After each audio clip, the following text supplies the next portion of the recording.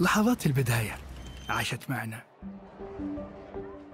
كنا نحسبها وقت للتسلية بس، نحسبها بس ذكريات.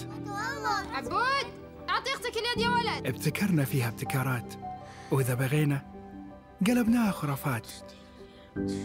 كنا نحسبها بس لمة وصحبة وسهرات.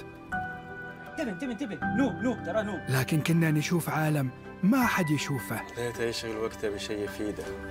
الله عليك على اليد صوت. عالم كبر وعاش فينا، عالم الحماس فيه يوصلك كل مرة لحلم أصعب بس ما يصعب عليك. بارت معك وين ما تروح.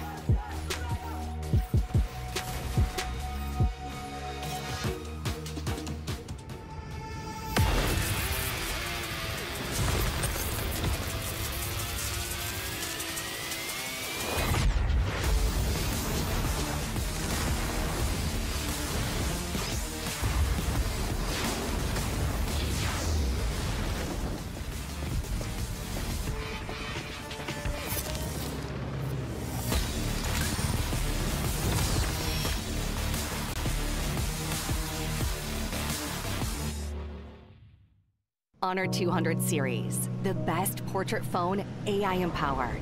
Studio level, AI portrait camera, 3 hardcore portrait modes. Color, vibrant and classic to capture portraits that truly stand out. AI-empowered Magic Portal. Snapdragon 8S Gen 3 AI chipset. 5,200 milliampere per hour's silicon carbon battery. 100 watt. Honor Supercharge. This is Honor 200 series. You ever wondered how a Hollywood movie is shot? On a Sony. You review it on a Sony. And how do you make that sound epic? You record it on a Sony. Lunch break on a Sony. So why wouldn't you watch it on a Bravia by Sony? Have you got what it takes to get to the top? It doesn't matter how high you climb. To reach the top, even the biggest champ needs a break. So you can recharge, dive back in, and dominate.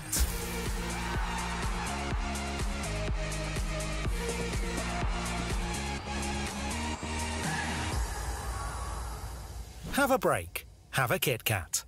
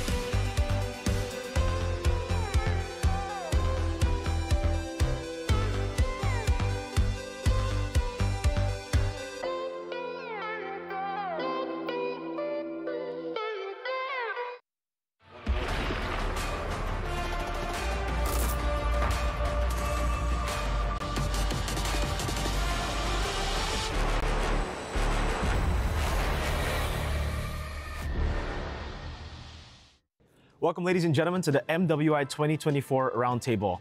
I'm Mirko, and I'm joined here by two wonderful ladies who are going to be playing for Falcons Vega. You guys probably already know who I'm interviewing here, but here it is. We got Funi all the way from Indonesia, and also Chin Chow. How are you guys doing? Good. Good? Good. Is that all? Just good? Just good. Yeah. Yeah, good. Yeah, great. Great. So one's good, one's great. Yeah. You both have been flown over to Riyadh. It's a different country. It's a different place entirely. Is this the biggest tournament that you've ever participated in? Yes. Yes. Yes, I think for every players though, other than us. Maybe it's their biggest tournament for them too. Not just for us. I see. What differentiates this tournament from the previous tournaments that you guys had? It's the very first international tournament that we have, I guess. And their prize pool is so big. Yeah. Okay. So is the prize pool the most important thing? Yes. Yes. Not like that, but if you ever look our prize pool for ladies, you can see like, their prize pool is just like that. But now we got prize pool. Let's talk about the competitive scene that's also really hot right now in MWI, because you said that in MWI, this is the biggest tournament you said that you've participated in. So I think it also goes to every single one of the other teams that this is the biggest tournament. So they're gonna try extra hard. We've seen other regions also, bring in imports to play for their team.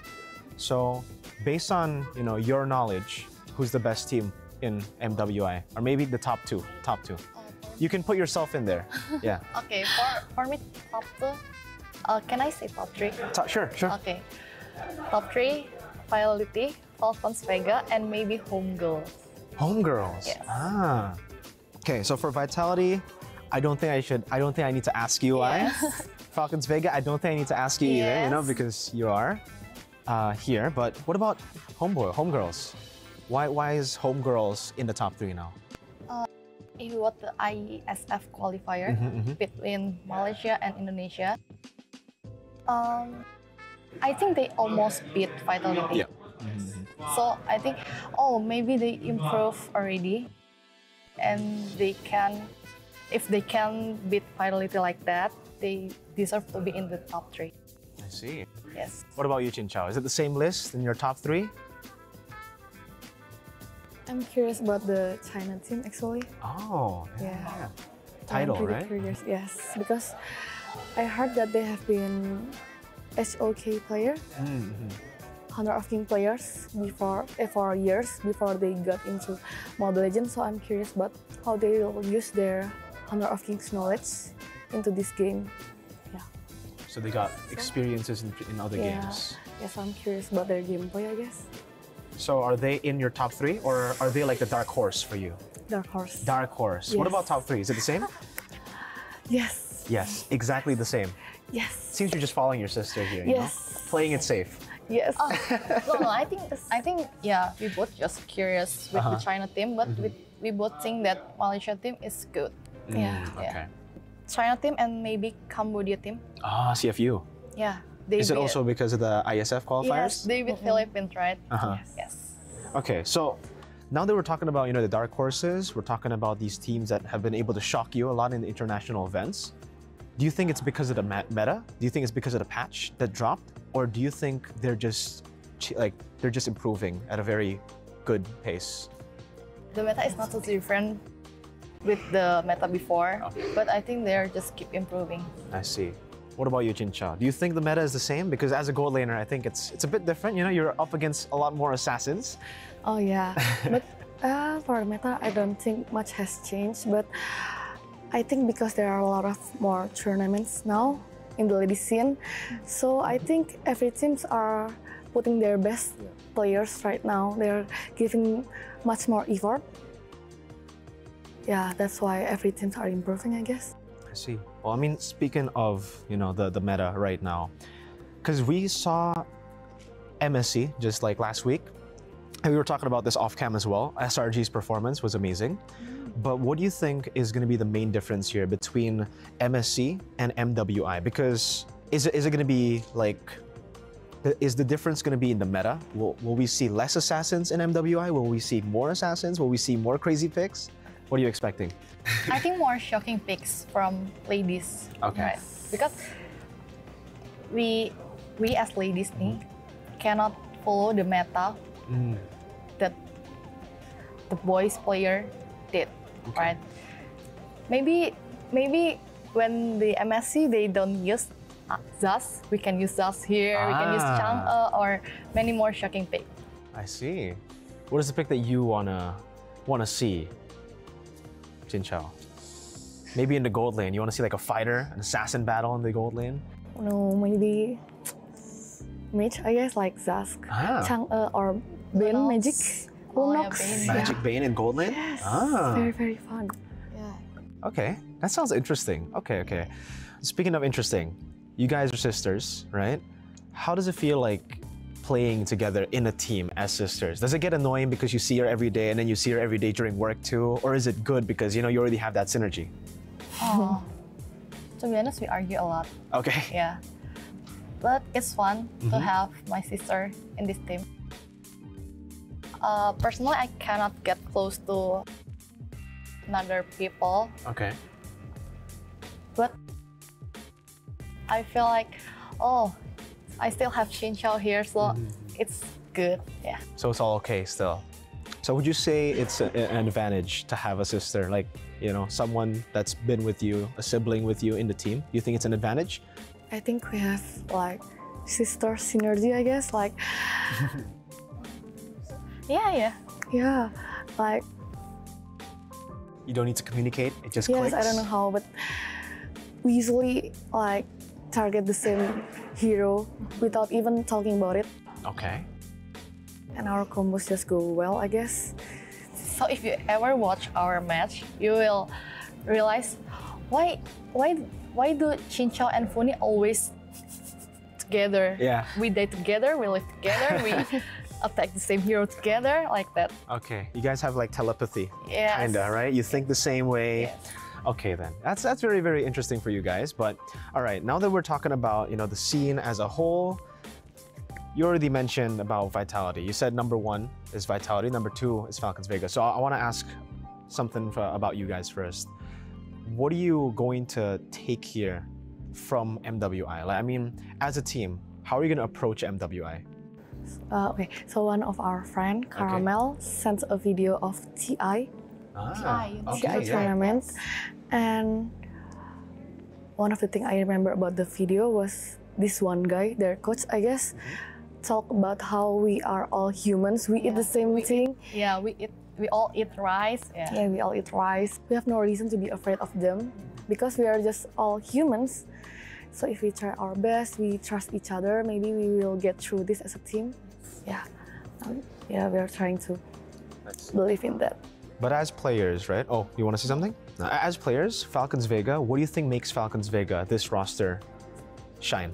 Most of our rosters like Funi, Violet, Caramel, Tal have been in the same team for years before they got into this team. So I guess that makes them veterans. So a lot of chemistry within the team, yes, right? You guys are very coordinated together. Yes. Well, now I have another question, right? Because in Indonesia, it almost seems like for Falcons, most people in the comment section as well have been always have been saying, you know, you guys are like the second place team every tournament.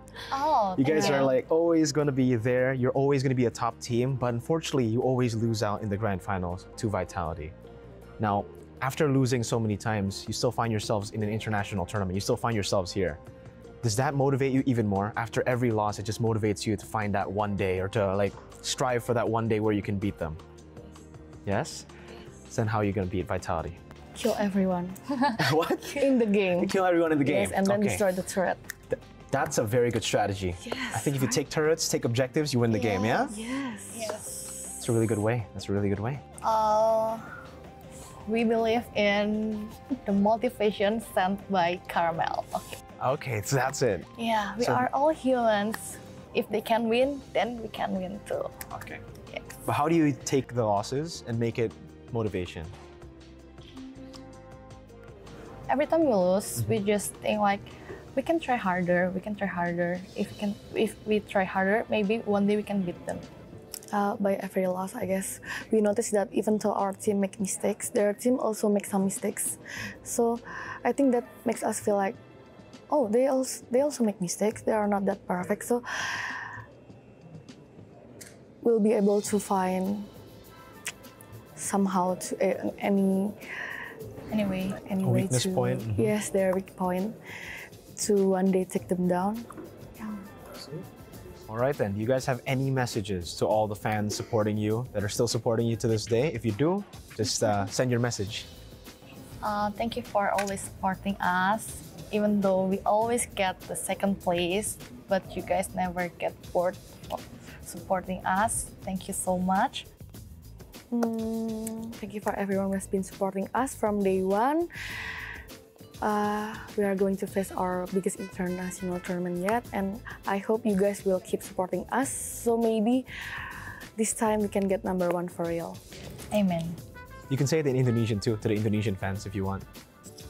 Terima kasih semuanya yang sudah selalu dukung kita meskipun kita juara 2 terus. Jangan bosan-bosan untuk terus dukung kita. Kayaknya aku tadi bukan ngomong gitu deh. Makasih untuk tidak pernah bosan dukung kita meskipun kita selalu jadi juara 2. Makasih buat semuanya support kita dari awal banget. Dan sekarang kita kan bakal hadapin turnamen internasional kita yang paling gede. Jadi dukung kita supaya mungkin kali ini kita bisa dapetin juara 1. Amen too. Yeah. Thank you so much. Jin Chao. You're rooting for us? Yeah, I'm rooting for you guys. Falcons Vega or Indonesia? Both. Okay, but Falcons Vega. Sure, we'll take Your that. priority. Yeah. Okay, thank you. Every round table I'll say that to whoever I'm interviewing. Oh yeah? Yeah. Okay. I'm sad. Thank you. All right. Thank you. He's gonna say that to Vitality also. It's okay. If I root for you, it usually doesn't end up well. All right. I usually curse teams, so you might not want my prediction. It's okay. Oh, okay. Well, thank you so much, Funi. Thank you so much, Jin Chao. And thank you so much to the viewers back at home. We'll continue with MWI.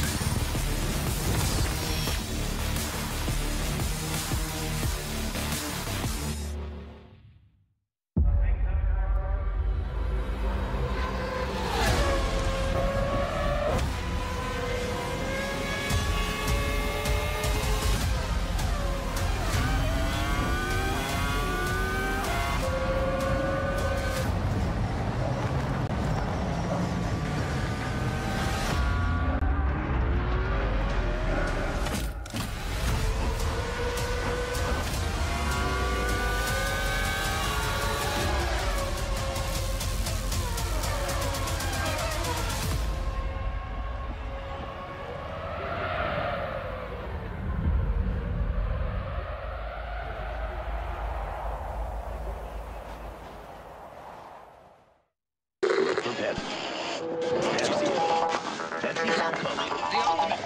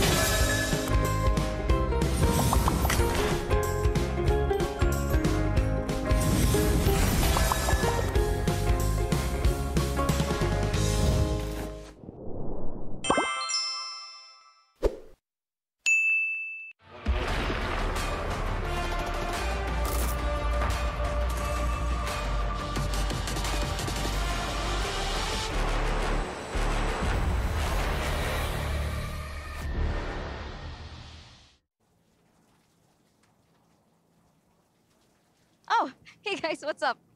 Oh, autograph, sure. There you go. By the way, did you guys know that this is the final day of MWI at EWC 2024? And later on, we're gonna have 3 best of 5s over at the Amazon stage. But, you know, this time around, something's changed. Something's different. For the first time in history, we're not gonna be seeing an Indonesian versus Indonesian grand finals. So, do you guys think that Team Vitality can continue to defend their throne? Or will we be crowning a new queen this time around? Let's see whose time it is to shine. But before we go, I'm gonna go head over back to my photo shoot. So I'll see you guys back at the Amazon Arena later. Bye-bye, guys.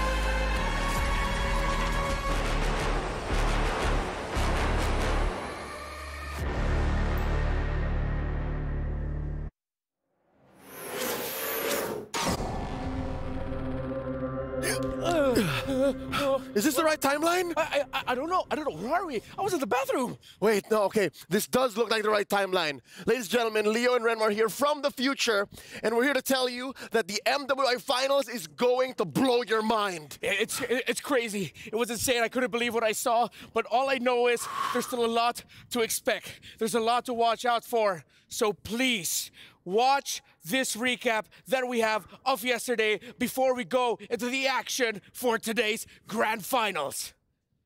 A lot of damage, locks on. Esmeralda about to go down. Daisy taking out Cindy. Knockup's not letting her get any skills off. Taking out Fumieko, able to get it. On for Zeno, Lily's a double kill over to Fumieko. And now Vitality smell blood in the water. Up being a big problem, but look at the seal play, walking on to Violet here. Violet going to be in a little bit of trouble, locked in by the implosion and taken out. Sakoshi goes there. Zamon's Force does drop the implosion, locks on, and Sakoshi might not be able to get away from this one. Jinja going to be able to lock on, get one more synchro fission down, and gets the kill. Oh, escapes with just a sliver of health.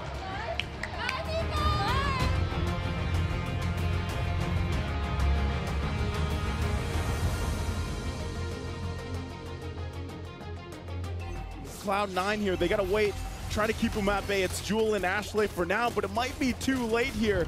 How can they buy enough time? Two bases taking down Jewel in the midst of it all, trying to tank it up, doesn't have the vengeance. That's Gailey again to knock them up. You can hear the drums once again as VSG secure game one. There's the jump for the penalty zone, and Quinn going on the backside too, gonna force them back a little bit further, even with the go away. But Quinn will find Keshi. Final slash can be used. Keyboy gonna be next.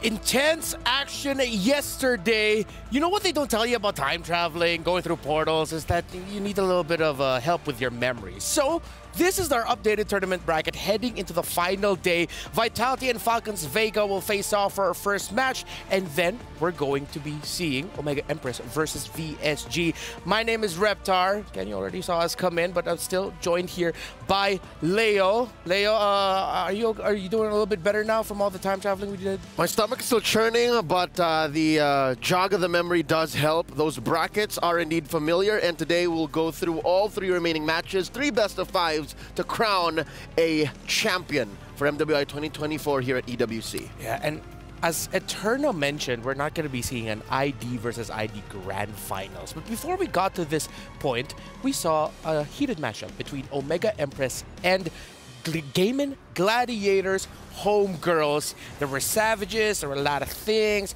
but this is from the one, that's that match yesterday. What's one moment that you remember, Leo, that really stood out for you, other than that savage, of course? Oh, save for the savage, I'd say the starter matchup, that opener where Chiboy was just right in everyone's faces, even ours. I felt her presence as the Minotaur.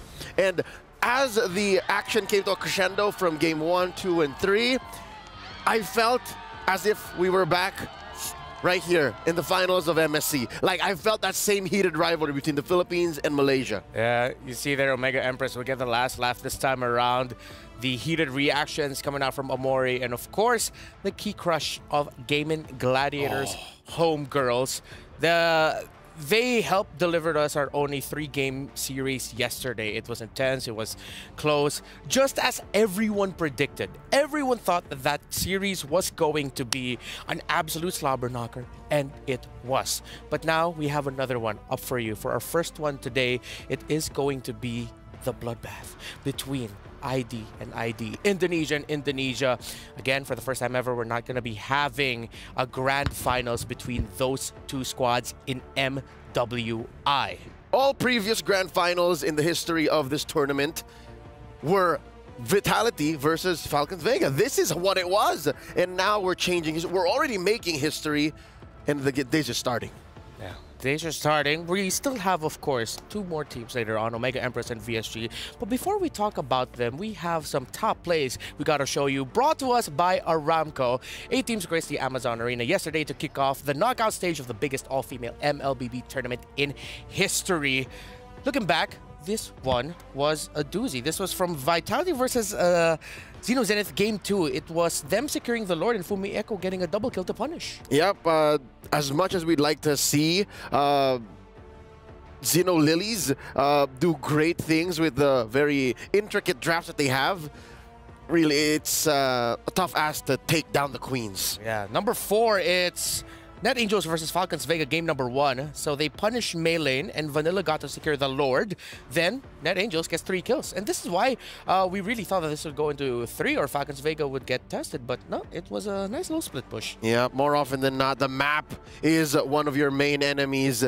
And of course, your opponents are more than happy to take advantage. Here we're going to see a C9 versus VSG. And here you saw the clash of the sword and the shield. C9 with what strategies they had packed in their banks. VSG just knew how to crush it. They just always found a way to, whether through Minun, QA, Synchro, I'm just going to name everyone. They always find a way to just play the aggressive game they want to. Well, yeah, I think that's perfect for VSG. They just find a way. Now for GGHG versus OMGE, the 4-man or 4-woman Minoan Fury by Mirai, leading to a double kill for not Ayanami. This was the final game in that series, and Ayanami always got to respect what she brings. She came to the rescue for Shinoa, which made this savage possible. Look at this. Beautiful. Could have sworn that Shinoa was going to die. I was screaming, but they turned it around, and boy, was it a moment for the history books. I believe the reaction here at the studio for me and Leia was no, no, yes, yes, no, yes! And then actually we were joined by Jonas from the Arabic broadcast, and his mind blew up alongside us. So that was the actions or top 5 plays from yesterday brought to us by Aramco. But all throughout, we got to see the reactions of the players. This time brought to us by Doritos. And there were a lot of iconic ones, a lot of, if you know, you know, with the words that sometimes they shout out if you're familiar with the language. But I just really love it to see the intensity of the women in game, because you really see how much this means to them. Oh, it's not just the exciting highs nor the crushing lows, even those darting stares, even those just sharp eyes that speak more words than you would ever if you open your mouth. It's like, ooh. It's a death stare. It's like, it's the look. It's like, you know. Even body language. You see how Taro was crushing those warmers. Like, yeah. So some of them didn't even happen like in game. Sometimes it happened off the game. You see, of course, the emotions coming out there from C9. I actually don't remember seeing that moment like live yesterday. I'm glad that we got to see that clip of, I believe that was actually comforting Nicolette. Yep, embracing one of the hardest workers in NA. This is the dream come true, honestly, but to have those dreams crushed right at the cusp of the playoffs. Hey, even trophies, even keys have emotions. Yeah, and even those get crushed. Fortunately, we'll be seeing more of that later today, but that is the nature of the competition. Now, let's talk about what to expect. We already talked a lot about the first matchup of the day, Team Vitality and Falcons Vega. We have 3 best-of-5 matches. Our 2 semifinals will be happening today alongside our grand finals. Let's put a little bit more focus now for VSG and OMGE. I'm going into this with the same vibe of Omega Empress versus GGHG. I feel like it's going to be back and forth, back and forth. With the first being brought on by VSG. I'm going to call it now. But first, stop talking about first hits. Vitality versus Falcons Vega. Something about this matchup here today makes me feel like even if I've seen it already twice in history in the grand finals, in the past couple of years, I feel like this is going to be different. Something tells me it's going to be different. Starting with the roster. They've been fielding Maylane and Funi a little more often than I expected. Yeah. And we're going to be talking about that a little bit more because that has big implications for the gameplay and the potential of what will happen for the matchup. Again, that is our Jalil Motorsport match of the day. Now, the Youth Fair is here with incredible bonuses and exciting events. That's all happening in-game. That's the event with all the really nice paper planes. That Sylvana skin is great. So you have it now? Yes, I finally got it. Grab multiple permanent skins for free, just like Sylvana's Classroom Charm and its painted skin, Classroom Glam. This happened to me earlier, by the way. You can't get the painted Haunted skin until you get the skin first. That's so right. Make sure you got that settled out. So more exciting events will be revealed, so watch out. It is a busy time in the MLBB in-game client, especially with all the events happening and the events about to happen. There's a lot more awesome skins coming our way, if I'm not mistaken. Something I'm always looking forward to is a brand new Starlight. So that is coming just about 72 hours from now. It's about to end, the Starlight? It's a monthly thing. Oh, right. Wait. Oh, yeah, I just realized. Because, hey, we've been busy. Yeah. So hop onto the client and go ahead and do that. I'm excited for this first matchup of the day. I want to share a little anecdote with you, and maybe you can add a little bit more to it.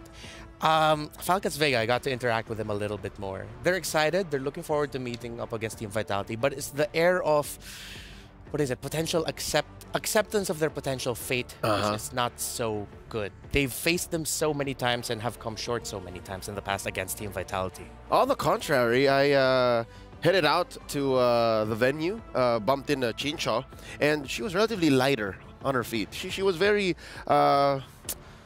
brisk, and I didn't feel much weight. If I'm not mistaken, I did bump into Fumi Echo often as well. Yeah. And if anything, I feel like it's Vitality who's a little bit more, I don't know, zoned in. For Falcons Vegas, just, all right, we're here, let's go. Well, let's know more about how these two teams might be feeling and how they might be vibing heading into this matchup. Let's watch this.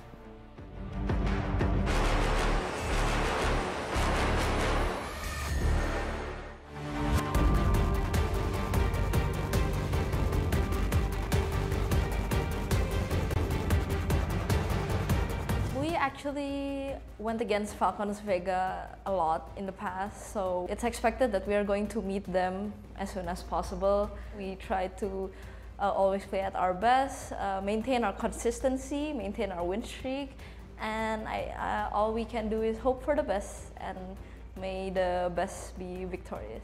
The fun against Falcons Vega will come sooner than we thought. According to us, being in the finals is not actually a surprise anymore, since knowing us with a long win streak, but being in the finals for this MWI in Riyadh is a very pleasant experience, especially recalling back to day one. We lost the 1 point against Malaysia. Getting into the finals, we will be so happy that we have overcome our difficulties in day one.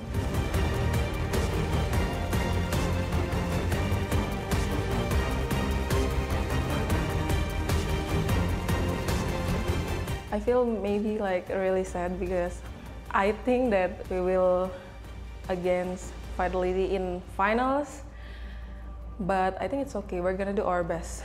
We won against Team Vitality. We really think that we can win, of course, to be a champion. So we against Vitality so many times, and then we never won that. This is the time for the revenge.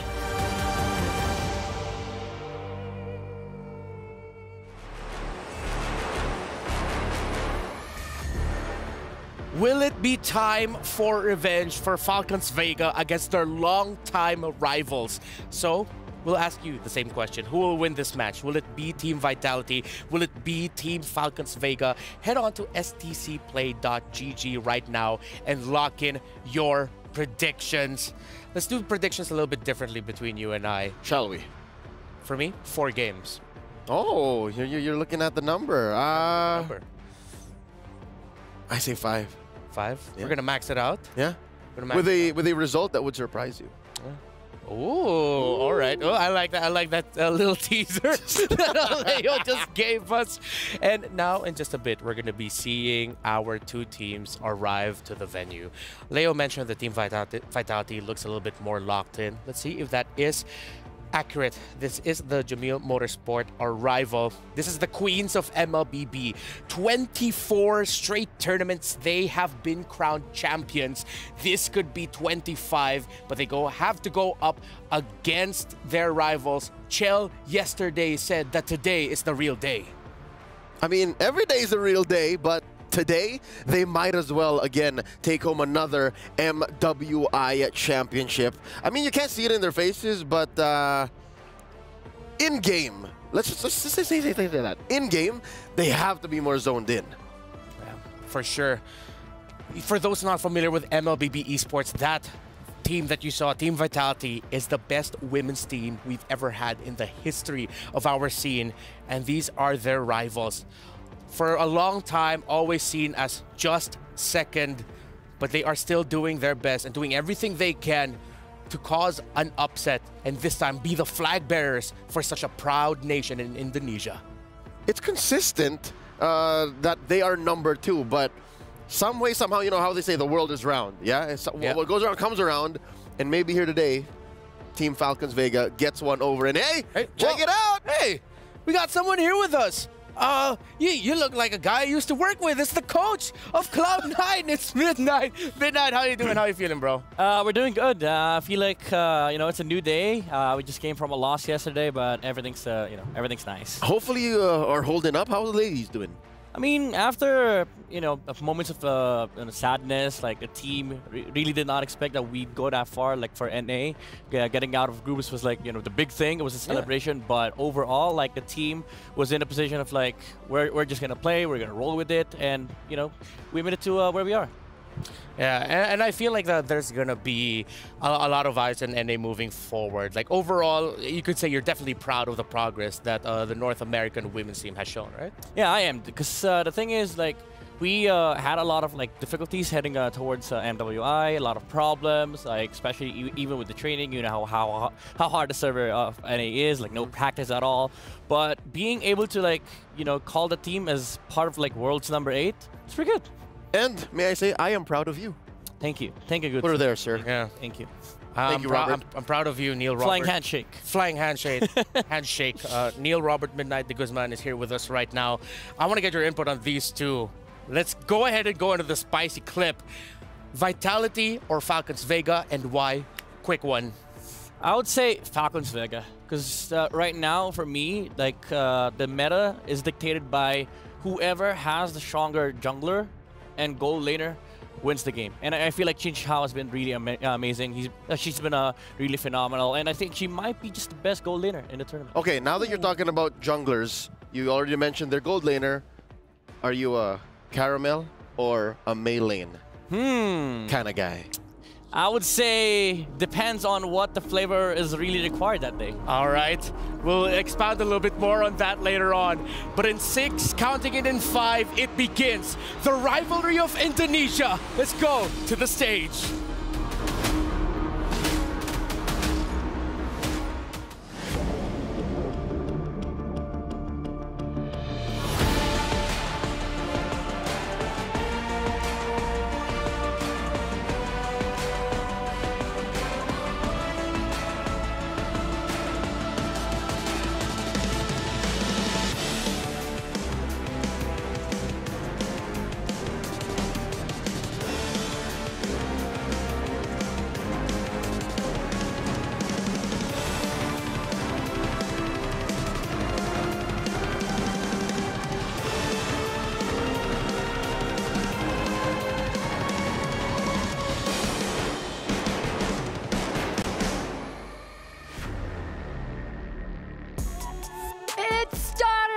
With 12, and now we are down to our 4 top of the world's best all-female MLBB players as we approach the 4th and final day of MWI 2024 here at the Esports World Cup, baby.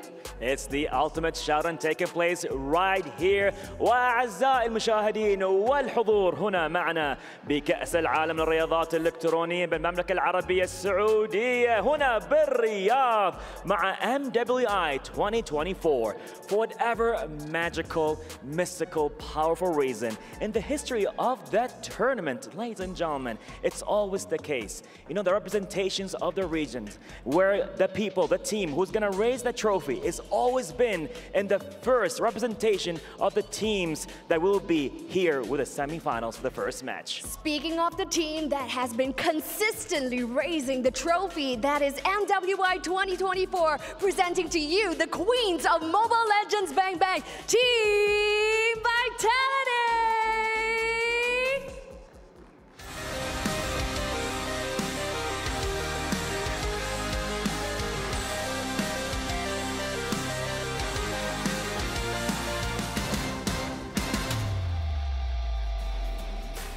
Now, ladies and gentlemen, right here at the Amazon Arena, the ladies who are coming in are the back-to-back champions right here from Mobile Legends Bang Bang. Speaking of which, they will be pulling every single thing in their arsenal to secure their 3rd consecutive title win and 25th straight tournament wins as well. But that could change with their rivals from Indonesia.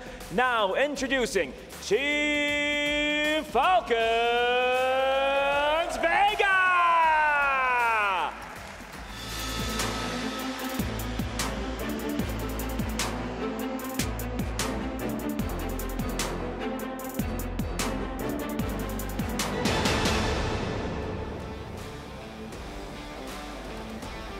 And there you have it, ladies and gentlemen, viewers around the world right here at the KSA for MWI.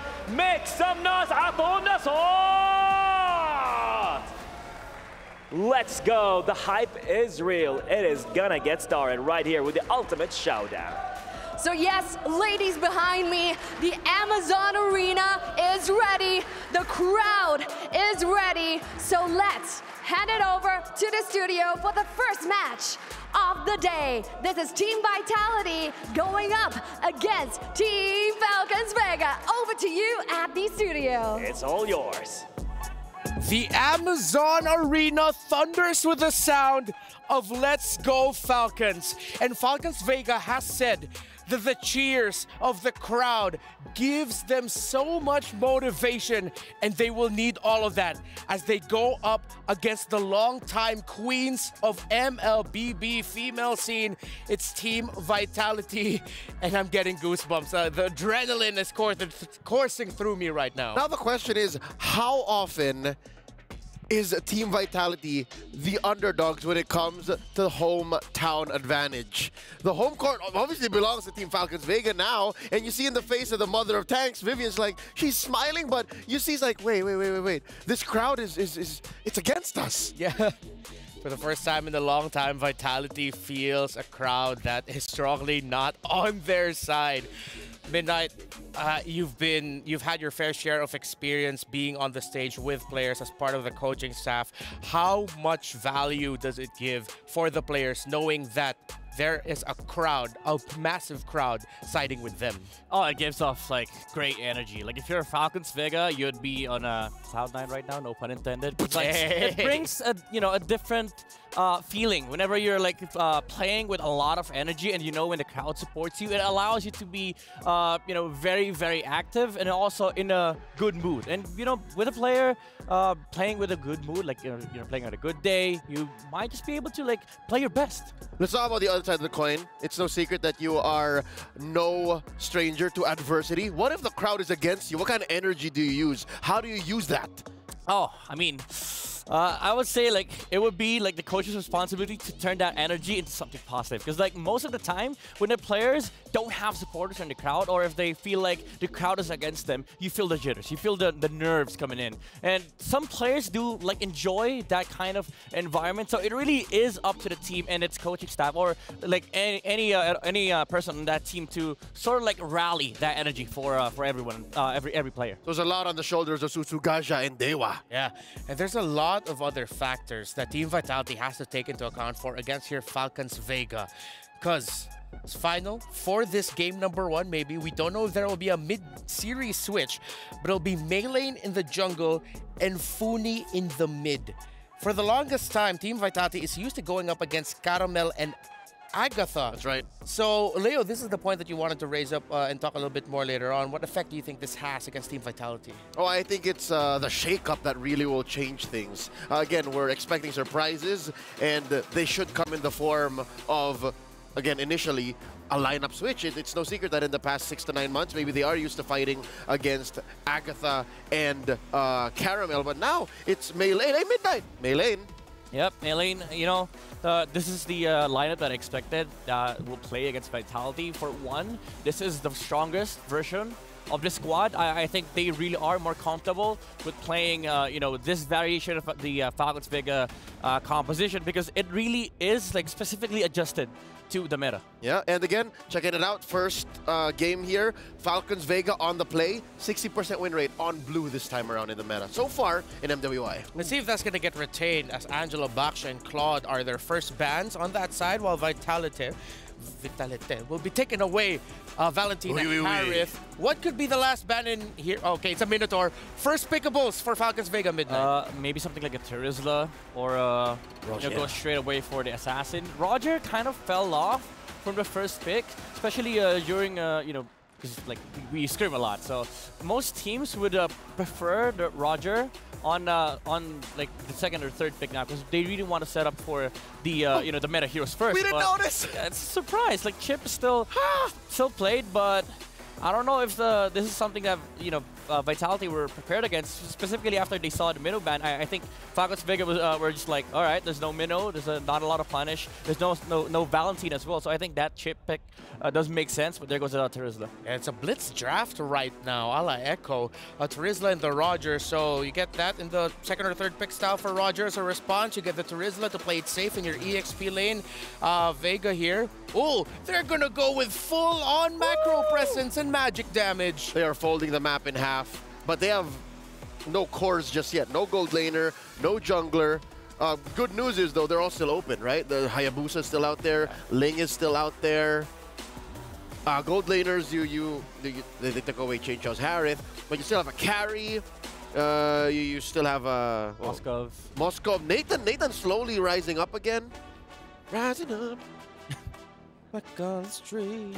This is also why I like this version of this lineup. Like they're not stuck with the Falcons Vega special of Edith and Vexana, because like I know Agatha's really an amazing Vexana player, but with this composition they're able to like flex around. And with the current meta right now, like the draft, especially with first phase, you need to be able to like flex on your picks, but it doesn't really it doesn't really mean that Falcons Vega is flexing something, but I say flex in a sense that they're now able to utilize more different strategies for Falcons Vega. It's a flex in strategy, not in role. Yeah, they can do many different things, especially when you can do what a Loyi and a Chip does in the same lineup. The last time I saw this, it was disgusting.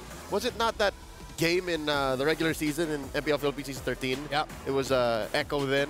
They had a Loyi and a Chip. That was gross. Yeah, and then they paired that up with a Yuzong on the EXP lane too. So maybe, who knows? Or they're going to go down that route of, hey, that is going to be the Edith in the EXP lane later on. Just as bad, I think. And Tigreal ended up getting picked here. It's like the response to, okay, you know where they're going to be coming out of. You know they're going to be clumped up. So at least you have that Tigreal with you to go in with the implosion counter set. Now, second phase of bans usually in your mindset here.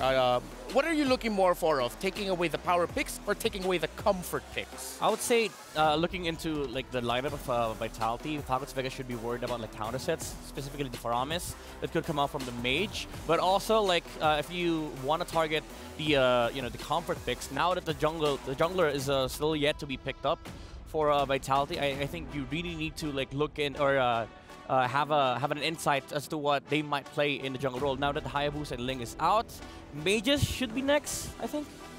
Yeah. There's still a few stragglers like the Nolan. Yeah. Still out there. Yeah, they need that -1 burst.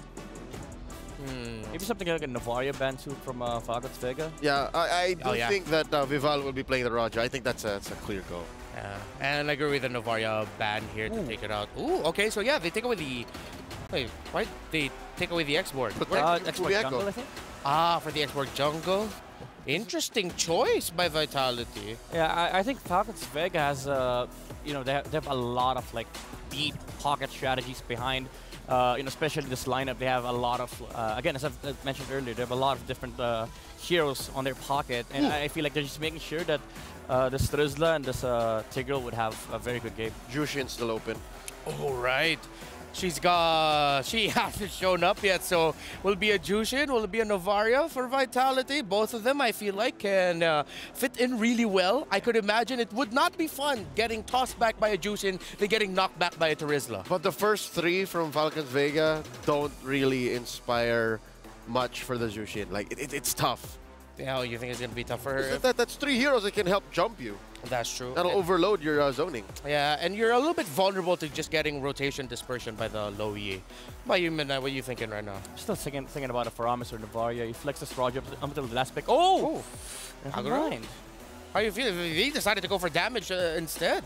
Well, the thing about Kag is that she's nice in a way that you cannot set as Chip and Edith, but there is like overwhelming amounts of damage from the side of Falcons Vega. I'm not really like, you know, with the Kag pick 100%, but you know, it could work. The Kag is the straightest line from A to B. Like if you have a good setup and you have cleanup like Roger, just put it out there, you know? Yeah. They don't need to be clumped up like a Faramis, and there's no slow roll with the Novaria, although you do get a lot of vision. I think the Kag is like a sweet spot. Okay, so Falcons Vega last pick. They need their gold laner. They need lockdown. Do they need shred? Will a carry be good? Yeah, carry's gonna be good against Roger and Terizla. Even though, like, you would have preferred either Roger or Harith or Xin Xiao. That's her best. But they go for the Ixia. Huh. Wow. Against Terizla, Tig?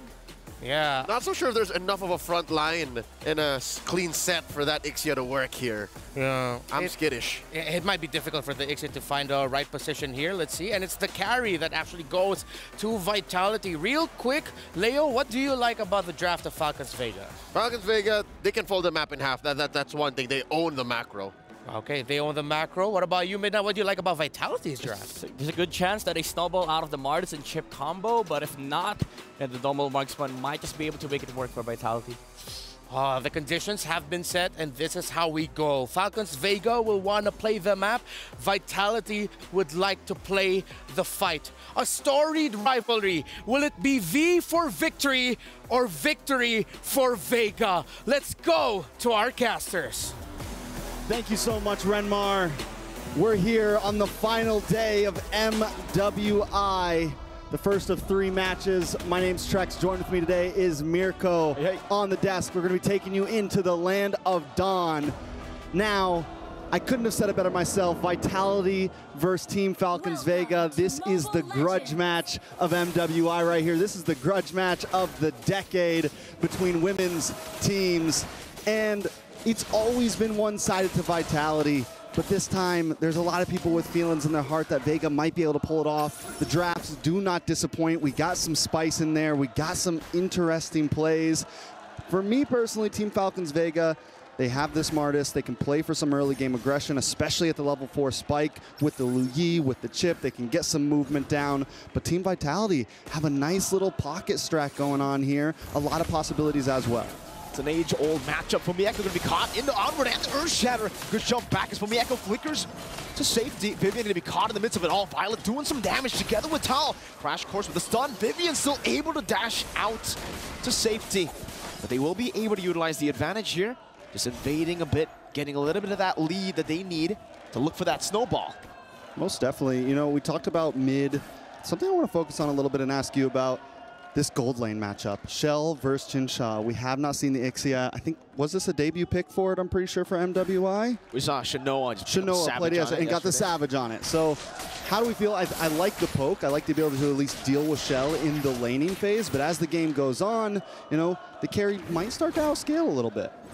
I don't know about that. I mean, I feel, yes. I mean, if you can get some of these members locked down damage-wise, especially single target, Shell will be able to win that out. But Ixia, in this lane alone, Ixia is always a lane bully. Even up against lane bullies, she's the one to bully the lane bully. She is the bully. She is the boogeyman to other boogeymen, right? Okay. In the gold lane. And it's really all because of the range and that crazy sustain that you get after every 3rd hit. And you can utilize your abilities too to get that passive. So Carrie, more of a non-laner at this point. She's really just trying to survive the lane, get to the item power spikes, and then help out later by shredding a few of these frontliners. Seems now Vivi going to be caught. In the ENG reaction, still getting the shove down. Purify going to be used up by Tal. She pops in the crash course. Fumieko getting level 4. Violet already level 4. Hovering over the turtle, but take a look at those resources. Very low health bars on Team Falcons Vega. Yeah, and I see Fumieko sitting with that penalty zone ready to go. It's got that green dot, and everyone's at about half health. And that's exactly what Vival wants. It's like, get the penalty zone in. I come in with the Lycan Pounces, but wait, Echo in a little bit of trouble. Earthshatter together with the crash course, really just trying to zone Fumieko away and deplete her of some of the resources that you would usually get in the XP. Another crash course by Tal Fumieko.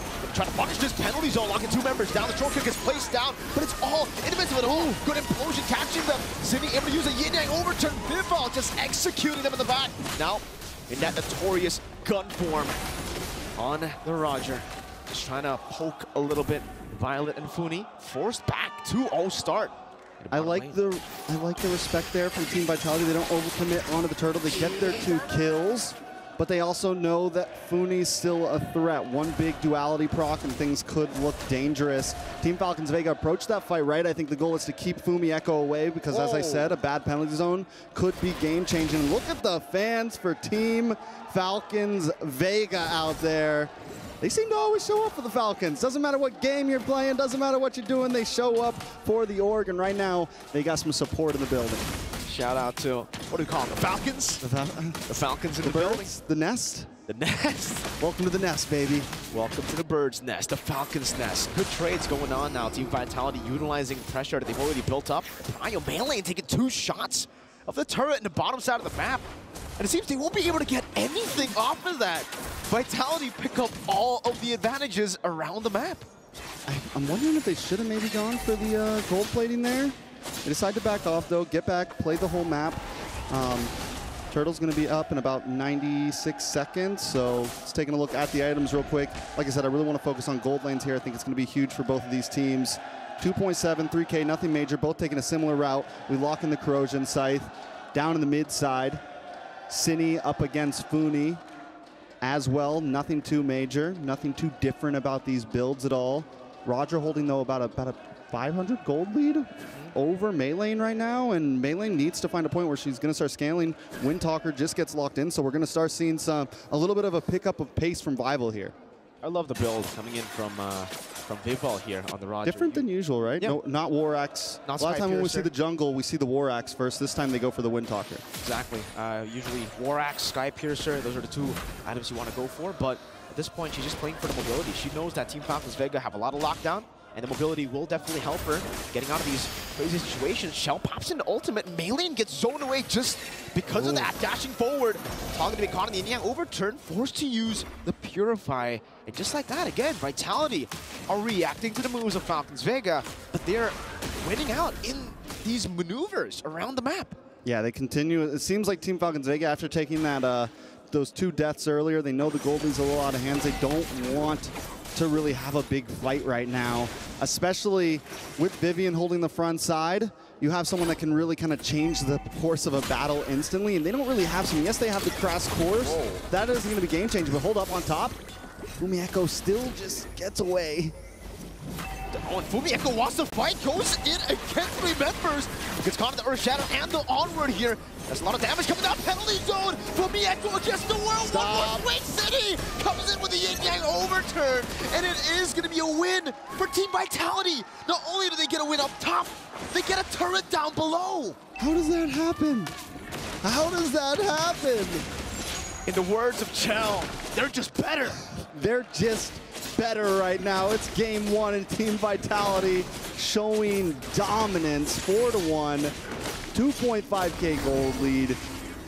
I mean, Team Falcons Vega tried to make the play. They're the one who initiated that, man. They wanted to fight. They brought out the gloves first. They called out Fumieko on her own turf and fall short for it. They lose, what, 3 there? 2 there? Yeah, they lose technically 2. 3 with a turret, right? 2 members and a turret. At this point, they need everything. Turret counts as a hero. Absolutely. And they only get Terizla, and that's a trade that Vitality are definitely very, very happy about. And this is why we were having conversations behind the scenes, while the analysts were doing their thing about this matchup. And this is an age-old matchup. One that only, in 32 meetings, Falcons Vega have only been able to win once. Fumieko able to clear out the way. Chinchao not going to go for the turret just yet. Fomi finally decimated in the bottom lane by the Martis. But Chinchao's the one picks up the kill. And finally, they get something on the board. But it's also something traded back.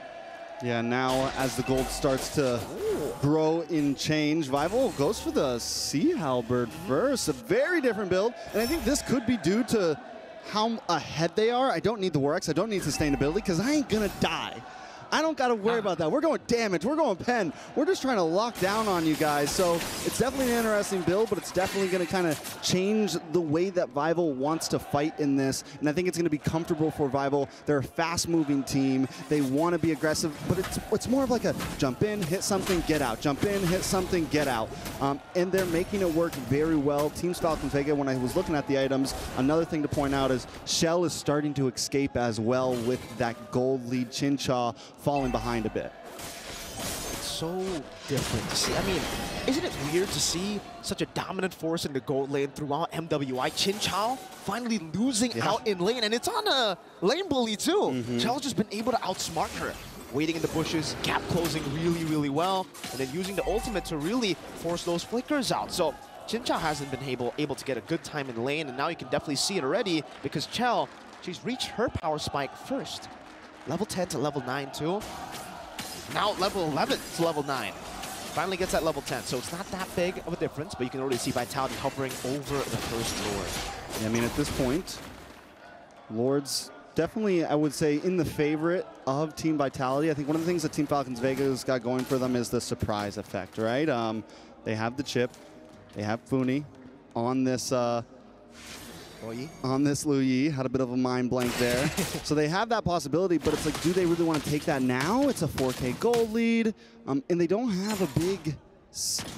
I think if they had something like the Riz, something that could really catch them off guard, Violet can lock some people down, but as long as Team Vitality stays split up, it's just one member, and you're an easy target for Cine if you mess that up. You're an easy target for Shell if you mess that up. So I like the way that Falcons Vega is approaching this. They're going for some bot lane pressure. Even if they lose this Lord, they want to get something on the map out of it. So they're able to take this tower down in the top, the tier 2, down in the bottom lane, tier 2, which is going to be huge. Team Vitality now having to send someone over. So I think this could really be the correct approach for this Lord.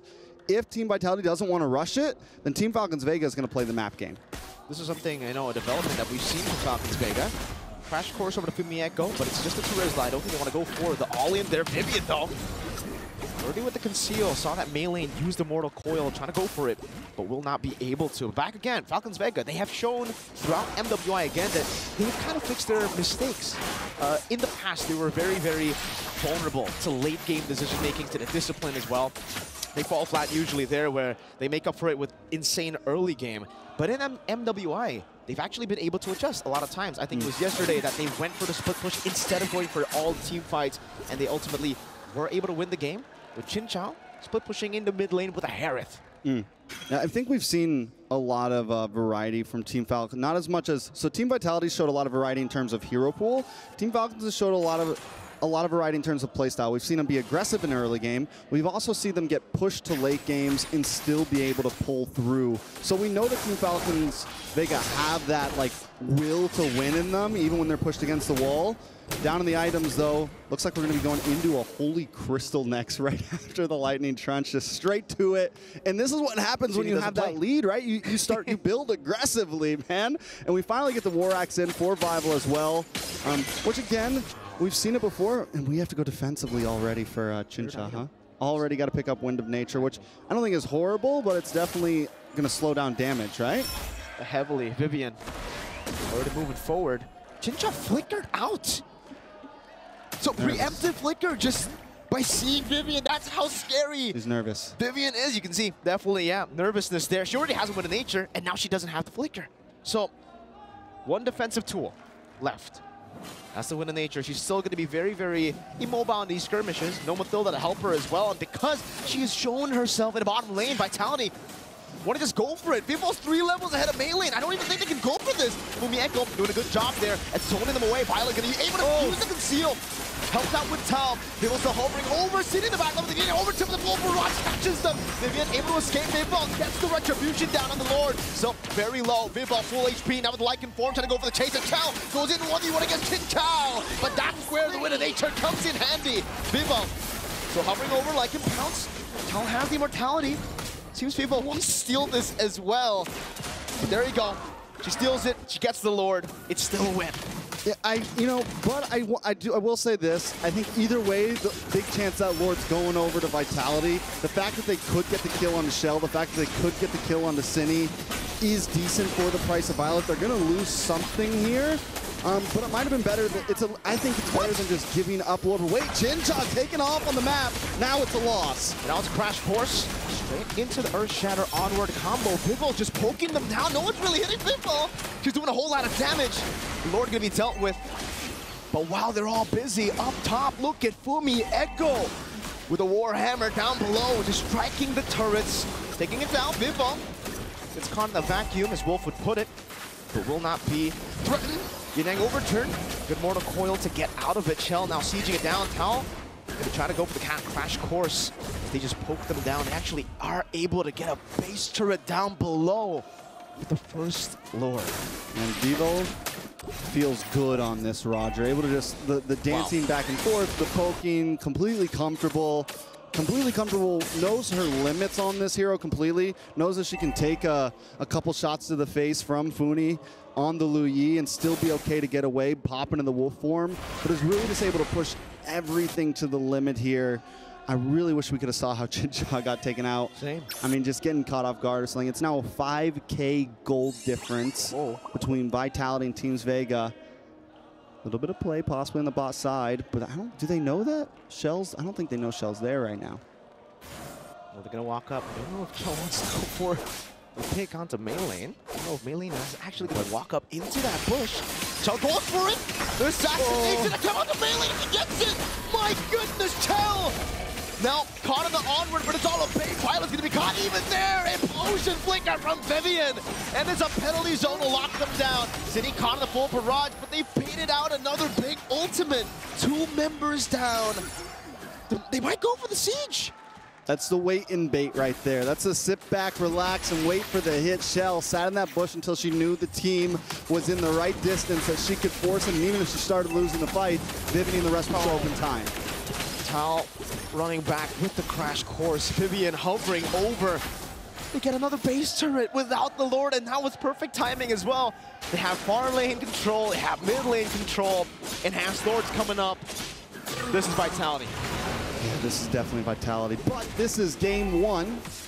Team Falcons Vega gonna have to figure something out. We just get the Rose Gold Meteor locked in for Shell. Gets to be even more aggressive, gets to even look for those one-on-ones even more now. And if you want to get close up and personal, you have the ability, because you get a little bit of shield if you even happen to get brought low. But at this point, Shell's only done once. But wait, Falcons Vega going for the all-in. They're also able to survive somehow. Tao pops in a shortcut from the ankle with the penalty zone to Tell. He's gonna be able to space out, flickers forward out to Fumi. Gets the last swing of the hammer. Vivian still 1v3, stopping the recall. Tell able to secure Violet there in the back. Cindy gonna be caught in the Crash Course. Flickers out of the full barrage. Vivian, no implosion, no flicker, but again, even despite that flank, Vitality win it. What? And Team Falcons Vega, they roll the dice, they risk it there, and it falls right on its face. The damage not there. They didn't have Chincha with them in that diversion, and now Team Vitality looking for the possible finish. Fumi Echo's just walking up. Chell is bursting Tao down. Immortality, one immortality in the back as well. A yin-yang overturn over to Chincha, just a diversion over towards them. It's a distraction for them to go for the base. It's not just a distraction, that was destruction. Team Vitality showing why they are the best. Team Vitality showing why they don't take losses when it comes down to it. Yeah, we thought they looked a little shaky early on in the event, but right now, they're showing who the shaky teams really are.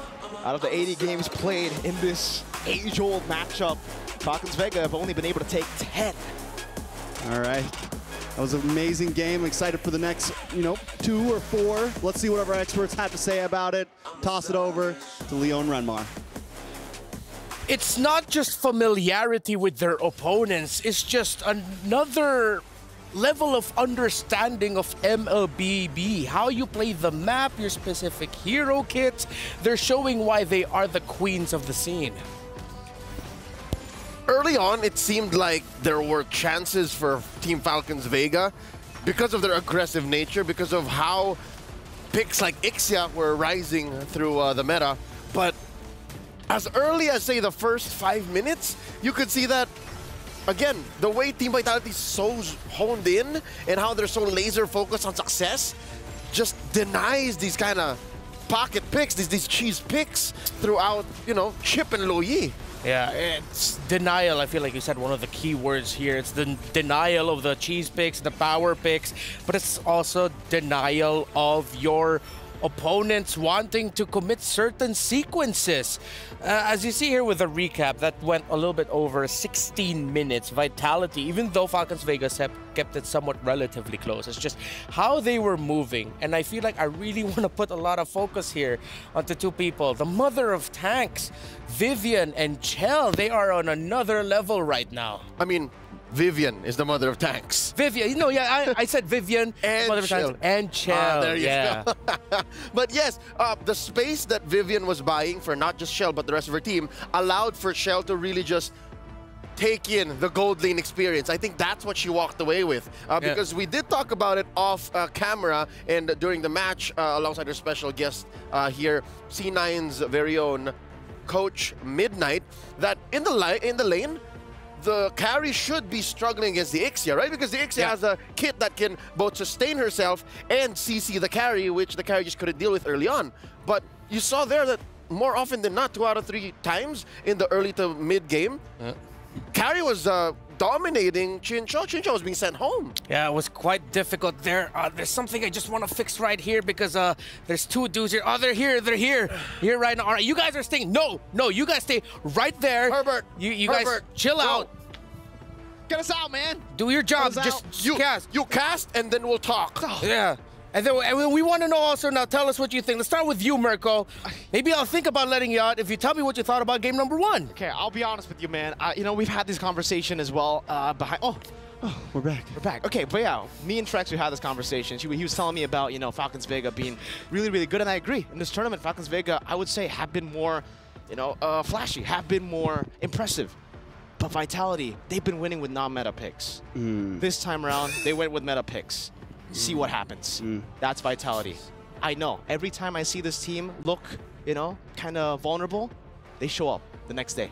It's just Vitality. Mirko's crushing my dreams over here, you know? We were talking before the game. I said, I got a feeling Vega might be able to pull this off. I was just like, no. He said no. I said no. I don't really have much. I ain't got much else to say about that. Not even a shred of hope? Not even a I really hope so. I mean, personally, I'm rooting for Falcons Vega to make it more exciting, but the reality, the grim reality of Vitality sometimes just hits you hard. The grim reality of Vitality. That is harsh. I like how that sounds, though. So we'll get back to y'all later on. Thank you, Mirko and Trex. The grim reality of Vitality is that, yeah, the more you watch them, the more you see why they've been the queens of the scene for such a very long time. So let's see who is the PlayStation MVP for that game number 1. Who stood out? It's Chell. It's the carry. We talked about Vivian, the mother of tanks, setting things up for Chell. There was one play that she did in the bottom lane where it was just her alone in that shrub for quite some time before the members of Vitality decided, hey, finally, let's pull the trigger on this play. But also multiple times, even in mid. It's very odd that you see a carry dominate and push back multiple members of the opposing team. This is that one. Yeah, you're talking about it. Yep. Pow! And then in comes the cavalry, in comes the backup, and yeah, they were never the same. Look at that. Vivian not only helps set up, but even helps finish the job. And this bush right here, that's Chell's favorite. The river bush up north and down south.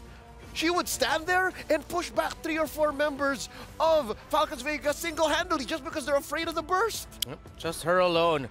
So it looks like the Falcons Vega, I like their approach to the draft. How they're playing the game can be just tweaked a little bit. But the more I think about, Carrie almost got me. Girl, please be careful next time entering. You almost kicked me in the face. You're lucky a light wheel didn't hit your face. Yeah, but it's all good. It's all good. I just hope Falcons Vega just make some little readjustments with their commitments or where they decide to go, reading the situation a little bit better, because Vitality, they are on point right now. Not to say the Falcons Vega are sloppy, it's more of just Vitality just playing better as of this moment, as of game number 1. And in the moment, we're talking about specifics, right? Like in that river bush and in that bottom lane bush, you know Chell is there, so you know she owns that part of the map. But even when you know that these specific parts of the map are under Vitality's control, the whole map belongs to them. I have a very specific play that I hope we have time to break down because this was masterful. It happened in the early game, towards the transition into the mid, just leaving the laning phase. And when I saw that play, I was all like, yeah, no, Vitality knows how to control the map, even without actually winning team fights. Hopefully we do get a moment to break that play down. But before that, let's go on over to Eterna, who got a few words in with Shell. Hey everyone, it's me, Eterna, alongside with Shell from Team Vitality. So we're now in the semifinals, but this time around, for the grand finals, we're not going to be seeing an Indo versus Indo grand finals for the first time in history in the MLBB women's competitive scene. Yeah. How do you feel about that, Shell? I mean, we hope for all Indo finals, but what can we do? So maybe we just gonna play our best here in the knockouts, and then hopefully we're gonna reach the grand final. Is there a bit of sadness going in without Falcons? Yeah, but If you win. I was assuming they were winning. Oops. But it's mainly gonna be happiness if we win. Of course, of course. And you know, before today, I think a lot of people are centering on both of these Indonesian teams because everyone knows about the sister duos. So could you share with us a little bit of your routine before you start a match with Sini, maybe? Maybe we bond, we get a little touchy with each other before match. Oh. Yeah, that's it. Do you like play other things or do you watch movies maybe before you started today? No. We just stand next to each other all the time. Oh, that's cute. I'd love to have my sister here as well. You know, speaking of the sister duo, so from Falcons Vega, the team that you're going to go up against next, they have Chin Chao and they have Funi. Yeah. And I think earlier on, Sini was like, we're the better sister duo. Do you feel the same way? I agree that we're better, but they're good. Okay. They're good. Do you have a message for them if they're watching right now? Maybe good luck, have fun. Good luck, have fun? No taunt? Nothing? No, good luck, have fun. Okay. Shell's still staying humble as ever. Okay, so thank you, Shell. I'm not going to bother you any further. Good luck for your next journey, Thank and you. hopefully we get to see you in the grand finals. Okay. Thank you. Bye-bye, guys. See you in the studio. Thank you, Eterna. A humble queen, that one in Shell. I feel like she got to say something that summed things up quite well, which was, they're good, but we're better. And there was one play that stood out amongst the rest that Leo actually wants to point out here. It's not with Shell, but it's with two key members of Team Vitality. Leo, what play is that you want to show us? If anything, it was the absence of Shell, the absence of Vivian, Vival, even Chini. I'm looking back at it now. This was the 5-minute 44-second mark, and it's a very big presence by Team Vitality down in the bottom. It's clear that they're maybe setting up for a push, but look at the other half of the map here. Check this out. Right here. You see a little corner up there? Yeah. You see Fumi Echo all alone. And we're going to play it right here. Because of how very, very capable Team Falcons Vegas lineup is, Tal was able to hit the shortcut right there, the Y-Walk portals, boop, and was able to set up a shortcut ult to send the rest of her team out to take down Fumi Echo. And at this point, I can only assume the call was, okay, we were going to go for the push anyways. Down here, Fumi Echo, you buy time. And guess how much time Fumi Echo buys all alone as a Terizla at about 6 minutes. Counting at currently 5:55 when the engagement happens. Check this out. Now 6. Now 6:05. Look, all the waves down up top are clearing, down bottom are clearing, and Fumi Echo is still alive. 10 seconds in, 15 seconds, and she even takes a kill with the help of Chini. Now she finally dies, and it turns into a 2-for-1 across the map. That is macro excellence coming in from Team Vitality. And again, look, you could have sworn that it was only Fumi Echo getting taken down, but the reaction across the map, Chini was about here when this happened. When this started, Chini was right there in this part of the map right here. Right there. There. Chini walked all the way because of how long the time Fumi Echo bought, and that turned into 2 big victories, down bottom and up top. You cross-map control. Team Vitality are capable of things like this even when it's the opponents who are setting up kills. I don't know if they're inside Falcons Vegas heads, but at this point, this was 6 minutes in. They got massive stonks off of that singular play. Yeah, massive stonks indeed. And you know what? Well, with Fumi, playing the EXP laner, you're someone who is known to be very solid, but I'd love to give her a nickname, Liquid. Fumi Liquid Echo. She just goes with the flow, man. She understands the play here. Midnight's giving me a face. He's still right here. How many? Out of 5, how many? What's your rating for that? He gave me 6 out of 5. Or out of 10? 12. Oh, wow. Ah, he loved that. Hopefully y'all love that at home. But no, seriously.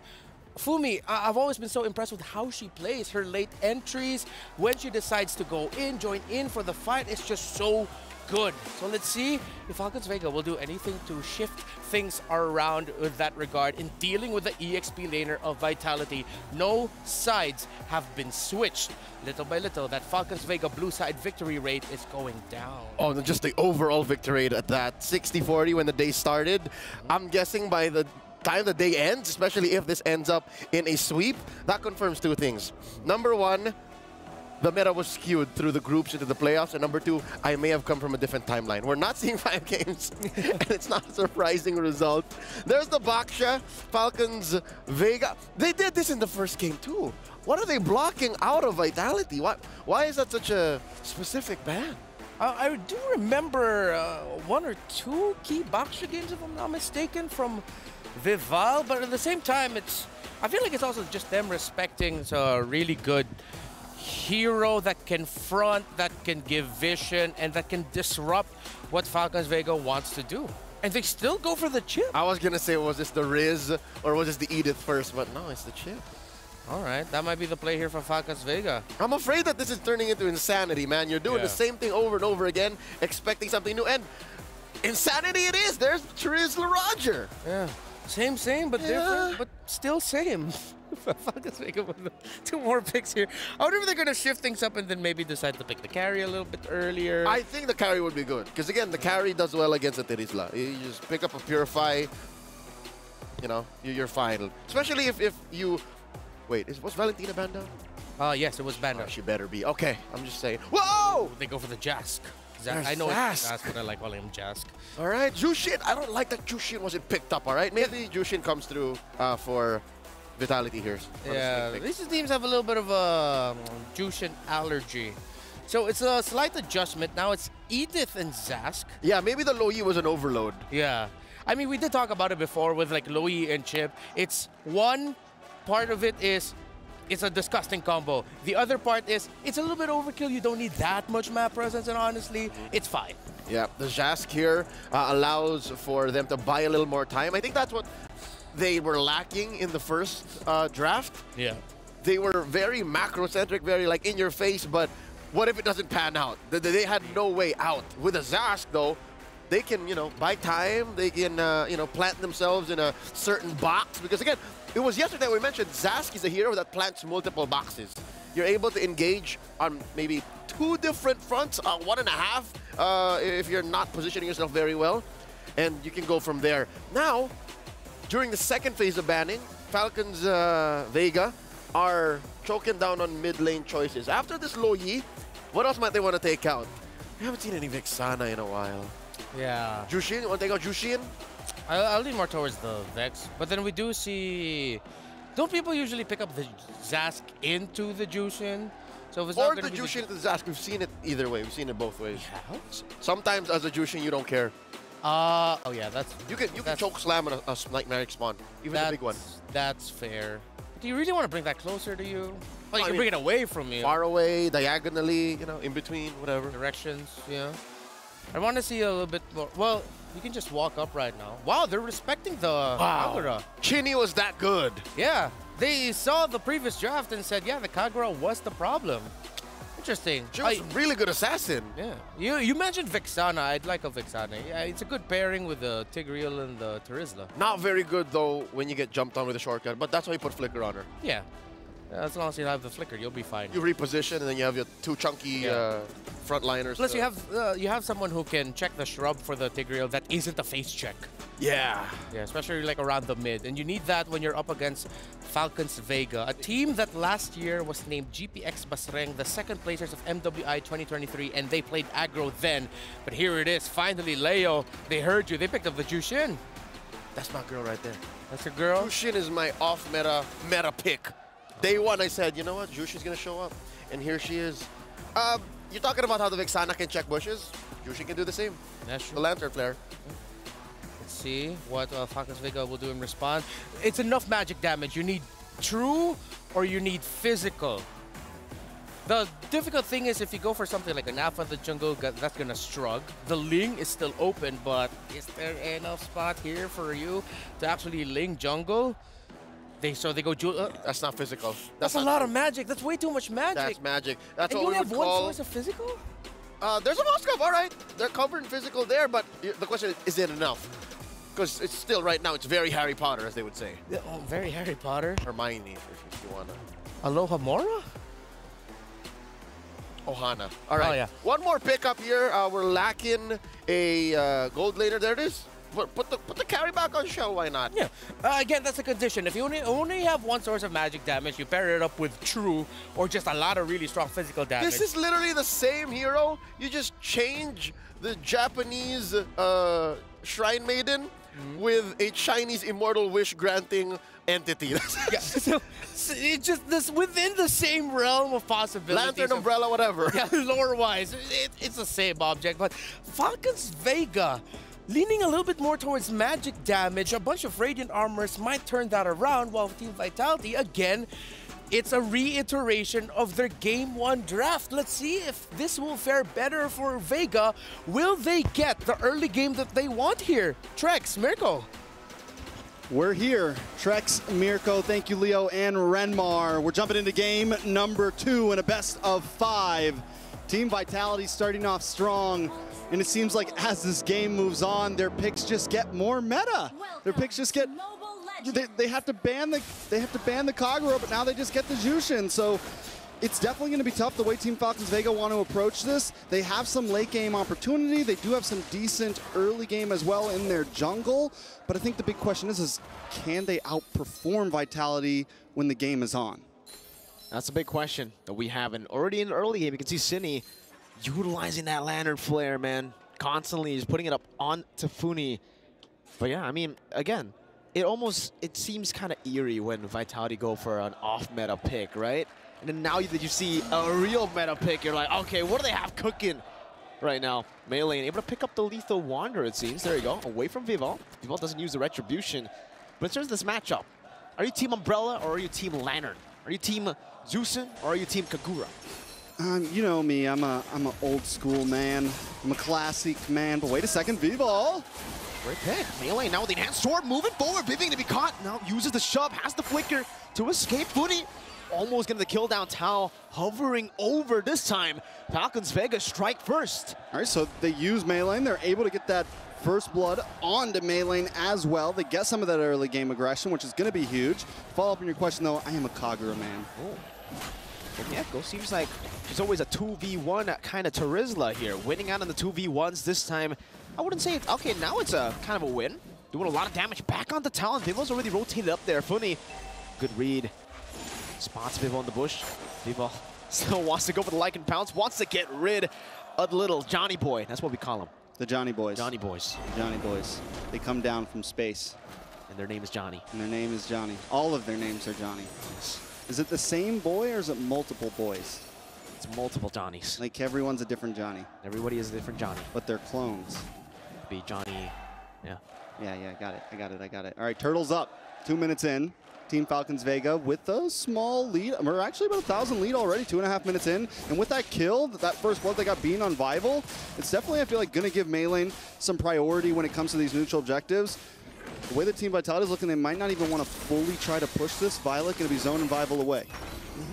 So he walks up, Melee picks up the turtle. That's 1-0, 1,000 gold lead still. As well as you can see for Team Vitality, it seems like this game they're taking a bit more of a slower approach, wanting to just farm it out. So I want to take a look at the emblems here. It doesn't seem like there's anything too crazy in the matchup, though, by the way. Moskov versus the carry. It's a bit different in a way where it's not a complete bully, but Moskov still does have a good time against the carry. You have a way to say, nah, I've had enough, right? In every single trade with the Spear of Misery. So with that, usually you aren't able to take control of the wave. This time, though, with a few rotations down below, they're always able to just relieve pressure off of Chell. Now, even a few hits onto the turret shield. Chell walks up, gets a Bit of damage there, not a lot, just a bit.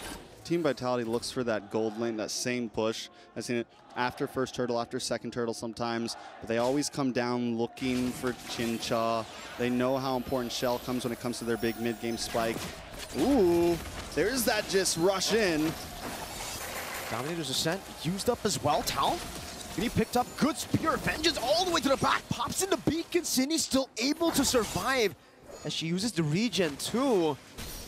Up top, Fumi Echo in a 1v1. Violet popping in Primal Wrath. Fumi Echo with the penalty zone. Now a few last hits, but Fumi Echo is still able to survive under the turret. Okay, so Team Falcon Vegas seems to have brushed off some of the rust here, gotten off some of the dust. Ooh. They're definitely a bit more in their zone. Even Chincha coming in to help out Thal there and actually push Team Vitality back. Team Falcons Vega making some of these plays finally work. Game 1, they were looking for the plays, but it seems like they always fell a bit short. This time, they're pulling through. Definitely. Now it's almost a 2,000 gold lead for Team Falcons Vega, and the next neutral objective is going to spawn. Falcons Vega, this is their power spike. With the Sauce, with the Edith, the Julian, and even the Chip, they're going to have so many ways to enter and approach this fight. All right, so with second turtle being down, Team Vitality, Vivol up against Melee, a level difference right now. Vivol might be able to catch up at some point. Corrosion Scythe does get locked in for Shell, and with this turtle being down at the gold line. Ooh, Cine already taken out. 40 Dominators to set, absolutely deleting Cine off the map. There's a shortcut placed down. Chinchao will take it. Seems like it's going to be a 2v1 situation up top right there. That's going to be a good Spirit of Misery to pin Chell down, forcing her to flicker. Spirit of Vengeance into the back. Chell going to be slain under the turret. Mainlane picks up a turtle down below. Team Falcons Vega fighting their jam. Picks up a turtle, picks up the pace, and now Vivian as well. Penalty zone, instant purify from Funi, gets out Vivo on the chase. Not able to really go all in. Great disengage from Falcons Vega, and great objective take up top. That's Chinchao on the board. You know, I was telling Nicer the other day that maybe the answer to the Jushin is just, you know, getting up close and personal with it, dashing in. And right now, Thal is the perfect answer to that, right? You have that crash course, you have that ability to get right in there and then bring all your teammates right around her. We saw Cine get taken out earlier. Taking a look at some of these items now, Funi has locked in the glowing wand. We're starting to see the damage come a bit more than from her.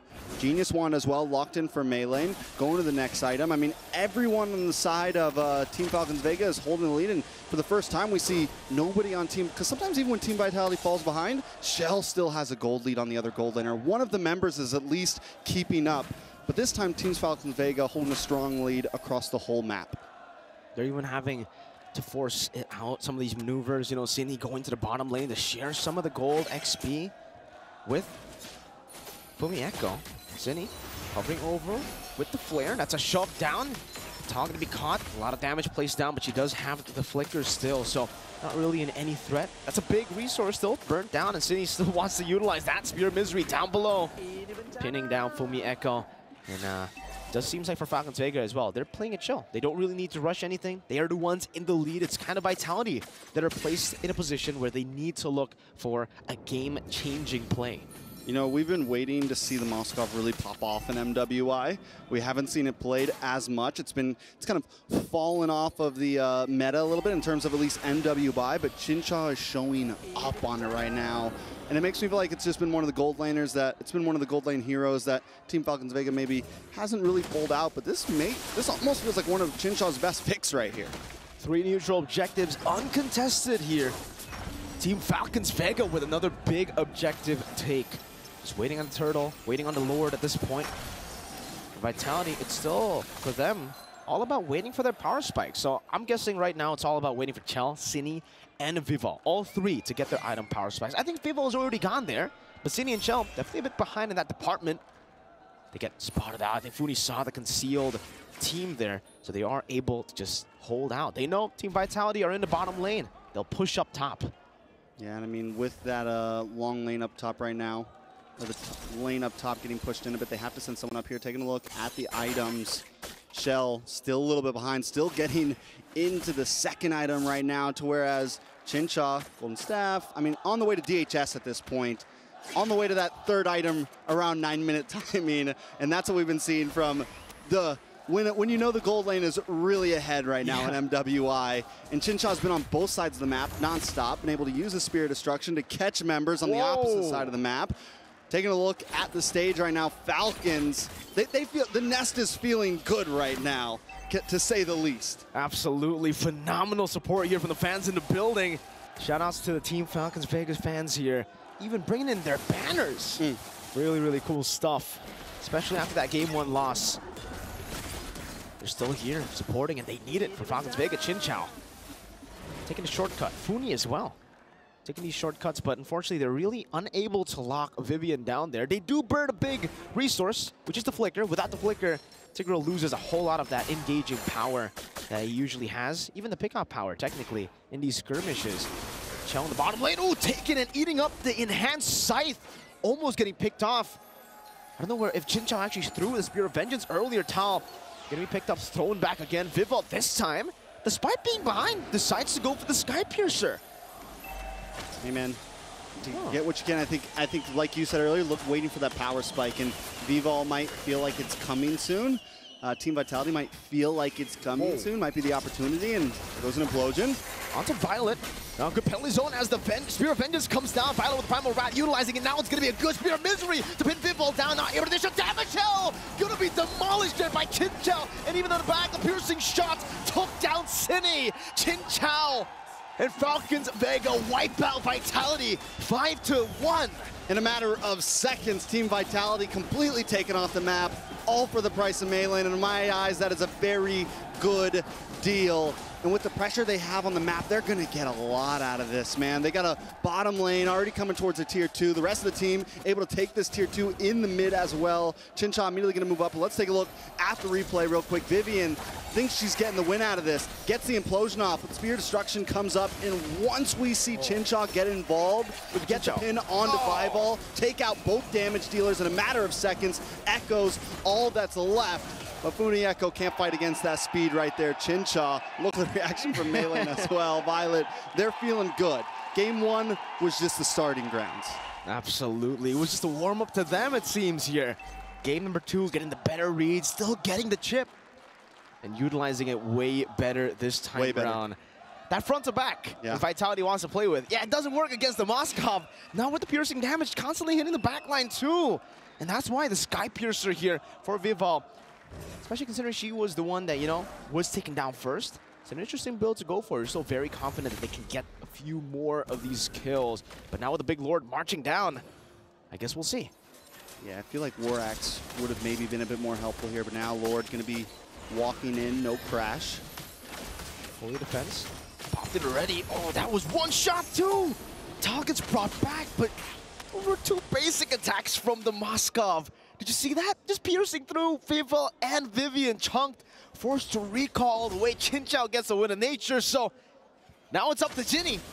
And technically Chell with the true damage, the sisters, to deal with her again. The piercing shots are just doing so much damage. They've cracked open some of those holy defenses of the base turrets, mid lane and top lane. I believe even in the bottom lane they did. So yeah, no more holy defense available. Oh, bottom lane still intact there. 1 left in the far lane. This is not the composition that you want to let be 7,000 gold ahead of you at 11 minutes, right? We're already seeing the Zas just really power through the damage coming in. This is a hero normally that has decent poke, but not as much impact in early game, and it's found this mid-game spike. It's almost found its late-game spike at only 10 minutes.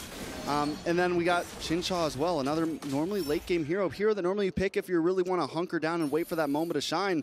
But Chinchaw's been able to get the farm on Thal, going to be able to walk away from this conceal play. Team Vitality at this point kind of searching, and they're grouping up. They know all they have is their inhibitors left. The damage dealt from Zask right now, 37,000, leading the charge, even above Chinchaw right now. And that's one of the things about the Zask. You don't really see it exactly when it's happening in the big team fight, but Zask right now is the one who's really shredding everyone down.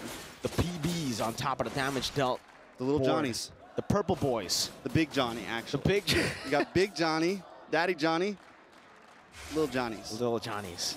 The big Johnny is the Dominator's Descent, ladies and gentlemen. That's what we call him here as well. That one right there that just got picked up by Vivol. That's Little Johnny. Oh, Tom thrown away. Good shot. Oh, the chain CC. The timing's perfect to get the shortcut down, but I don't think they want to kick this. City able to get out. Dominator's Descent already placed down. A lot of damage placed out on the Vivian with the Spear of Mystery as well. But Chin Chow has got to respect the penalty zone. Connects on the back line. Vivo chasing down Chin Chow. No! All the leads that they have built to the 13th minute of the game. 2 members down and the Lord has just spawned in. And Meilane looked like Meilane. I think the idea was keep them at bay. We're going to get the Lord. Completely backfires. Stall gets caught off. I think at that point, Chincha shouldn't have invested. No Dominator's Descent as well. Pumi Echo still going to be melted down. Violet popping in Primal Wrath. Enhanced Sword. Vivian's able to flicker out of it with the Conceal. Bringing Chell back to safety. Now it's a 4v4. Seems Funi also has Dominator's Descent, and Falcons Vega, despite that little mishap, they're still able to recover. Cini in the bush. Pivol hovering over. Cini walking up now. Pivol looking for a Violet, doing a good job in zoning. Dominator's Descent all the way to the back. Cini again with a flicker forward, finding Meilane with a peek in there. With the Spear of Vengeance connects as well. Chin Chow able to participate. Cini all alone in the back. Forced to run to the wrong side of the map, and it should just be a free kill over. Little Johnny's just there lasering her down, and that is Team Falcons Vega, who recover and get the value trade. We've been talking about Chincha this whole game, but Meilane just showed up. That small mechanic movement, hitting the winner crown, and having, I mean, just a split second of being able to get the retribution on before you go down was just legendary right there. Dominator's Descent. The glowing wand takes her down to the back. Pumi Echo gonna be next in the chopping block. Violet finding the onward. Oh, good Spear of Misery to cancel the implosion. Pumi Echo with the penalty zone, getting the immortality of Violet right there as Vivo goes in for the Lycan Pounce. Chin Chow staying focused on the base. And ladies and gentlemen, we got a series on our hands. 1-1. Team Vitality taken down this time. Falcons Vega, the nest is loud right now. A strong victory to even the playing field. Showing up and even bringing back in that chip. And Thal just played it so much better that time. Chincha, I mean, they all played so much better this time. Definitely now we're in for a series. Let's see what our analysts have to say about it. How's it going over there, Renmar Leo? The Nest thunders with Let's Go Falcons. Here's a suggestion for everyone in the Amazon Arena. Yalla Vega! Yalla Vega is the cheer given how forward Falcons Vega played this game. Again, both teams, to be fair, both teams just iterated on their Game 1 draft. And here, Falcons Vega found their groove.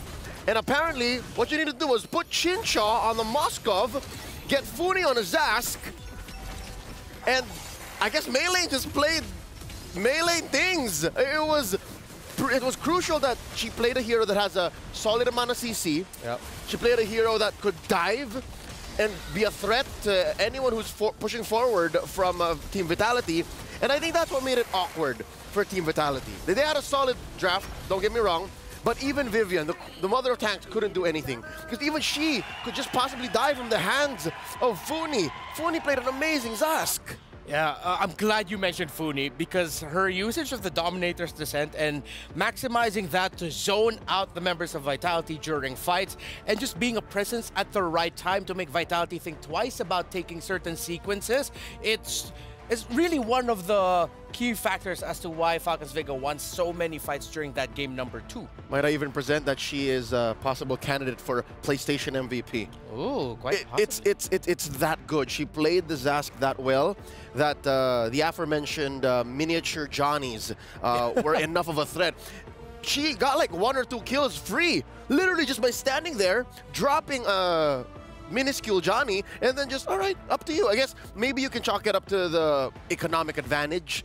Clearly, she was 1,000 or 2 above Chinny, but, you know, more than just the range factor, the firepower that she was letting through for free. Mind you, for free was really a game changer. Yeah, speaking of the firepower, I think one of the strengths we saw here for Falcons Vega during the game was that, yes, yeah, as expected in MLBB, you shine together as a team. But when you have 2-3 members who can make plays on their own, then it's like 1 for all for one, or all for one for all. I'm going to work on that analogy a little bit. That's a quirk. But here's something for you. PlayStation MVP, who will it be?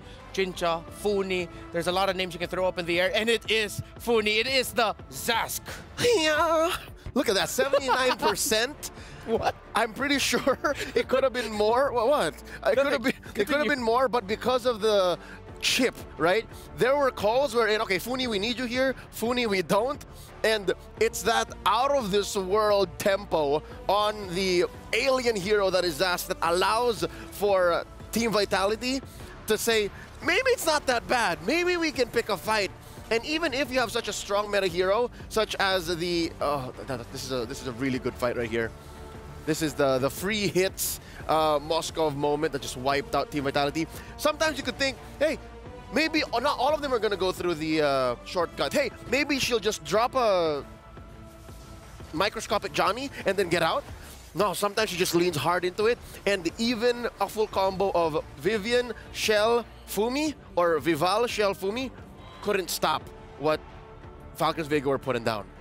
She is our MVP for game number 2. Someone that we didn't expect, actually, heading into MWI to get a lot of playing time, because she's sort of careful with that staff, man. Almost poked my eye out. Someone who in tournaments leading up to MWI 2024 didn't see a lot of playing time, but here she is coming back with a vengeance, seeking revenge against her long-term rivals, their long-time rivals. I guess a change that was inevitable. Again, the meta is changing. Yeah. The winds are changing. This is a tournament of a scale that we've never seen. Hey, Chell, what? Whoa! That's full-on heel Chell. That's heel movements by Vitality. I like it. But yeah, no, again, things change. Yeah. Again, Team Vitality, not the hometown heroes. It's Falcons Vega now, screaming Yalla Vega. Yeah. Right? So I guess it came time that Funi stepped up. Yeah, for sure. And for Team Vitality, of course, they're up against a hostile crowd. It's clearly Falcons Vega sided.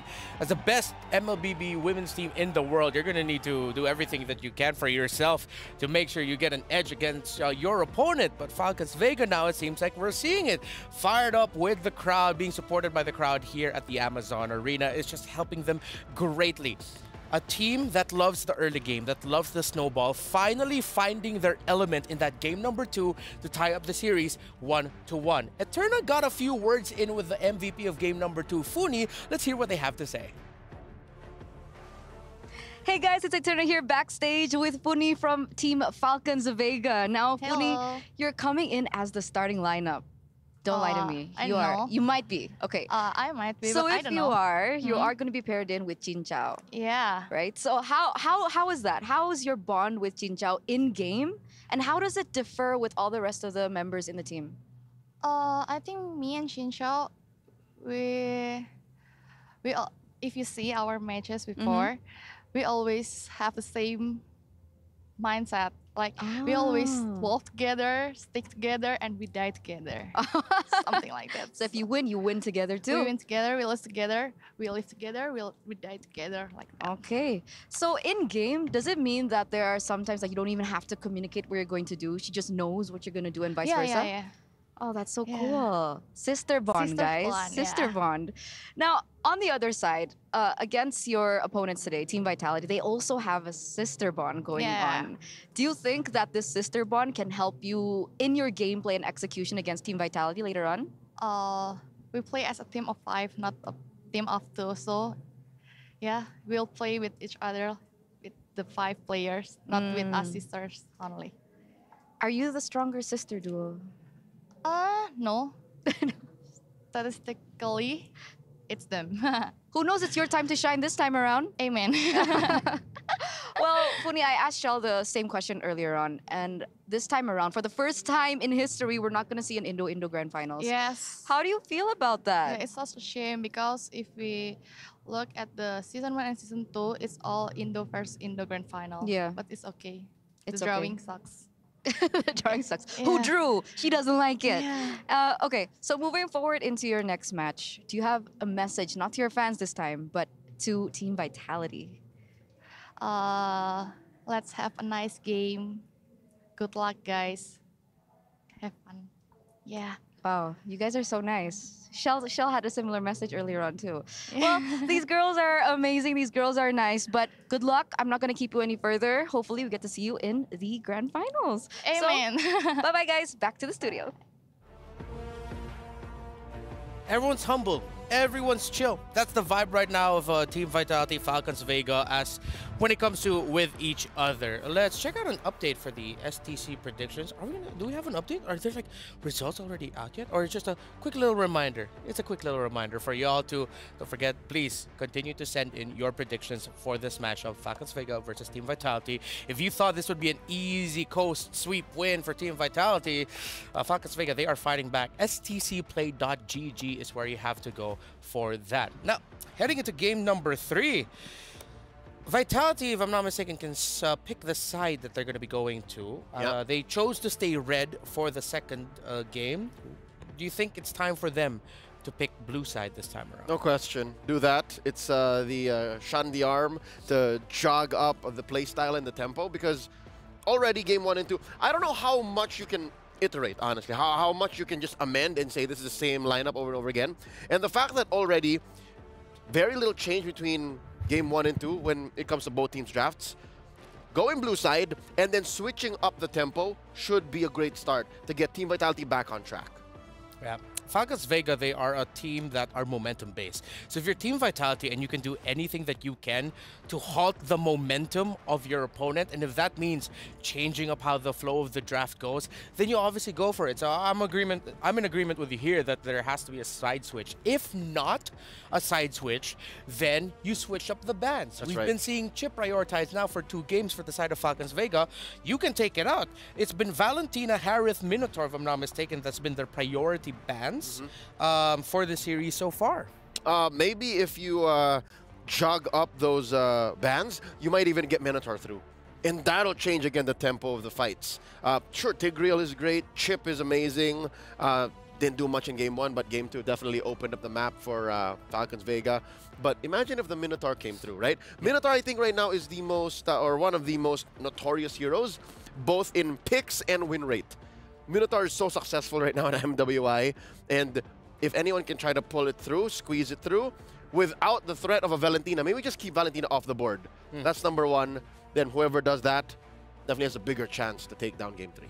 One thing I'd want to ask you here is, what if, for Vitality, a quick little recommendation, what if they decide to draft a little bit more for that woman over there? What if they decide to change up their draft a little bit more, this time for Fumi Echo? They pick up more, maybe not always just rely on the Terizla, but pick up something that will allow Fumi Echo to be more present around the map, not just holding a lane. Something tells me, as good as that sounds, right, to switch it up, maybe, I think Fumi Echo is just a, how do I say, known element. The fact that she's so good on these heroes, the Edith, the Terizla, the Arlott, if you take her off of that and then you put her on maybe, what, the next best thing would be a Yuzhong, then you have to draft for the rest of the team. The rest of the team has to adjust. And I'm not so sure if that's a game 3 strat. You know what I mean? Game 3, you're switching the gears up a little too much. You're going from blue side, red side to blue side. You're putting priority and initiative onto Fumi Echo. Maybe one step at a time. Maybe move it around first. And yes, there's the aforementioned lane switch. And look, Vitality took it to heart. We're not just trying to go for the Minotaur. We're also taking out the Valentina. All on us. Yeah, even on the blue side, it's still the same bans for them. That was 2 of the 3 bans. Let's see if the Harith will be open for Vitality. And it's Falcons Vega. It seems like that's the trend. This entire series, we probably won't see Angela Baksha, but in a bit of a surprise move, Vitality takes away the chip. I thought that they might even float the idea of keeping it open for themselves. So now are they saying Falcons Vega pick the Loyi? Ooh. Make our day. Make our day. Let's see if that'll happen. It seems like Falcons Vega now are going to be playing into a field where the Rogers, the Lynx, the Hayabusas of the world will be open unless they take one of those out. But no, it's the Claude. So it's a free board of assassins opened up for both teams. Yep, Hayabusa, not exactly first pick material. There's so many other heroes that you might want to go for. And yeah, I think Terizla is a solid first. But no, what? They steal it. It's that high of a priority. Yeah, you know what? A good friend of ours, Ray Ash, belated happy birthday, by the way, foresaw that the Zask and the Jushin are some of the biggest heroes right now in the metagame. The ZZ. Yeah, we are in this era of Zask is first pickable in the metagame. Against Vega, how are they going to respond to that? You can go ahead and steal away the strong assassins right now, but now you can tell that they're thinking about, okay, we're used to playing with this. How do we now draft around it? They pick up a Harith to dash around within the area of the Dominator's Descent and Nightmaric spawn of the Zask. If a Zask is picked up this early, you kind of want to see what kind of assassin you want to get away with. Because picking the Hayabusa this early, bad idea. Picking up the Ling this early, bad idea. And all the more now that there's so much CC on the ground for Team Vitality. With that said, they put Vivian once more on the Tigreal, slowly starting to become a secure for her. And of course, Fumi, Liquid Echoes, Terizla. For Vitality here, this adjustment is fantastic because now you know that there's no room for the carry. There's no room for an alpha. Those chunky boys in the Tigreal and the Terizla will take a lot of time to get taken down by Falcons Vega. So now they're going to have to show up some picks here that can maybe poke them out just a little bit, and there you go. But that's 3 sources of magic damage. They're going to go for the full damage. They're leaning into that idea as a team that loves the early to mid-game power spike. Yeah, you talked about poking them a little bit. How about a lot of it? Yeah. Just over and over again. You could time out even the ult on the Zask, and then just keep going. There's very little that can really stop Funi here. Now going into the bans, still no jungler for Falcons, Vega, or Vitality. So now, if anything, Falcons Vega have the tempo swing. They control what comes through because they got first pick anyways. And again, you don't want to put the assassin onto Falcons Vega too, so they can make better calls. Where is this Brody ban coming from? We haven't even seen a Brody the entire tournament, if I'm not mistaken. Not a single ban nor pick, if I'm not mistaken. Huh. Is there something that Falcons Vega knows that we do not? I mean, in terms of the reach, yeah. Thinking about it, a Brody would slot in really well for Vitality in the sense that, okay, the Terizla, the Tig, and the Zaz together might be able to create enough space, but a part of me is thinking that even with a Brody there, it's like, he still has to avoid the Lilia, still has to avoid the Harith. Might you not go for the Ixia first? Yeah. Looking at the side of Vitality, if you slot an Ixia there this time now, it's like, it looks good. Can work out well for them. But also, check it out, Vitality. Carmilla. Banning relatively out of left field too. Okay. It seems like with the bans that we're seeing right now, it's forcing us to think more about how this is going to go into the team fighting.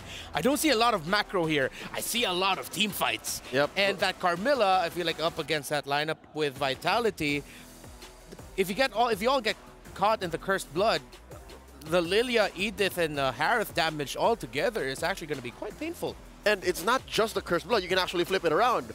Zaman Force first. If they run out, welcome him into the Cursed Blood, and then into the Glooms. Yeah. There's multiple ways. And it looks like we're really hunkering down on Marksman. That's another Falcons Vega ban. Taking out the Moskov. It's a different style here. Oh, now it's an Assassin ban.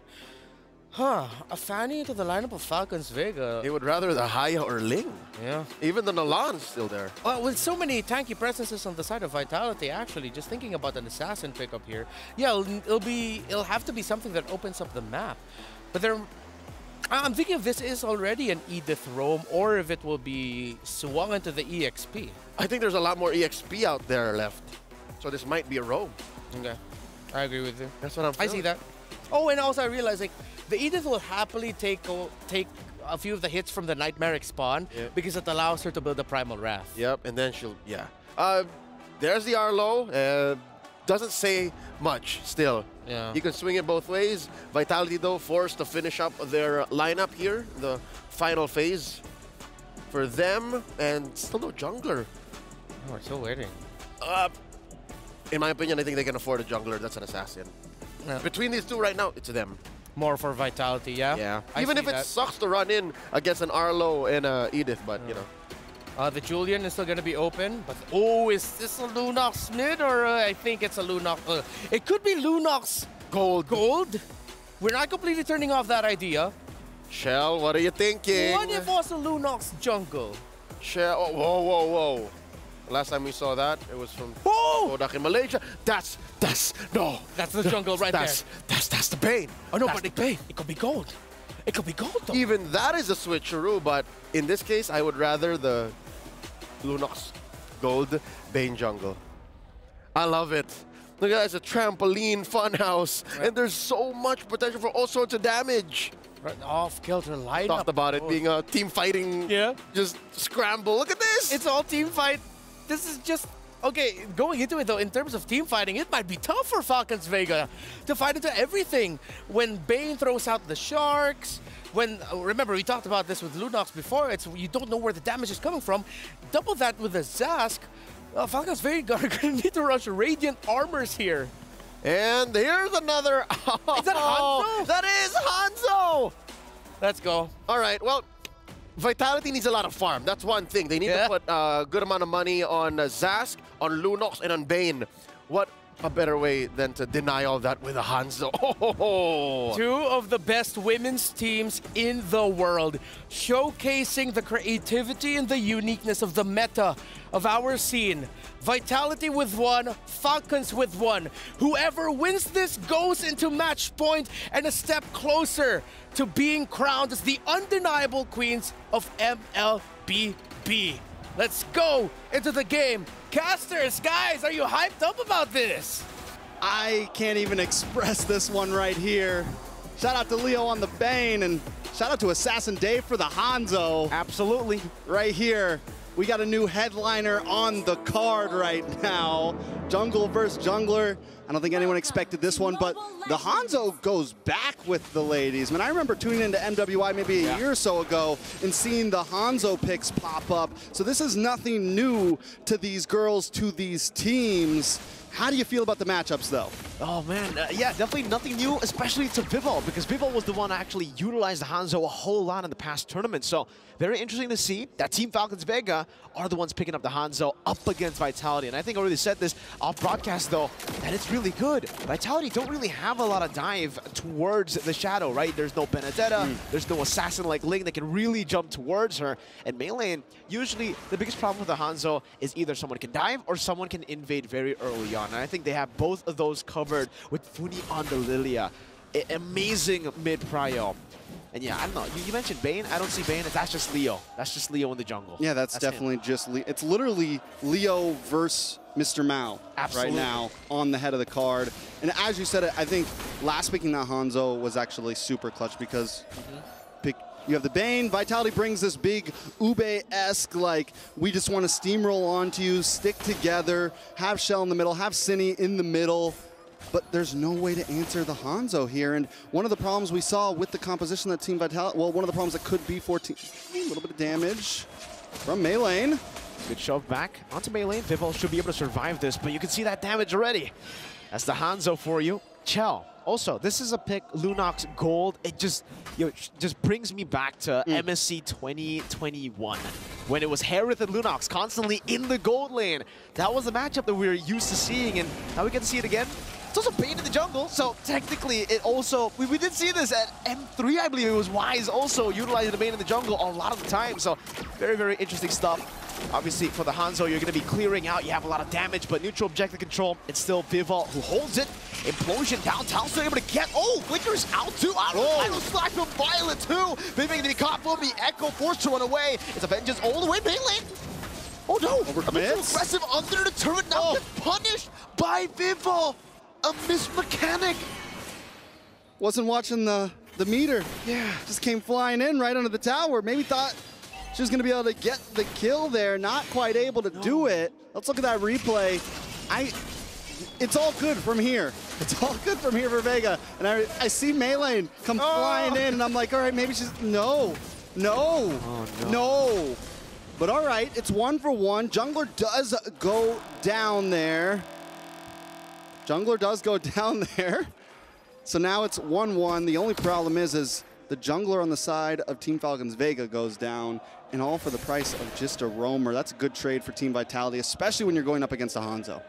And, oh man, that setup was just so clean for Falcons Vega, right? The combos were all there. Tal was actually able to pop the Earth Shatter right before she got caught in the implosion. So she canceled the implosion, flickered out of the penalty zone, use the Primal Rat. And then Violent came in with the final slash.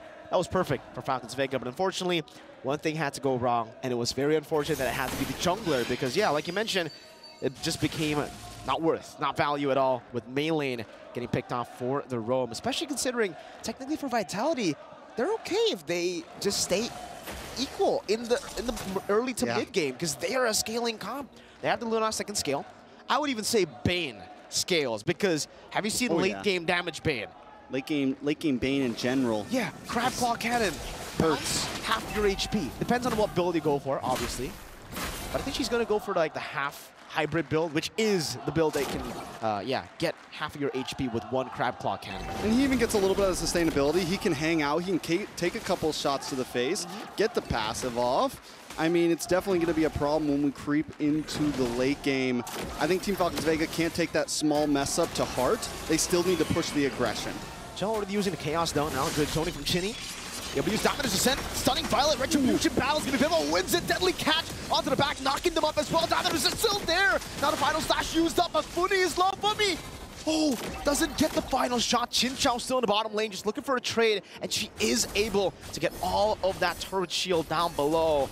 Team Vitality traded with a turtle and a kill. Vivian timed the push so perfectly. The moment Mei Lane came out of skill and was actually able to be hit, Vivian was just waiting for it, and times it perfectly. Pushes Mei Lane to where you see no retribution, you see no ability to take this. Secures Vival. Not only that, but it's able to get enough damage to kill the Shadow. And that's that. Deadly catch. Vival going to be taken down. Good assassination from Mei Lane. The big strength of the Hanzo in the jungle. When you dive in and no one's there to help you, say goodbye, even if you are Bane. Oh, she's going damage. Hunter Strike.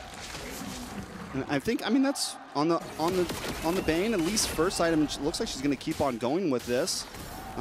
Next item, maybe, what do you just go like Malefic Roar next, or do you go Endless Battle? Where do you go next on the Bane, really? I don't know, me personally, especially after seeing MP the King and MSC, I like to go War Axe Thunderbelt, you know, that kind of build. It's kind of cringe, that build, but it works. You get a little bit of sustainability, especially since you're up close, and especially up against something that's going to give you so much damage as Mei Lane in the early game, and we're already seeing the Mei Lane doesn't want to stop, even taking a death. And that's the good thing about the Hanzos.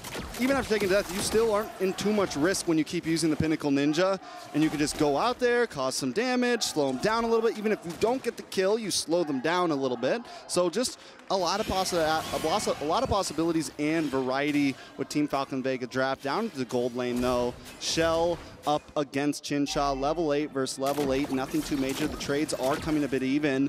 But when we look at the towers, Team Falcons Vega is winning out a little bit. That's what I was talking about, by the way. Half a health bar almost. The Crab Claw Cannon.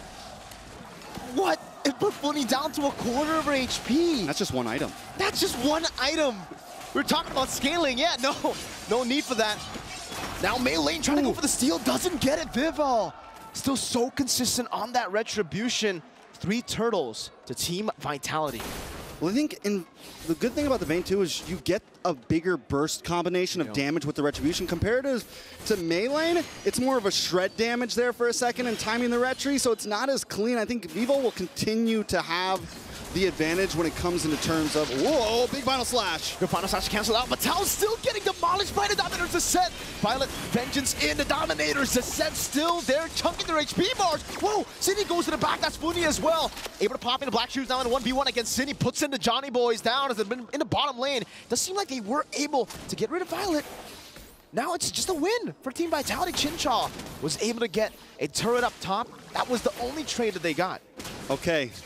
I was a man of little faith when it came to the Zask, but boy, am I becoming a believer at this point. Malefic Roar does get locked in for Vival as a second item.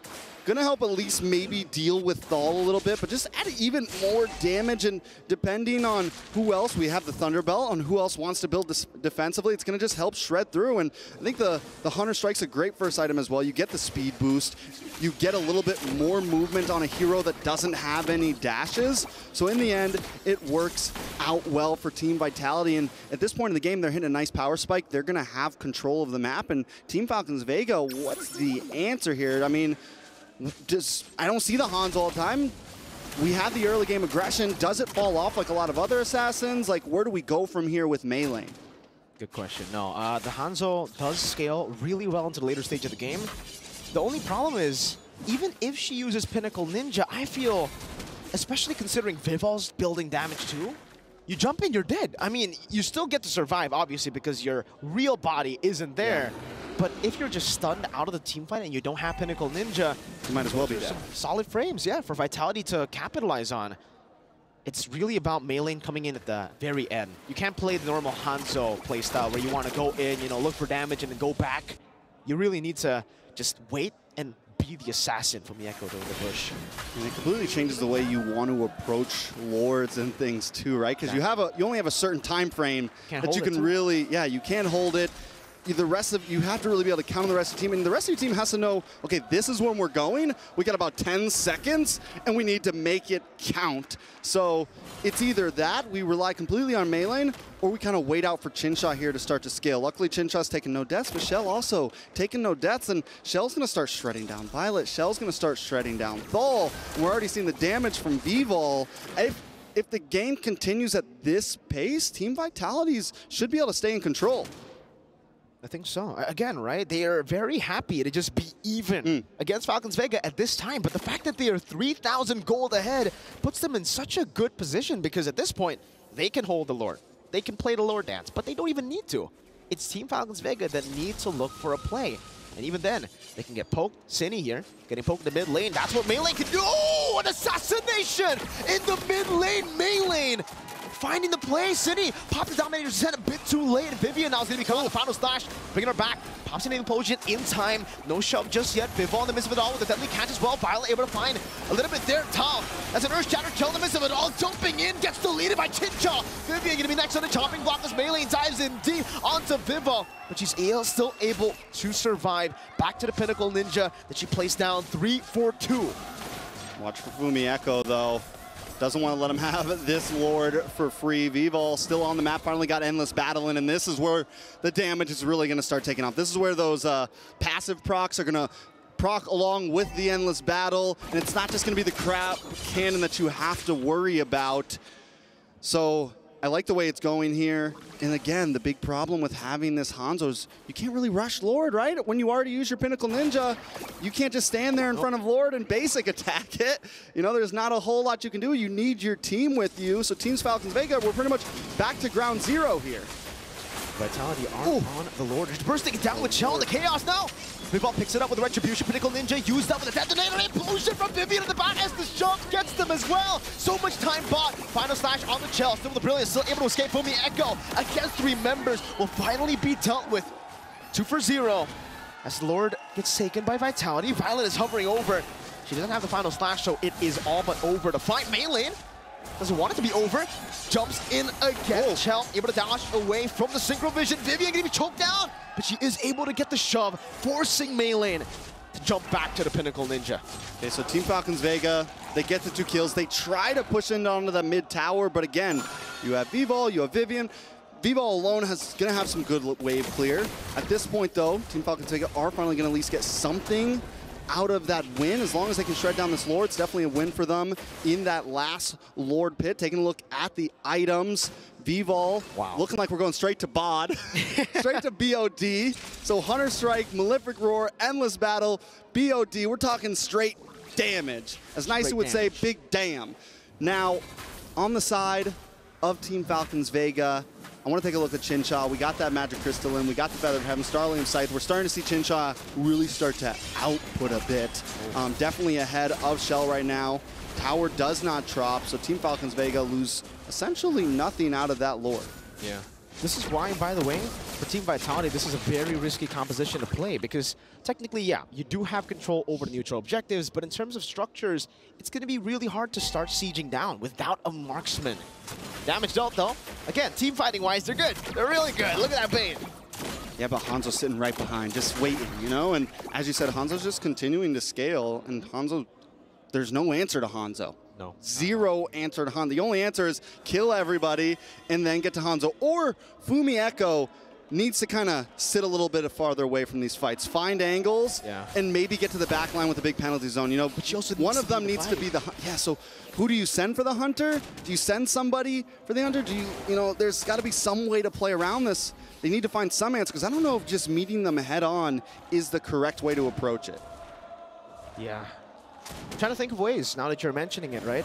At this point, how do you get to the Hanzo? Especially considering, look at how far Maylane is from the team. She's just in the base, constantly using the Pinnacle Ninja, jumping back to the normal body. Foamy Echo, penalty zone implosion. Oh, she missed it! Violet able to flicker out of it. Chell with the Brilliance now on the Tau, who still has the Primal Wrath, decides to pop it in. The Dominator's descent was baited out too. These are some big resources. Wow, Violet! Big resources, 15 seconds before the Lord comes in. Maylane's already got Pinnacle Ninja ready to go. Chincha still has them on Force. Funi and Thal are the only ones that use their ultimates, and that's not a big loss. And Funi's already got Black Shoes back. At this point, Team Falcons Vega could go for the Lord Rush here, but Team Vitality never seemed to feel shaken even after those mess-ups. They're still hanging out down here. They're still like, nah, we'll fight for this. We'll push this. Is it the right play, though? Final Slash on the Foamy Echo, still able to survive right now. Jumps in with the penalty zone right now. Oh. Vivian goes in. Vivo is able to delete Chin Chow. Sun back into the normal body now. No Pinnacle Ninja for a bit. But she finds it back again. She can go for it. Cine is waiting in the bush right now. Pops into the Dominator's descent once again. And it's into the implosion, into the shove, and the chaos too. They find it this time. And Vivo is on a killing spree. BDB. Big Damage Bane. BDB. BDB. And we just saw Chincha lose about 90% of a health bar with about one shot and then finished off with the final one. Completely destroyed. Chincha now is going to have to second think about how she jumps into these fights. And now we're starting to see some of the downfalls of Maylane, right? If Maylane can't be there, if Thal goes down, if Thal gets shredded, then there's nothing to protect Chincha, right? There's nothing to protect Fumi at this point. So Team Falcons Vega also have to think about how they want to approach these fights because now the damage scales are starting to heavily favor into Team Vitality. It's going to be very scary as we enter the base here. For Falcons Vega, they can still go for the defense, obviously. Oh, that damage on the Vivo. Whoa. Might be able to find it. Deadly catch this engage. But that's a lot of HP burnt out of Vivo as they still have a Lord to play with. Falcons Vega, good clear. They have a Lilia. They have a Harith. Pilot try to go for the Final Slash, unable to get it. A big resource spent. Lord up top and hands charging down. Tau. That's good Dominator's descent. Zoned him away from the turret as the Lord just chunks through the turret there. Maylane again on the Vivo, but he buys Immortality just in time. Lord on the base. Able to split Falcons Vega. Final Slash again, connecting down to two members. Fumi Echo still in the midst of it all with Vivian there. Good shove. And the penalty zone locks them down to the back with, again, the Dominator's descent. Just doing so much damage. Vivian loses Immortality. Maylane looking for the damage down again. Sky Piercer taking Immortality. Vivo pops into Deadly Catch. Now Cine going to be chased down. Maylane very low. Still going for the chase, still has the Pinnacle Ninja, but has to decide to play it slow. They've lost two base turrets. Okay, so they're able to defend a bit there. For a second, it looked very dangerous. Let's take a look at the replay. This is where we see that the Pinnacle Ninja is just unable to do anything. A beautiful descent, even early on to get the first tower, and then back again to get the second. Watch Chincha here. Drops him on Force, but is instantly just taken out. Maylane saves the day here, finding Shell, finding some of the damage. Chincha, I mean, the damage is just too much. Harith cannot hang out. And I don't think she can risk like building defensively at all, right? Finally gets the winner crown, but when it happens that fast, you don't even got time to click the button. You know, you have to preemptively click it because you never know when the crab cannon's going to ricochet and hit you. So it's still just troublesome for Chincha right now. It really is. It's a big problem. And I think at this point, it's not just a problem for Chincha. It's really a problem for even the frontliners because the Endless Battle and the Malefic Roar and the Hunter Strike. There's a lot of, there's true damage in the Endless Battle. There's a lot of penetration in the Malefic Roar and the Hunter Strike. And the fact now that if you dive on towards them, they have a Winter Crown too. Yeah. They can pop in Deadly Catch and then freeze. Winter Crown, fool. Winter Crown, fool. And that even helps, it's going to be helping against Maylane. We've already seen the answer to Maylane. If the Pinnacle Ninja comes in, maybe it's a penalty zone or maybe it's a Deadly Catch or something like that. But just in case Vivo's really in danger, you win a crown, you have enough time to get at least one more Crab Claw Cannon back and boom, boom, indeed. Boom. Right in the kisser. Right. That caught me off guard for sure. It almost caught me off, like, the Leo moment earlier in the Analyst panel. I wonder what sounds Bane makes, you know? Maybe we'll throw it over to Leo to do that. We've heard caca before. Yeah, maybe that, you know? He's an octopus, right? Yeah. Well, he's like, what's his name? Ah. From Pirates. Yes. Jonathan, that's his name, yeah. Let's talk about this Lord, though. 18 minutes in, that's an evolved Lord. It's a big boy. Team Falcons Vega.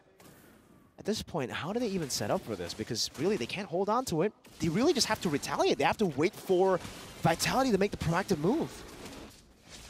Malin's going to be working on the purple buff. I mean, Team Falcons Vega are taking their time, but we already know Team Vitality can rush a Lord down if they want to. The last Lord got taken down in a matter of seconds. So if Team Vitality knows that Mei Lane is far away and knows Chinsha is not in the game, I would not put it past Vitality at all to just jump onto this. But they do know the damage is a possibility. So I like the positioning from Cine and Vivian.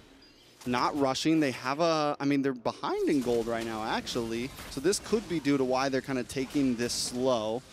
At this point, one mistake from either one could spell doom. Let's take a look at these items real fast. Look at Fumi Echo with a huge gold lead over Violet, but we're getting into danger zone. I mean, we're getting into a tied up zone where it's going to be about 62k gold. Everyone's maxed out on items, and then it just comes down to pure gameplay, to what comp outdoes the other. We talked about the late game possibilities of Vivol.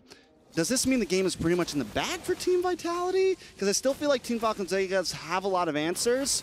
They just need to watch out for some of those crab claw cannons, essentially. Yeah. I don't think, I think it's still very, very gray. It's still very 50-50, but the advantage is definitely on Team Vitality. They got 2 base turrets. Yeah, they can play the long just that game. alone. Exactly. So macro advantage, yes. Team fight advantage, at this point, I don't even know. It really comes down to the execution.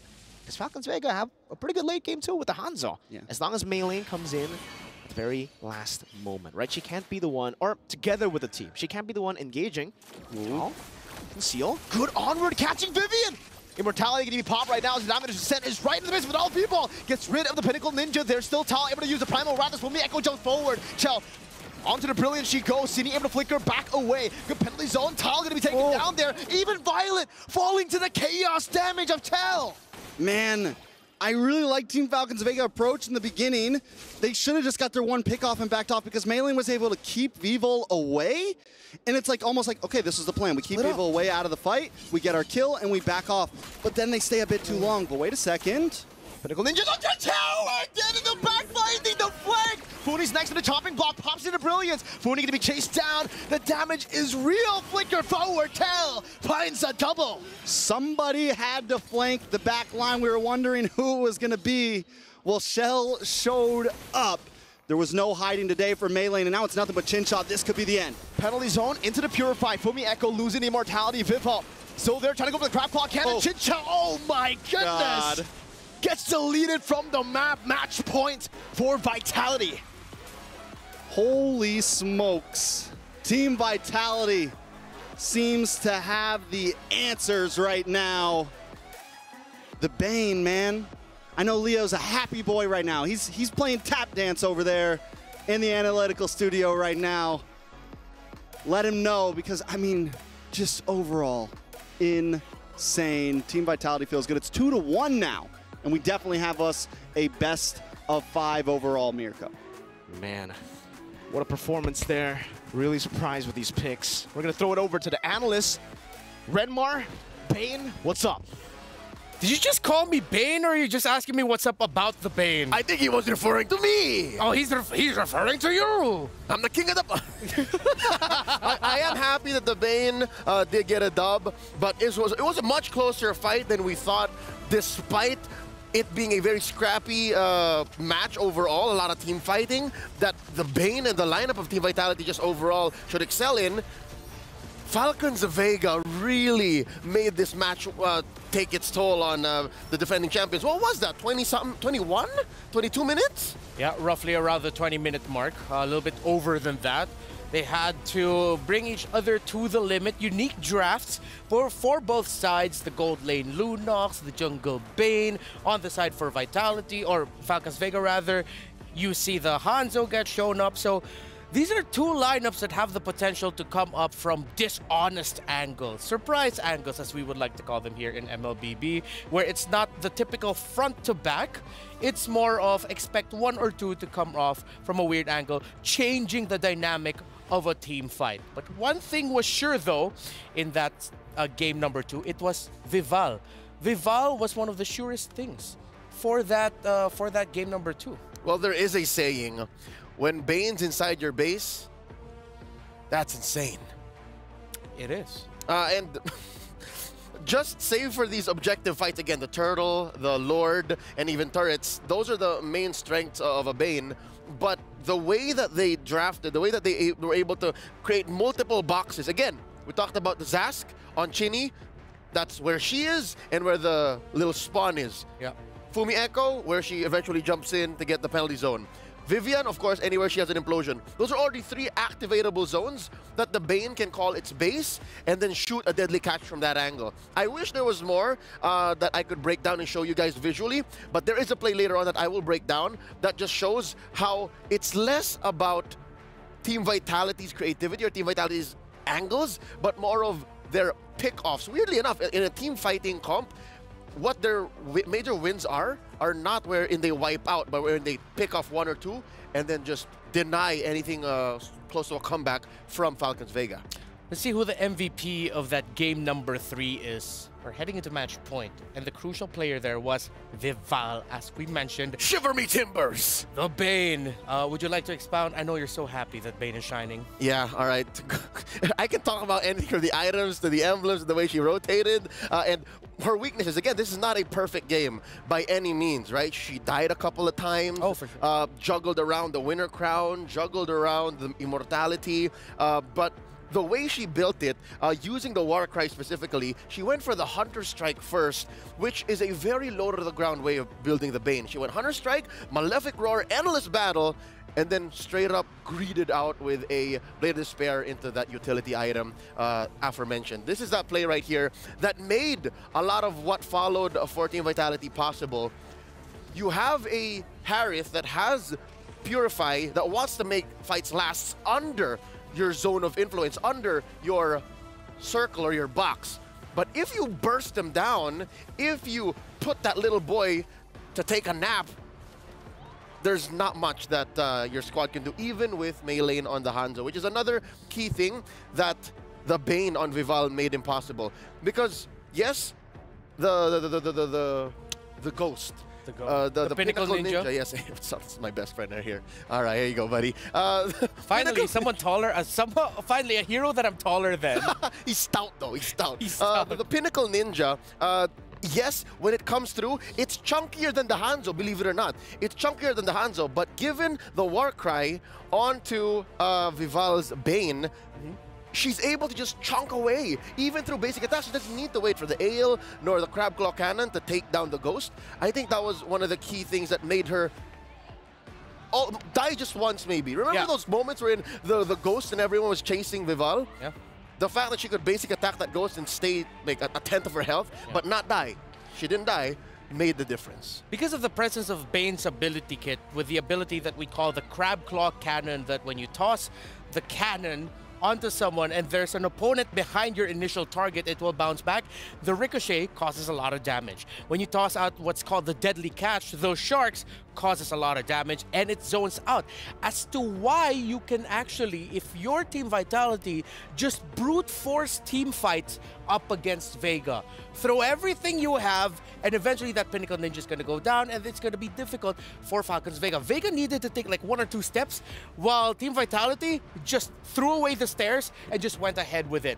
Let's go ahead now with the play that Leo wants to break down here. What you got for me, man? Okay, so this is a fight wherein, in all honesty, the brutal truth is Falcons Vega actually set up very well. You'll see here that they have control of the River Bush. The River Bush is a massive objective when it comes to not just Lord takes or team fights, but just in general. If you're able to control that part of the map right here, see that Violet's right there? She can set up an amazing Final Slash, which she did, and it led to a retreat by Fumi Echo, compromising her penalty zone. But then again, check this out. She comes back, And it forces out. It happens so fast, ladies and gentlemen. Let me roll it back. Real quick. Okay, don't blink. Look at Chincha. She still has her Purify. Right there. She's airborne. Rather, right there. And she is airborne, yes. But she's gonna keep going. Check this out. Whoop. Bang. See, my finger can't even click fast enough. And this was before Vival bought the Blade of Despair. So you can Purify, but when the answer is all in damage, it's over. And what does this lead to? Single. Again, a lot of the wins from Vitality were not all in wipes. Pickoffs after pickoffs. And eventually, look, there wasn't enough damage for them. And look, they're going to still try to re-engage because, again, you still have a solid damage source in Mei lane here. And even Funi taking control of that river bush. Again, they're holding it. And the answer. Once again, they were still holding on to Vivian's implosion. And Shell even had the shift. Shell can even go Chaos Order, Chaos Order. Yeah. And Vival is just clearly relying on her basics because, again, it's a War Cry Bane. And it not only converted into a pickoff on Chincha, it also converted into a kill on Violet and Tal, and, of course, a Lord Take. Clean and brutal. Very scalpel accurate, but just the same. It's like a katana. I like the sound effect that you did right there. Thanks. Accurate. I've been working on that. How long? 2 minutes. Great. Shock and awe, I feel like, is what's filled with the lineup of Team Vitality in that game number 3. Aye. Whereas the lineup of Falcons Vega felt more disaster response. And we saw that. And the times where they would try to shock and awe, again, that's where we saw they have to layer a few things before you get the full effect. Which, luckily, they have a lot of tools to do. Again, the final slash from Violet. Yeah. You have the panic button of the Primal Wrath. Which again does well since you do stack up on hits from the very hyperactive and aggro lineup from Team Vitality. And as well, I think what was dangerous is what they were relying on damage in the absence of Mei lane were all pure magic, which is why I think Fumi Echo rushed the Radiant Armor, which allowed for them to, you know, hold on just a little bit longer. All right, now as we're heading into this ever so crucial game number 4, let's get a quick water shot here because I'm going to go on over to Leo's side. I want to talk more a little bit about Falcons Vega. Okay. I want to talk about who do you think here now needs to be the focus? Because it seems like it's been a little bit sometimes Mei lane, sometimes whoever. Who do you think now the Team Falcons Vega needs to play around to really maximize the potential of them forcing a game number 5? All right. This might surprise you, but the answer is Chincha! Chincha? It's gotta be Chincha. It's always been Chincha. Ever since groups, playoffs, remember? Damn you, Chincha! Oh, yeah. If they can find a way to set the map up for her to do that, which I think they can, Game 2 looked very good for Falcons Vega. Here, her on the Harith, maybe they may have forgotten how fast one could be bursted down, how the Harith is still a little soft baby boy. Yeah. That even if you do have a Purify, look, what Vitality drafted, this is worse than an Assassin.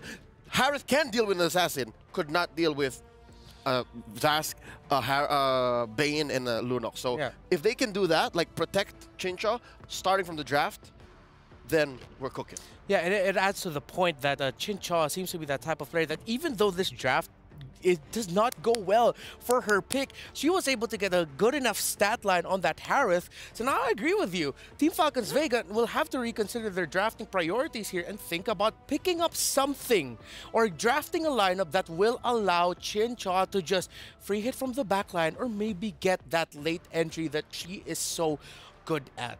So, for Team Falcons Vega, Moskov. Yeah, I like that you immediately said Moskov. But it also goes to building your role mid and jungle really well so that Chincha, if ever the team fight goes in, she doesn't go into the fray right away. Either she'll go into the fray as a cleanup, like a Roger type of jungler, gold laner. That's right. Or just a gold laner that won't even see any boxes of their opponents because you're in a safe distance. Yeah, but that's the Moskov, right? You are far away, maybe working on a turret elsewhere or hiding in a bush somewhere, throwing out the SOD, and then you essentially just bypass the box, bypass the zone, and draw straight lines towards A to B, taking down your opponents. That is the prize that they're fighting for. Glory, the trophy. MWI 2024. This is still only the semifinals. But if Vitality wins this now, we're going to see the Queens of MLBB able to defend their title. But Falcons Vega still has a chance to force game number 5. Vitality goes back onto the red side as Falcons Vega decides to go blue.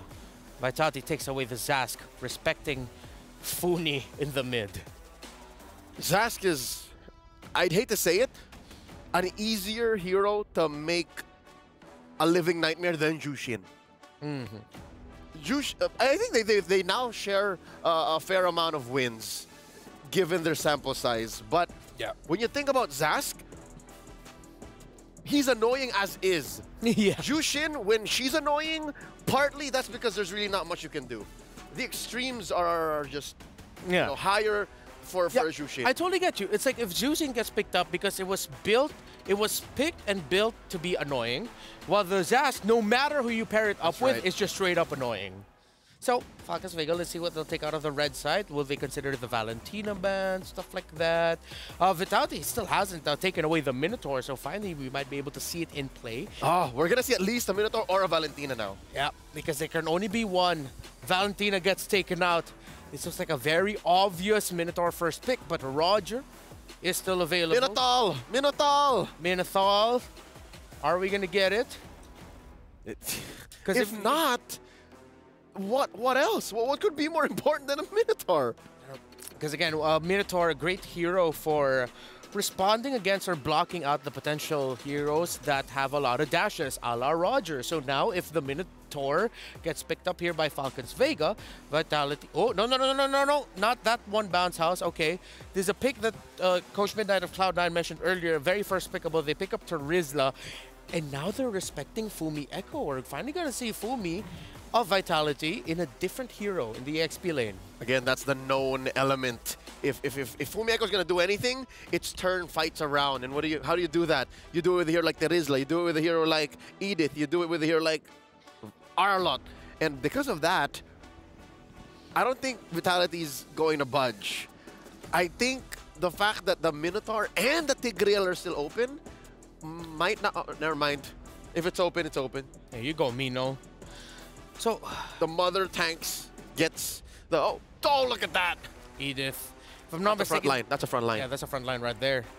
If I'm not mistaken, the highest win rate right now. Oh, not exactly. It's Minotaur. It's Minotaur with 70% in MWI. With a ridiculous sample size too. Yeah, so it's 2 of the highest win rate heroes right now. Power picks for Vitality, but now we're gonna be seeing Jushin on the side of Falcons Vega. So far, the first 2 picks for Team Vitality are good Jushin picks. Like, she will throw away the onward combo.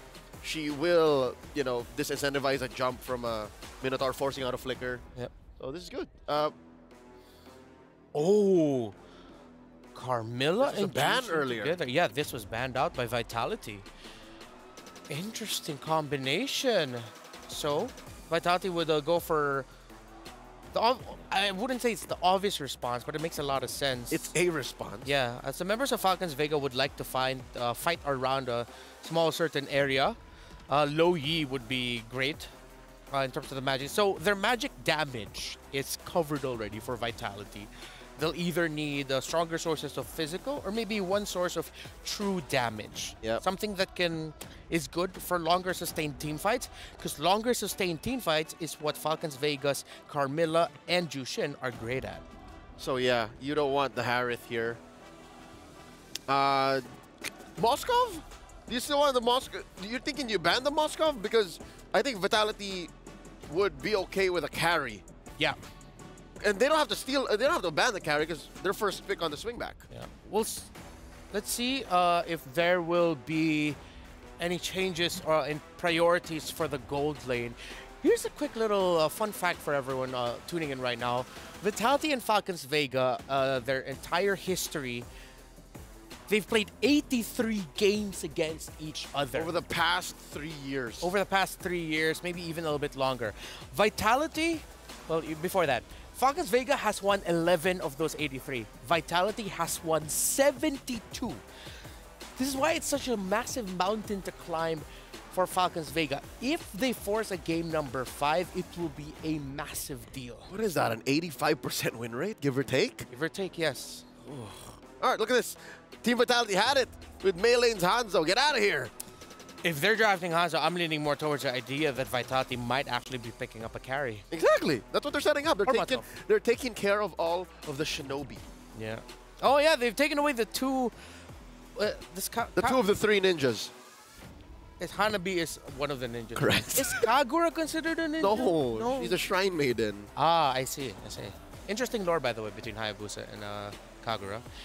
Good story. The X-Borg, Falcons Vega. So we're going to be seeing maybe both sides having gold laners that aren't the most mobile or will need a bit of time to get mobility. So I'm thinking the heroes that you mentioned earlier, Carry, Moscow, but no. They're going to go for... It's a last-minute flex. You don't know. Yeah, we don't know. That could go jungle. That doesn't necessarily have to be the gold laner here. Now Falcons, they have to pick up their gold laner and their jungler. I wonder if Vitality has it in them. Do they have a history of playing double fighters? Double fighter side lanes. Ooh. Set up for what do you think? like hyper carry jungle. Rubes. Yeah, I'm thinking maybe a Ruby in the gold. Do they want the Harith? Oh, they can pick up the Harith. I like the Harith here. I don't like it against. You're just gonna struggle in the early against the Roger, but we don't even know where the Roger's going. I think that's what Falcons Vega here is thinking about. Okay, Nolan from A lane. I'd rather Moscow for carry. There it is. Okay. It's the Moscow for them. This is what we talked about earlier. Put it on Chincha. Have her draw that straight line. Now, the veil comes off. What does Vitality put in the gold lane? Is it this Roger or is it something else? And then you give Vival the Roger, call it a day. Well, thinking about it, in lane, Roger, see, it's Shell's pick that they're trying to go for. So I think they're trying to decide, really, is this Roger going to stay in the gold lane as we're thinking, or will he get flexed into the jungle? Vival already has her hero, and we're just waiting for Chell's matchup. Is it the priority, lane matchup, or overall rounding up of the composition? I still have a Harith open. It's Harith or carry. Or neither. Here comes the Brody. Prior banned. It was banned out earlier. And Vitality will go for the fast end. With Brody in the field, there's a chance this may end at around 15 minutes and quicker. Falcons Vega, what's their condition? Falcons Vega needs to get past that. They need to get enough farm on Chincha and maybe win from mid. I think that's one of the few ways they can do that, actually. Win from mid with Funi on the Jushin. Match point for the Queens of MLBB. They win this and they will be able to defend their crown. But Falcons Vega have a lineup that maybe, if they buy enough time or find the right time, can force a game number 5. Mirko, Trex, how y'all feeling about the drafts for this game number 4? We're feeling great about it. I mean, both teams continue to push the boundaries of ML here. I think we had some good trades along the whole draft, Mirko. Vitality comes out on top in possibly the gold lane there. But Falcons Vega secure pretty solid mid. They get the juice in, they get this Noland. We saw how well Chincha did do on the Moskov, so I think as long as Chincha can deal with this Brody, can deal with Shell, there's a lot of possibilities. Yeah, I agree. I think for Team Falcons Vega, they really have to put some resources into the gold lane. Maybe not just some. They need to put a lot of resources into the gold lane. Because if they are both left alone, or especially if Team Vitality play around that strong side, that strong matchup in the Brody Moskov, and if Chell takes the lane slow, they might be able to shut Chinchao down in lane before all these fights start. Even the first turtle, they can do it, especially with the Loyi, that maneuverability. Luckily for them, they got Funi on the juice in, so you can see that happen a lot. You know, Fumieko just getting ragdolled back and forth by the Lantern Flare. Yeah, it's definitely going to slow Team Vitality down, I think, a little bit in terms of rotation.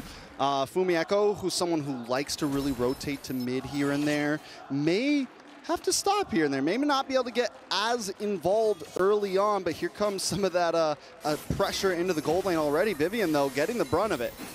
He picked up, thrown back to the team. Into the passive there from Mei Lane, unable to get it as Vivian is forced to flicker out, but still, massive resource going to slow down that level 4 power spike of Team Vitality as they control the mid lane, even zoning Cine away. You can see that, Lantern Flare, but you got to be careful. That's a lot of damage returned towards Funi. Yeah, Lu Yi, you get those combos off, and the early game damage is actually insane.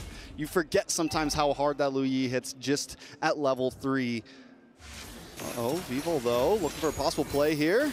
Goes in with Lycan Pounce, and Funi isn't really able to get the stacks on to pick her up, but still, a lot of damage placed down, even despite that level 4 delay that Falcons Vega did. Violet now got that level 4. It's still Vivo on the turtle, melee on a Tal now walking up, gonna go for the stun as well. Vivo, whoa! With a great steal, dodging away from the stun too with the Lycan Pounce now gonna be picked up, thrown back, is able to go to the human form now as Moving Echo jumps into the back line with the onward. That's a Minus Fury caught in. Vivo still getting a bit of sustain, but Violet will be able to pick up the first blood. Moving Echo in a 2v1 again with the Primal Wrap, but the Spear of Vengeance connects, and Chincha will be able to participate all the way from the gold lane to the bottom side. And so Chincha continues to make plays across the map. Last time I saw her on this Moskov, I felt like it was a good hero for her. Even with the bad matchup, she can find ways to be important in this game.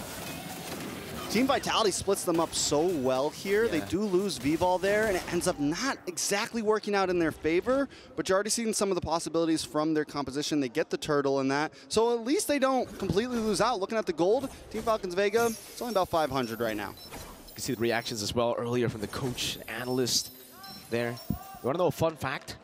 The coach's name, Susu Gaja, that means elephant milk, if you translate it to English. Have you ever had elephant's milk? No. It's not bad. Maybe he's had. Maybe that'll be a good question to ask him, you know? In an interview later on. Susu Gaja. Susu Gaga. No. Yeah. Suchu? Susu? Susu? Gaja. Susu? Gaja. There you go. It's a good name. It's a good name. Uh-oh. Fumi. Very interesting. Gets the melee. Almost getting the fracture down. That was close. I like the ideas. Team Falcons Vegas always seems to come with a plan looking for these little pickoffs. If they can get it to pull off, it's definitely going to give them a nice early game lead. Still only holding about 500 gold. Taking a look at some of these emblems, Maylane is going to be able to get this lethal ignition, get a little burn to maybe secure some of these early game kills if things don't go, if she's not able to completely burst them down. On the side of Team Vitality, Cine as well, lethal ignition, Shell. Gonna have a little bit more speed. Evil. I'm wondering exactly how this next turtle's gonna go. Team Vitality was able to steal it very smoothly. Vivo, with no one behind her, was able to pull in. Does Team Falcons Vega want to try to zone her away this time? We'll see. It seems for Vivian this time around. Oh, they'll all actually make it. With diversion, Cine gets spotted in. So Funi probably knows something is up, and yeah. Good read there by Funi. Seeing Cine, knowing other members are there. Seems like for Vitality, they're still going for the contest.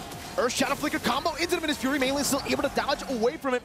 But Vivol gets a lot of space. Penalty zone, not connecting on anyone right now. So Miyako pops in Primal Wrath. That's a double vacuum into Vivol, trying to run them down, but it's unable to do so. Chell with a good stun now. Torn apart memory ready, but the Purify gets the stacks out of there. Only getting Violet in the skirmish. Well played to both teams, but it's a win for Vitality. Yeah, a huge win for Vitality. I was thinking Team Falcons Vega might try to do the zoning, but in the end, Team Vitality pushes back Maylane. Look at the replay real quick. Maylane's already been pushed back. They did a great job on it. Chincha tries to come in. Boom. Not really able to do too much, but then the Torn Apart Memories help seal the deal there. Shell still picks up the kill, even though not getting it with the ultimate, not getting it with the Torn Apart Memories, but still gets a kill into the pocket, and that's going to put Shell in a great trajectory for the rest of this game. Upside, though. Ooh, Chell? There's going to be a diversion from Vitality. Chell has enough HP to survive. And again, Vitality turning around. Oh, Pure Vengeance. You do it. Onto the back. It's a very risky move. If you do it, you're going to have to trade Chell for yourself. And Chinchao says, yeah, nah, I'm not going to take that. That's just a bit of poke.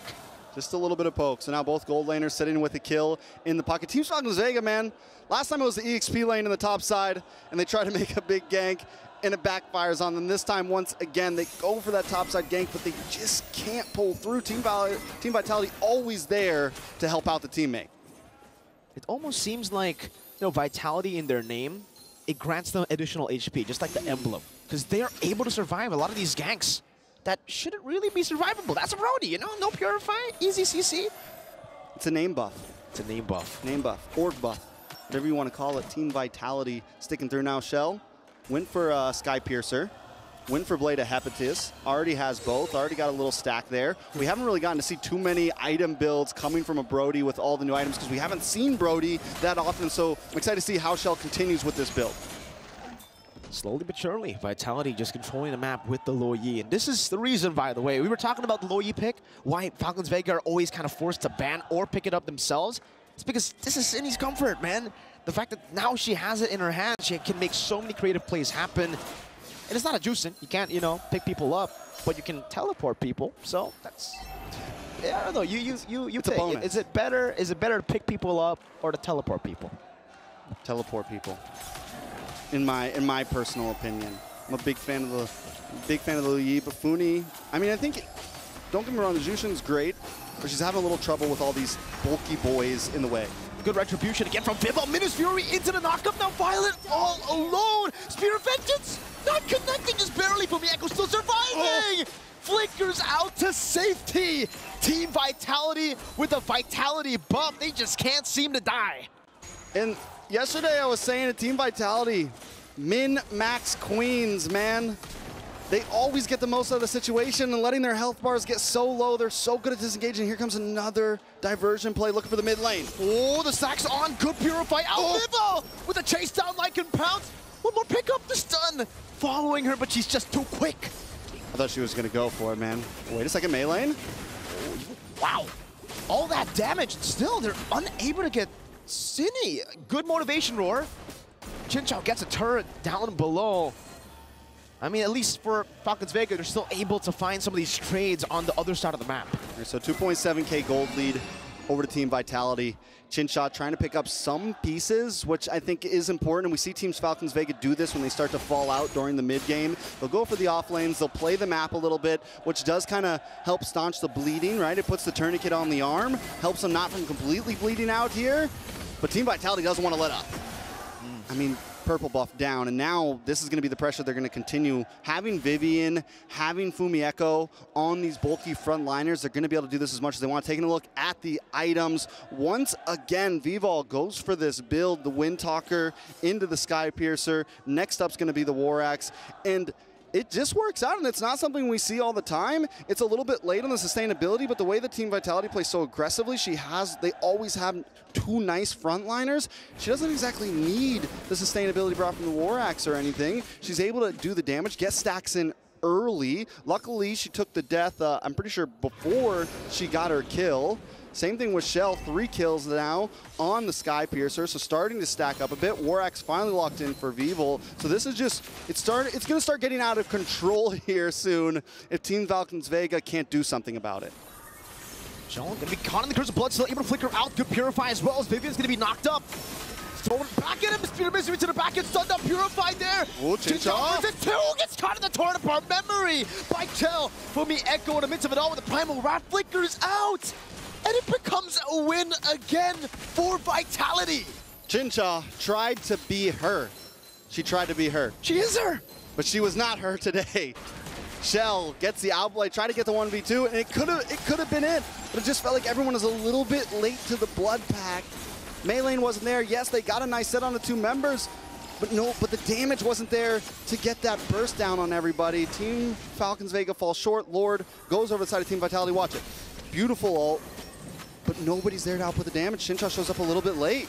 Tries to get the big outplay, gets stunned up by the second skill, and that was the problem you were talking about. The second skill from Brody just completely stops anything that Chinchao wants to do.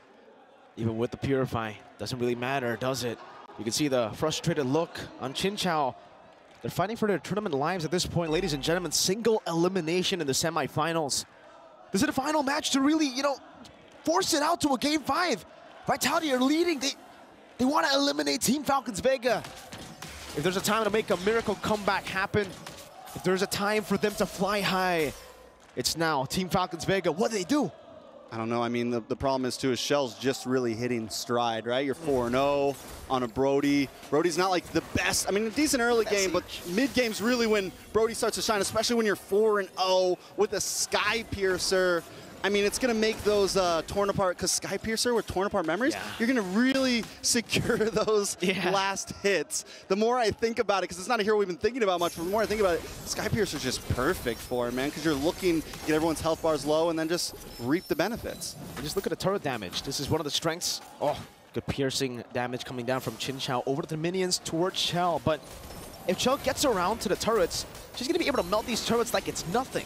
That's the power of the Brody, and now I believe that was a Melfic Roar picked up by the Brody, by Chell. Something to point out here, though, damage dealt still all in the hands of Team Falcons Vega. Violet and Funi holding the lead, but it just goes to show that, yes, they've been doing an insane amount of damage, but there's the min-maxing from Team Vitality. They're so good at taking their health bars down to about 10% and still getting out of these fights safely. A little bit of a skirmish, though.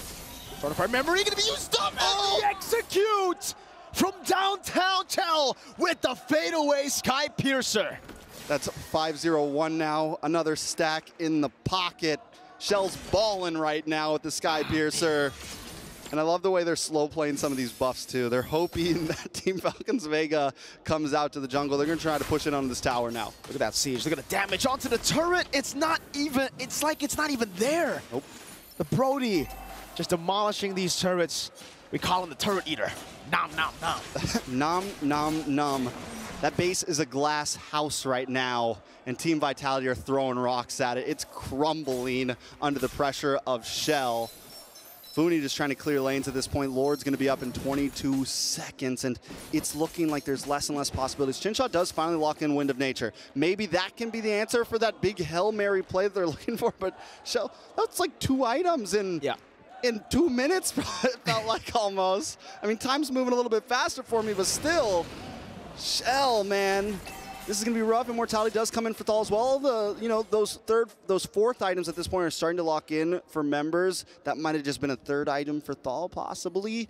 But this is going to give him a little more sustainability. Earlier, I did see Melee as well, I think, lock in a Malefic Roar for a little bit more penetration.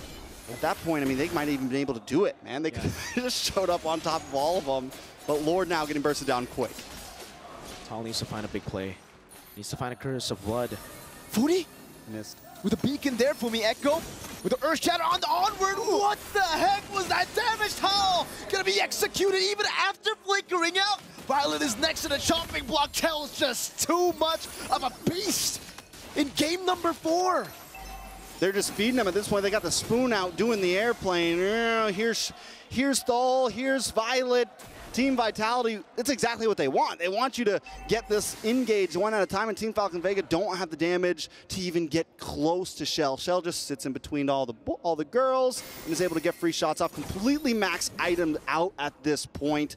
11.3K. Chinshaw just trying to get that last item in, maybe to be able to do something. Again, the Turret Eater just nom-nomming through these base turrets. That's another one down. And it's before the Enhanced Lord. Funi knocked up by the Earth Shatter. Vitality is at a moment for Falcons Vega. Elimination point from Mieko. Earth Shatter in all alone. Primal Rat now. That's again the execution coming down. It's a good Curse of Blood into the back line, doing a lot of damage. Venus Fury going to be used up by Vivian, and this engages Vivol. Does enough damage. Chell again, trying to find memory. Finding 2 members in the back. Chell looking for more damage. Chinchou going to be caught again in the double vacuum. Chell just munching on the base. 1, 2, 3, and Vitality take it again. The Queens continue their reign of supremacy. Team Vitality, they don't care what you think. They don't care if it looked like they had a rough group stage or it looked like they had a rough start. They are here now, and look at them. They're crying to the Falcons fans. They're yelling at the Nest right now. Are you sad now, guys? Because Team Vitality still stays on top. Falcons Vega, though, a great run overall, Mirko. The V in Vitality, it stands for victorious, and with those taunts, also it sounds like they're entering their villain arc. 31-1 was the previous record for Team Vitality against Falcons Vega. 31-1 in matches, and now they will extend that record 32-1. That's quite the record right there. Ridiculous. At least they got one. Not many teams get to do it against Vitality. Let's be honest here. Who is next on the chopping block for Vitality? Who's going to be able to take them down at this point? they look invincible in MWI. Once again, big shout out to Vega. Their run here is done. And it was a good one at that. They went through a lot of strong teams. They almost, I mean, it was in their grasp. They took a game, they almost brought it to game 5, but in the end, Vitality just continues to show that whether it comes to hero pool, whether it comes to gameplay, whether it comes to their coaching, they are just a well-rounded completely. They always look vulnerable. They always look shaken, Vitality. But then when you expect them to lose, they're like, nah, not today, fam. Smash. They won't just win, they dominate. Most definitely. So they will continue on to the grand finals to play the winner of the next series. That's going to be it for this series. Let's send it over to the stage for a wonderful interview.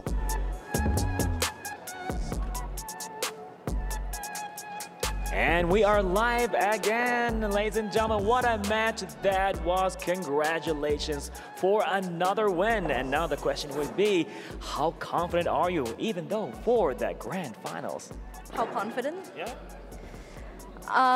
We shouldn't be too overconfident, but yeah, we should always like try our best, even though we are overloaded by Team Falcons fans, especially when we lost 1 point. They were so like against us and all.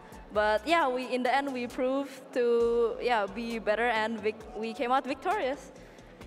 Yes, you did, Queen. Yes, you did. That was absolutely amazing. So speaking of which, you mentioned that you cannot be too confident. It is now, it was 24 consecutive tournament wins, not even series. I don't even get that much of a win streak in my ranked game. So that's amazing. Now, when it comes to game 2, I want to talk a little bit about it because the draft was phenomenal. We've seen the Lunox, we've seen the Zask, as well as the Bane. But did you expect Falcons to pick that Hanzo? We actually expected them to play Assassins. But we expected them to use Fanny, so we banned. But the main thing is they will pick Assassins. We expected it actually, but with Hanzo, then it will be easier for us to get the turtle if they pick Hanzo. So Fanny is much more a problem. So yeah, we got the turtle and all.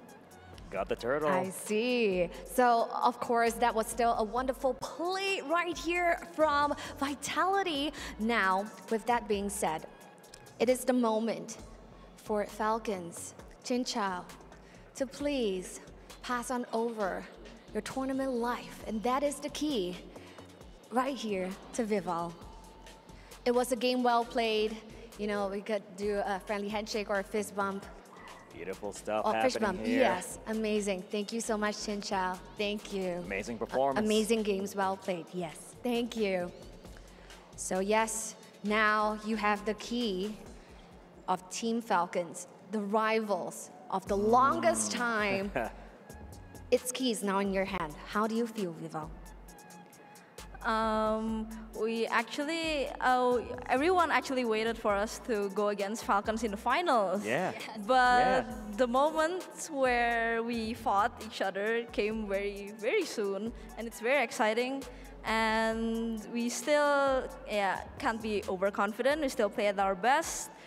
It was a very fun and tight match just now, And in the end, we did it. You did it indeed. Now, let me ask you a question if you don't mind. Right? Second match coming place right now. You got VSG going against the Smart Omega Empresses. So, what are your predictions? Who do you think is going to make it? From our, we watched them both play, and they both are good. And actually, it's okay for us to battle against anyone. We wanted to go against anyone, but I think it's much more interesting for us to go against VSG since we have gone against Smart Omega before. Okay. And I think it will be much more interesting if our opponent is a much more newer one. Yeah. A new narrative, a new story taking place here from the land of Dawn with the Queens. Right. So they want something like a wild card. They want to face off the underdogs. So yes, VSG is the team that our defending queens, Team Vitality, is looking forward to face. So with that being said, once again, huge congratulations to our queens who continue to defend their throne. Now, next match coming up would be VSG going up against Smart Omega Empress. Stick around and we'll hand our time back to the studio. Yalla. Vival wants a new story, but it is a tale as old as time. Liberté, Égalité, Vitalité will be defending their crown in the grand finals of MWI 2024. Leo, break it down. Game 3 was a turning point. I think something broke within Team Falcons Vega. Despite the whole Amazon Arena cheering for them, they seem to have gotten a mix of their drafts from Game 1 and 2, and then a little bit of what happened in Game 3. And I don't know, something about this game right here, especially since the Brody came through. In this moment, I hope I get a chance to break this down a little later. Something about that Brody changed the way Team Falcons Vega played. It's like it was such a bane of their existence that, I don't know, there's no hero in MLBB right now out of the gold lane that plays like Brody. So there's a reason why he's coming back. Yeah, and looking at the lineup of Team Vitality, it was a perfect final pick, if I'm not mistaken. Yeah, it was the switch up, whether it would be the Roger goal or anything else. And they set up Shell for success. We talked about it before it began. It could end before 15 minutes. It ended around that time because that is what we usually see with Brodies in the mix, especially with Brodies that have a strong front line built for it. And mind you, this does put Vitality, the defending champions, straight into the grand finals. They're waiting on Omega Empress and VSG's matchup, but then again, you did hear how Vival would rather play against VSG. Oh! Whoa! Hello there. Do we have a name for the turtle? It's just Turtle, man. We can pet it? I'm petting it. Cool. Hey. Can I ride? All right. No, it's too high. Yeah, it's a bit too high. Sorry. All right. So we're here right now just petting the turtle. Objectives. When you are honestly playing a lineup that have the right tools, especially early on, to fight the objectives well, then you'll be able to get our good friend the turtle very easily. Yep. Here's our PlayStation MVP. That 15 minutes plus somewhere around that time victory of Team Vitality. None other than Shell. It had to be her. She was her in this game number 4. And her was not around for the first turtle. She didn't have to. She was too busy taking all up the farm, and oh, she's immortalized in gold now. All right, so this is the second turtle. Her first big fight. In the first turtle, she was off camera, trying to lead in the laning phase up against a Chincha, and eventually it was more than just the absence of the Brody and the early farm that led to their victory, but also just her killer instinct. Whether it be in the back line, wherein Chincha finds that Spear Destruction, or into the front line, wherein Chell almost died. Multiple times Chell almost died, but that clutch Wind of Nature pickup in the mid-game changed the way the game worked, and 8-0 into, I can only imagine how many Sky Piercer stacks she had. I'll give her this. She earned to do that. Like this, yeah. That's all her. The casters, you mentioned rather, that at some point it felt like something broke in Falcons Vega. And now I have a theory. It's like the understanding, am I almost as tall as Brody? Nice. It's the understanding that, well, kills are racking up on this Brody.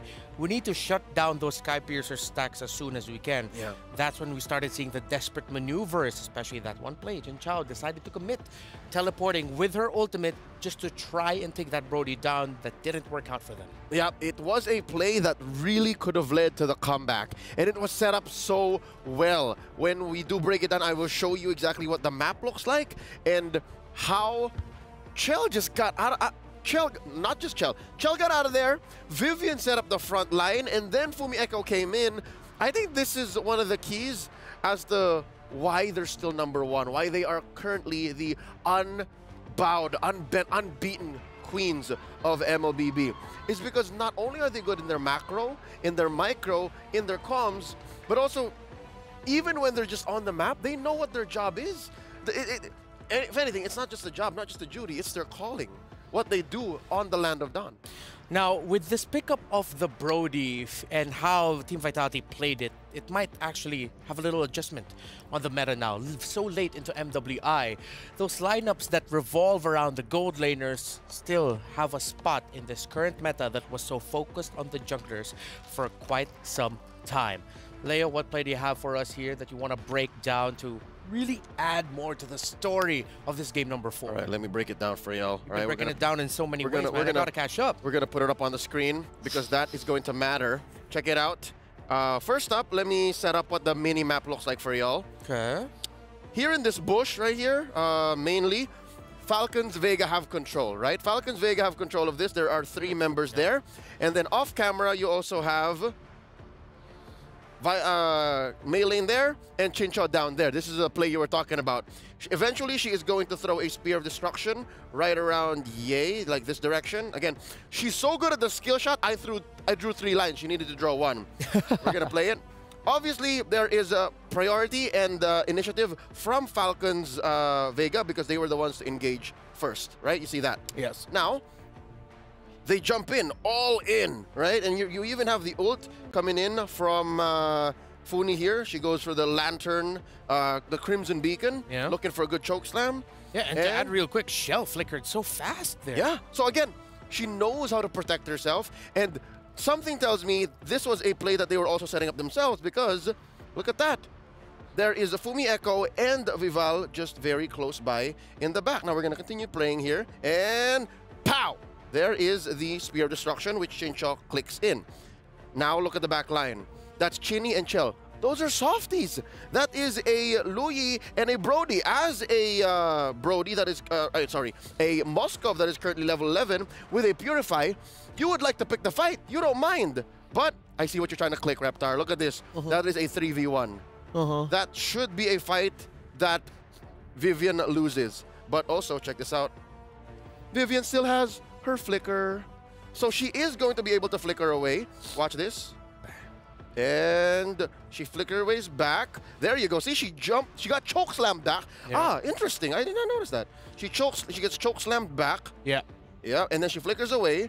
And all that while, the fight was happening, and it happened again. Yeah. Chincho got bursted down because of the damage from Lo Yi and the Wind of Nature proc from Chell. And to pull the curtains back just a little bit behind the scenes, we can reel it back a little bit, Leo, if you can, please. There you go. I remember telling you behind the scenes, I said it felt like a miscommunication. Chincha and Falcons Vega, are we going to commit the play? But now that I got to see it again, around here, it actually was a well-timed Minoan Fury by Vivian that meant Falcons Vega could not go forward and help Chincha because they were zoned out by the Minoan Fury, which at that moment, I think that's why I didn't think about it, because I didn't realize she hasn't used it yet. In any given scenario, if it was anyone else, that already would have been popped. The audience predictions lean toward Falcons Vega, 67% to 33% over Team Vitality. The Falcons' flight will end now. The Team Vitality, they will continue their climb. The Hive still has their crown in their hands. Now they will await. Will it be VSG or of EECA or Omega Empress of the Philippines that they will defend it against? The age-old narrative of PH versus Indonesia, or a new narrative of EECA versus Vitality?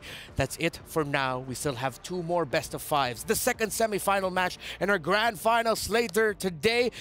It's me, Reptar, here with Leo. We'll see you in a bit.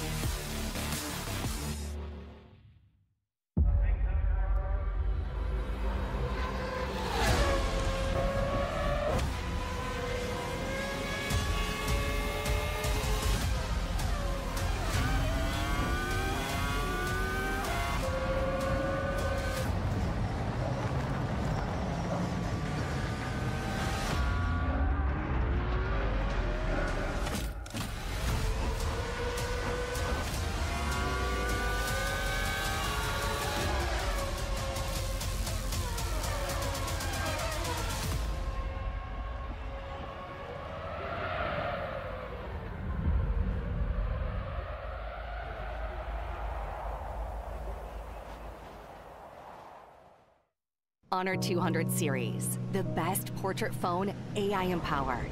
Studio level, AI portrait camera, 3 hardcore portrait modes. Color, vibrant and classic to capture portraits that truly stand out. AI-empowered magic portal. Snapdragon 8S Gen 3 AI chipset. 5,200 milliampere per hour's silicon carbon battery. 100 watt. Honor Supercharge. This is Honor 200 series.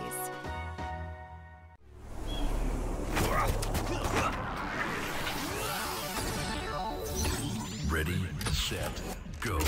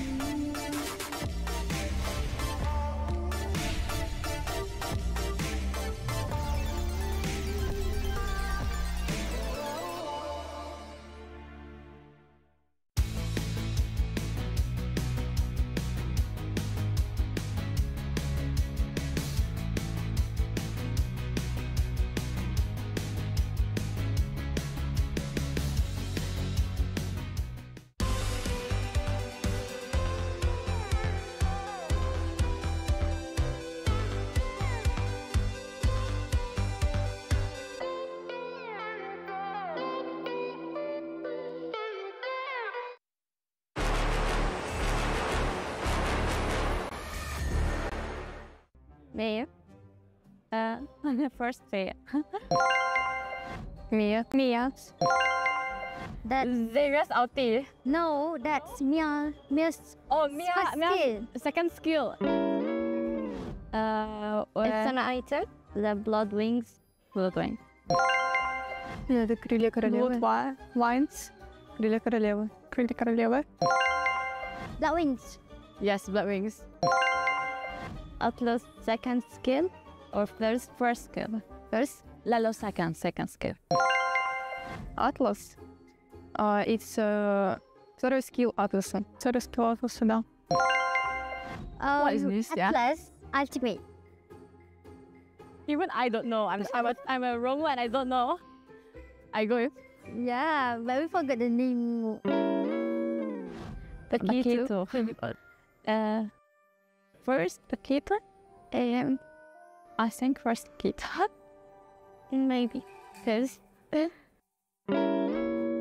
Ой, это Пакито. Второй скилл усиленный. Paquito. Paquito third skill. And the item that gives HB, I don't remember its name. But it's half immortality. Ой, это пояс, да. Защитный пояс. Защитный пояс. Well. It's the new emblem. But I can't remember his name. Temporal region. Yeah. Это перк какой-то. Какой-то перк. Кубик. Quantum charge. No. No, this is the new talent. But I don't know what's the name of it. Florian. What about Florian Bessem? Yeah, это Флорин? Пассивка Флорин. Yes. Пассивка Флорин. Oh my goodness. Florin is. Burst is Fury. Brisker Fury? Yeah, Brisker. Крит Берсерк. Я Берсерк. Berserker Fury.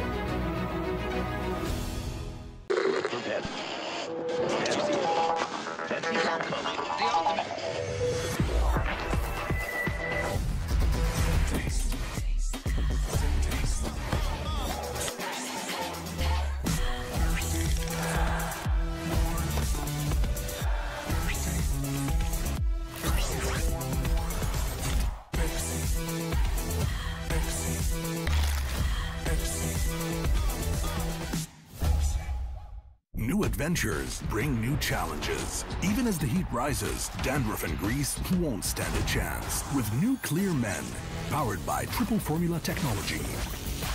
To eliminate dandruff, itch, and grease, gives you 8 hours of freshness and 100% dandruff-free hair. New Clear Men, 0% dandruff, 100% confidence.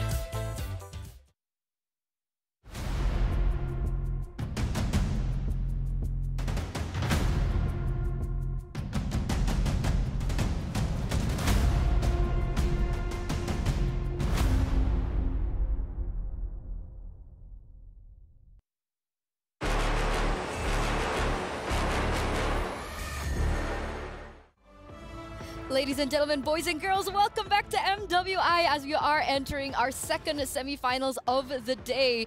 And this is one of the most highlighted matches of the day. You know, despite going over the ID thing, which is something that we're very accustomed to in the grand finals, but now we're going to see two emerging regions, two regions that have not made it to the grand finals ever in MWI history, finally battling it out against one another.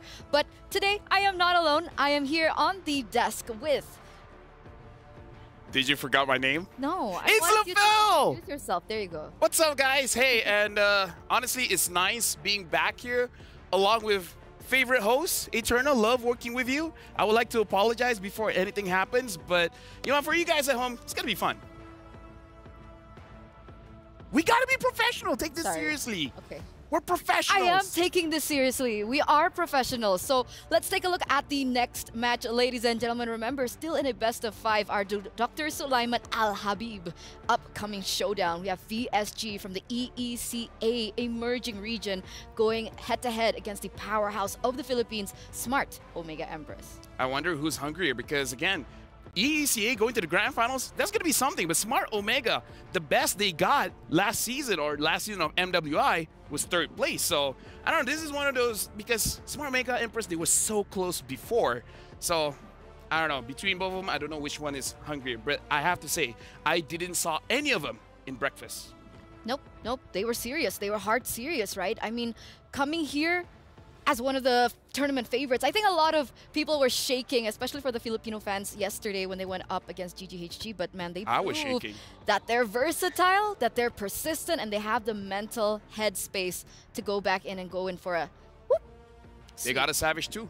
They got a Savage. Don't forget about it. Shinoa is performing incredibly well. It's going to be very difficult for VSG to actually draft against her because she's got a lot of heroes in her pockets. Yeah, what does she have so far, right? Shinoa, Harith, Carrie, Changa, Roger Moskov, Natan, Melissa, and Ixia. Not all of them have been played in this tournament per se, especially, I just mentioned the Changa, but that is still something that we can consider because earlier on we saw Lunox in the gold lane. So who's know what will show up in that gold lane?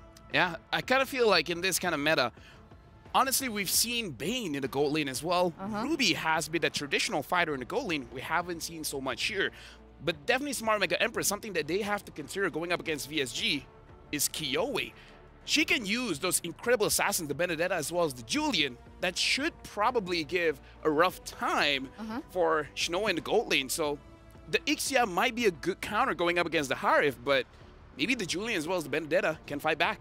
So on that note, right, let's actually ask the players themselves, right? Let's take it to this short interview before we head back.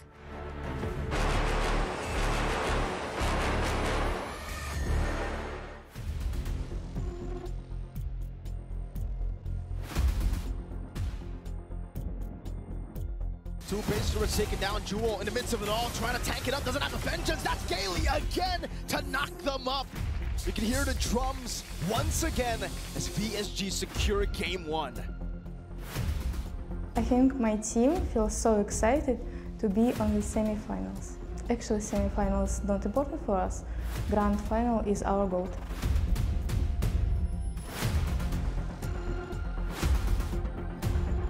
I'm feeling very, very happy because we got into the top 4. Against VSG, I think it will be hard, but we can give them a very, very great game. To get into the finals, it means a lot and it's very important for the team. This is the first time if it's Indo-PH, and if we beat them, they will be really happy and proud.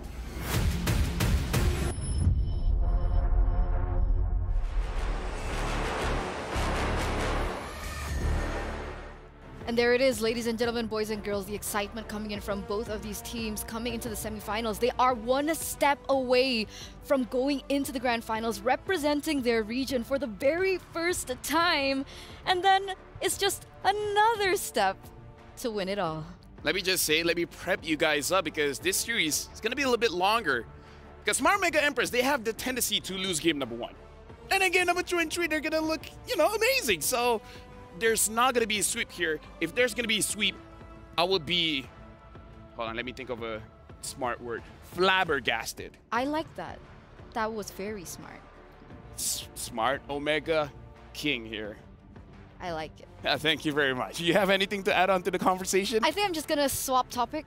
Sure, you know what? All right. You can do that. Okay, so in a moment we are going to take a look at both of these teams arriving into the venue here at Amazon Arena. And earlier on, we saw a big crowd just corralling in for Falcons. Unfortunately, they will not be able to move forward. And I think we should be getting that Key Crush segment very soon. But as you can see here, the Jamil Motorsport here sponsoring that walk-in from VSG. Man, Emerging Region from EECA.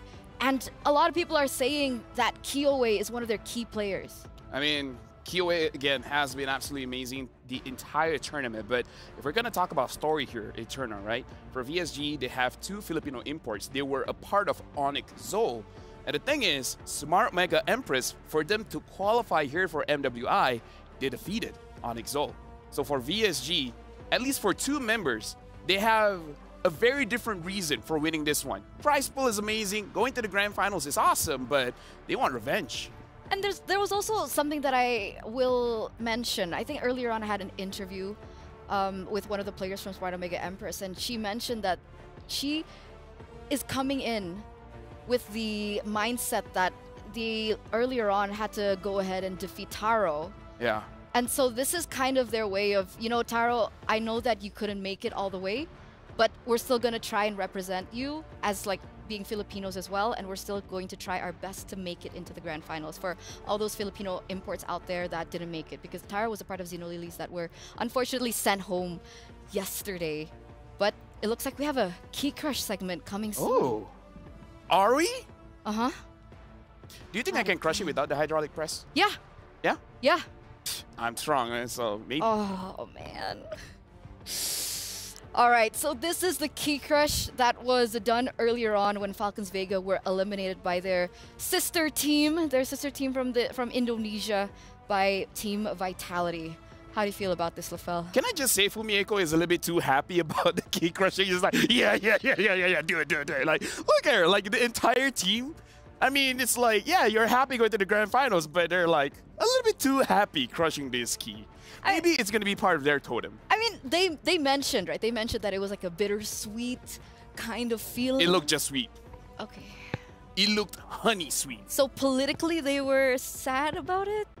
Exactly. Politically sad, but it's kind of like, oh no, you guys are knocked out. What will ever we do? Oh no. Anyways, yeah, that's the kind of attitude I'm getting here. Yeah. Not gonna lie, I would do the same thing.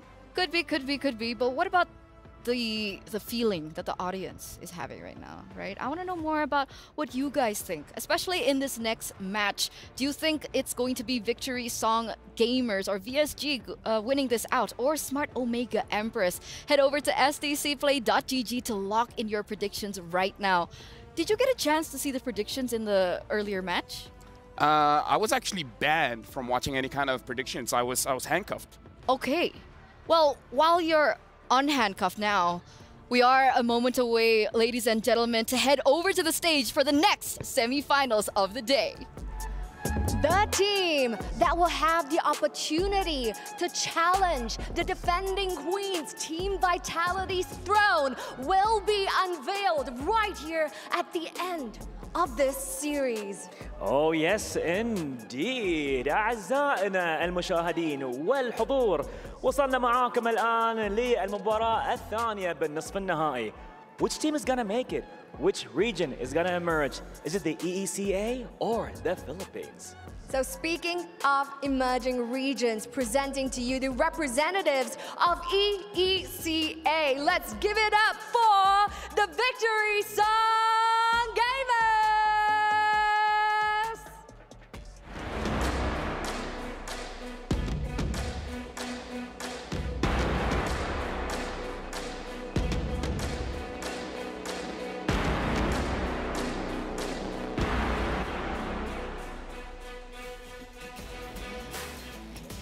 Led by the Ice Queen herself, Kiowe. They are proving that they are more than just newcomers, but mighty contenders indeed. With ice in their veins, we can see VSG going to cause absolute carnage over at the Land of Dawn.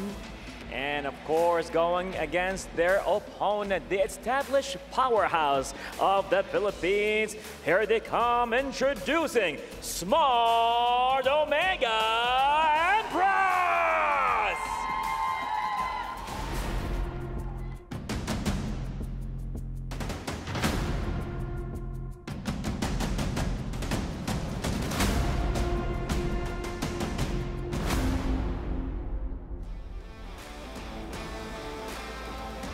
They are here, the Queens, establishing their ground, making it all the way to the second match here at the semifinals. And you can hear the crowd right now. Make some noise, everybody!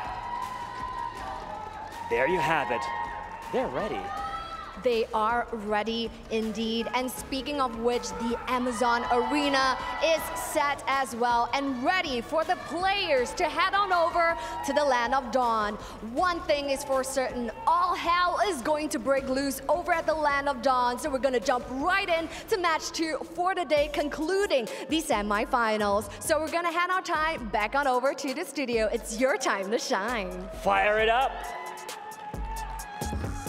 And fire it up they shall, ladies and gentlemen, as both of these teams are getting ready to enter their battle stations for that final ticket to the grand finals. Oh, this is going to be intense because, again, I feel like at least 4 games will be played here. And it's really about the coaches as well, how they learn, how they adapt against each other. Because, again, we've seen a lot coming in from VSG, but more importantly for Smart Omega Empress, I kind of feel like they still have much more hidden. So, honestly, for VSG, this is the furthest we've ever seen coming in from the female team of EECA. So I hope they're prepared to go up against Smart Omega Empress. I agree with that sentiment.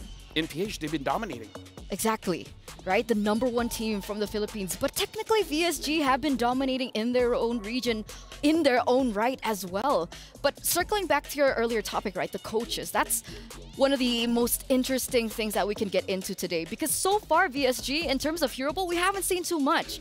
And it scares me and it's unsettling if they haven't really shown all their cards just yet. Because it was very similar to Omega Empress, right? Finally, we saw the Ixia coming through. We saw the Melissa coming through. These are heroes that aren't necessarily meta. Yeah, and we can see here Mr. Fredrin as well just now. Mr. Fredrin. Mr. Fredrin. Why? He's the real life Fredrin. I mean, is his name actually Fredrin? It's not. Look at him. It's Dixon. Does he not look like Fredrin? Coach Dixon.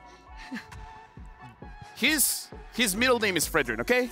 Fredrin has dark hair. Dark, smart, live. Potato, potato, tomato, tomato. Who really, yeah. Who really cares, You're right? referring to his general vibe. Yeah. Now, here's the thing. During the semifinals as well as the grand finals is where we see a lot of draft traps, right? Where an amazing hero is opened up as a first pick. So you'll be like, oh, it's a good opportunity to pick this up. But the opposing side, they knew you're going to pick it up, and then they're going to counter you. For example, the final game of MSC, where the link was open, but Red Giants was like, okay, that's a trap. We pick up the Roger, and then that's how they win the draft. So for this one, both teams, especially for first pick, you kind of have to be careful because you might get trapped in your first pick. All right, so this is where the mind games really begin as we enter the drafting phase of game #1. So what do you think can be utilized as a trap here? Do you think Roger is a trap now? I don't see today anyway, right? Roger being as high priority as it usually is. Usually we've seen Zask being prioritized, we've seen Terizla being prioritized, but so far first pick Roger is very rare. Yeah, it's a little bit rarer now just because people want that mid priority, and perhaps a lot of the teams are still undecided which lane they really want to put Roger. Are they really want it? Do they really want it in the jungle or the goal lane? I kind of feel like that's where the hesitation is coming from. However, since the Jushin has been banned out, you don't really have to first pick the Zas. Honestly, one of the better first pick right now. The Ling is open, but the other one is honestly the Valentina, especially when the second pick usually likes picking up that Minotaur. Minotaur is the pick, and the way you want to fight that is the Valentina. We have to see if VSG wants to go for that. So we're expecting either a Minotaur or a Valentina pick, but Terizla. Again, right, Terizla still one of the top priorities in that EXP. Ling Valen? We've seen it being countered a couple times, though. Do you think that's still something that they can go for in the first phase? I think, again, they just want to avoid the trap. They want to make sure that they don't put themselves in a very bad situation. But I kind of feel like, yeah, Valentina as well as Ling here, or... oh, wait, the chip is open. Mm-hmm. Do they want to pick up the Valentina chip? We'll see. For Falcons Vega, it was a big priority. Personally, for me, I would still pick up the Ling because Ling with Terizla is very difficult to deal with because there's a lot of crowd control as well as a lot of damage. They're going for the Ruby here, probably expecting for VSG to pick up a Harith in this pick. Harith. I would say Julian Harith here. Oh, Julian. Oh, wait, not Harith. Julian Claude. Well, technically Kyoe, right? Yeah. She loves her assassins. She loves her aggressive assassins in the jungle. So that's definitely a priority for VSG here in order for Kyoe to have that same impact. But they're going to leave her hero out for the second phase. Claude and Minotaur has been their choice. Yeah, I was suggesting Julian Claude because the Claude generally does work well against the heroes that so far has been shown by Smart Mega Empress. Now Smart Mega Empress picking up that Moskov. For both teams, they don't have a jungler at this point. So for VSG, something that we do have to remember, usually when it's fourth pick, that's where they pick up the Benedetta. So with the first 3 picks, it kind of shows that that's where Kyoe wants to go. Benedetta and Julian, right? Those are the only 2 options that we've seen her pick up. What happens? Is it worth it to go ban on both heroes right now? I feel like it is if you know that she can't use a Ling or a Hayabusa because you can ban both of those and then pick one assassin for yourself. And if all the assassins are done and dusted, you could pick up something like the Bane or the Alpha because Smart Mega Empress, they have the priority after this, but looks like they're banning out the mid laners, banning out the Vexana, which, I don't know, I kind of feel like Valen has an okay time against the Vexana. So what do you think would be an option for VSG to pick up in that mid lane, right? We've seen a Kagura being picked up. We saw Lilia in this current composition. What do you think their idea is right now? Personally, I love going up against Valen with the Farsa, but it's kind of a user thing. Looking at the lineup here, Farsa would be okay going up against the Moskov as well. You can gank the Moskov early game at level 3 when the Moskov is level 3 and then get priority there, giving a lot of space for the Claude, but again, it's about the user. If Synchro is comfortable with the Farsa, that's my personal recommendation. What's her hero so far? Lunox? Oh yeah, Vexana, Lunox. Valen, and Zushin. I guess the Lunox would be okay here. The Hayabusa ban looks like for VSG, they're trying to force out a Ling pick here, or a Julian pick. What about Nolan? Is Nolan still a priority pick? Nolan. I think Nolan is fine here. I feel like Nolan is fine. Especially because they already used it against Gaming Gladiators Homegirls and defeated them quite swiftly with the Nolan. So yeah, good shout out on the Nolan. Okay, so that's another option. But technically, Keishi, she has a lot of heroes in her hero pool, right? We've known her to pick up the assassin jungles, we've known her to pick up the fighters, and even the tanks in the jungle. So they do still have a little bit more room to wriggle around with in that regard. But next pick is coming up quite slow. Predictions for the next pick. I feel like the Nolan, they're picking up the Julian, making sure that Kyoe doesn't get the Julian herself. Are they forcing a Benedetta here? Looks like that's the option. Ling is open, but again, we haven't seen it. So yeah, Benedetta does get picked up. Mid lane, again, I kind of would prefer Farsa. If you want to go for a Kagura, I guess it's kind of okay. Especially going up against the Julian, making it so that you have a way to escape. So what does or they could want to play go here? Faramis. Like, it's not the best going up against Valentina, but it's something. Oh, dead! It's too risky. Oh, I didn't see that one coming. Have we seen Odette? Wait, what did it say? Was it 0? I mean, all the games that I've watched, I haven't seen an Odette. I haven't seen an Odette. On my shift. Yeah, there you go. There you go, 0. 0 pick, 0 ban. DOD. MWI is just a DOD. I love it. DOD. So now let's circle back over to Smart Omega Empress. Technically, they kind of set up for this Benedetta, right? They picked up a Ruby earlier on. So maybe they thought that that was the less of a threat in a way? Honestly, they could go for something like an X-Borg here and put Ruby in the roam. If they want a roamer here... What about Tigreal? Yeah, Tigreal's solid. The Grok is solid. it really depends where they want to put this Ruby, because they need someone to disrupt the Odette here. And yeah, Xborg is good going up against the Minotaur, the Terizla. So honestly, very solid lineup coming in from Smart Omega. They usually lose first game, but I don't know. I'm liking that draft. Maybe they need time to warm up, right? Maybe because I like their draft, that's how they lose. Okay, take that back then. Don't like Nah, their fam. draft. Nah, fam. Nah, fam? Nah, fam. Nah, Yeah, fam? yes, you got it. Wait, no, Omega got it. Wait, what? I don't know. Okay. I'm shutting up now. You're leveling it up. It's okay. That's Okay. good. That's good. That's good. No bias. So there it is, ladies and gentlemen, the composition for the first game in this best of 5 series, our second and final semifinals of the day. We're going to throw it over to the casters. It's your time to shine. And we're going to be catching it over here. Trex, Naisu on the desk. Naisu, welcome. Thank you.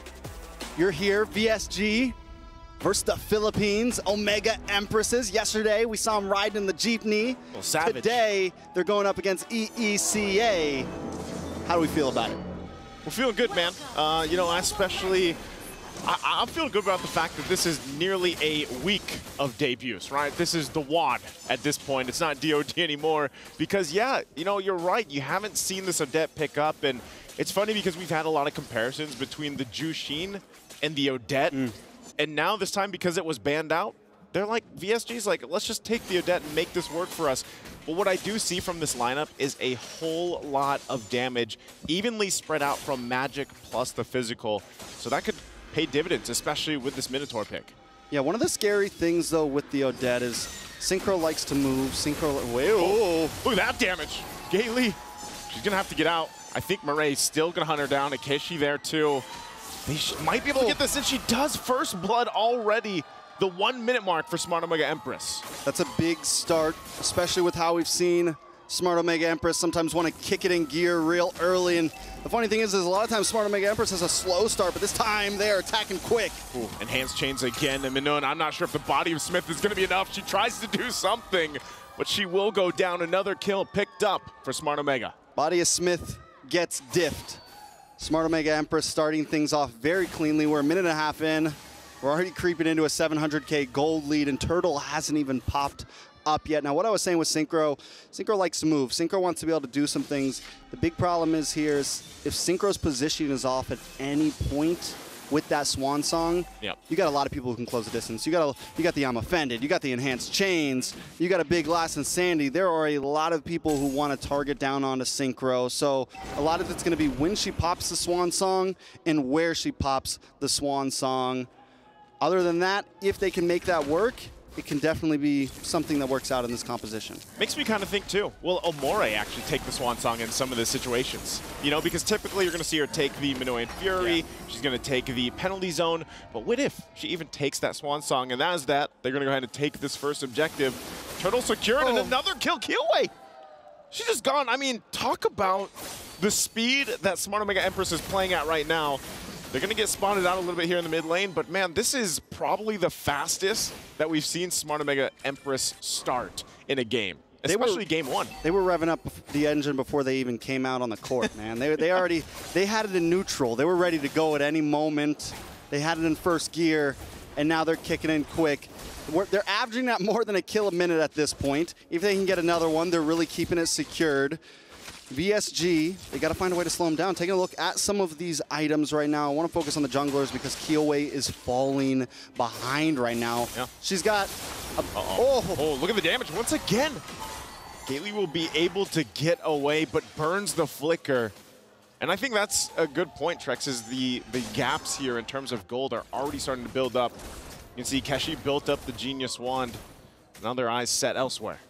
Yeah, I mean, at this, Killway had the first item of a breastplate. Yeah. The first item of a boot, and a mallet. Not much. Keshi just got the Genius Wand in. If that can just say anything, but down on the top side, Rian just trying to defend at this point. Just wants to clear ways with gold plating. Going over to Shanoa here. We saw Shanoa play amazingly yesterday. That Ixia. Insanity. So now at this point, Victory Song Gamers, the song's not sounding too happy right now. Again, we can't part of it too, I know this is quite a lead that Smart Omega Empress has got themselves at this point, nearly 3,000 up ahead already. And, you know, to build up at that point for VSG, they've done it before, they've come back, they've held things together. I'm just not sure if they dealt with this kind of pressure this early on, because typically, especially with the Benedetta pick, you see them being able to start the momentum in their favor. Now they're going to go ahead and try to contest this turtle, but just look how fast the turtle is even taken out. Minun, though, going to take the last Insanity. Right there she goes and flickers out. Kiwei is now part of the fight, but will she be able to pick up the kill on Ayanami? But Keshi is there to help her out, so no one goes down in the exchange. You know, one of the small downfalls of the Benedetta in the jungle is you don't get that Petrify, right? Yeah. If she could have made that engage there with the Petrify, she probably could have picked up the kill. But you just got, your mechanics need to be that much more on point. You cannot waste a single skill when you're running in the jungle like this, let alone with her falling behind a bit.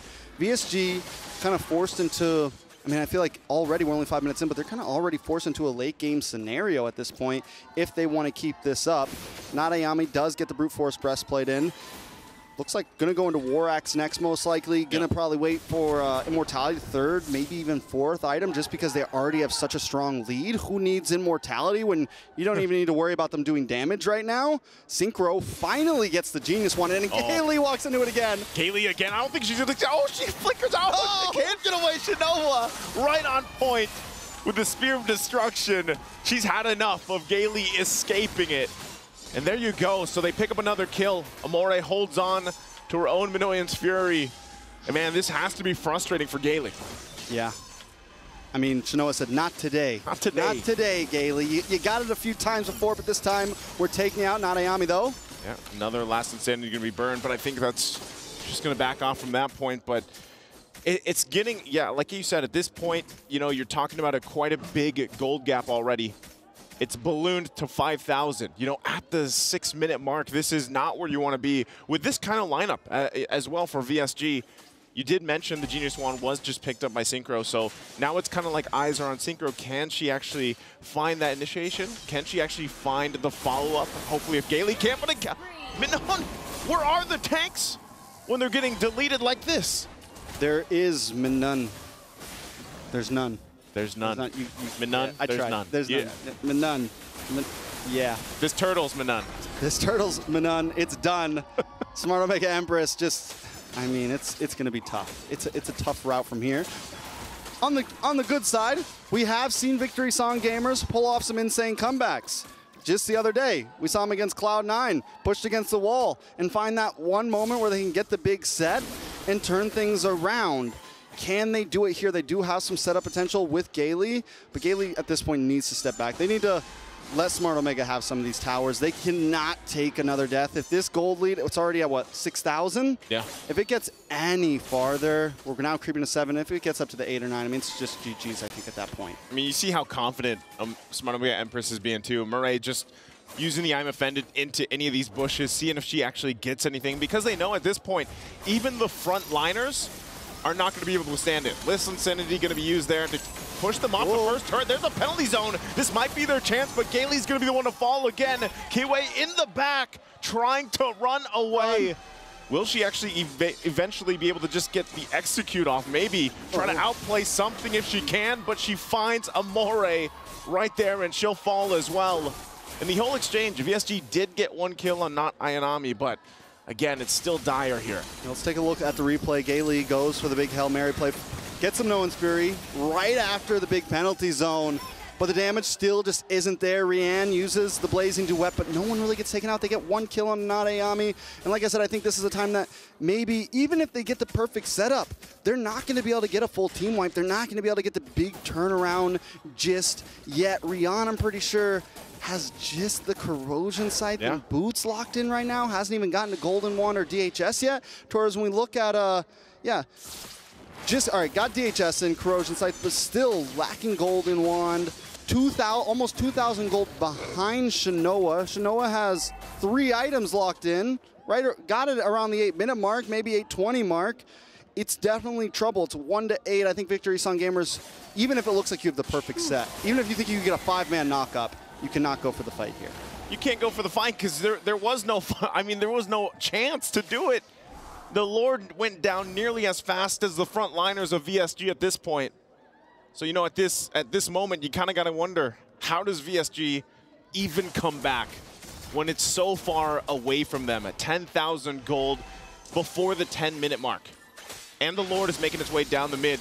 Look at the damage already just, even if Kiyoe just gets a little bit close to the lineup of Smart Omega Empress, she's going to take half her health and damage. So, you know, it goes to it again. How can you get that setup? Can you get the amazing setup they're looking for with the penalty zone of Minoa and Fury? Because that's what has to happen here. Yeah, and then even looking at their front line, Minam has War Axe in, but not a single defensive item yet. Yeah. I mean, it looks like what were we going for here? We get a little bit of magic defense, but nothing to deal with Shinoa. Taking a look at Gailey as well. You got the breastplates, you have half of the dominance ice, so at least you have a little something, but your front line can't even take the shots right now. Not to mention as well, Nadayami's doing true damage. It's just a lot to deal with. Victory Song Gamers, the option is you huddle down and wait.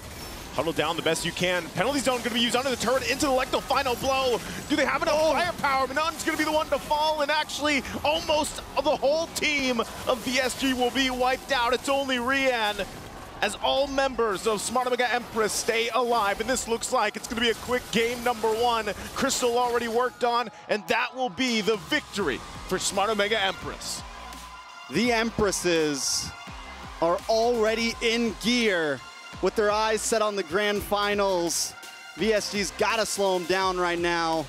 They got to figure something out, because the Empresses, I mean, normally, we talked about right before we started, sometimes it takes them a game to really get into their zone, but they came in prepared. I don't know what they ate this morning, but they came in ready. Man. Maybe they were playing games before this one, so they got that one game like out, you know? Yeah. Maybe they just went and lost a game in ranked game just to like... Maybe that was the plan. Because this is a very just refined version of so far of what we've seen from Smart Omega Empress. All right. That's going to be it for game number 1. Send it to the experts. Thank you so much, guys, for that cast. And wow, was that 12, 13 minutes from Smart Omega Empress? What? Do you know when it's over? When? The very first minute. The very first minute, there was already a crucial mistake coming in from VSG, where honestly, the rotation coming in from Keishi was the superior rotation, or the pathing coming in from the jungler, that made it so that the mid trio immediately lost the game. And once your mid trio does not have control, that's it. You immediately lost every single objective. And we saw how Keishi, after getting one, she went for the EXP, got that one too. And then afterwards, everything was free for Smart Omega Empress. So this game was over by minute 1. It was a Smart Omega Empress Express play. No? You know what? It's okay. It's okay. It's honestly Oh, by the way, the joke that you made yesterday, Mirko said 2 out of 10. He told me. And, and actually... It's 10:25! Oh my god, it's 10 minutes? Is that the fastest? I think our fastest game so far was 10:40. Hopefully the producers are listening right now and can fact check that for us. But that was a very quick game, Lafel. Oh yeah, I mean, like, here's the thing.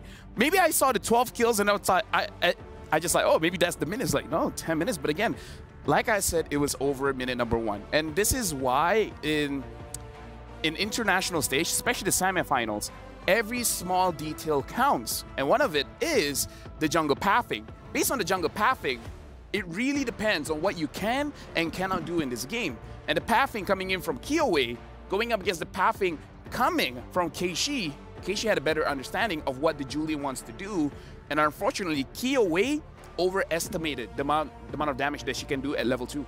Yeah, even from earlier on, we already saw that there was a big level gap, right? And we can take a look at the highlights here. But yes, we got a confirmation that that was the fastest game so far here at MWI. So Xeno Lilies no longer hold that fastest game. It is now held by the Empresses themselves. Did I help them out by saying they're going to lose first game? Maybe. Maybe. You're welcome. Like wait, sorry. I'm getting a phone call. Sure. Hello? Hello? Did I ring it yet? Yeah, you did. Guys? I'm calling the casters right now. Ah, got it. I thought you were hungry. Oh, yeah, that too. A little bit. But hey, guys, do you have food? Hi. Oh, well, it's Eterna again. You got to answer it. Oh, wait. Is it? Hello? Hello? Hello? Hello. Is this a video call? It is. Can you hear me? I feel like my grandpa. You know what's the funniest thing? Is this Eterna?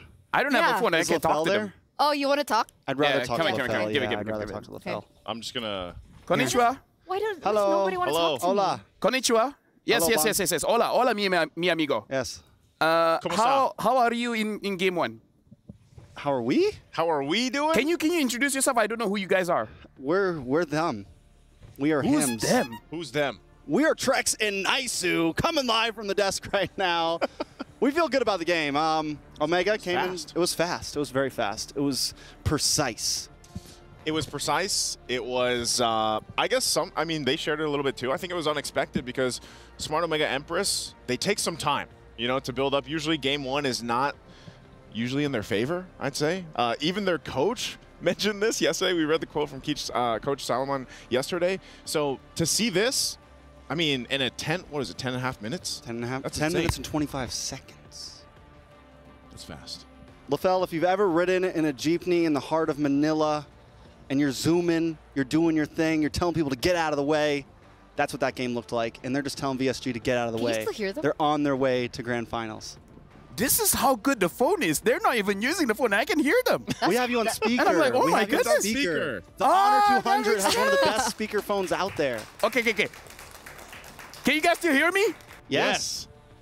Amazing phone, man. Okay. Amazing phone. Okay. Hi, guys. Sorry. They're gone? See, why? Oh, Why is it when they pass to me? Did you hang up or did they hang up? They hung up. Wait, is it like this, huh?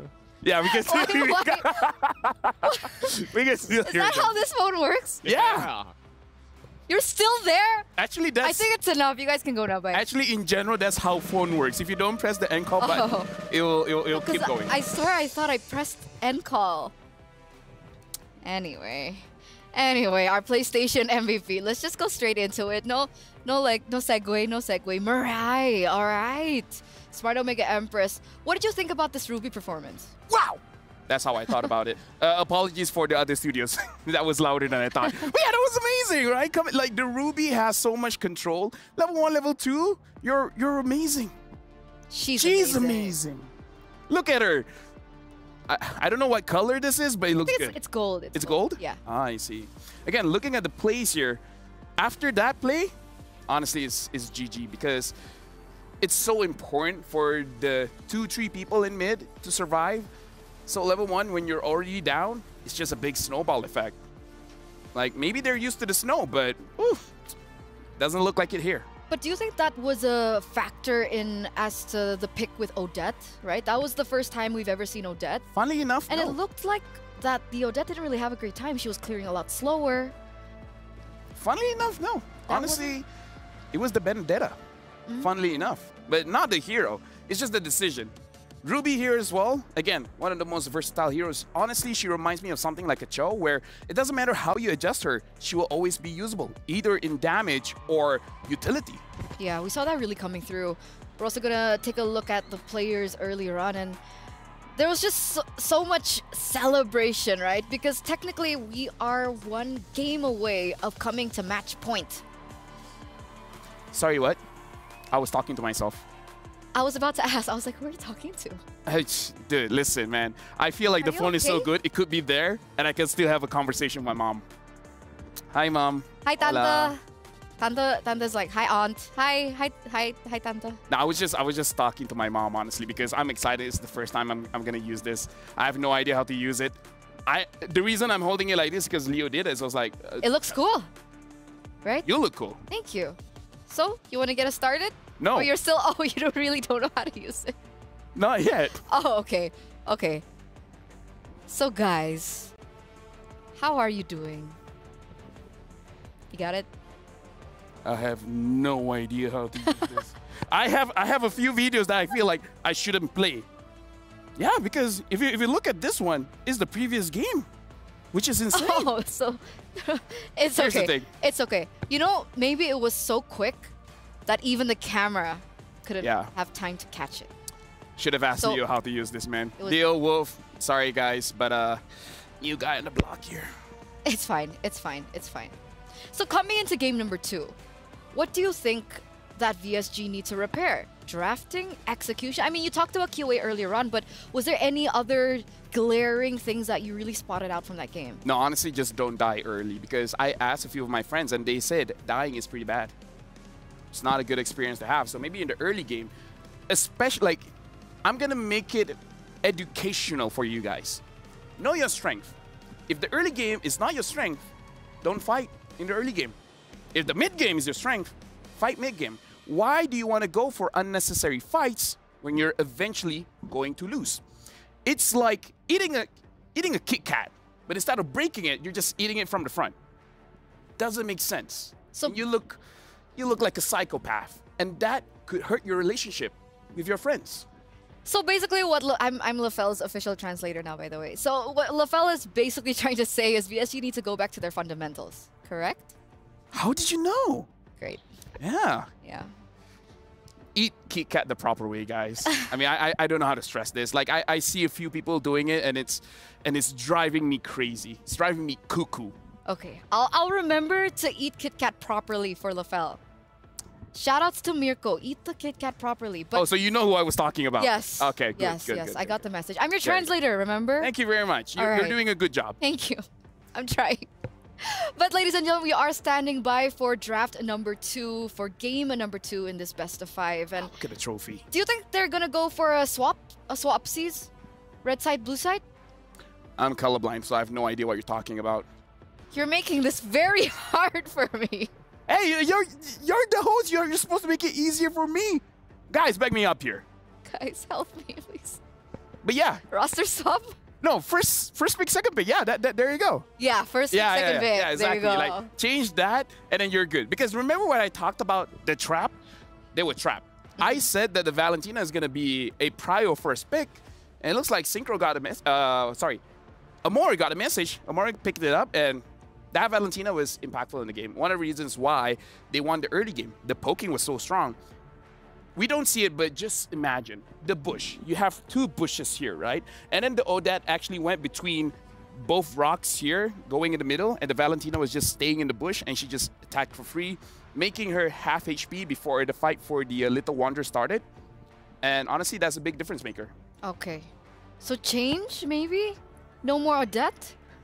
Because technically, Odette is great when there's proper setup, right? And Pick mid early. When you have a player like Synchro that knows what she's doing in the early game, give her a hero that is pretty strong in the early game. Don't cap her, you know?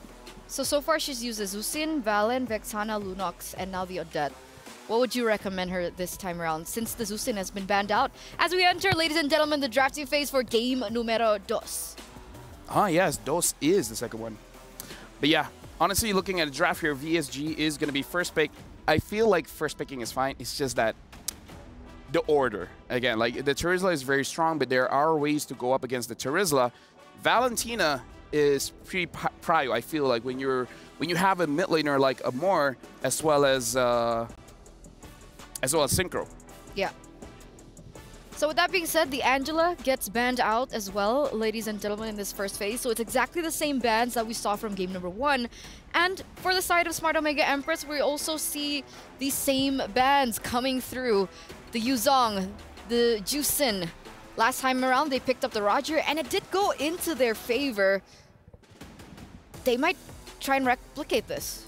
It's crazy as well, seeing that both teams, even though the Ling is up, neither of them really want the Ling. So maybe that's something that shouldn't be prioritized. And again, the Hayabusa as well, it was banned out for sure, but no one is really in a rush to pick it up.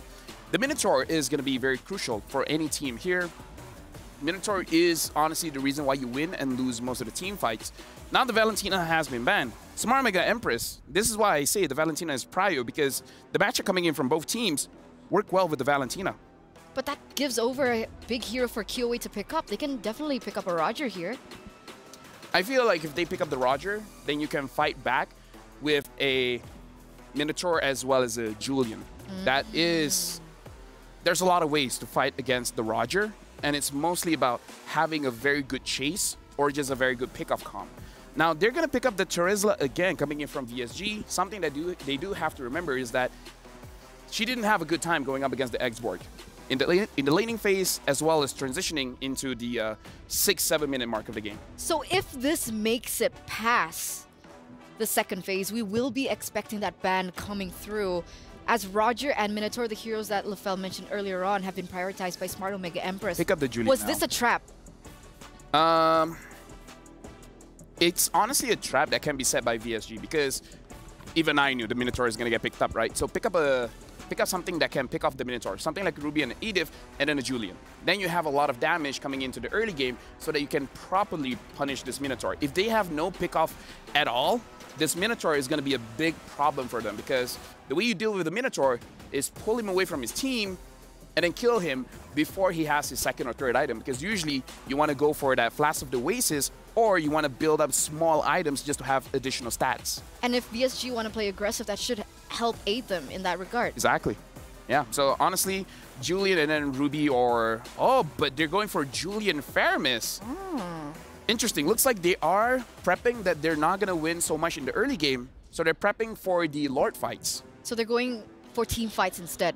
Yeah. Right? They saw the opportunity that the Valentina was banned by Smart Omega Empress, and they pick up that Faramis just to even out that playing field. But before it even goes to that second phase, they straight up pick up that X-Board.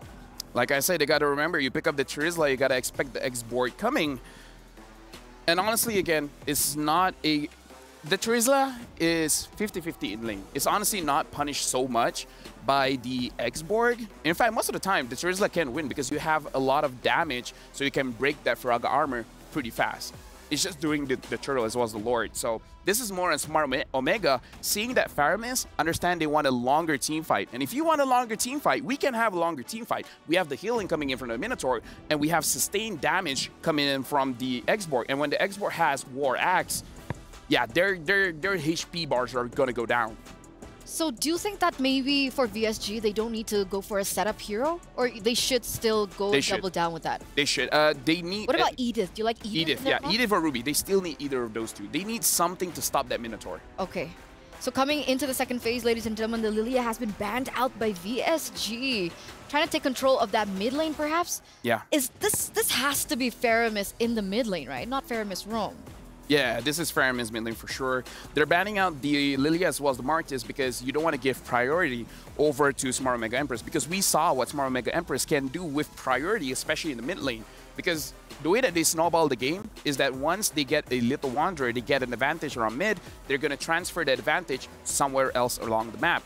So stop that from happening. Make it a 0-0 game up until the 4th minute of the game, and it's going to look much better for VSG. Yeah, that Echo Express now for Omega Express, right? That early game snowball, that's what they're trying to deny here. Claude, though, picked up for that gold lane. I mean, technically, Harith has been left untouched. And Brody. Is that too much magic damage, though? Oh, what? Brody. Brody? Honestly, Brody is... DOD? I mean, we saw Brody just now, right? Shell is using it, but yeah, the Brody is a very good pickup here. DOD. Going up against the lineup coming in from Smart Omega, is just that the X-Borg, like, if the Brody skips the Sky Piercer and just go for straight damage, going for a Heptasis as well as a Malefic Roar, you should be okay to deal with the X-Borg. But if by the 5th minute of the game, you have like 2 kills, you can go for the Sky Piercer. You can dish out amazing damage against everyone coming in from Smart Omega. But Lefel, what about the laning phase with the Claude? Very good. I mean, it's not very good. After it's level okay. 4? Huh? Against the Claude, it's still good? Honestly, Brody against the Claude, it's kind of like uninteractive. The Claude just wants to clear minion and then just go somewhere else. Like, probably going mid, gold, is the Brody the one that wants to deal a lot of damage to the Claude. But because they have the chip, maybe the laning phase, no one really cares. You just want to get that gank at level, at minute 3, and then just try to get a big advantage. This time, they have a lot of damage in the early game. So it's not just Smart Omega Empress that has the pocket picks down, but it looks like VSG, they're pulling in out all their cards. So to answer our question earlier on, right, about VSG holding the cards, here it is. Chip finally in for VSG. We haven't seen them pick this hero quite up just yet. And now we are entering the second game. Can VSG equal this out 1-1, or will this be another victory for the Empresses? Casters, take it away. Thank you so much, Eterna and Lefel. Nice tracks back on the desk for game number 2. in the semifinals. It's a best of 5 between VSG and Smart Omega Empresses. Now, we saw last game Smart Omega kicked it off quick. They did not let their foot off the gas, Naisu, at all. From mid to bottom to top, they were everywhere, doing everything all at once. VSG, what's the answer? They do bring a bit more of an aggressive comp, sustainable as well. They have some macro potential here. Is this going to be the answer? I think it could be, especially the fact that, you know, earlier, even with a signature pick for Kiowe, that Benedetta, she wasn't able to utilize it the way that they wanted it to because of just how much momentum was built up early on from Smart Omega Empress. The Julian has been performing wonders for any teams that do draft the hero, even back when we saw it in MSC quite a bit. And I think that gives you enough early damage potential to possibly get the ball rolling, right? And that's something you want to be able to do.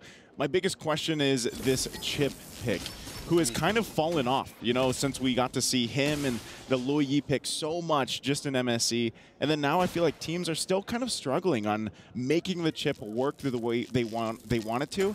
Shortcut's still an amazing, you know, ultimate that you can bring the team in. But against this lineup that Smart Omega Empress has, you have to be super careful on the timing of the shortcut, because if you come in and then you get set up with a Minoan Fury or into the Last Insanity, or heck, the Eternal Guard. An Eternal Guard.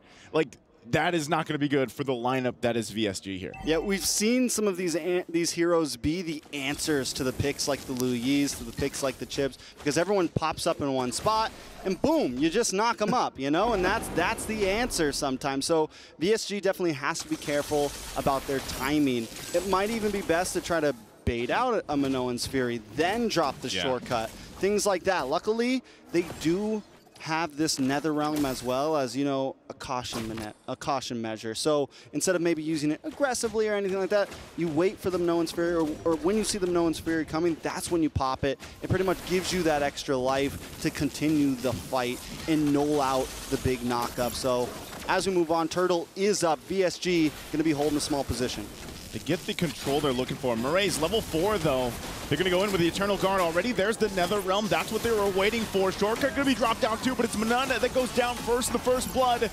And they're all sent into the air as Kiowe goes down as well and finds the shot on Gay Lee. So she's out of the picture, and now Keshi chasing down for another kill, looking for the momentum that they had last game. And Smart Omega Empress will find it with 4 kills and a turtle. 4 kills plus a turtle plus position on the map. The kills are going to go into the pockets. 2 to Amore, 1 to Keshi, 1 to Mirai. I mean, it's a good spread overall for Smart Omega Empresses. And it's already starting to look like a replay. Rianne now taking a little bit of damage. Oh, Shanoa, she's going to go back with the BMI. But yeah, that's good that Rianne stayed alive there in that exchange. But I mean, look what that last minute got Smart Omega Empress. 2,000 gold lead already. This is very similar to what we saw in the previous game, Trex.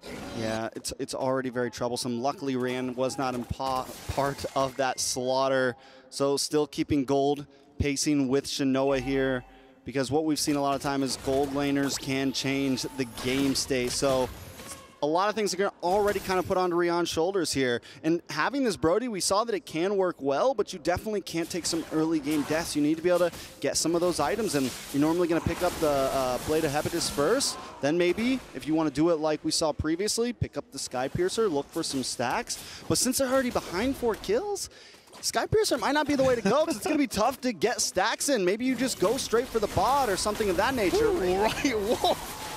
Send Gailey to the moon. Right in the kisser. Right in the kisser at that point, man. And this is the thing, I feel like even from the previous game, Gailey had the Minotaur. And it's more or less the same thing. Even with this chip, she's gone in 2 seconds. And that's not what you want to happen for VSG, because every single time, Smart Omega Empress will make that play. And it just furthers the lead they have. And off that, they're going to get this extra gold from the turret. Possibly the turret if they stay down here long enough. Oh, man, and just bullying Rianne. And goes Chip, though, Gay Lee. Gay Lee again. She's going to flicker forward. Actually, they want to fight this Killway. Goes in 2, but they can't find anything. There's the knockup, though, but no Fury is going to be used for Murray. She stays alive. She jumps back in. Blazing Duet into the penalty zone. They might be able to pick up a kill here, but the Netherrealm also keeping VSG alive. No one goes down in exchange, and after all those ultimates were expended, Turtle's now up. And after all those things were expended as well, they're losing a tower up in the top side. Nadayami should be able to take this out. A couple more hits. I mean, even if she doesn't take it out now, it's going down quickly soon. Back at the turtle, though. Crash course into Murray. Murray's going to get dragged a little bit by the Stampede, but still Eternal Guard going to be dropped down. She hops over the wall. Murray will be able to survive. Keshi just walks in, takes the turtle with the retribution. What is happening here? Everything is falling into place for Smart Omega Empress. That was a hold my beer moment right there. That was hold this phone, hold my phone moment. Walk in, click the retry, walk back to the jungle, do my thing. I mean, very clean by Keshi. And we've been seeing this, and one of the things about Kyoei is Kyoei normally does a great job in these neutral objectives. Does a great job in like, you know, even by herself is able to come in and get these big steals. So at this point, Victory Sound Gamers, once again, they're already in a downward spiral in game 2, and they're gonna have to buy some time here, do something. Luckily, still Rion sitting deathless. Only a level behind Shinoa, which, yes, it's bad, but it's not as bad. You know, we're doing what we can here for VSG, but let's take a look at some of these items. Kyoei did just get Genius Wand in, which is huge, but looking at her counterpart, Keshi right now, we've got Windtalker going into Endless Battle next. Yeah, going into Endless Battle next instead of yeah. Hold on. Here on the bottom side, Murray. She's quite tanky, but will she be able to survive this? The shortcut comes in too. There's the penalty zone, gonna find Shinoa. She has to flicker out. So a kill on the board now for VSG. Good decisive decision there to pick something up. And they could slowly start to put the pressure here, trying to get this tier 1 turn in the bot lane. Shinoa tries to clear it with that Blazing Duet. They'll clear the minions out, so they hold on to the turret, but they lose the one in the mid. Yeah, man, and this is one of the things that Smart Omega Empresses does so great. They start these fights in the off lanes, or they start these fights by the turtle. Well, 2 or 1 member huddle into the next spot, and when VSG is down like this, they're really expending all of their utilities just for that fight, and it turns into a 5v4 or 5v3, and that's exactly what Smart Omega Empress wants. So Victory Song Gamers either have to make this choice where they're going to spread out a bit more and cover the map, or they actually need to get the kills in these fights when it's 5v3, you know, when it's 5v4. Last turtle of the game up right now. Do they even really try to contest this? They're at a big deficit. It could be risky. I think if they're going to have to pull this off again, it might just be up to a steal, possibly, because they're going to keep Rian there. She's been farmed up, like you mentioned, pretty well. That's probably a saving grace later on if they can make that work. She's going to make her way up now. They might want to join this because it is a Lord take. Ooh. And for Smart Omega Empress, they just waited for this to happen, and now they're going to go ahead and start it up, looking for their own setup. Rian's still not a part of this. She's just going to grab the buff, grab that orange buff. So right now, it's just kind of a standoff here. Yeah, honestly, it might be the best play just to have Rion take orange buff. It might have even been a decent play to have Rion just play long lane, maybe get a tower of this, because, as I said, this is a risky Lord to try to contest. Smart Omega Empress just really hitting their mid-game power spike. Keshi's going to be doing a lot. Amore's already doing a lot. Nadayame's going to be super hard to kill. And right now, Victory Song Gamers, because they're behind, they have to play tight for this Netherrealm, and that's exactly what Mirai wants on this Minotaur. Try to get that big Minoan's Fury. So Victory Song Gamers, I think it's in their best interest to just play this slow. Don't force anything. It's in their best interest to just get your minion waves, get a little bit more gold. Smart Omega Empress, on the other hand, I think it's in their interest to maybe rush this Lord. You don't want this game to go on too long. Yeah, I think they got enough information, and that's why you see them starting it up. Gailey's still here, so she's going to go ahead and give this information to the team, but look at Rion. She's still down there. They can come in any time with the shortcut, though, and that's what they're going to play around. I wish that Rian actually was able to push that turret a little bit earlier on, but that's just going to be a Lord freely in the hands of Smart Omega Empress. All right. VSG does get 1 tower out of that push, but now they're going to be on the defensive mode. My guess is they lose at least 2 tier 2s, possibly all 3. Luckily, with that bottom lane push, it might help stall this a little bit. But knowing Smart Omega Empress, they're going to freeze up these lanes to get a nice solid all the way around push. And the way they've been approaching the map in general, being kind of split up, running in 2s and 3s, they're going to get as much as they can. Back at the purple buff, though. Nadayame's frag armor does get procced. Smart Omega on the attack. Waiting for that Lord. It's going to go find that tier 2. now on the top side, but it's up to VSG. You know, do they have enough? It was still the Holy Crystal being worked on too by Killway. And, you know, so far it's like even this, now that the Flask of the Oasis is picked up, a lot of the times just the heal alone from the Motivational Roar is enough to kind of negate the damage that they built up. That's the Holy Crystal now being locked in. So she's at least on point for that, but can they stay in this game even with a lead? The shields are going to pop here in these base turrets. They go in with Last Insanity, going to push them back a little bit further. They pop the half health already, trying to possibly get the Nether Realm out, but they go in one more time. There's the Nether Realm. That's everything Smart Omega Empress wanted. They jump in, Ray goes in with the Middle Fury. They find a couple kills off of it, again, in a decisive manner at the 11-minute mark. Smart Omega Empress still fighting it out. Keshi, though, will go down. They couldn't end the game here. A little overzealous on the push. They still have waves coming in, though. Yeah, they still got waves, they still got Shinoa. They still have Shinoa, Synchro and Gaily here together. What can they do? Just the two of them. I think it's just going to be some more base turrets, though. Just the two of us. We can make it if we try. Minimum back on the map now. Smart Omega Empress knows that the push is over, but they got so much more than I thought they would. I thought maybe they pop a couple shields on the inhibitor, maybe they get one inhibitor. And Victory Song Gamers, you know, I think once they lost the tower, once they got the lore down, it was time to back off. They stayed a little bit too long. The knockup came in. The Nether Realm got baited out, and Nadayami did such a great job at using that Last Insanity just as a zone back to guarantee the inhibitor, right? Zone them all just enough so that their team can get a couple more shots off on the inhibitor. Once that top inhibitor goes down, it cracks open the base. Keshi gets the kill on Rian, and that's when it really kind of sealed the deal for him. Yeah, at least Rian gets a couple kills, you know, in the exchange, because I think at this point, you really have to rely on the fact that we're almost in a situation, because it's almost 10,000 gold difference again, where it's like we just have to get what we can. And I feel like that last defense was pretty much that. You know, it could have been a game-ending push as well. But like I said, Smart Omega Empress wanted to just push it a little bit further, got punished. And so this might be a breath of hope here for VSG to go ahead and turn this game around. Again, they're in a position where can they actually find space here in this Lord take? Or is it just going to go in the hands of Smart Omega Empress and then have to defend it once again in the base? I think they have to go ahead and evaluate that, and that's why Gaily's going to make her way up here.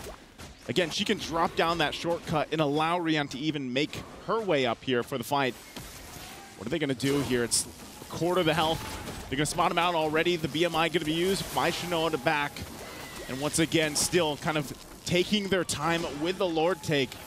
Not Ayanami keeping them at bay. None already less than half health, just alone for Not Ayanami. And they get him low enough that they're actually going to push them back completely and just take the Lord here. Great plays here, great decisions from Smart Omega Empress.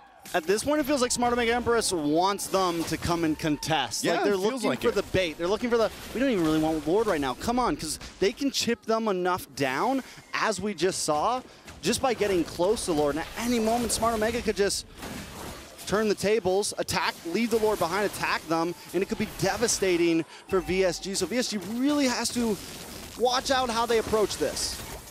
With that, they might still get this last turret even before the Lord makes its way.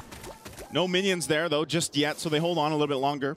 Kiadam picked up also here a little extra damage to Divine Glaive, but now for Smart Omega Empress, fully locked and loaded here. They push in with the Lord. Their eyes set, just going into the base.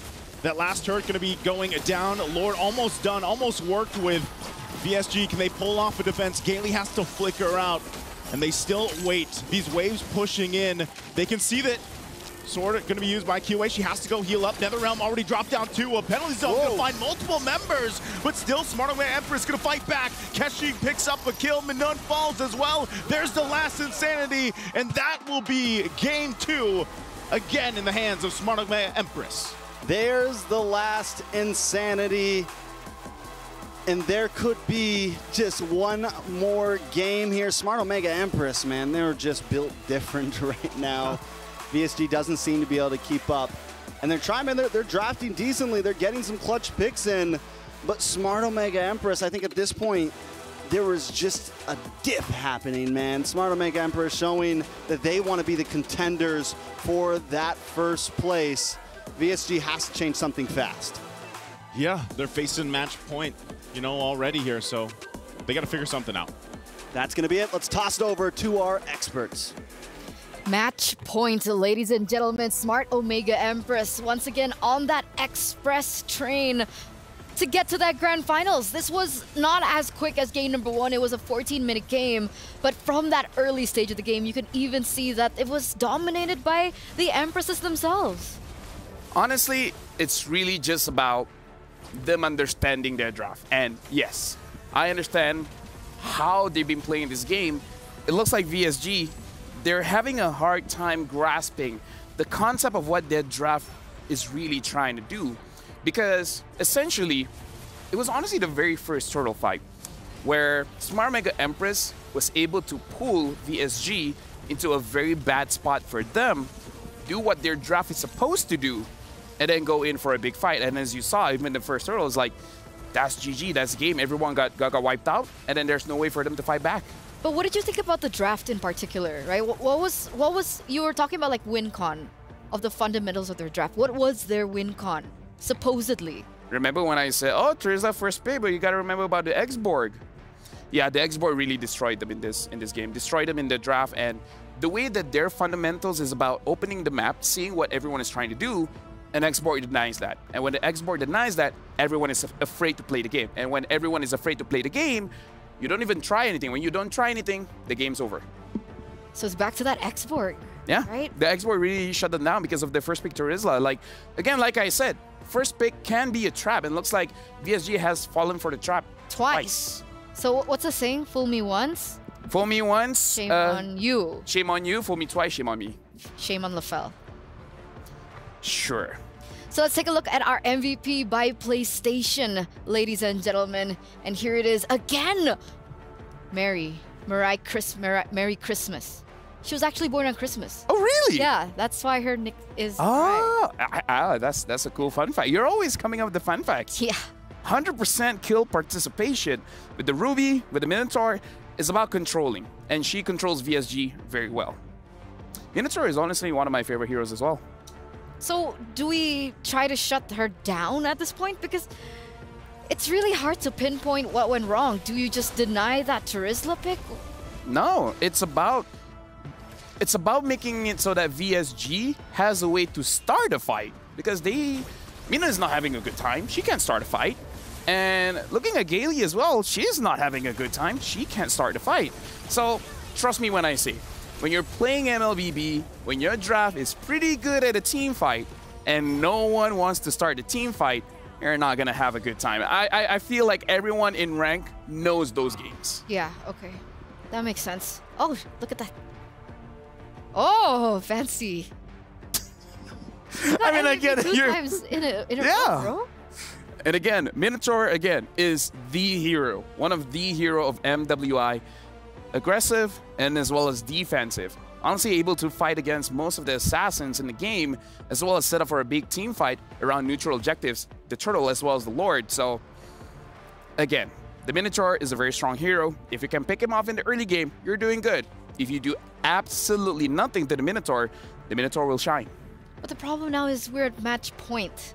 Yeah. We're at match point. That means we are one game away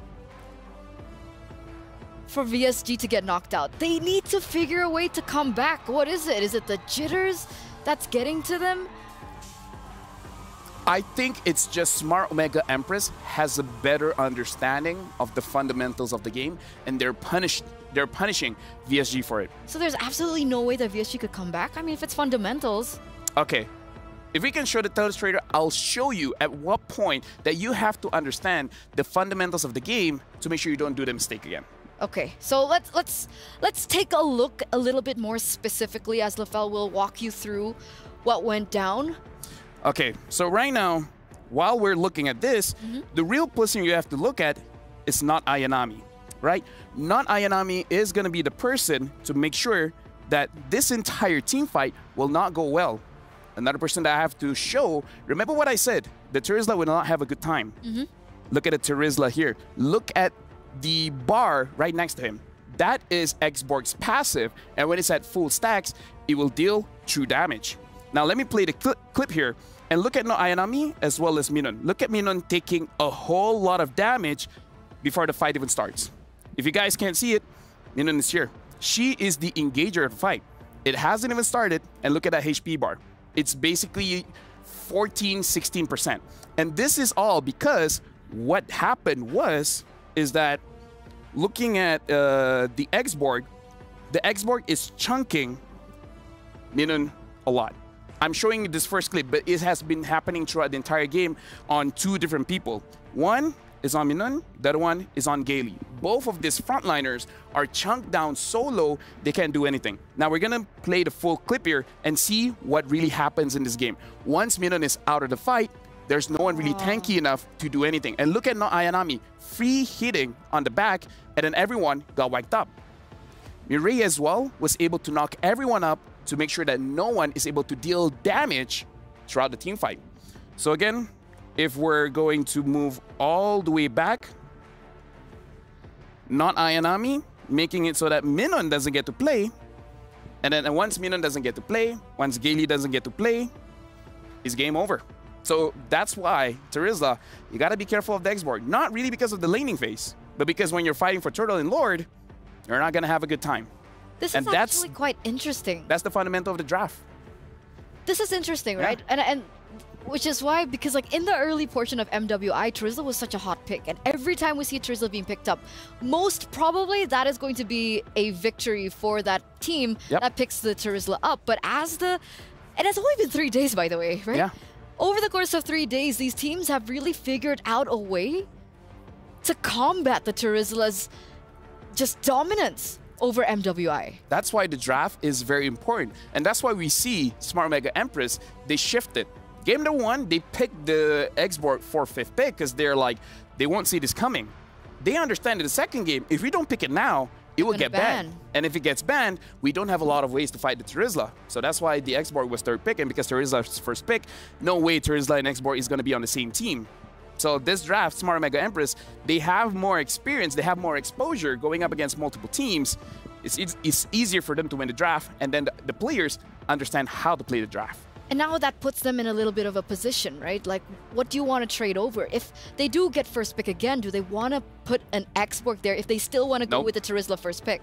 Definitely not, because the X-Borg, there's multiple ways to fight that. The mages can fight it, the junglers can fight it, the gold laners can fight it. It's just that VSG, they didn't have the heroes to fight it.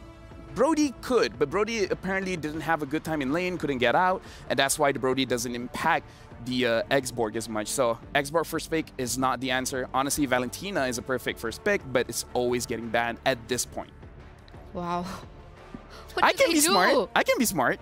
No, that was great. That was great. And thank you. It was using simple enough terms for people like me to understand.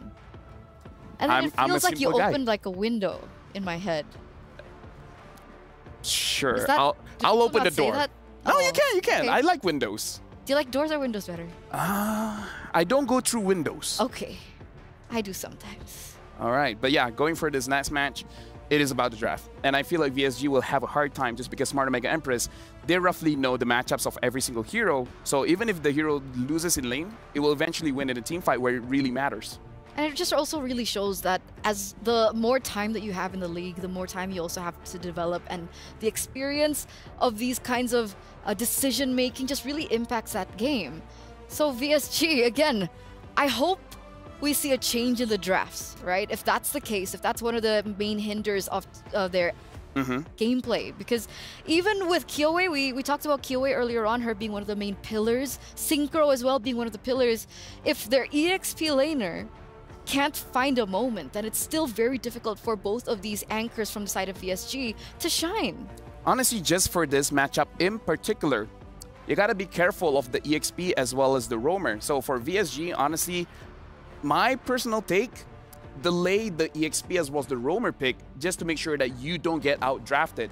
Unless you're gonna pick up a very safe hero in the roam position, something like a Ruby, where it's generally pretty good against most things. And even if it's bad against certain marksmen or mid laners, you can counter it back with your own picks coming in from the mid as well as the goal lane. The EXP lane is very crucial, especially the way Minun plays, is she's the main engager of the fight. And if she doesn't get to play, the entire team, especially Kyoei as a jungler, will not have any space to do her job. And if Kyoei can't do her job, she's no longer the Ice Queen.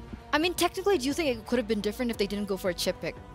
Yes, if they pick up something a little bit easier to possibly counter the Minotaur early, like an Edith, like a Ruby, it would have been game-changing. Because even if you're going to get chunked out, you're doing the same thing to their roamer. So if their roamer doesn't get to play, your EXP doesn't get to play, it's a standstill. No one is moving until the late game.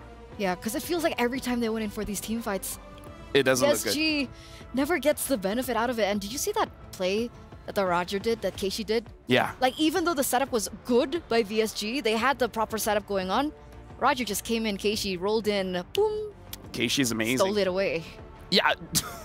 That's one of those moments where you're like, ugh. Feels bad. Feels bad. It's like you invested in that for a good, like, 1 minute plus. Oh, yeah. And it gets taken from you. So here it is, ladies and gentlemen. After what LaFell explained earlier on, we are going to see how this drafting phase will pan out for possibly the last time if no changes happen. VSG still on the same side as well as Omega, and the bans are coming through.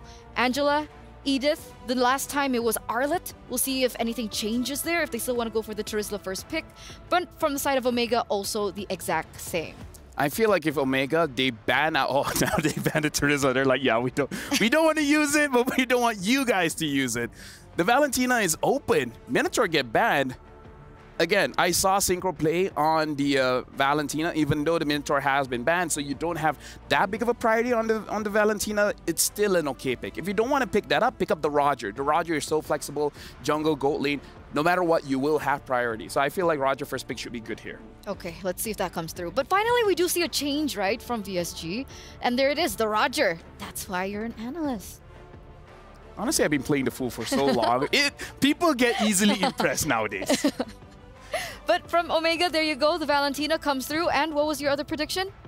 Honestly, now that the Valentina has, like, the Julian is still up if you want to take it away from Kyoei. If you don't want it, then you can pick up the Hayabusa. Probably third pick. At this point, you can pick up a Ruby because it's still open. And they ban out the Minotaur, so I don't know. The Ruby seems like a good pick here if you don't want to go for a Julian. Yeah, it should help them as well, right? If they want to look for control, something that VSG really severely lacked in that previous game. So Ruby is an option. I'm seeing Harith still completely untouched, by the way, for the past 3 games. Honestly, because Roger does very well against the Harith. What makes Harith strong is the shield. But the Roger demolishes the shield quite fast, and here comes the chip. Looks like they want to show how to use this chip. Tutor chip. Tutor chip, de. Yeah. Yeah, it's like, let's show you the chip tutorial, essentially. VSG right now, the mid lane is going to be very important because if you pick up, honestly, this is one of those games where the Zas might be okay. Like, the Zas is still open. If Synchro has practice on the Zas, you can pick it up. If not, you need something much more aggressive. They pick up a Grok, which is very aggressive in the early game, especially if the Roger is going to the jungle. Now they just need a strong mid laner here. That's really good wave clear already as well, right? So going for the carry. Immediately showing this Roger is going to the jungle. So no flex potential whatsoever from the Roger, but even with the Grok pickup already, right? That's already good setup. What I felt was kind of lacking from VSG was mid control, right? If they want to stop Omega from their early rotations, the way that they're so quick to roam around the map and find opportunities around the map, it's mid control. And with the Grok pickup, it does help them in that direction. But of course, that mid laner presence is still going to be important. If they put something in like a Vexana, that would hurt the Valentina in those rotations. No, I do agree. I definitely do agree, especially when the chip, you have to assume the chip is going to go after your jungler, right? So they're betting out the Zas. Like I said, the Zas is pretty good going up to the lineup that Omega has at this point. And honestly, you called it right. The Vexana should be a consideration as well for Smart Omega to ban out. Now that they have the Harith, it's probably because they see what the lineup is for VSG. They're not too worried about the Ruby. The Harith is going to have an okay time going up against the carry. Carry once has 4 items, can fight against the Harith, but if the Harith gets the Holy Crystal first, then the carry will have a bad time. So it's really about rushing those items for both gold laners here. So whoever gets most gold, essentially. If Harith gets Holy Crystal first, Harith wins. If the carry snowballs out of control, gets 4 items first, then the carry wins. Okay. So again, that mid trio is so important. Just that much more important to help out that gold lane, right? And the Vexana does get banned out here. But remember, if they still want to gain control of the mid lane, they still have Lilia, right? Yeah. Lilia has really good wave clear. Granted, against a Grok, though, will be difficult. But if VSG pick up the Lilia, now that's a mid trio that Omega need to respect. Yeah, Omega can show their jungler here if they want to be safe. They can show their EXP because honestly, looking at how the matchup has been going, Ayanami should feel very confident going up against Minan because Minan at this point, not a lot of good EXP laners are still up here. Ruby is pretty good. We've seen people picking up the Lapu Lapu, not exactly amazing in the patch right now, but definitely usable. They're going to show up with the Ling. So now it's going to be much harder for the carry to actually farm up because the Ling is able to put pressure, and it makes it so that the Harif is not super rush building the items. The Harif can join the team fight, second turtle and above, and then the Ling can just farm up as fast as he wants. And it looks like VSG now are reverting back to their comfort, right? They pick up the Lunox here. It should be in that mid lane, plus that Ruby. So that Ruby does come out, assuming that it's going into the EXP lane. Mm-hmm. Yeah, again, the Ruby is very good going up against, honestly, the Ling as well as the Harif, so there is a good chance there. The only thing is you're going to give your I'm Offended to the Valentina, so they can pick off as well. We really, for the composition here coming in from Smart Omega Empress, we really got to look at the chip. How fast does the chip work at giving the ganks over? That can really impact the game, because we saw all it needs is one strong team fight in the early game, and VSG can't fight back. So they need proper setup now from that EXP lane. Yeah. Who would that be? Lapu? Honestly, you could even go crazy damage by picking out something like a Paquito if you're feeling like it. Because once the chip opens the portal, you just go in and you just rush into damage. Is Paquito okay against the Ruby in lane? It's a skill match. Oh, the Barats. Not gonna lie. For sustain, for a frontliner. Not gonna lie, I forgot that hero existed. Me too. Yeah. It's been a while, but welcome back, buddy. Welcome back into the land of dawn.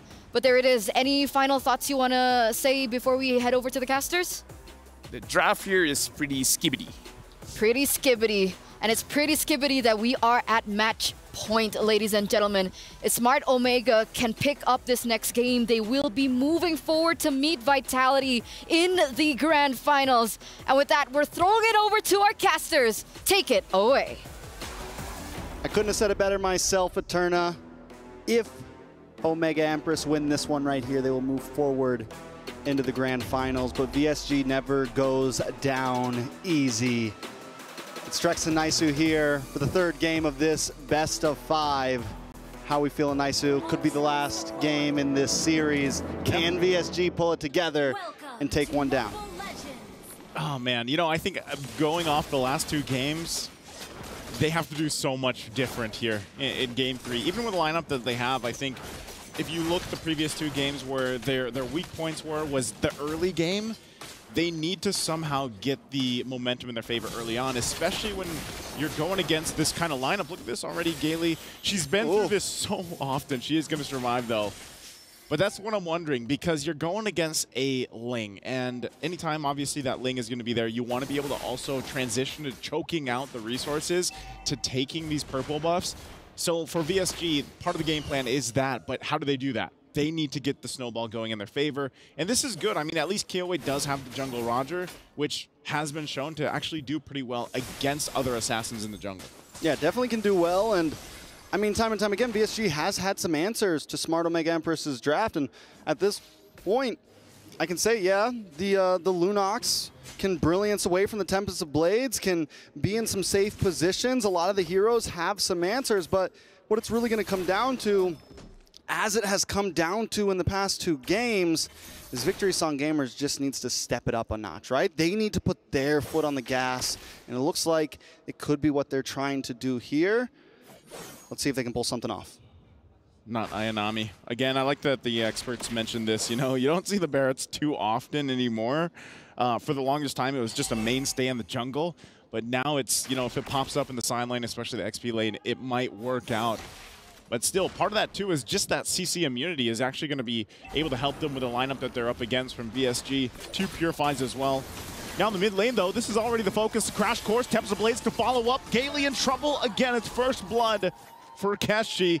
And they'll go ahead and take that as a sign to go start this turtle up. Yeah, I don't know if it was the coach's decision. I don't know if Smart Mega Empress, but I just feel like before they came out onto the stage today, the plan was we target Gailey. Yeah, we make her I think so, public enemy #1, and we get as many kills as we can on her, as many times as possible within the first few minutes, because every time Gailey's just been getting picked on. Murray, though. Murray's going to be picked on this time as QA picks up the kill. And so the good answer, good response here. Is it enough to start? Also, Shinoa could be in trouble. The flick of forward from Rhea. And one hit won't be enough. Able to get away with her life there, Shinoa, with that little bit of shield also.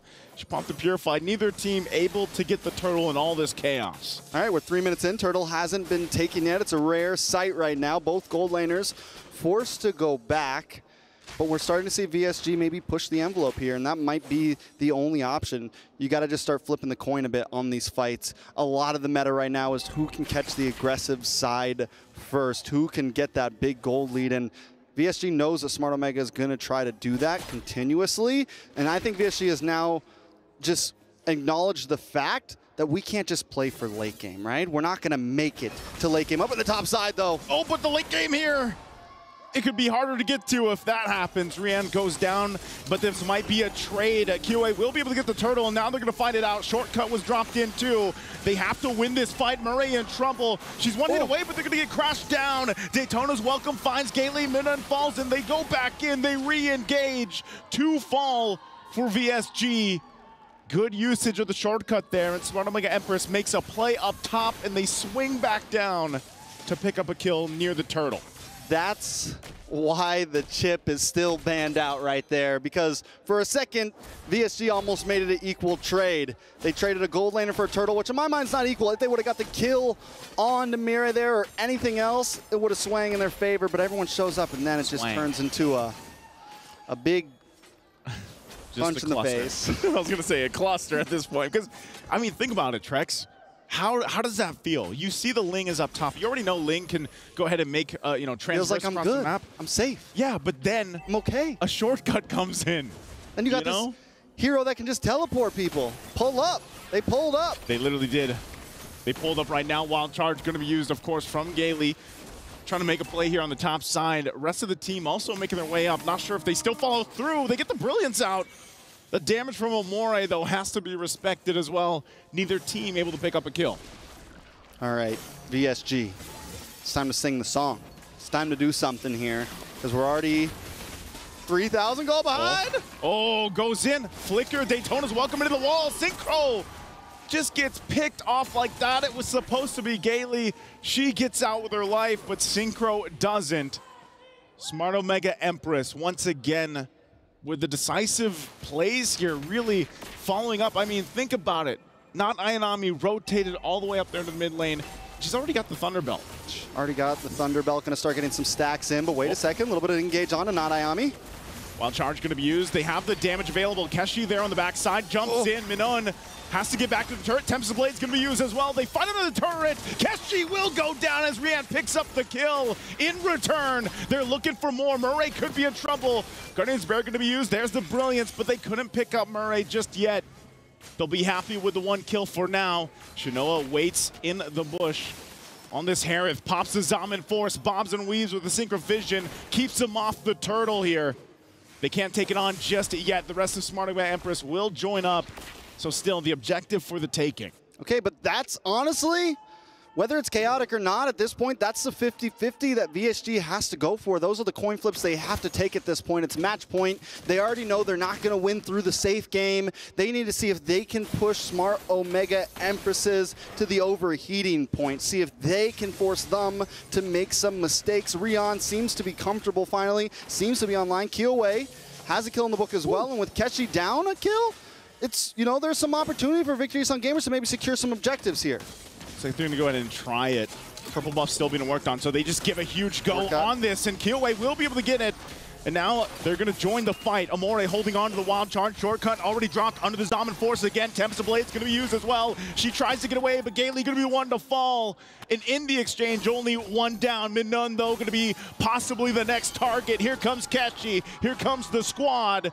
And they pick up a second kill. Squad pulls up like skirt. Skirt, skirt.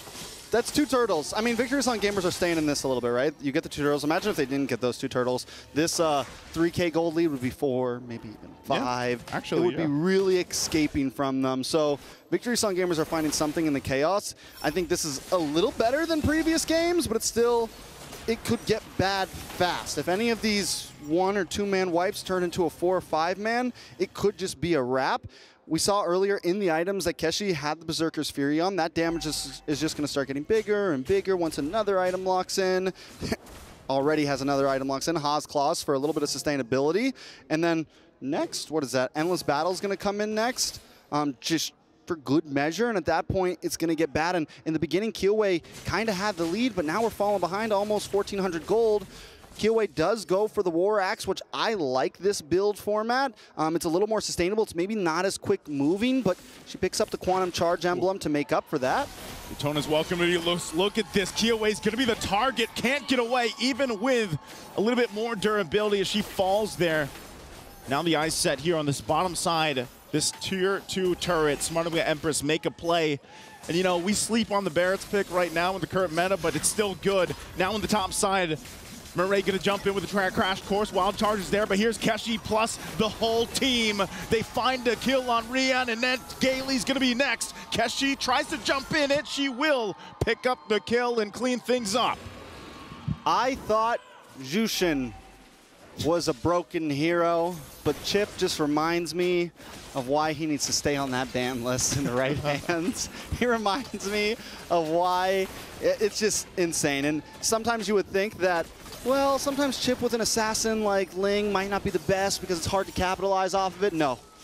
Ling just pops out of that portal with the Tempest of Blades ready to go. Yeah. Rian's instantly deleted. Killway got, I mean, it just makes it even harder for VSG to keep up with them. The pacing was already fast enough from Smart Omega Empress. Now they're just breaking the speedometer. Yeah, at that point, you know, you break the speedometer because you're time traveling. You're going through a portal.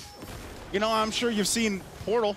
Portal, yeah. How it works. I was always bad at it. You just show up, and that's hard to play against. And even with that said, Trex, like teams still have to find ways to make the chip work. It's not as easy as just dropping the shortcut. I mean, you know, It is very strong, but we have seen teams not make chip work. But more often than not, he's actually still just a very strong pickup that brings a ton of utility to the team. And that's what they're going to have to deal with. Holy Crystal locked in before this base siege from Shinoa. Lord working on this bottom turret. Shield's already going to be popped here. Still might press the situation. Dominant Force already goes down as well. Turret's holding up. Tempest Blade's going to be followed through. Rian's going to fall Dex. 3 down for VSG. Triple for Shinoa. She's on fire. Can they end the game here? Synchro, she's the next target. Whoa. Oh. Whoa. All right. Whoa. Well, you know. Yeah, I know. Look at the crowd right now. Let's put our hands together right now because this could be it. VSG. Let's take a second to absorb all of this, I guess. Yeah, at that point, I mean, you know, I'm pretty. What happens next? I don't know. I think, you know, we are going to have a Kit Kat. Technical break. Yeah, that's actually. You got a Kit Kat with you? I do. I have a couple of them. They have some really good Kit Kats here. They have like a hazelnut. They have a raspberry one. I haven't tried that one. Leo had it. He always finds the good ones. He takes them all out of the basket and then doesn't share with them. No wonder I haven't seen any. Yeah. You mentioned Leo's name.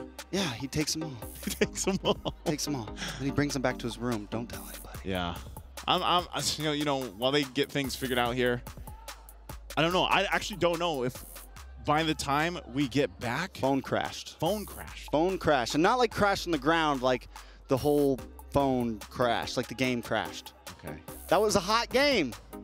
Yeah, it was. I don't know, moving too fast. They broke the speedometer. They broke the phone. Look, there's only, at this point, when they were locking on that base, I think even when we get this situated and we get back, it might be that same ending. But still, we can talk about the fact that it was just, even in this game 3, the way that they utilized the lineup that they had here for Smart Omega Empress, man, was just, it's now 3 games in a row. It's game 1 to game 3 where it was just on point. Any draft that they brought to the table here. Yeah, I mean, overall, Smart Omega Empress feel ready for the grand finals. I think if there's a team right now that's going to give a good fight over to Vitality, they are definitely the ones. And here we go, back into the game. Wait, nope, replay. Oh. Was it Kiyowei's phone that crashed? I guess so, yeah. Or that was her dying. That might have been her dying face. We've seen a lot of those faces. We have. Did you see Ashley's her dying face yesterday? We have. You know, obviously for these two, like, emotions are going to be high. And it was either way, like, when you really break it down, this game number 3, it's a tough game to be in if you're VSG and you're rooting for them, of course, because just where was that opportunity for them to turn things around? You know what I mean? At that point, especially when they were in the defense of the base, it's like the Lord is there. They haven't had an answer, by the way, for Keshi on this lane. No, and I don't think there is one. I think they came in well, but at this point, it's, you know, I think the movements, like we said, the whole game, Smart Omega Empress has been in full gear, moving at full speed.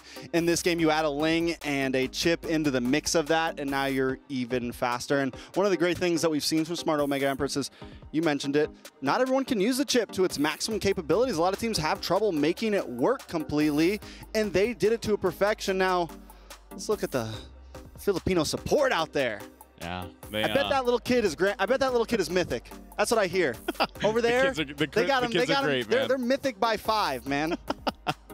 You know what? You start them young. That's what I'm gonna do with my daughter. I'm gonna. Hey, 3.5. She's gonna be playing, but before 4. So what would that be? That would be the MWI probably in, I don't know, 20 15 years, maybe earlier if I'm nice. Maybe earlier. Hey, you know, some of the players. The goal is just be better than Nicolette, Ashley, and the girls, you know? Be the new NA queen. Or maybe I'll just ship her. She could go live with you in the Philippines. You could train her. Permanent boot camp? Permanent boot camp. Go live there with Naisu and the rest. I could convince Mama Rex of that, you know? Yeah. It's private school, quote unquote. Well, you know, if you, at this point, you've seen what they can accomplish here for MWI. Hey. Yeah, hello.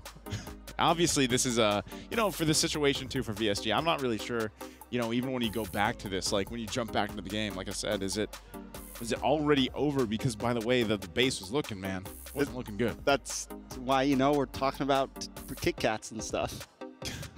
You know, I wish your daughter the best of luck in the future MWI. In the future MWI, yeah. For sure. We'll see. We'll see. Shout out to all the people in the stands right now. We had a great turnout earlier with the Falcons, and we were wondering how the turnouts are going to continue to be. And it seems like there is still support at EWC for these women's teams. And not to mention, we've had some great viewage. We broke 200K PCU. We broke last MWI's PCU, right? Yeah, so far. So who knows what the grand final is going to be? It's going to be big.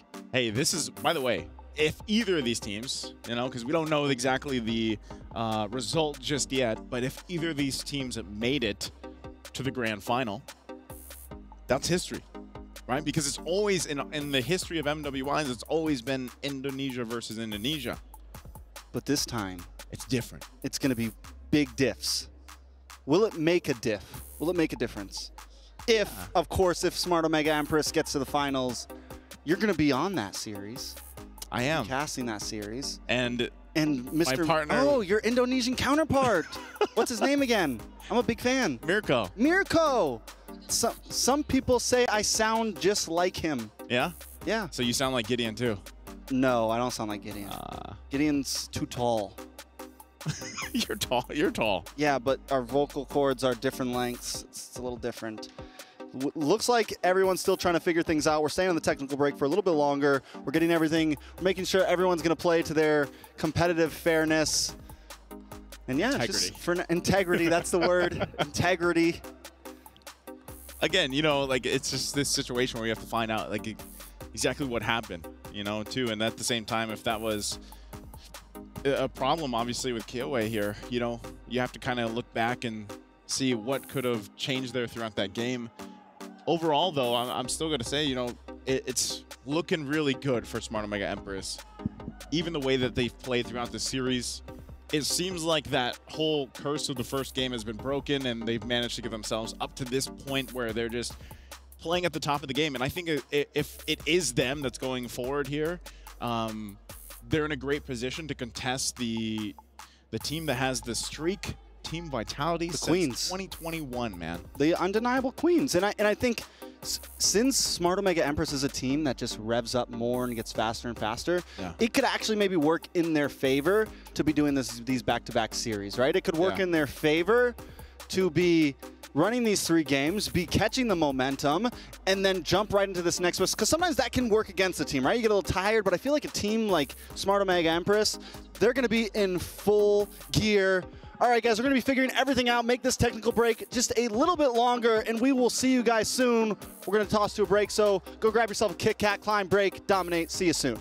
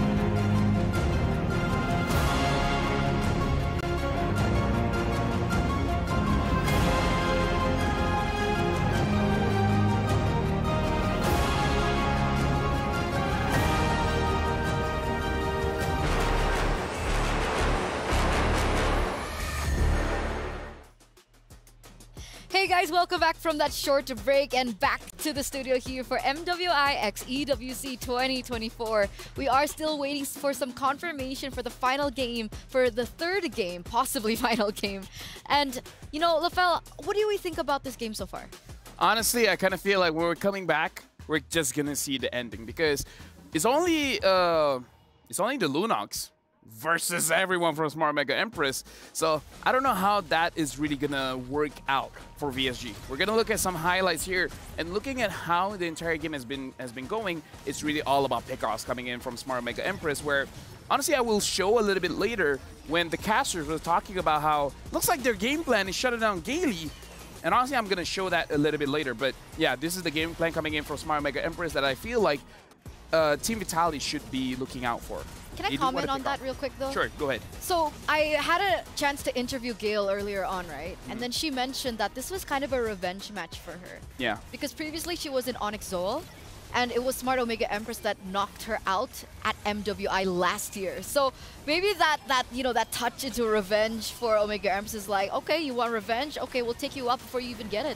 Yeah, because let me just say, they know where she is, no matter what time it is in the game.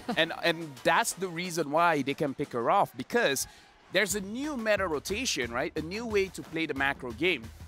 So Smart Mega Empress, they call it audible. They're like, okay, let's switch it up. We know where she's going to be at the 2 minute of the game. So instead of going for the meta play, we go for her. Again, I'm gonna show a little bit later, but essentially is you always have options in the game. You want to do the new best thing, or go back to what worked previous patches before that could potentially counter what people are doing today. And that's what Smart Mega Empress did. It's like, you know what? It happened before, so let's just do it today. I have a question, though. Are you hearing something? I think you need meds for that. No, I feel like I'm hearing some. Oh, there's. Oh. Whoa, we're in the floor. Yeah, you guys are in the floor. I was hearing scratching. There it is. I hope I'm not being disrespectful by stepping on you. No, you can step on Trex all you want. Okay, well, LaFell, anytime. That's a turn to step on my. Hey, that's a bit much. Wait, where are you, LaFell? There. Look, I'm being nice. I'm not. No, just stop moving your head. Stop. I'll move to you. Okay, there you go. See, this is how cooperation works. How do you guys feel about the game? Do you guys feel like it's over? I feel like it's over. Yeah. I mean, at that point, man. You guys saw it. Like you said, it was only a Lunox pretty much left to defend. And I don't know, like, even if you had let's say we jump back in and they were all there, we're talking about a huge gap power-wise in favor of Smart Mega Empress. Wait, where'd they go? Hey, man, where'd you guys go? Where did you guys go? Where did you guys go? What? Send it Oh, back. there you are. We got monitors. Look at it. They weren't on the floor, so I was wondering where they were. Turns out they transferred. Oh, now they're gone again. I'm so sad all the time. But it looks like that game is going to be starting now, so we're going to throw it back to our casters. The game is ending. There we go. Smart Mega Empress does it. They definitely do. Today, the plug was pulled on the Song of Victory. And you know what they're saying? What are they saying? You know what Empress is saying? What are they saying? Piñas. Lang. Malacas. Sorry, you threw me off with the lang. Yes. You say it. Pinas lang Malacas. Pinas lang Malacas. There it is. Again, you know, history has been made because we're not going to have an ID versus ID, Indonesia versus Indonesia Grand Finals, Trex. And that's, you know, it took us a little longer to get the ending of that game. But, hey, we saw it in the writing. 3-0, very dominant sweep for them.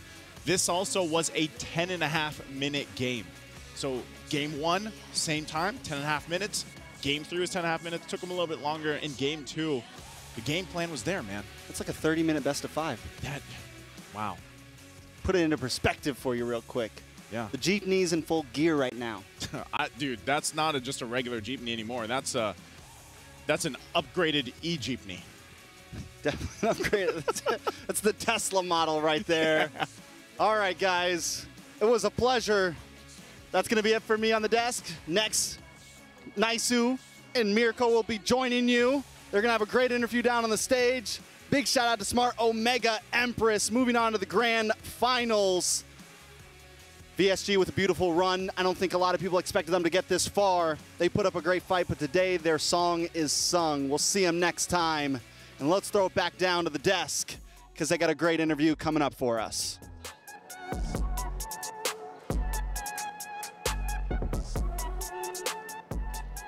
And can you believe this twist in events that just taken place in the last few seconds of the match? Now, honestly, Bara, at the start, and even not Ayanami, I have to be very honest, okay? At the start of the game, I was having my doubts. I'm sorry, you could smack me now, because I thought that, oh, you know, probably the girls are going to drop the first game, you know, as per usual, but they will double down because you guys are diamonds, right? You work well under pressure.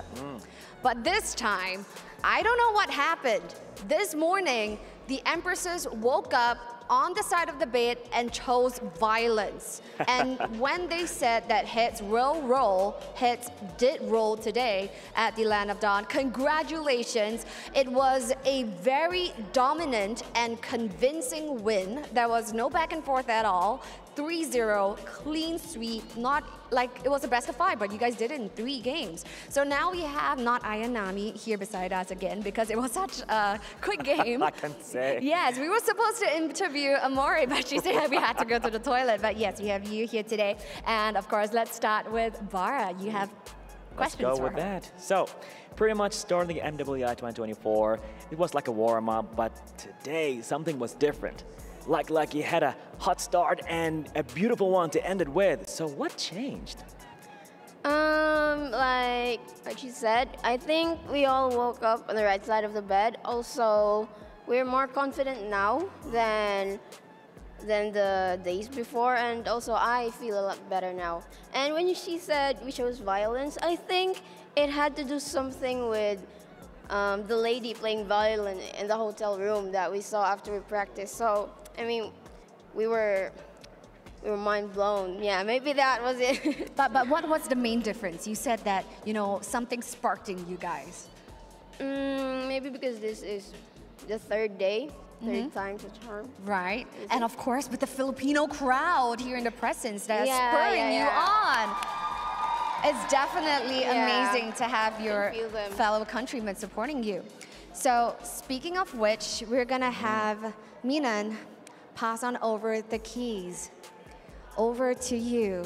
And here she comes, our queen, a queen to a queen right now, presenting the key. Minan, can we have a friendly fist bump?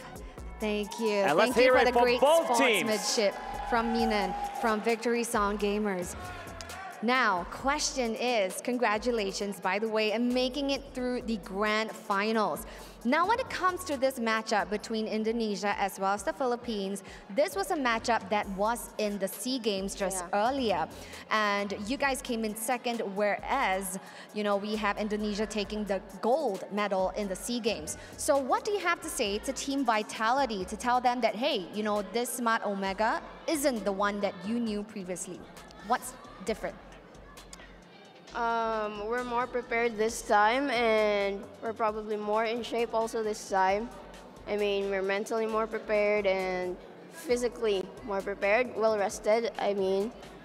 And we will do a lot better than we did last time. So, good luck to the both of us. Fantastic. Amazing, amazing stuff. So yes, now we have our 2 teams that will be heading over to the grand finals. And we have Team Vitality, the reigning, defending champions. And of course, our wonderful Empresses hailing from the Philippines that will be representing Philippines over at the grand finals for a match that you don't want to miss happening real soon. And with that being said, we'll hand it over to the studio to break it down for us. It's all you guys. The siren song does not reign over, nor do they enchant Smart Omega Empress as they were defeated 3-0, Lafel. I guess all my analysis just is that they woke up better today. Right? It's just like, oh yeah, we just chose to woke up on the right side of the bed, and then now we're good. We choosing violence. So I guess that's how you succeed in life. Just choose violence? I mean, she mentioned back at the hotel before they left that they were listening to this violinist play. Yeah. That inspired them, perhaps. So music, maybe music's the key. You know what? I gotta hear me some violins and get good at the game. Honestly, like, maybe that's it. But honestly, in this game, it really is about disrupting tempo. Because have you ever wanted to do something and just a mild inconvenience just threw off your focus? Of course. Imagine you're prepared for a 30-minute ride, like you're driving to this one place. But along the way, there was a jam. So now the car ride takes 1 hour. Does that not disrupt your plans? Of course. That's what Smart Omega Empress did. And honestly, it's one of those things that we're going to show how they did it, is that you're expecting for something to happen. Again, expect the unexpected. Smart Omega Empress just threw a wrench into your plan. 10:26. You're very good at looking at time. No, as in like that is, wait, no, was it 10:25 earlier on or was it 10:28 earlier on? Because if it was 10:28, then this is the fastest game now. Either way, just an update, guys. Either way, Smart Mega Empress is here. They showed up. They woke up, chose violence.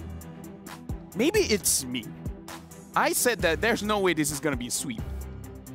And then it's a sweep. Maybe I should just shut up, man. No, no. No, don't. You're getting really good points in.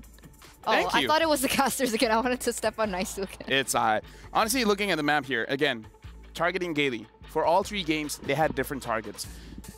If we're looking at the first 2 games, it was Minan. The 3rd game, it was Gailey. But there's a pattern here.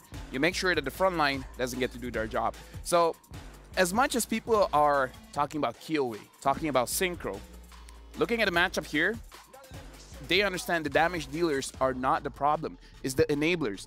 Everyone else surrounding Kyoe as well as Synchro make them look very good. So if you take those people away, they're going to make it so that Kyoe as well as Synchro, they're in a very uncomfortable position, something that they're really not used to, especially on the international stage, making it so that inevitably either they make a mistake or they're too afraid to make a mistake. And that's how they shut down VSG. So let's see who will be crowned the MVP by PlayStation for game numero 3. And it's a different one. It's not Murray anymore, it's Amor. And again, the way that she controlled them in. Honestly, I hate to see this, but every single time is the very first interaction. The very first interaction that the players did was what caused this incredible mayhem, incredible symphony of destruction that Smart Mega Empress did to VSG. Yeah, and if we're circling back onto Amor, right, there were so many moments where she uses Valentina very aggressively. She took in Grok's ult. So alongside all the other setup potential that the team already had with not Ayanami, on the Barats, as well as the chip for Murray, Amor comes in with Grok's ult and sets up for a lot of these moments. Something that I do have to say, it's not really about the draft, at least not this time, right? This time it is about the macro, and it's really just about Smart Mega Empress understanding where they are, and our MVP, Amori, making sure that she deals the damage, she deals the crowd control, and maybe she's the one that made the decision that ultimately won them the game in the very first interaction. Maybe, maybe. That's definitely a possibility. The chip was also not great, by the way. As in not great for VSG. Oh, okay. I was like, wait, what? Got you off guard. Oh, yeah. And again, we got our S-tier hero here. Valentina, honestly, is one of those heroes that if you want to be a professional player, you got to master her. And it's crazy, right? Because the Valentina has been in the meta for so long. And she's staying here. And she's been nerfed a few times as well. Oh, yeah. But she's still here. Luckily, we don't see Fredrin a lot anymore. Because I was getting really tired of seeing Fredrin. So, don't say that. No, no, I will say that. I mean, is it because he's going home? Back. Not that Fredrin. That's Coach Dixon. Yeah, why you stop? Why you gotta throw shade to Coach Dixon? I was not throwing shade. He's like, oh, shade. It's like, oh, Coach Dixon. I'm so happy I'm not seeing Fredrin anymore. Guys, I mean the like, character. He just lost. Hero give him in some. Mobile Legends. Give him some, you know. Like back when Fredrin was meta in the EXP lane, and then he transferred onto the jungle. He was meta-ish. He was a bit, right? You have to admit Fredrin was meta in You're a bit. Not right now. Not doing a bit right now. But we have the STC predictions, guys, from you. Damn, I couldn't see it. What was it? 63%? For VSG. So 33 Wait, something. what? Yeah. So 33% for Smart Mega Empress. No. I mean, like, even Leo covered this, right? something about the Philippines. They're just not voting for their team. Maybe here. Okay, put this into perspective, right? Okay. Kyoe just 3 days ago created her TikTok account. Uh-huh. And it's already around 60,000 followers. And one of her videos already have 1 million views. So maybe 1 million people voted for VSG. They were enchanted by her siren song. And again, the Ice Queen, man, she demands your attention. I hope that this is not the end for them, right? I hope that they come back from this and that we'll see them again next year. So you want to see Coach Fredrin again? I want to see Coach Fredrin. Yeah, He looks like a nice guy. Oh, I thought you were referring to like... What? Being like in a different way. No. I feel like he's one of those guys where in I'm loyal breakfast, to Yahoo. he has extra water. He was like, do you want some? And then you take some. He does have that accent. He does have that accent, I yes. love the accent. Yeah. Anyway, ladies and gentlemen, this does mark the end of VSG. For now, hopefully we get to see them next year again. But thank you so much for the participation. And they don't go home empty-handed, right? Even being 3rd to 4th place, they do come home with 40,000, I think? Yeah, was it 40K? 40,000. 40K USD. That's a lot of money. And it is. It is. If I had But just you know a what's portion. more than 40K? What's more than 40K? 180K. And that's what this next match is all about. The grand finals! Ladies and gentlemen, after 3-4 days, we are now finally entering the grand finals. And for the first time in MWI history, it will not be an Indo-Indo, but it will be an Indo-PH grand finals. It gives me nostalgia to the good old days. But ladies and gentlemen, we are going to throw to a short break. We'll see you after.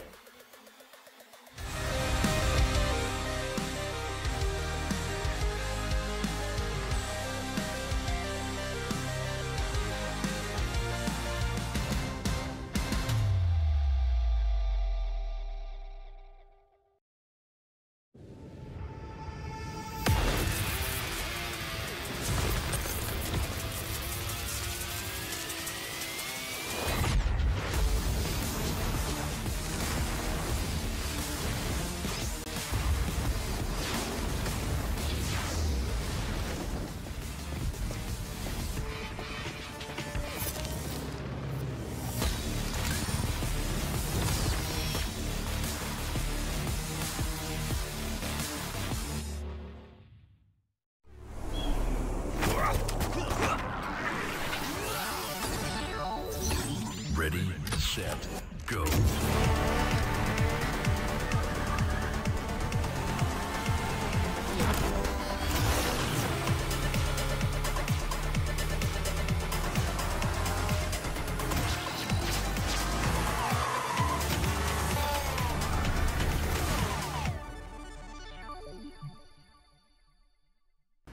لحظات البداية عاشت معنا. كنا نحسبها وقت للتسلية بس. نحسبها بس ذكريات. عبود أعطي أختك اليد يا ولد. ابتكرنا فيها ابتكارات، وإذا بغينا قلبناها خرافات. كنا نحسبها بس لمة وصحبة وسهرات. انتبه نو ترى نو. لكن كنا نشوف عالم ما حد يشوفه. ليت يشغل وقته بشيء يفيده. الله عليك على اليد صوت. عالم كبر وعاش فينا. عالم الحماس فيه يوصلك كل مرة لحلم أصعب، بس ما يصعب عليك. بارد معك وين ما تروح.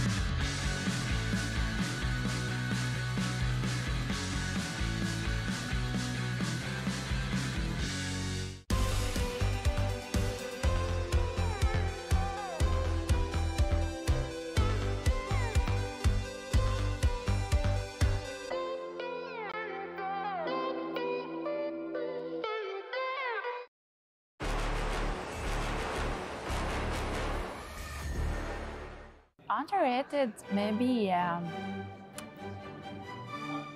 I won't say Layla, but Недооценен Митсита. Аргус. Очень недооцененный герой. Он 1 на 1 любого чела убивает на фулсетах. Правда, на XP, конечно, страдает, но на голду это must-have. В next патче его апают. Все будут играть на Аргусе. The hero that I really don't like to go against is Lucian because whenever I try to go near, she will pull me. Boom. Boom. Because the hero can, the first skill, the second skill, is it? The second skill can lift up and then pull me to another side. Yeah, that one I really don't like. I get really annoyed. I don't know, for me, underrated is Alice. Esme in jungle. I love Esme in jungle very much. And Vendetta, of course. Yeah, Vendetta. Very underrated. Because it's my main hero and I don't see a lot of people play with it. So, don't like that. I think the underrated heroes is Zaz. Because he's good. Yes. Because in Malaysia, we really use it. But when I came here and then I tried to play rank and then people all ban Zaz. Yeah, ban Zaz. They ban her. Yeah, but in Malaysia, we don't ban any Zaz. Но Дариус считается самый сильный лайнер за счет того, что он берет соло перк, фул ГД и погнал. Вторым скиллом шотает любого персонажа. Ну, типа, это можно задолжить, если быть умным. I think the hero that they're gonna pick the most is Ling. Because right now he's in the meta and he's a really OP hero that he can rotate through the map really fast. Yeah. I think the most hero that people will pick is Terizla. Because he is too overpowered in right now, meta. Yeah, probably they ban or pick the heroes. I like K1, but you know his hair damage now, it's not that good, so I can't play hair now.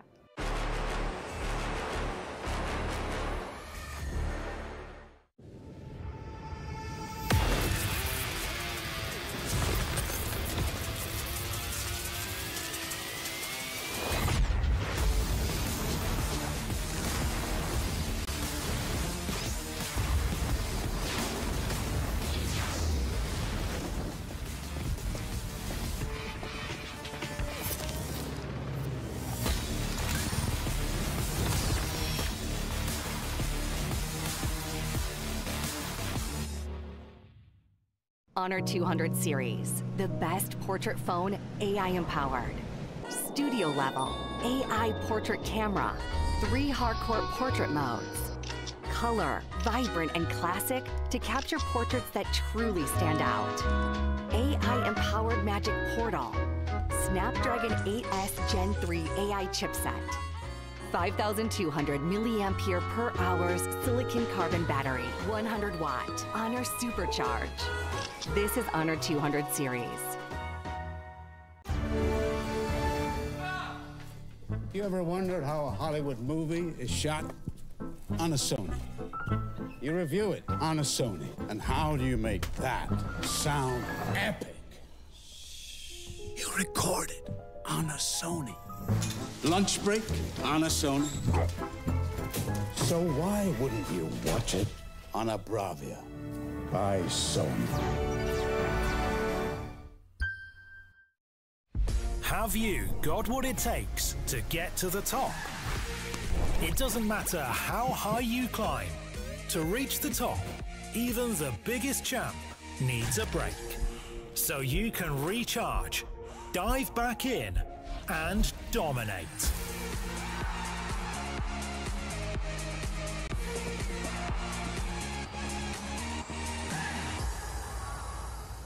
Have a break. Have a Kit Kat.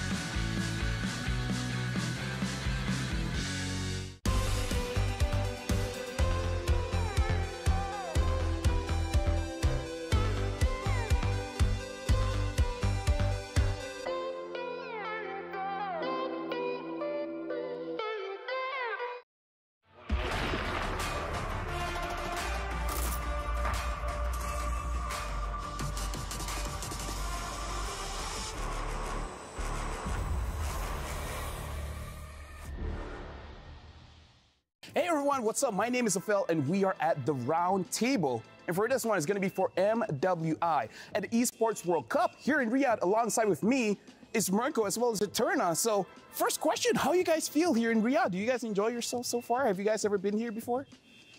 No, this is actually my first time. We were here last. Wait, you know, why can't you just go along with the jokes? Sure. You know, yeah, first time. It's the first time ever. Haven't seen you guys in like forever, by the way. Oh yeah, dude, like, we're moving on, right? So MWI, like seriously, how do you guys feel that MWI is in the world stage now? I think it's great. I think like, I mean, you know, the guys have been getting so much attention, especially with the crazy prize pool. It's only fair that MWI gets its fair share of like the prize pool increase of the world's attention as well. I think it's amazing. I agree. It's a long time coming. I think we talked about this even the first time when we saw MWI. I think it was 2 years ago. Yeah. 3 years ago? 2022? Who knows? I can't math right now. But anyway, like even then I was mentioning, like you mentioned, right, there hasn't really been a media for the women's scene to kind of develop, and the fact that now we're coming into EWC, one of the largest events that we've ever seen, by the way, in MLBB history, and now the women's are here. It's crazy. It's insane. It's something that I believe that even the players did not even dream of having. I mean, like, I guess we all can agree here that it has been great, right? Honestly, a lot of international tournaments for the female league as well, but now I gotta ask you guys, because in Malaysia, honestly, the female scene is growing. It's looking pretty good, but in Indonesia, it's even more intense because now the teams are even in MDL. So can you guys give us a little bit of insight how the female scene is in Indonesia? I think it started off really, really well already. I mean, I think it was all because of WSL, right? We had a women's league all the way from the start, and we had a lot of different teams already. A lot of the teams that you guys are familiar with back at home in MPL Indonesia. We had Bigatron, obviously we had RRQ. We still have RRQ to this day, but back in the day it was dominated by EVOS. And after that, you know, a lot of transfers happened. It literally just felt like the same from the men's side, you know. It just kept on developing. Teams started going for, you know, superstar teams. The other teams trusted the process, and I think the team that we all see as favorites here, they are one of the teams that actually trusted the process. They went for some of these players, put them together, and they just trusted the process. They started off okay, but then they became absolute gods. Goddesses. Yeah. What about you? Like, you feel the same way? I would kind of say that it has been kind of, what would you call it? Very streamlined? Yeah, in a way, right? Yeah. Because like you mentioned, right, earlier on, it felt like there was a lot of competition between these particular teams, especially in Indonesia, but now it feels like it's just been dominating by one team in particular. Sure, we have a second team that's coming very close to them, but they always fall short, right? We're talking about Falcons Vega here, previously known as GPX Basrang. They were amazing as well as a team. Even on the international stage, we've seen them do really great too. In MWI, we've seen them as well. But now, coming into this with Team Vitality, it's basically still the same story. So my hope is now, with so many other emerging regions that are coming into play now for EWC, especially, hopefully that will be able to challenge Team Vitality, maybe? I mean, like, we gotta talk about this, right? Because there are 12 teams from 11 different regions. Only Indonesia has 2 slots here. So let's talk about the other regions for a little bit. And I'm gonna start with Eterna. Besides Indonesia, is there a different team or a different region that we have to look out for that might be the dark horses? Honestly, I think there are a lot, right? A lot of people are talking about I'm gonna say Malaysia. Homegirls got it. Sure, yeah, great. I think they do well too. But for me personally, I really want to see what Falcons Vega MENA are made of. That's a good answer. Exactly. We were casting a different tournament, and then we saw them play because they were the Egyptian national team. Yeah. They won 2 games in 6 to 7 minutes. Oh wow, that's very fast. Exactly. They almost beat the record, of the fastest game. Fastest game? 6:15, I think. 6:15. Wow. This was like 6:30. Yeah, around there, 6:30, 6:40. It was very close. So, but that was for the North African regional qualifiers, right? So I'm curious to see with how dominating they were in their region, how do they fare against the other regions? And they had a different answer. You know, when most teams are asked, which team are you looking to go up against, like forward to? And everybody would just say, you know, Vitality, Falcons, Vega, Indonesia. They said Philippines. Oh, interesting. For me, though, I think I definitely got to give a shout out to the homegirls because of the same tournament as well that we casted. I didn't get to cast that game, but I watched it, and yeah, very impressive stuff from the home girls. Thank you, they're very good. They are very good, but I think another team that deserves a lot of recognition as well has to be CFU. CFU from Cambodia. They are also looking to be very, very strong. I think I've always just been a fan of CFU, even the men's team, because they're notorious for actually making their own meta, playing their own style of MLBB. They're on a roll with these, crazy metas, but unfortunately just don't make it to international tournaments. So hopefully, CFU women's, it's time for them to shine. I mean, I feel like you have to do that for this one, right? You do. Especially because we're actually going back to the question of the favorites here. Because you guys said Vitality as well as Falcons Vega are probably the favorites. So even though with me saying that, what are your favorites? And more importantly, what makes them different from the rest of the other teams? For me personally, I'm going to start this.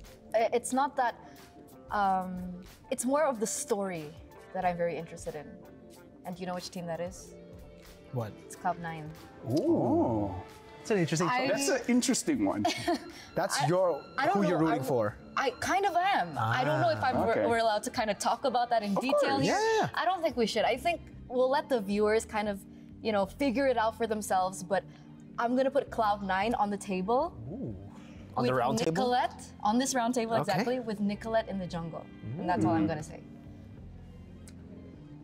I've seen that she's good. But again, going up against all these amazing teams, it's going to be an uphill battle. So honestly, a very good shout out. But what about you? Yeah, shout outs to Cloud9. I think the journey will be really cool too. I mean, seeing that some of their players have actually, gone up against played in the men's division as well, or just normally in BTK previously, Apple or Nicolette. So that's also very interesting. But I think for the favorites, I have to say, I've been rooting for this team for the longest time because they were a different org before. Now they're Vitality. I'm a big fan of Vitality too. I mean, come on, bro. Yeah, of course, Vitality's great, right? But yeah, no, I think Vitality will still probably are the favorites for the most part. Yeah. They've been there for so long. They're on a 26 win streak, even more if you count national team success. So I don't think the pressure is. How many years has that been then? 1, 2 years? I think it. 1 year? 3 to 4. Oh my goodness. Almost 3 to 4 years where they haven't lost a single tournament and they've still stayed on top. So I think for Vitality for them, they don't really look at pressure. Pressure is not for them. That's great. Pressure's for tires. Okay. And for some cooking styles. Yeah, pressure cooking is a thing. Yeah, it is a thing. Oxtails. Oxtail soup. Anyway, for other teams, I have a different concern, right? Because Falcons Vega Mena example, I keep going back to them because... It's okay. We're not judging. Okay, thanks. This will be their first international tournament that's offline. Yeah. Should be, right? I mean, I think they played for SEA Games, no matter what, this is on a different scale. Exactly. This is a different scale. Exactly. The stage is bigger. There's a lot more people looking at you. Everyone's focused on you. The prize pool. There's just so many things that have been magnified. And I think it's a valid question for these emerging teams. Agreed. So the thing is, Vitality, 3-4 years undefeated. Yeah. We saw that Fnatic Onyx, they lost, boohoo, sad, whatever, Will the same thing happen to Vitality? Again, they might say pressure smasher, but maybe it could pressure smasher? It's like potato. Okay. Pressure smasher, it's whatever. Yeah, I mean, the thing is, I would say the same thing if they're on a normal win streak. If they're like, oh yeah, we haven't been beaten this year.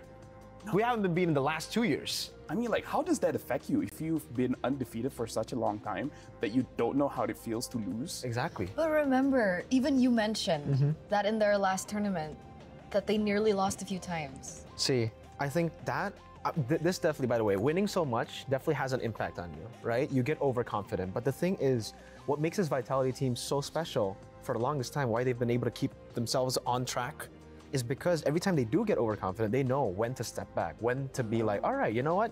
That's a bit too much. This happened in SEA Games, in the grand finals, where they almost lost 2 against Philippines. This happened in the qualifiers, like you said, almost losing against Team Malaysia.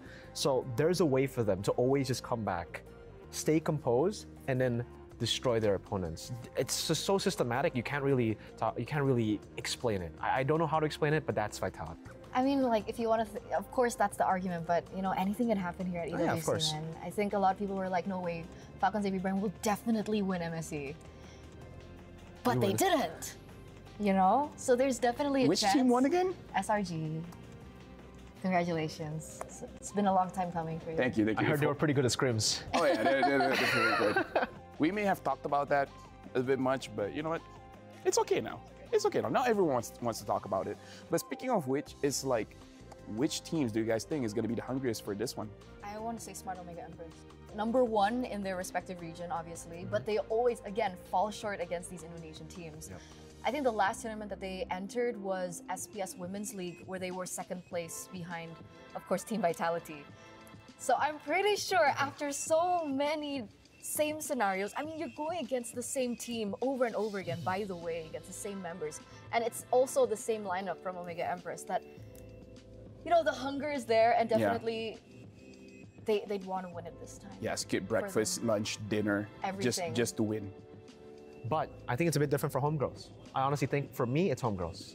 I think that's the team that's hungriest. Why? Because Malaysia's, come on. Malaysia's pretty hungry, you're not gonna lie. Malaysia's very hungry. The esports ecosystem in Malaysia right now, it's growing. And it's time for these girls, for the homegirls, to show the world that it's not just the men's, but it's also the female division too that has gotten this boost. Now, honestly, for me, like as a Malaysian, I kind of feel like if Homegirls wins this one, then it will grow the scene in Malaysia, which I feel like is true for every single team here. Whoever wins, doesn't matter who, the growth is going to be there for their very own region, right? So now you guys have a camera here. You guys can't take it home, but do you guys have anything to say to the camera? We'll start with Eterna. Okay, never mind. We'll start with Mirko. I need time to think. All right, Don't put me on the spot like that. I'm sorry. I don't know, for you guys... and girls. Guys and girls, you know, I when usually... he says guys, he means guys and girls. Just because I call you guys, kinda, but guys and girls, there you go. Guys are gender neutral. I feel like that's the case. That's true. For you guys back at home watching, the round table and MWI, thank you so much for watching and supporting. Again, for the women's scene, it needs a whole lot of support to continue developing, and for all these teams, it means a lot to them, because I think especially now, considering it's getting so much more attention, even if they don't win, some of these regions, the fact that they make it top 3, top 4 without a coach, without an analyst, it will push the region more to like push for these coaches, push for the analysts, push for them to have better facilities as a team, as players, and it'll be great for the scene. That was so endearing. Yeah. Is it my turn? Yeah. I don't really have a message, right? Okay. All I just want to say, just cheers. You can call. I just want to say cheers. Okay. Right? Cheers for finally the female scene in MLBB getting recognition. The recognition that they deserve. Yeah. And of course, the recognition that will pull forward into the future to one day a competitive landscape between both female and male MLBB. Isn't this like an eternal thing to do? She's like, I don't have a message. And then just goes on for like a few seconds. I just wanted to say cheers. I just wanted to say cheers, but I have more. But speaking of which, thank you guys for watching. You guys have been watching the roundtable. In terms of messages from me, make sure you guys have a healthy diet, because diet is very important for your life. Sleep is essential. 5 hours I think is fine, but if you can do 8, that's great. Exercise, if you feel like it. Mobile Legends is great. Be nice to your parents, and give food to cats and dogs, and etc. My name is Sofel. Bye-bye.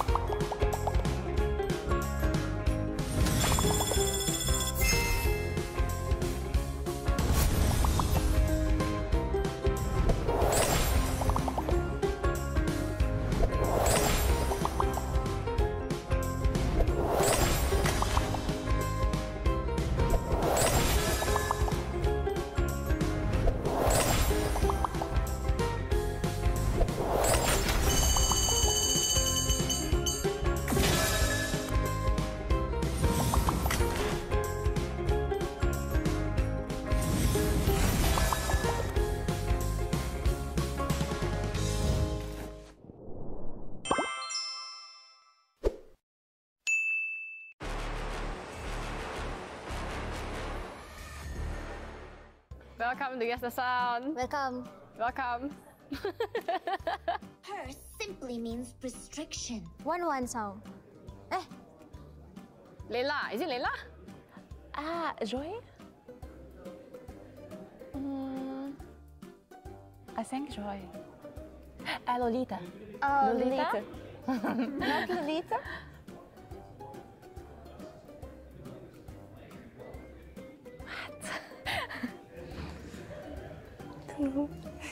I don't know. Ikaw, Chang A yata eh. Oh no, it's not Chang. Ikaw, guess ka. Give us a clue. What? I'm Chang A. I guess it's Chang A. I don't know what hers. Yeah, it's not Chang. Nana? No, it's not Nana. Oh! Mix user, you don't know? Kagura.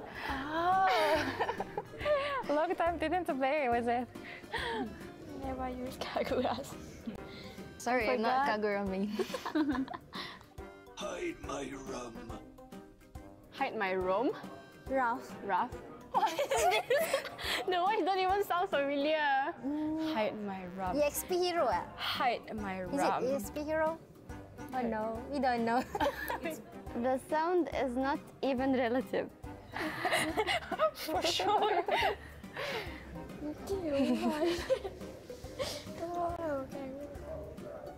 Bane. Because I don't use Bane, so I don't know. Oh my, I'm bleeding. I thought I know the song, but I forget. I've never heard that voice before. Oh no, I'm bleeding. Cyclops. You got Cyclops. Cyclops. Oh, yeah, Cyclops. Oh, Cyclops! Yeah, That's Cyclops why it's voice. familiar. Yeah, Cyclops. Cyclops sound like that. Dude, wrong item choice. And ini Diggy. Diggy? Harry? Diggy. Diggy.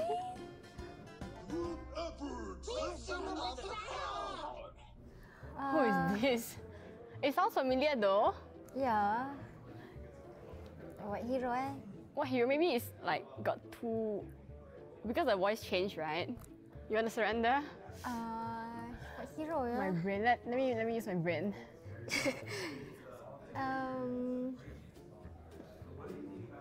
Apa? Is Jawhead? No, Jawhead don't sound like that, right? No. Glue. Glue. Glue. Oh, Glue with his babies. Babies. That's it, girls. Man, thank you so much. I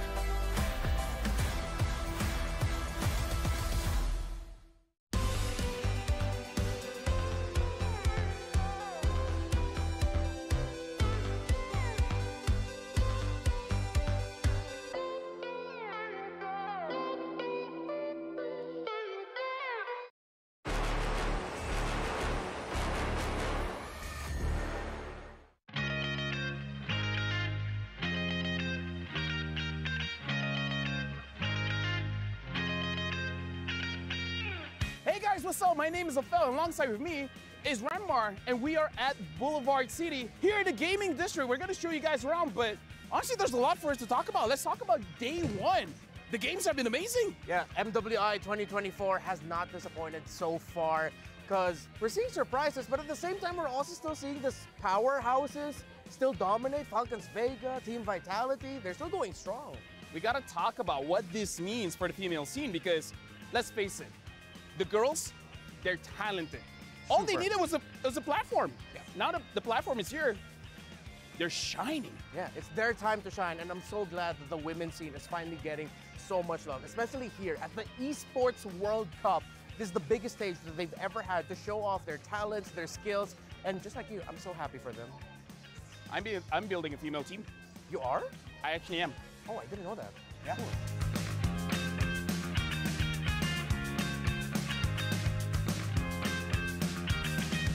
Let me just say, we're probably at the coolest part of the place because this huge LED is just showing up.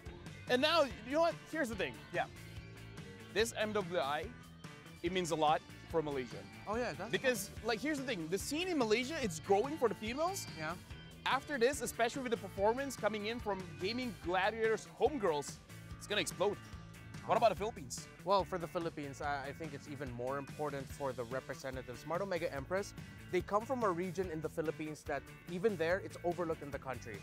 Like, you don't hear a lot of amazing pro players coming from this region because they just don't get the platform. So to have an entire Filipina MLBB team from one area coming to EWC, coming to Riyadh to show off their skills and talents, it means a lot for the country and for the region of Visayas. Again, I don't know. Personally for me, in Malaysia, there's a lot of female teams. After seeing what's been done here, I'm pretty sure it lights up a fire inside of them that they want to grow. They want to do more. They want to prove to everyone that they can compete. Yeah, that's 100%.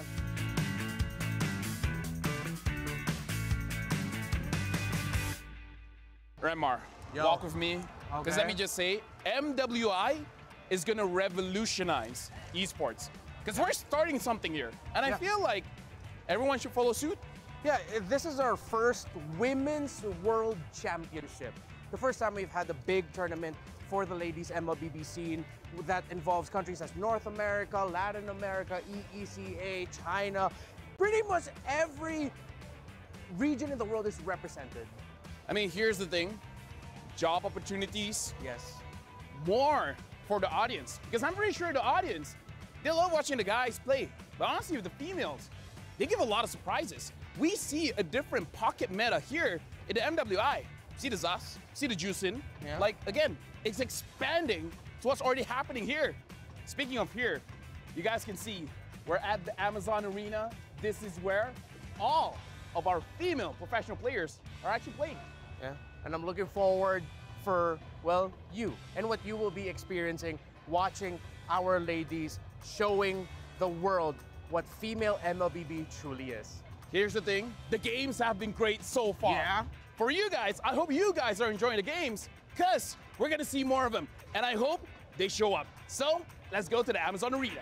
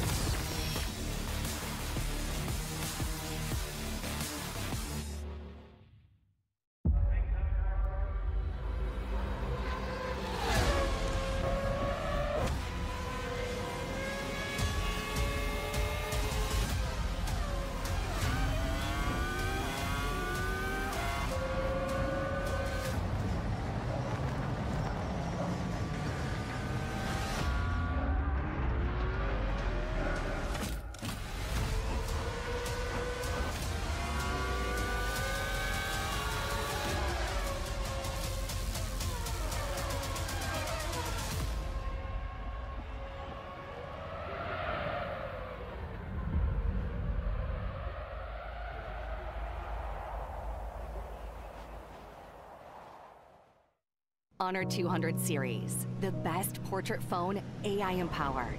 Studio level, AI portrait camera, 3 hardcore portrait modes.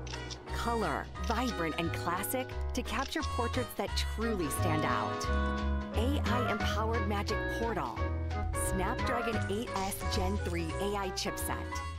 5,200 milliampere per hours silicon carbon battery, 100 watt, Honor Supercharge. This is Honor 200 series.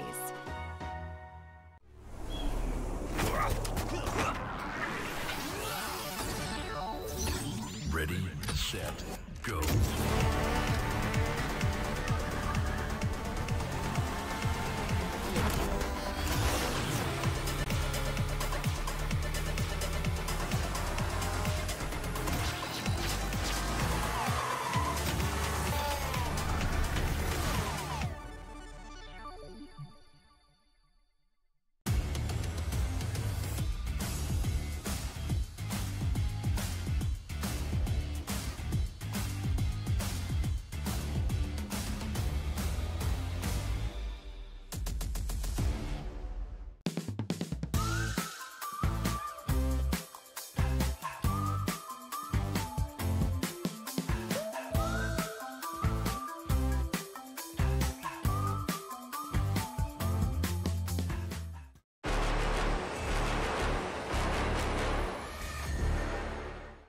Mia.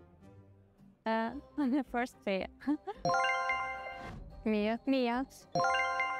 That Zaria's ulti. No, that's Mia. Mia's Mia. skill. Second skill. It's an item. The blood wings. Blood wings. Это крылья королевы. Blood wings. Крылья королевы. Крылья королевы. Blood wings. Yes, blood wings. Atlas second skill or first skill? First, Lalo second skill. Atlas. It's второй скилл Атласа. Второй скилл Атласа, да. What is this? Atlas ultimate. Even I don't know. I'm a wrong one. I don't know. I go. Yeah, but we forgot the name. Paquito. First Paquito, I think first Paquito. Maybe. First. Ой, это Paquito. Второй скилл усиленный. Paquito. Paquito third skill. And the item that gives HB, I don't remember its name, but it's half important. Ой, это пояс, да. Защитный пояс. Защитный пояс. Arizbell. Oh. It's the new emblem. But I can't remember his name. Temporal region. Yeah. Это перк. Какой-то. Какой-то перк. Кубик.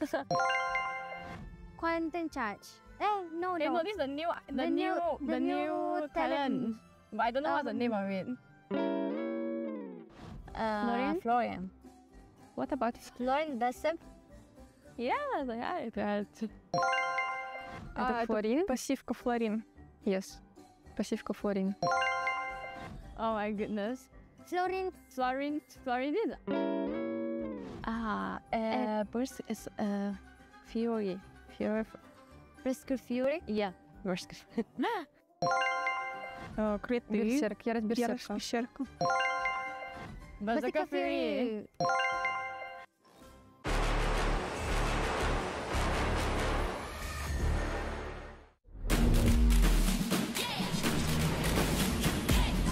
Just like you and me, finding our destiny. Though they may not see, I'll prove what I can be. Aren't we all the same? We're deep in the game. They say this is lame, but we have our own aim. No fear, prove it. Rise up and don't quit. Chasing the same dream, we all are on the same team. Let's go! It's our time to shine, leave doubts far behind. It's our time to show how far we can go. Though they may not see, we show what we can be. It's on you and me.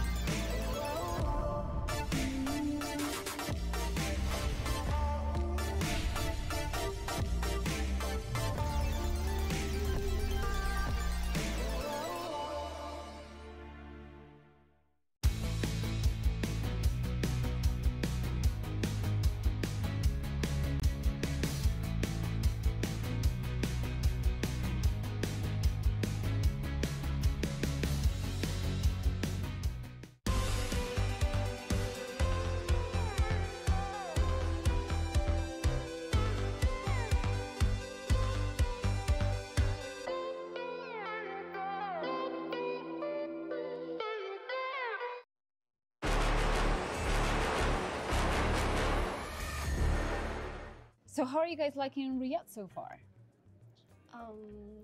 I love the food here. The food are all good.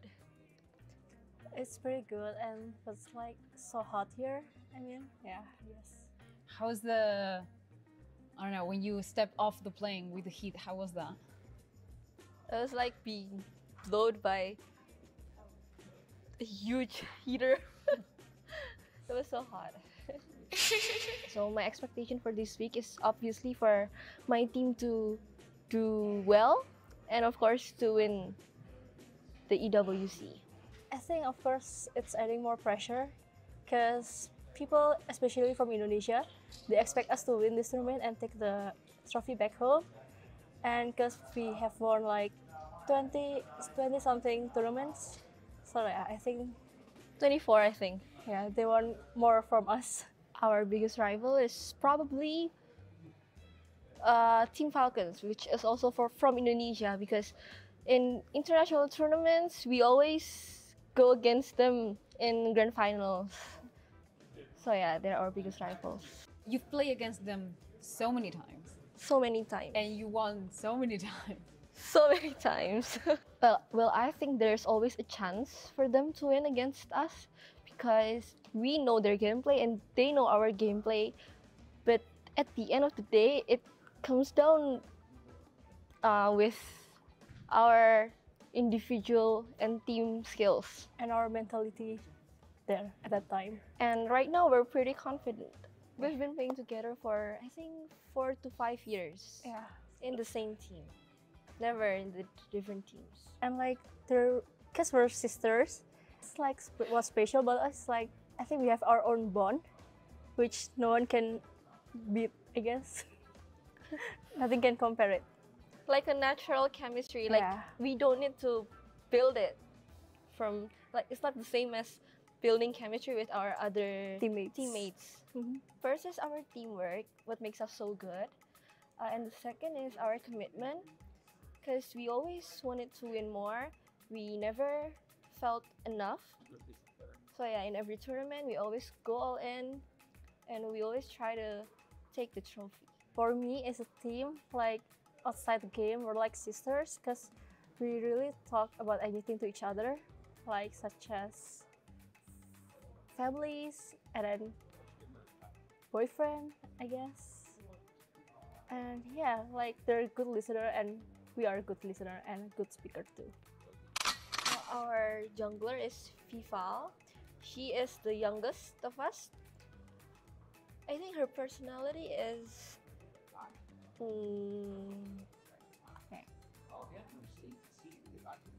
she's somehow like a guy-ish. A tomboy. A tomboy, yes.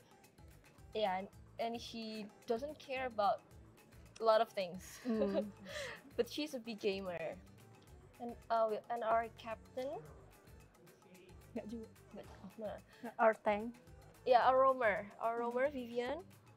She is the oldest, and she's easygoing too. She's easygoing. I love talking to her. I mean, she's a good listener, and like gossiping with her is so much fun, actually. And then our XP laner is actually older than us, but she acts like a baby. She's really childish though.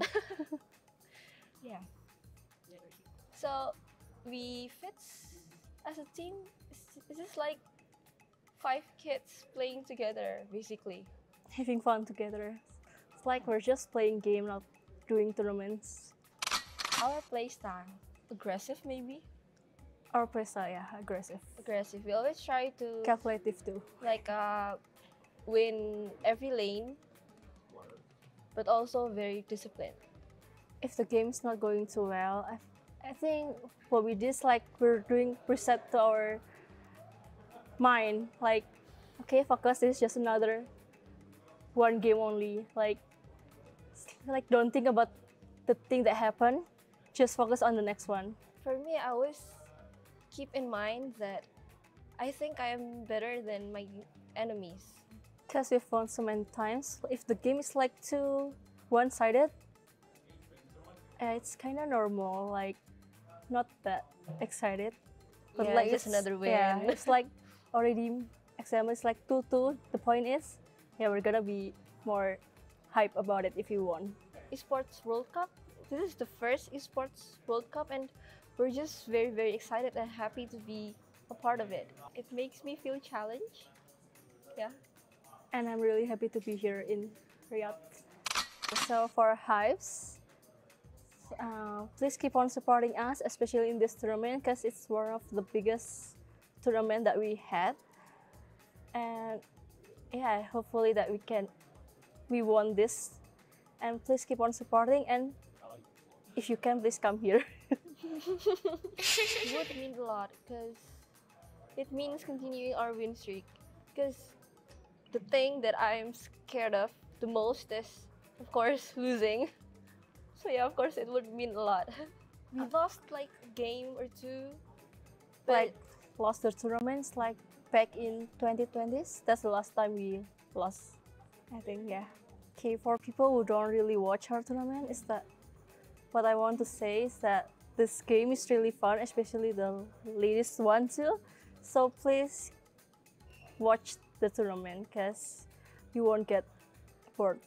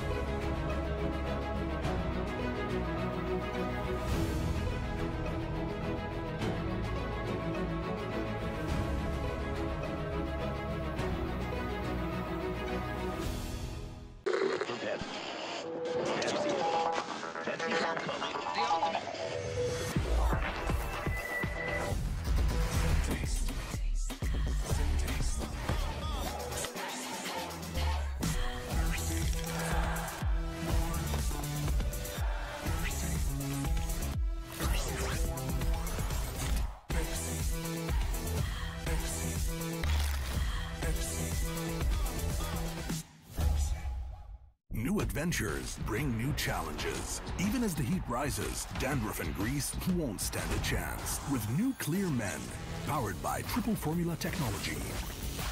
To eliminate dandruff, itch, and grease, gives you 8 hours of freshness and 100% dandruff-free hair. New Clear Men, 0% dandruff, 100% confidence.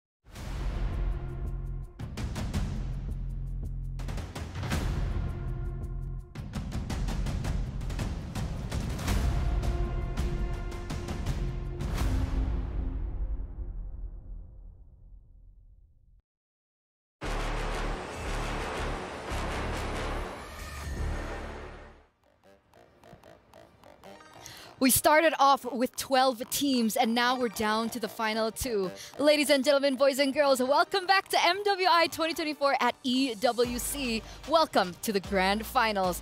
My name is Etern, and I will be your desk host through the Grand Finals. But of course, I am not here alone, because with me is the ultimate charming duo. We have... Camera. There we go. We have Leo as well as Lafel. We are Blackpink in your area. Which one? Which generation are we? We're the first iteration. Okay. We're the first one. And then it became a thing. Okay. In Korea. We started it first. Boombaya. Thanks, guys. Welcome. So it's going to be the 3 of us today. So maybe, Leo, you can help me out with Lafel on the panel. I wish I could go between you, given how things could get. But no, I will lavish in this. I will let this happen. Okay. I want you to be an enabler. Maybe disabler. We had Maria earlier, like yesterday, I think. That wasn't too good. I am here to empower. Thank you very much. I'm here to encourage. It's my time to shine. It is. So, this is the tournament bracket. Can you break us through it? Dude, Vitality going up against Smart Omega Empress. Like, the last time they met here, Leo, it was during the SEA Games, and it was a brawl. It went all 5 games. Yeah, who's to say that this could not go the same distance? But you know what they say about Riyadh in Indonesia, right? Especially in the world of MLBB esports. I think Rachel's aware. What? What happens when Indonesians play in Riyadh? There's I have absolutely no idea. We don't talk about that, they say. Absolutely no idea. Hey, but Vitality, they've broken it, right? Because by fighting another Indonesian. Yeah. At the cost of another. Yeah. That's science right there. That's math. That's where we've come. But of course, we are going to take a look at the prize pool now, guys, ladies and gentlemen. Because, you know, like we mentioned earlier on, right? Despite you going 3rd or 4th place, you still go home with a hefty amount of cash, right? 40K USD. But now these 2 queens, they are going to be fighting for that 180K USD. Omega Empress and Vitality are confirmed at least 80 Gs. Dude. In addition to flying out to Riyadh to enjoy this beautiful city and to be a part of this historical event in women's esports, 80 Gs. Dude, 80 Gs, that's like winning 3 times of MPL Malaysia. And I'm talking about being the champion. 3 times! That's why. It really just puts into perspective how big this event is and how big and how far the lady scene in MLBB competitive play has come. And hopefully in the future, we'll see a lot more developments, especially now that a lot of these teams are going to be bringing home some cash. So perhaps that will help them develop their team and their entire region as a whole. You're talking about development. Nothing comes close to how the Indonesian women's MLBB esports division is like. Oh yeah. Compared to like even very strong regions like Myanmar, NA, Indo comes close. Like even the women's, right? You have Women's Star League. That's where, how many times now has Team Vitality won that championship? All seasons so far since... Dude, the thing is, Vitality from 2021, they've won everything. So that's... Now it's 2024, so like 3 years. Shell mentioned in her interview that the last time they lost was 2020. 2020 even! So 4 years. So 4 years. And if I'm not mistaken, Rachel, you can confirm this. The WSL even had to put out a best of 9 to try and break their streak. That was the first time we've ever seen a best of 9, and it has to be because of that. So we're going to take a look at the showdown soon, ladies and gentlemen, as we get into it. The Dr. Sulaiman Al Habib showdown. Team Vitality and Omega Empress. Still in a best of 5, I believe. And if I have to ask you, gentlemen, how do you think that this match will go? I don't want to answer. Okay, we'll skip you. I think we're going to see Smart Omega in their best shape yet. I don't know how you beat a 3-0 dominant run, right, against VSG earlier, but I think here, much like all throughout groups and the early stages of the playoffs, like a diesel engine, they'll take a while. But in the big picture, they've already taken a while. I think now is their best chance to turn the tides. Since we're skipping Lafel, we're going to ask the audience right now, what do you guys think, right? For the STC predictions, head over to stcplay.gg and lock in your predictions now. Do you guys think it's going to be Team Vitality to take this grand finals, or will it be Smart Omega Empress, who, for the most part, until this point, has shown very, very good performance? I'm going to help you out, And then Leo. we are... You can tell me. All right, I'll tell you. Let me help you out. Vitality's got to win this. All right. Okay. I don't want to say what he said. I don't want to double the. It's tricky, right? Year in, year out, my predictions have been here and there. You know, some days, some seasons, some years, I gotta just. Depends on the weather. It's hot out here in Riyadh. Okay. So it should be fine. Okay. Is it? It's okay. Honestly, we'll skip the predictions and we'll just head over to the interviews. Let's go. Intense grand finals is coming up. I'm here right now with Chell and Shinoa, Team Vitality, Omega Empress. Now, I have a question for both of you. We'll start first with Chell, then we'll get to you, Shinoa. I want both of you to give me the 3 teams whose keys you want included in your trophy. So the Crush keys, give me 3 names you want. Maybe the teams we've faced along the way. So maybe first is Omega, if we win. And second is Falcons Vega. And then third is Homegirls, maybe. All right. Omega, Falcons Vega, and Homegirls, maybe. You still decide. So what about you, Shinoa? What do you want? If we win, I'm gonna put Team Vitality and Gaming Gladiators, Homegirls, and Falcons Vega. All right, okay, so same. Now, I want both of you to like come up like a bit closer here. So you'll be stepping here, and you'll be staring here. Now I want you guys to stare each other down. It's the grand finals. Come on, you're gonna make me laugh, guys. It's gonna be intense, you know? It could be a crazy battle. It could be best of 5. So I want you guys to do something. I want you guys to aggressively compliment each other. The best qualities about her, the best qualities about her, what you like about her, anything you want, we'll do it. Quick fire, back and forth. Let's start with you, Chell. You're a good gold laner. Oh, you're a good gold laner. What about, oh, but she's a jungler. No, she's a gold laner. It's a trick question. What about you, Shinoa? You're so good. I love you so much, and you're pretty. Oh, she hit you with 3. You're good. I love you, and you're pretty. What about you? You're tall, you're pretty, I like your hair. I want a red hair. She wants your hair. Okay. All right. You got more for Shell? I like your skin, and I'll bow down for you. She likes your skin, and she'll bow down for you. Can you beat that? Can you top that, Shell? One last chance. I'll kneel for you, queen. Oh, that's it. All right, ring the bell, ring the bell. I'm going to call that a tie. Thank you so much, Shell. Thank you so much, Shinoa. Let's wave at the camera together. Bye. Good luck in the finals. Thank you, girls. Thank you, Reptar. And now it's our turn. Cameraman, please shift it over to our showdown. We have LaFell on one side, and we have Leo on the other side. Boys, kill them with kindness. I like your facial hair. You got nice curls. Your tie is much better than my tie. Your country won MSC. You're a very nice person. Great. Ding, ding, ding, ding, ding, ding, ding, ding. Yeah, you won. Okay, I couldn't beat that one. Okay, congratulations, Leo, for winning that. What would you like in return for that victory? I actually was prepared to go longer. I wasn't ready with my acceptance speech. I'll give you nasi lemak. Okay, thank you. Come over to Malaysia. All right, I'll see you at M6. There you go. And now we got to talk about the game because, honestly, Redmar has already set it up. This is going to be intense best of 5. And what a way to take it through brevity, through comedy, because that's the only way we know how to cope. Definitely. We haven't seen this in quite some time, by the way, as well, right? PH Indoor Grand Finals for the MLBB women's scene. Okay. Calm down. All right. We're calm down. Okay. Hey, this is as high stakes as it gets. This is where, finally, maybe my country can win. Why am I here? They already won. I don't know either. You know what? We're all here as family. We're the real champions. All right. Let's start talking about this next matchup. Okay, sure. Smart Omega Empress once again and Team Vitality. Last time at SPS when Falcons Vega were able to qualify, they did have a best of 3 meetup, and that was a 2-0 for Vitality. But do you think this time something has changed? Let's start with you, LaFell. No. Okay. Leo, help me out here.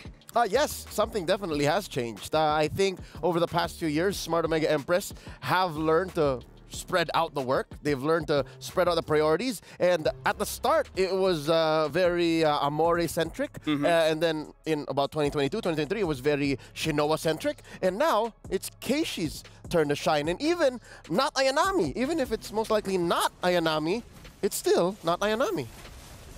It's funny how the way you said it, I still understood. Right now, we're looking at the recaps here because we're going to look at all the teams And honestly, personally for me, I may have a bias towards roamers, but the thing is, you gotta look out for both roamers here, right? Vivian as well as Mireille, they've been really showing up. In fact, in the previous best of 5 against VSG, Mireille got the MVP twice. Back to back. And it's one of the underdog roles, I think. Role to role, you might even say 50-50, except for nothing against Mirai. I love Mirai, but that's still the mother of tanks you're looking at, Vivian, with a 1 for an eye. Mother of dragons, as I like to call her. But they are going to show their because, well, we are moments away of heading onto the stage. So this is it, ladies and gentlemen.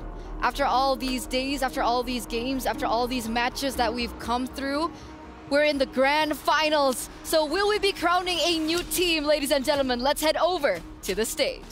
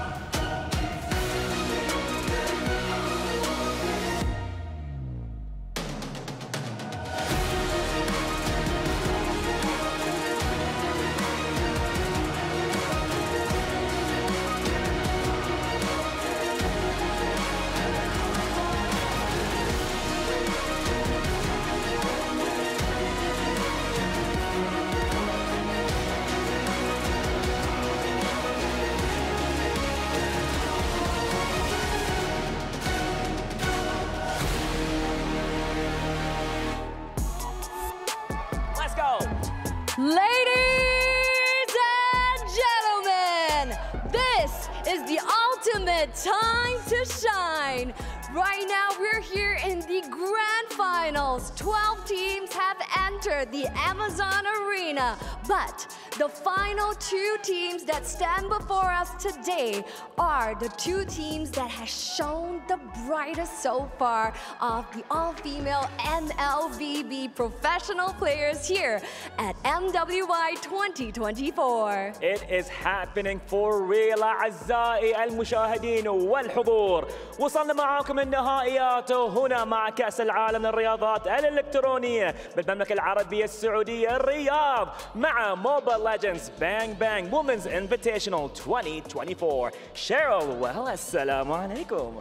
Salam indeed. Now, it is a running joke. Now, this has been a wonderful celebration thus far, celebrating our women, breaking barriers, changing expectations, redefining esports right here today. And it is just a phenomenal phenomenal experience. So speaking of which, we are going to present our players for you right now, and this presenting the reigning, defending, back-to-back champions, V14 Vitality!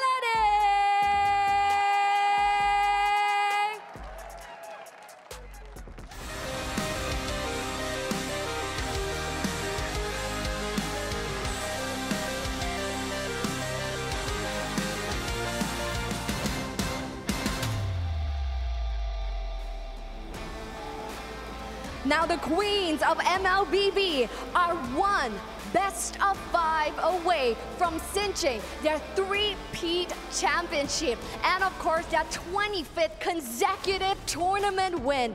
This is your time to defend your throne. Introducing first, the EXP laner. Give it up for Fumi Echo. Playing the jungle, presenting to you Vival. Filling the mid lane, we have Cinny.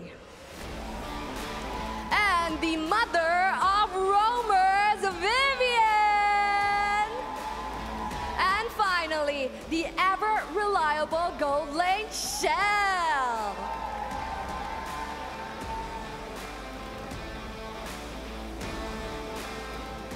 And now, ladies and gentlemen, viewers around the world, before I start with the coming team, all the way from the Philippines, ladies and gentlemen, make some noise!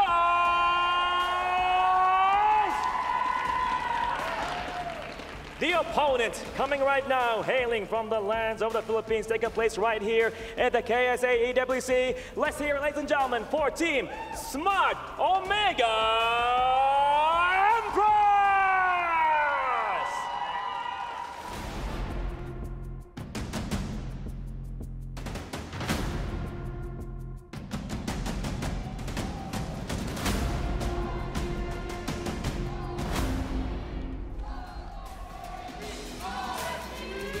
There you have it, ladies and gentlemen. The hype is real, taking place right here to battle it out with vengeance, here to claim the trophy and to take it back home, not only to the Philippines, but to City Cebu. And now, ladies and gentlemen, they are the established team powerhouse all the way from the Philippines. Let's introduce the players, starting with the fearless EXP, not Ayanami! The clutch jungler, K-Shape! The untouchable mid laner, Amore! The highlight reel roamer, Mirai!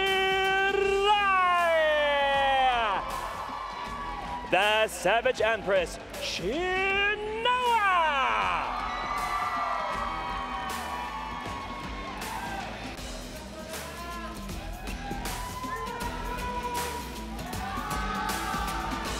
Wow. Absolutely wicked crowd. Wow.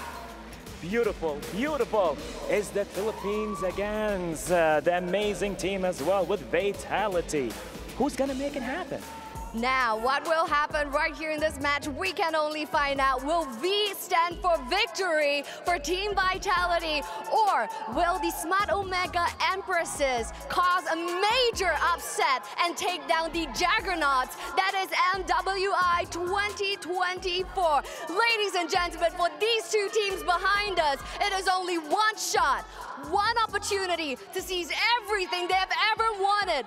One moment. Would they capture it or just let it slip? Over to you at the studio. Yalla! Thank you so much, Cheryl. Thank you so much, Bara. And I love how you put it. The stakes are ever so high for both of these teams that are fighting for it all. They want that #1 position. They want to be the new queens of the world. And that $1 million question, right? Can Vitality continue to defend and go on the run for that 3-peat victory at MWI? Before we even talk about the game, we gotta talk about the draft. Where personally for me, I feel like for both teams, the third pick is gonna be important. Especially when we talk about grand finals. What is the first thing we think of? Exactly, moms. We gotta talk about the mother of tanks here, Vivian, going up against Mirai. I feel like for both, what? You guys okay? Yeah, I just remembered. That's my mom. Yeah, right? Every time grand finals, I think about my mom. Anyways, for both, it's really about the roamers, right? Because I feel like for both teams, they're very good at team fighting in terms of baiting out the skills. So which roamer has the better setup is gonna win it all. So you're looking at a priority on Minotaur, on Tigreal, and not even priority, honestly. The possible counters like Valentina. Exactly. I expect Valentina to be such a high priority in the draft, whether it be early banned, which is most likely going to happen, or even answers all throughout team fights, because in their last series against VSG, Omega Empress unlocked the X-Borg. Yeah. The X-Borg in the hands of Na Ayanami was not exactly what VSG was expecting. So now that Vitality has seen it, they might be ready for it. And if you understand where I'm going, if you see this coming, reverse psychology. I know you know, but do you know what I don't know?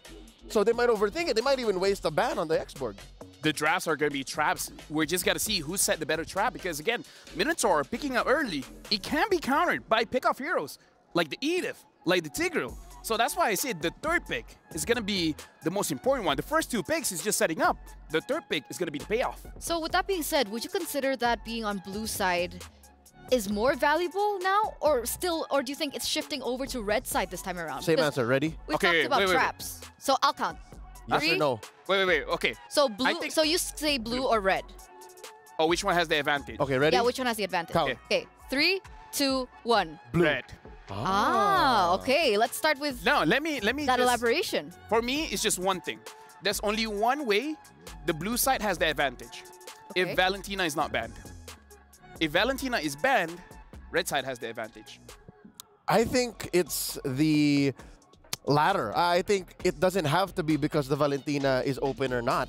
Blue still has the say. Blue can bully red side into saying, if you don't ban the Valentina, we're picking it up. Or we can afford to not ban the Valentina at all and even see if you will do it, because we can first pick the Rizla, we can first pick Minotaur. Change your mind? Anyone change their mind? Nope. No? Still sticking? Yeah. And it makes sense, right? Because so far, the scale has tipped kind of in favor of blue side, but today alone, we've seen people and teams find so much more success on red side. And earlier on, you mentioned about the traps, Lafel, right? The traps with the Terizla, the traps with the Ling. So we're going to see if that actually comes to play between both of these teams, because if we're talking about experience and coaching staff, man, both of these teams have excellent minds up in the driver's seat. Let me just say, Leo, it's not because you're here, but I actually feel like Bane is being slept on. I think Bane still have a 100% winner here. I think Bane is just where he needs to be. Bane is the tool that comes in when you're not ready. You see a nail, what do you go for? The hammer, right? No. Yeah. You go for the pair of scissors. That's what Bane is. Like, why? Exactly.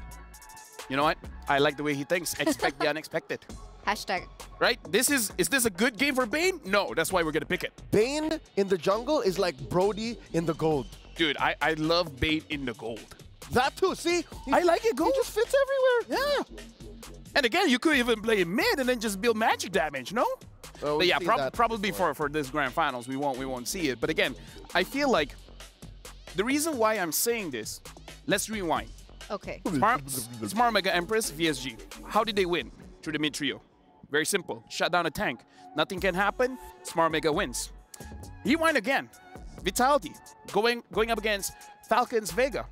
They won mostly because of the team fights. Very smart drafting, making sure that any kind of attempts of a fight, Vitality always comes up on top. And again, that's why I kind of feel like this mid trio is just a starting piece. They want to get to the between 8 to 50 minutes of the game with a very clear win condition. And I kind of feel like that's why this game is going to be a little bit tricky, because both of these teams, I think, won't fall into the trap. They understand when a trap is being set, and they're not going to bite. Best place to find a trap is the XP lane. I think Fumi Echo, we've seen it time and time again through the past week of competition. She likes baiting Vitality's opponents and saying, look at me, look at me, look at me. And then there's 4 others doing something else on the map. But I think Na Ayanami is going to play a role wherein I know what you're doing. I do the same thing for my team. So if that becomes a neutral factor, that becomes null, then Vitality and Omega have to find a new trick. So let's give some light over to the gold laners, right? Because I think this is one of the matchups that a lot of people have actually anticipated. Some people say that Shell is one of the best gold laners currently in the league, but Chinoa is the only one who holds that Savage. What do we think about the gold laners, and how do you think this is going to go? I think both of them are very solid because if we're looking at mistakes, honestly, both these gold laners rarely make a mistake. In do fact, you see differences in characteristics, maybe? Honestly, not so much because both of them have an eye for opportunity where we saw Chinoa has the eye for an opportunity to grab the Savage. Shell just ends the game. 2 towers, the second tier, and then the base turrets, and then ending the game. Both of them have a wide POV of how the map is looking like. If anything, I see one difference between Shell and Chinoa. Shell is very independent.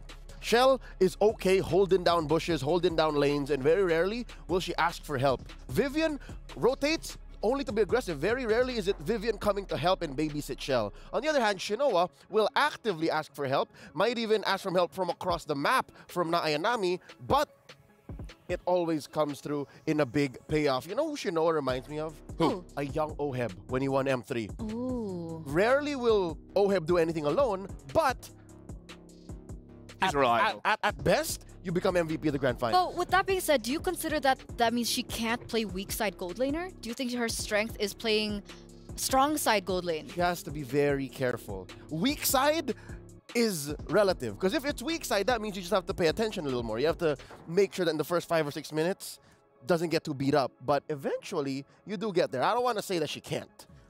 It's all about the draft because we see, because of her deep hero pool, usually her pick is a little bit delayed to the point where she grabs an Ixia and stuff like that. ML. Some matchups, you win by not interacting with your opponent, right? You win because you scale better than the opponent gold laner. So as long as you're not taking unnecessary trades, then you will win.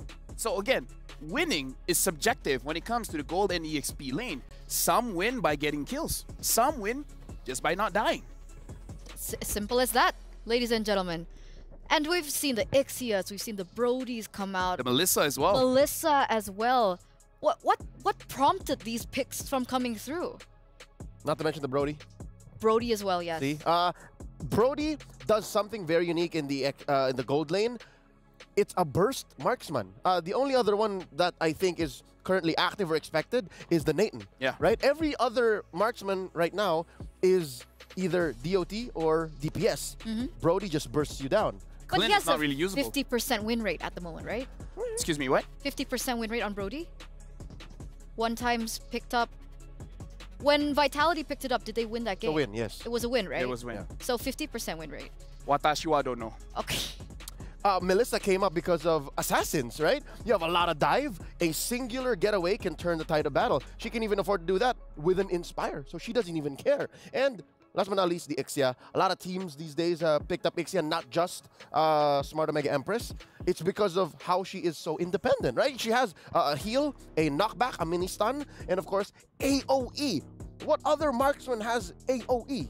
Just to add on to that, after talking to the players, the Ixia is apparently a reliable counter going up against the Hive, or at least the player that use it feels that way. And the Melissa, honestly, is good in lane, and also a different kind of marksman where usually we see the Claw going to the back line. Melissa can kind of do that. Just put the muddles there, and then through the AoE effect of her passive, people from the back line are going to get damaged as well. So let's see how these drafts are going to go. We've talked a little bit about it, about the gold lane picks, the priority with the Valentina. But this time around, ladies and gentlemen, as we get into the drafting phase of game number 1 in this best of 5 here in the grand finals, the Valentina has not been opened up. Immediately banned out by Team Vitality alongside with the Arlet. And then on the other hand, we have the Ling and the Terizla. For me, Blue side has advantage now because there's no Valentina in this game. Do you agree, Leo? Yeah. Whether or not, I said it's a matter of the Valentina. The Minotaur is also still at large, and I'm not so sure what the gambit is for Coach King Salman here is. Since the chip got banned out, he's going to attack the Lu Yi. What about Roger? I think Roger, I don't know if it was earlier today, but the Roger was like, yeah, you don't have to win with the Roger. Roger's close to 50-50. I'm not sure if it's such a flex, but I think Roger's stronger than Blue.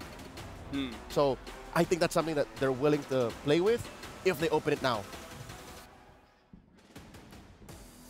Well, either ways right now, in terms of the first pick here, coming in from Vitality, making sure that you don't really fall into any traps.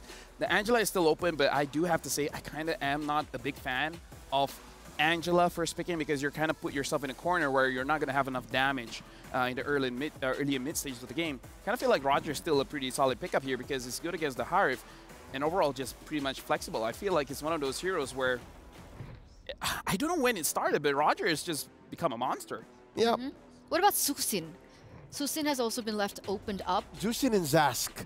They have to be a very specific pick, and more often than not, they come through in the second phase when they're not banned. Yeah. So now you see here the Roger. Yeah, you're right, Angela is open. But you got to consider, oh, never mind. An early Jushin. You know what? This is dangerous. As much as I love seeing the hero in play, it's too early. Yeah, you can still pick up the Zas. You can even possibly pick up a Kagura to make sure that you're able to deal with this. And with the Edith there is an answer towards the Roger. Roger wants to come in with the light compounds. You're going to get CC'd so much, you're going to die anyway. So I feel like you got to pick up a Zas here. If not, it is going to get banned out. We were talking about the Angela. Angela gets picked up here. Is it possible that this is an Angela mid and then they're just thinking the Zushin isn't going to be a problem? I actually like Angela mid more these days. Yeah? 4 out of 5 Angelas in pro play, I think, should be in mid. There's definitely room for Vitality to wriggle, right? I mean, we've seen them flex different heroes into several different roles, just really breaking barriers, but their choice now is the Ruby. So still flex, right? Ruby can still be in the EXP lane, considering, but it can also be in that roam position, and they flex the Angela to mid lane. This is solid, because again, one of the keys to playing a mid Angela is a solid XP laner. You want a big, tanky XP laner, and then the same, a setter roam. So that's still out there. You could still put a Tigreal in Vitality and call it a day. Now, Omega Empress. What do they want to pick up? Do they want to put a hero on a Shinoa immediately? Or, I think that's a staple. Like, they just save her for the last. Yeah, honestly, for this point, I do agree. I kind of feel like picking up a marksman here before he gets banned out is going to be pretty key. The only thing is, what is the priority? Do they want the Claw? Do they want the carry? They could wait a little bit later because I feel like in terms of the jungler, I was thinking of the Nolan, but I'm not going to lie, I kind of feel like this Nolan is a little bit early. That's 2 picks already too early. Yeah, considering that you see the Angela, it kind of blocks out the possibility of something like a Hayabusa. Honestly, even going for the fighters can be very risky. So that's why in my head I was thinking of the Nolan, but also I kind of feel like it might be a little bit too early. There is possibility of using something like the Bane inside the jungle. So we're now entering the second phase, and the Tigreal has been opened up. You mentioned that Nolan could be too much of an early pick. There are ways to counter this Nolan. Let's talk about that. One is a Phoveus in mid. That's one funny way to counter. I don't know if that's something that Vitality is willing to go for. I think it's difficult going up against the Zushin. Yeah, no, just don't do that. Yeah. It was one of the answers back then when Nolan first came out, when Roland was a menace. Now it's more of a specific answer. But I think what Omega wants to do is just burst down any possible Angela targets. And here, they ban out the X-Borg, so they understand that maybe this Ruby is indeed going to be a tank. It's going to be the roamer. Maybe they start attacking gold laners now. In theory, I kind of feel like they're going to have a lineup that wants to push forward, and X-Borg is a very good hero to kite away and then make the opponents create a mistake, right? So I kind of feel like the X-Borg is really setting up for this Edith to go to the EXP lane, where they have a different idea that they want to put in the EXP. The Tigger ban is good. I kind of feel like it's good for both teams. No Tigger in this matchup. I'm not complaining. What will Vitality utilize, right? What's the plan? Because so far, Vitality's found so much success using this Tigreal for Vivian, right? The mother of tanks. 80% win rate up until this point, but the Yuzong gets taken off the board as well. What are they hinting here? Is this them trying to put Edith in the EXP lane, securing a better lane for her, or is something, what direction are we going? They're attacking Fumieko, that's for sure. Again, a lot of the early to mid-game power spikes from Vitality in a lot of their matches in MWI come from Fumieko. She always does something that buys time for the rest of her team off map, like let's say all the way across, that changes how the game goes for their opponents. So even if she dies, even if she plays very specifically, like with an Arla, with Rizla, she's done it multiple times. Look at that, 4 bans for Fumieko alone. I think they're trying to make it awkward for her. Honestly, the thing that we got to talk about is the 2 bans here. X-Borg as well as Yuzong is very good at diving. And I kind of feel like that's what Smart Omega Empress wants to stop. Because this Jusin is very good at at pulling people away, especially the frontliners, right? Trying to separate the EXP, trying to separate the roamer. So I feel like this is their way of understanding if Vitality goes for a full-on dive, maybe the Jushin will have a more difficult time. So again, that's my perspective. Jushin to me feels like when Eve was in her prime. Yeah, she counters the front line so hard. So someone has to dive. So Lolita picked up here. Maybe they're considering this Roger is going to the jungle then. It looks like an Ixia setup too. Yeah, it does. It does look like an Ixia setup. Betting out the Yuzong, yeah. Could it be? She found a Savage last time around when she picked it up. Do they deny it? What is Coach Susugaja and they were thinking? Because they could. Honestly, they could. The only problem is the Nolan, but I kind of feel like having the Angela, you can't fight back. So now, other than that, like this makes it so Natan is a little bit tricky. Honestly, even the carry is a bit tricky. Claude tricky as well, but I think the Claude is more usable here for sure. Okay, so Claude for Shell. And what are we thinking for the roam? I almost are want we anticipating like another mid lane pick? Okay, so there's your gold. Baxia and CC. A hero that can dive to the back line. However, let me remind you guys, this has happened before where the CC was used to potentially counter the Jushin. Didn't work out. And as Renmar says, you need an Angela with the CC. You can't just CC these days anymore. Yeah. So at least they have that box checked off. And Roger doesn't need that much farm, so you can give space to the CC to actually farm up. Okay. But I think they're lacking burst. If the fight lasts too long, or if Omega Empress just back out and don't engage, Vitality's gonna keep chasing and chasing and not getting much. And there it is, Melissa. Okay. Honestly, I'm liking the lineup from both of those. I feel like for Vitality, the one important thing is to highlight what Leo said. There's not enough burst. So, priority targeting is going to be important. If they're targeting different people, this draft will not work. If from minute one, they only target one and make sure that target actually dies, kind of liking Vitality's lineup. Okay, so there's certain winning conditions that need to be met right now. As we enter, ladies and gentlemen, for the first game of the Grand Finals at MWI x EWC. We're going to throw it over to the casters without further ado. Thank you so much, experts. Thank you for breaking it down there. Welcome to the desk here. What is up, guys? I'm Nice2. I'm joined with Mirko to bring you this grand final. It's over 20 tournaments undefeated. Will this be another notch on the list for Team Vitality, or will the Empresses make history? Once again, welcome to the Land of Dawn. We're ready to kick off game number 1 in this best of 5. Mirko, how are we feeling about the lineups here? I know, the desk is PHID also, but how are we feeling? I think we're the same, right? I mean, PHID here on the desk as well, on the caster desk. But I mean, looking at the lineup, I'm not too sure. Team Vitality definitely taking a risk here by going for the CC pick. Usually, we see Fumieko on picks like, it's always playmakers. The Terizla, the Yuzong, and last MWI is actually the Lapu Lapu. So, very interesting to see already a carry pick in the XP instead of the usual comfort pick that we see. Cine as well on the Ruby, right? Usually we expect the mid lane to be the one taken away the Angela, now brought back. This might be the second time, third time in a row, but Cine will be able to dash away. But back to my point, it's gonna be a bit tough this time.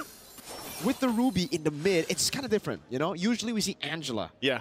That's what I'm wondering. We've seen now up to this point 4 days where these ladies have had to figure out the Jushin pick.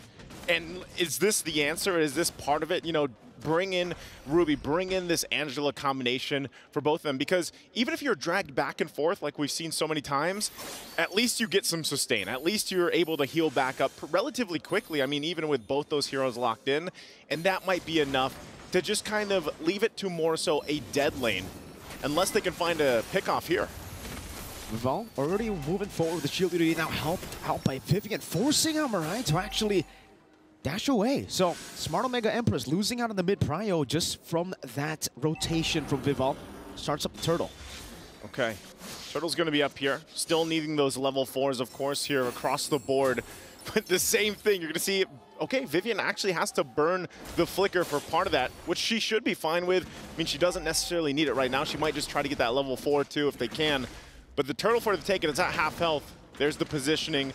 Murray gonna force Vivel back, and wow, Cindy's low too. Primal Wrath used up already. Now Mirai pops into Bulwark. Ayanami doing some damage now. The beacon comes down as that's gonna be the flare, bringing him back. I'm offended, able to connect onto the back as well, but Cindy will be able to escape. First blood there with the Poissons. Fumi Echo still chasing them down.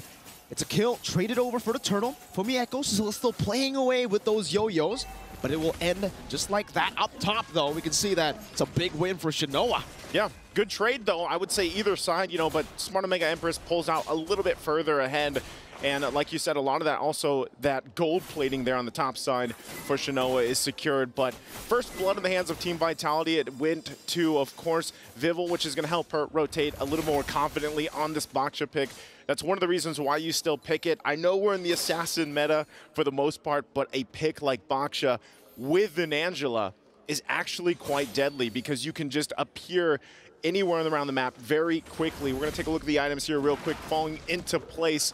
No first items locked in just yet. You got the Molten Essence to help farm a little bit faster because, you know, you got to keep up with a Nolan. So you're going to have to work around that, but also it'll be interesting to see how they play it apart. And dealing, whoa, okay, they're going to use the I'm Offended. I don't think there's any follow-up there. And so with that, again, Team Vitality still kind of just keeping things even, you know, for the most part for Smart Omega Empress. They want to be able to go full force against the next objective here. Still 40 seconds away from it, but let's talk about this matchup up here. The Melissa, man, it hasn't popped up too much. We've seen it a couple times. Is this a good matchup against the Roger up in the gold lane? I mean, to be fair, Melissa really bullies almost everyone. I think the only matchup, hold up, Earth Shatter onto two. Fumi Echo still able to purify out, but the Luminant Blast catches both of them. Fumi Echo escapes. City not fortunate enough to actually get out of there. And yeah, no, Melissa dominates through lane, usually only getting countered by heroes with Blink. So Claude, Moskov could be the case as well, as long as you can get out of the muddles. Are you a Melissa main now? I know for a while you were like 1-1. 1-1 when I first started, and then Melissa ever since that skin, this skin. Okay. For no reason. Ever since that one. Well, with that, Turtles up. They're going to go ahead and start it up. Hard guard going to be used, though. Yeah, onto Fumi Echo with the curtain calm placed down as well. Now, meanwhile, Viva on the bottom lane just 2v1ing. Fumi Echo dashing forward, good mobility. City flickers forward, gets a donut. Wolf King Viva on a chase down, but Keishi is just so mobile. In the end, they baited out so many big abilities, and Smart Omega Empress still get the objective. Very disciplined. You know, that's what we're seeing here from these decisions. They don't have to fight. They get the objective, they get out, and that seems to be the move right now for Smart Omega Empress as they want to go ahead and match up, you know, pretty much across the board with objectives. And dealing with that for Team Vitality, you know, they're falling a little bit behind now. We're talking, you know, 1,000 gold, nothing too crazy. So it's up to them if they really want to kind of even out what's happened in these past couple minutes with the objectives. It's to get a pick off and a kill. Now, the one thing that's hard is Edith, man. Edith has been popping up time and time again, and there's a reason for it. She, like, the fact that you can onward Earth Shatter or vice versa, and then pop a ton of damage once you pop the ultimate, the Primal Wrath, that's scary. That's tough to deal with. But then you round it up with the fact that you have a Lolita. You know, now we've seen Lolita in the past. Didn't work out too well. Hold on, Fumi Echo. Okay, she's got hard guard hovering over her too. But again, going back to it, Lolita pairs up really well with this. This could be the move that Team Vitality needs, though. They're just trying. It feels like they're kind of almost in a way like we need to find a kill to even things out. Definitely. It does feel that way, you know, for Team Vitality, especially here. As even in the bottom lane, you can see that Fumi Echo, even on the CC, is actually having a tough time. Chell moves forward. That's the flare coming down. Chell able to dodge away with the light compounds and then Flicker out as well. Airborne brought back. Luminant Blast under the turret. Not too sure if they want to come in onto this. They'll go for the turret instead. Mirai moving forward with the stun. Not enough damage. Shinoa, no mana. Chell brought back again. The healing's still there. Vivian caught, forced to flicker out. Now both flickers, Chell and Vivian, depleted. And with that, this is just going to help build that lead up. Still looking for a play possibly here, but it's not Ayanami, and she's so tanky. She just pops the Primal Wrath. She's going to be fine. And oh, mid lane. Sene able to survive. The knockout brings her back. Keishi doesn't have enough energy to go for it. Meanwhile, bottom lane, what happened? Ayanami, or rather not Ayanami, very specific there, will be able to outplay the 2v1 situation under the turret, getting Vivo. Now Keishi has a lot of space to go for the neutral objective for free. Fumi Echo cannot contest. That's 3 for 3 now. Turtles, the objectives here for Smart Omega Empress.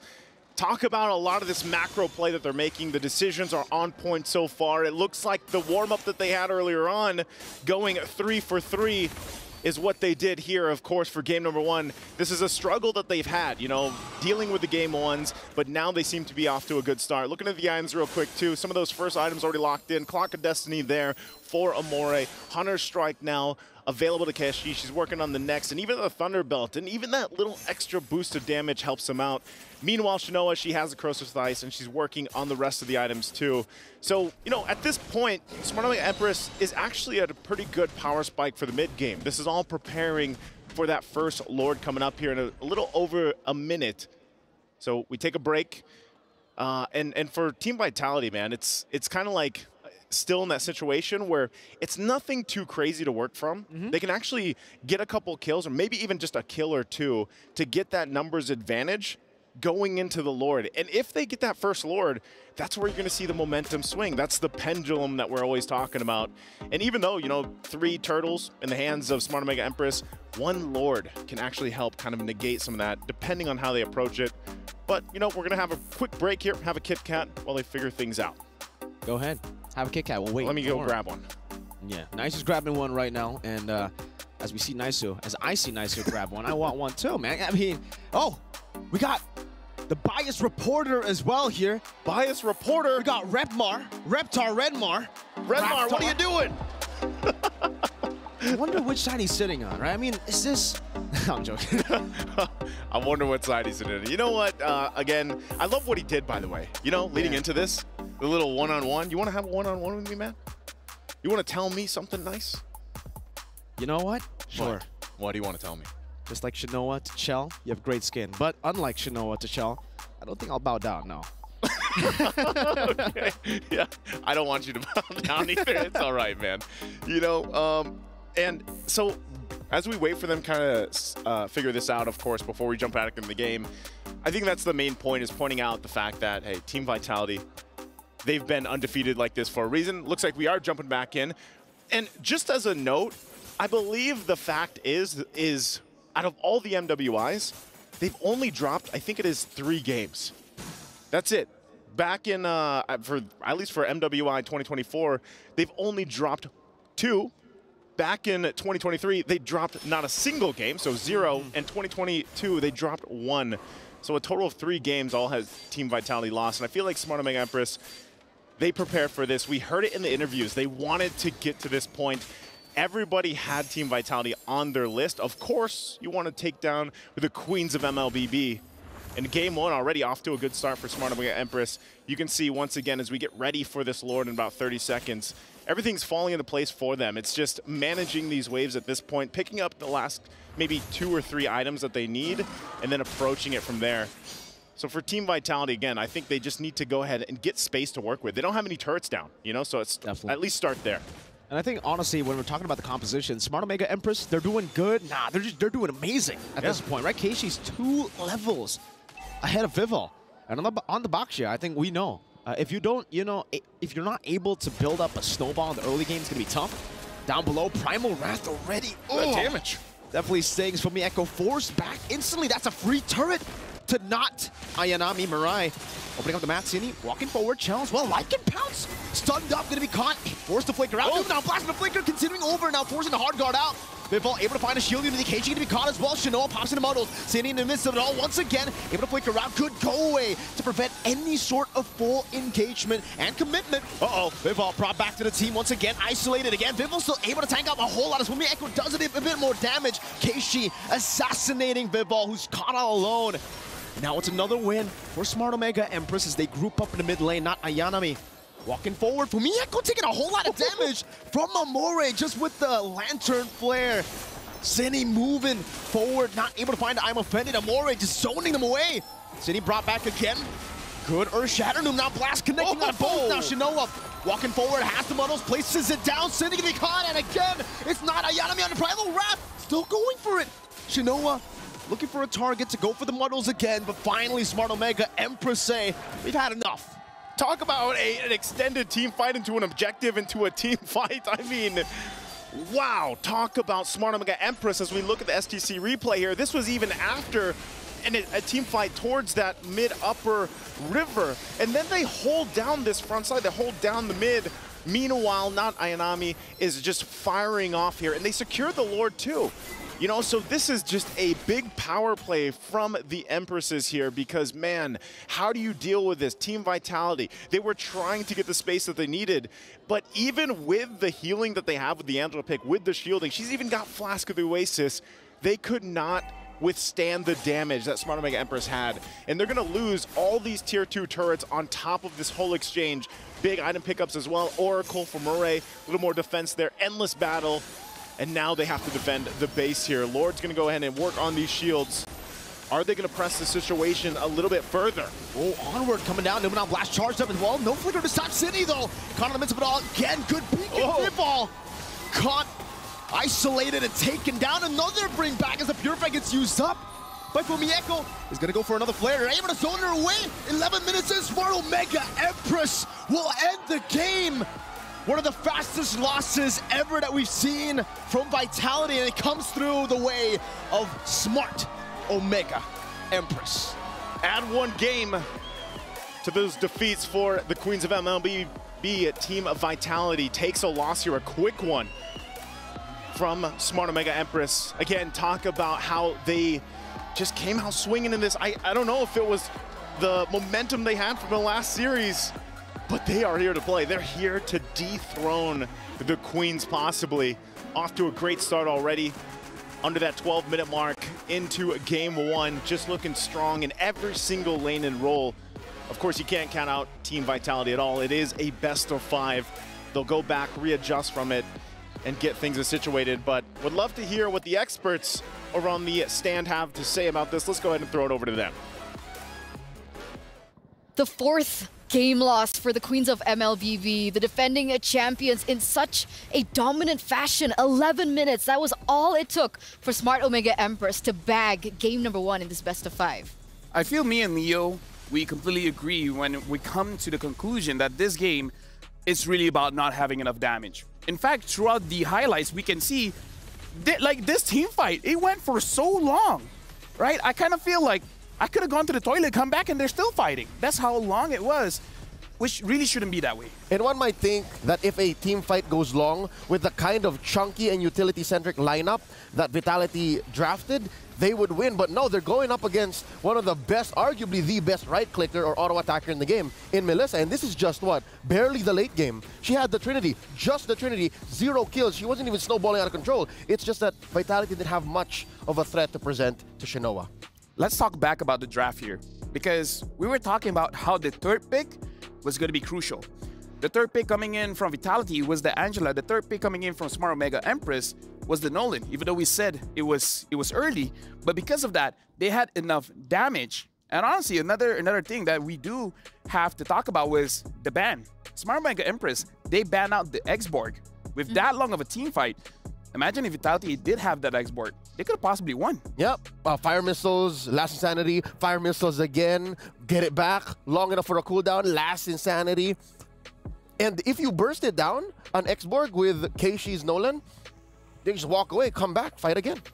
Looking at the highlights here, it's really just about fighting with no purpose, because there's no way for you to get a kill. And I was talking about how with this kind of lineup, you have to focus on one target, make sure that target dies, and then back away, try to get some kind of macro play, take some kind of turrets or something. In Team Vitality's defense, I think we did mention that maybe they're very macro-centric. Yeah. They wanted to play the map, henceforth, their lineup was very, all right, chunky, and then we need you,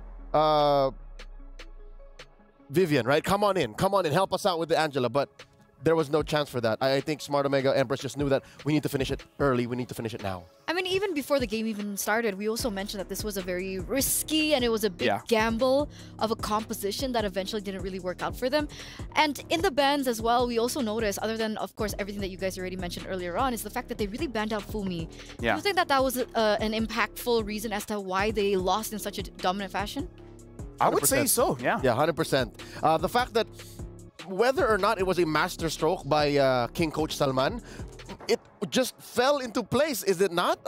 Okay, Angela's open. Okay, they banned the hell out of Fumieko. Okay, maybe we just do CC Angela, but truth be told, TC Angela just takes too much time that a lineup like what Smart Omega or Empress drafted would just take advantage. And again, something that the casual did say, but Marco mentioned the way that Fumieko wants to play is that she's the playmaker, she's the play setter. Yep. But having someone like the CC, it's really more of a distraction or the one giving the damage. So I kind of feel like they're forced into it. Like, there's a lot more picks, the Benedetta, the Paquito, a lot of damage dealers in the EXP, which she might not be comfortable with. That's the thing, right? Because she needs those playmaking heroes. Arlette. Okay, let's take a look at our heroes right now. We have Arlette, Terizla, Edith, Export, all gone. Yeah. She needed the 3 at least. Yeah. And then, lo and behold, look at Not Ayanami, she got the Edith. So this is literally one XP laner out of their element, and then the other just perfectly living in high life. So speaking of that, let's take a look at the PlayStation MVP. Who won that MVP for game number 1? You mentioned it earlier, Not Ayanami will bag it again. This time around, 100% KP. Look at that. Diagon, a SEA Games competitor, a national athlete. Even if Shinoa's not doing much in the early... Actually, truth be told, she did a lot. You watched the game. She did a lot, but also she had no kills. Yeah. Right? She was just pushing turrets. And why was that so easy? Why was half of the map so easily free for Shinoa? Because Not Ayanami was such a menace. And honestly, Not Ayanami was able to get out of lane. That shows that she won the lane going up against Fumieko. And that clip, it didn't show, but it was a 2v1. And then she got a trade first before she died. Talk about having a good game. There's nothing the curtain call could do. If you're just alone, at best you go, you just keep going. It's like, strings, ooh. Yo, And even up until this point, right? Again, the CC coming through, we were talking about damage. Did the CC not get to that power spike yet? Nope. Or what was the problem? CC is almost like a marksman where you kind of need 3 items. You need the War Axe, and then once the maximum stacks are dealt, you can deal more damage. The second item is going to be Brute Force Burst Plate to make sure you have more movement speed, lower cooldown, so more damage. But yeah, 2 items, it's like you're not tanky enough to deal prolonged damage. CC is just about prolonging the damage. And one might argue you might even need a little bit of help from the Vengeance. Yes, but she was forced to use the Purify because of how much CC just Not Ayanami alone was presenting. Yeah, with the Vengeance, she could deal with the Melissa. So do you have any particular plays that you guys want to show us about game number 1, perhaps, that you guys can break down for us? Yes, we do. This is at about 4.5 minutes, fresh off of a turtle take by Smart Omega Empress. Now, this clip is unique. You want to know why? Why? There's no kills. No one died in this clip, and that's exactly why we want to show it. Because if we're looking at the clip here, you can see an amazing engage coming in from Vitality. They were able to get 2 crucial members, the jungler and the mid laner. You would think, that's a good engage. You have like, what, three people there? At least one would die. Play the clip. The targeting was separated. Some was going for a Mar, someone was going for a Keishi. And this lineup doesn't have damage in the first place. So if you target at least one of them, say you go for a Keishi, you get 1 kill, focus on taking the jungle. You kill a Moore, control the mid lane. But because everyone's separated, and then they're like, wait, who are we going for? Who are we going for? Everyone was able to escape. So this is like, I don't know, trying to catch 2 chickens, and then the 2 chickens got away. So, because I think the way that Vitality usually play is that way, right? They like to split things up, and maybe it was a miscommunication on that part that they didn't execute If they had their enough draft damage, properly. it's fine. Exactly. Yeah, I think it's a matter of using what you got. You know what they say? It's not what you got, it's how you use it. They didn't even have it didn't have anything to use. At the time, what was that, 4 minutes, 5 minutes? Even if maybe they focused down on one, say it be Keishi. Okay, they got a kill on Keishi. If it was the other 2 up top, there would have been some backup from down bottom. That was Not Ayanami and Amori down there too. Let me just say, let's switch the hero. Say it's not Angela and it's a Ruby Roam. Replace it with a Lilia. Will they get a kill? They would. Maybe, yeah. Replace it with a Farsa. They would. Replace it with a Faramis. They would. Replace it with a Valentina, even though it was banned. They would. So I kind of feel like they're used to using this kind of heroes where they would get a kill. But then you switch it up and it's more utility than damage, then you're playing the way that you usually play, but not the heroes you're usually playing it with. And now we're at a point of chicken and egg. Was it because CC Angela, because it's Angela first? Or was it Angela first planning for the CC, and did it just not work out the way Vitality planned? That's a big question because we made a big argument about the Angela, right? Is Angela better in the mid lane? Is Angela better in the roam? And for MWI, this is going to be the first time I believe that Cindy's actually picked it up. And she's usually actually Cindy used Ruby. Oh! Yeah, Cindy used Ruby. Yeah, Vivian was the one. So maybe that's it, right? Maybe they're not accustomed to these picks. Maybe Cindy's used to heroes that are more burst heavy, that has more damage in the game. Angela is not a tank. She's not called the mother of supports. I do agree. Honestly, Mother of Tank sounds better. Yeah. That's true. Mother of Dragon sounds better too, but you know, it's whatever. So let's take a look at the predictions earlier on. Guys, did you fill in your predictions? Did you put it in? stcplay.gg? Don't forget, okay, we're in the middle of a best of 5, so you do have a little bit more time to lock in your predictions. But there you go, www.stcplay.gg. Go ahead now. Omega already has that first game. Ooh. So you guys have a little bit of an advantage. I mean, there is still a chance for Smart Omega to go all the way, clean sweep the Queens of MLBB. At this point, yeah, because maybe Team Vitality overthought it. Right? Maybe they're like, oh, this is going to be an intense match. So they're playing 5D chess with themselves, where sometimes you just got to keep it simple. Have enough damage, have enough utility, win the game. Number one, it's best if you're not competing with yourself. And the second, maybe not 5D chess. 3D chess itself is already very difficult.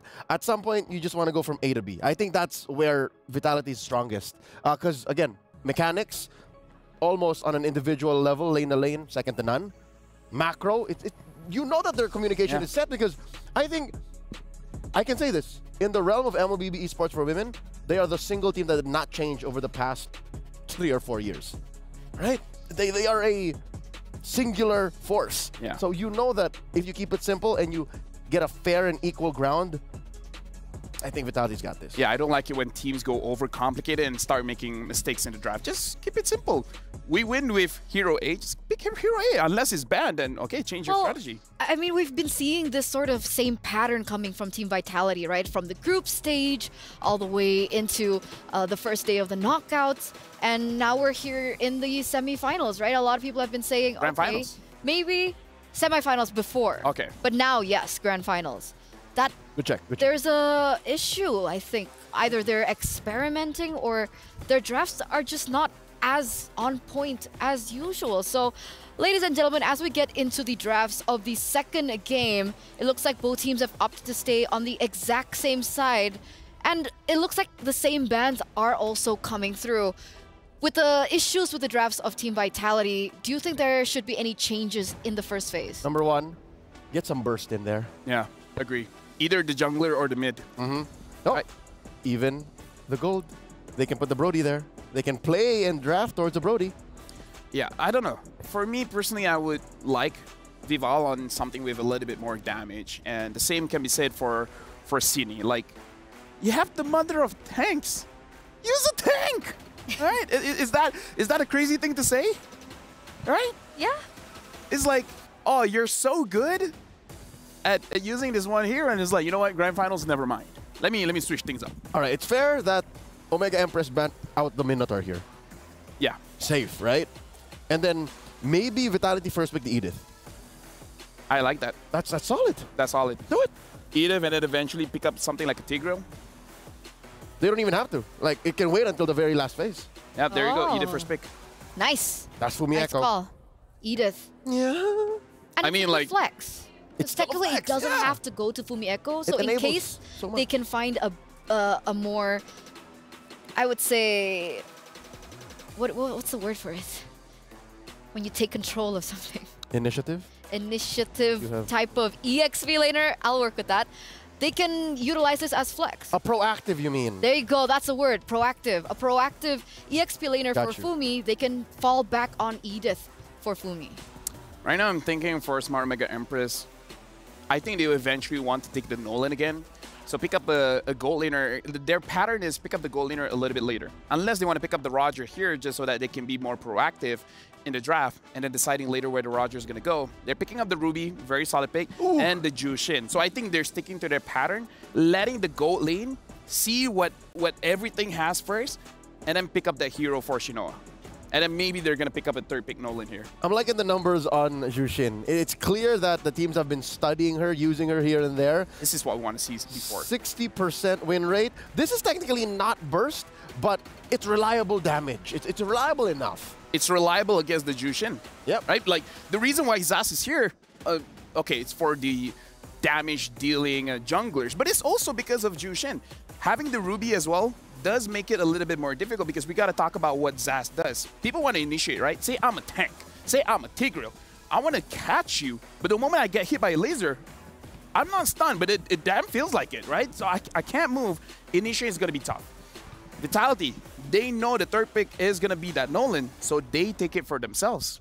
And it makes sense, but it's a gamble, right? They're picking this into a Ruby. Is that going to be a big deterrent to their gameplay? I think this is another time wherein you say, hey, that Nolan might have been too early. They may have overstepped because Omega Empress here can definitely answer this Nolan. Mind you, last game, they were on red, and they were the ones who picked the Nolan first, but they were able to clean up XP. This time around, they pick up the Melissa. Again, a great answer towards the Nolan. So from here on, best believe, Omega Empress is going to attack not just Vival, but also, again, I think they will now change their priority to attacking Chell. I do agree. Maybe ban out the Brody as well as the Claude, because I feel like the Claude can still do quite well. Yep. Yeah, so the Claude has been banned. Looking at this lineup, you would consider, actually no, I was talking about the Harith, but because the Ruby is there, they're probably not that afraid of the Harith, especially because I feel like the Melissa does well against the Harith as well as the Roger. Harith loses lane against the Melissa because of that range.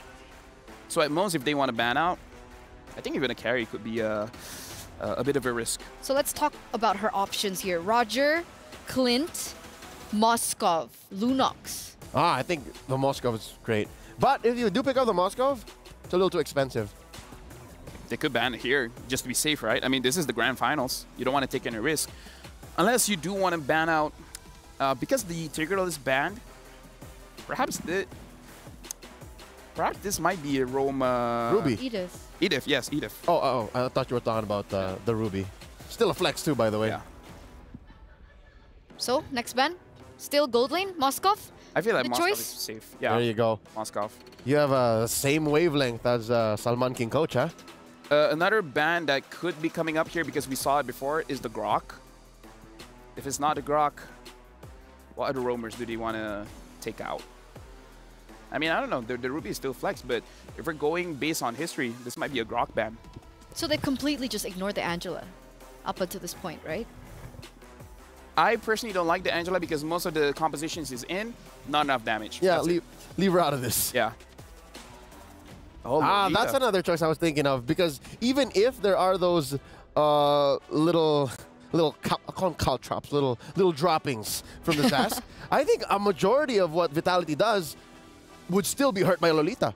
Mirai did amazing in game 1 on the Lolita. Maybe they're setting up for Shell, making sure that nothing is gonna get brought back. Reflected. Nothing is gonna get reflected. Thank you very much. Ixia?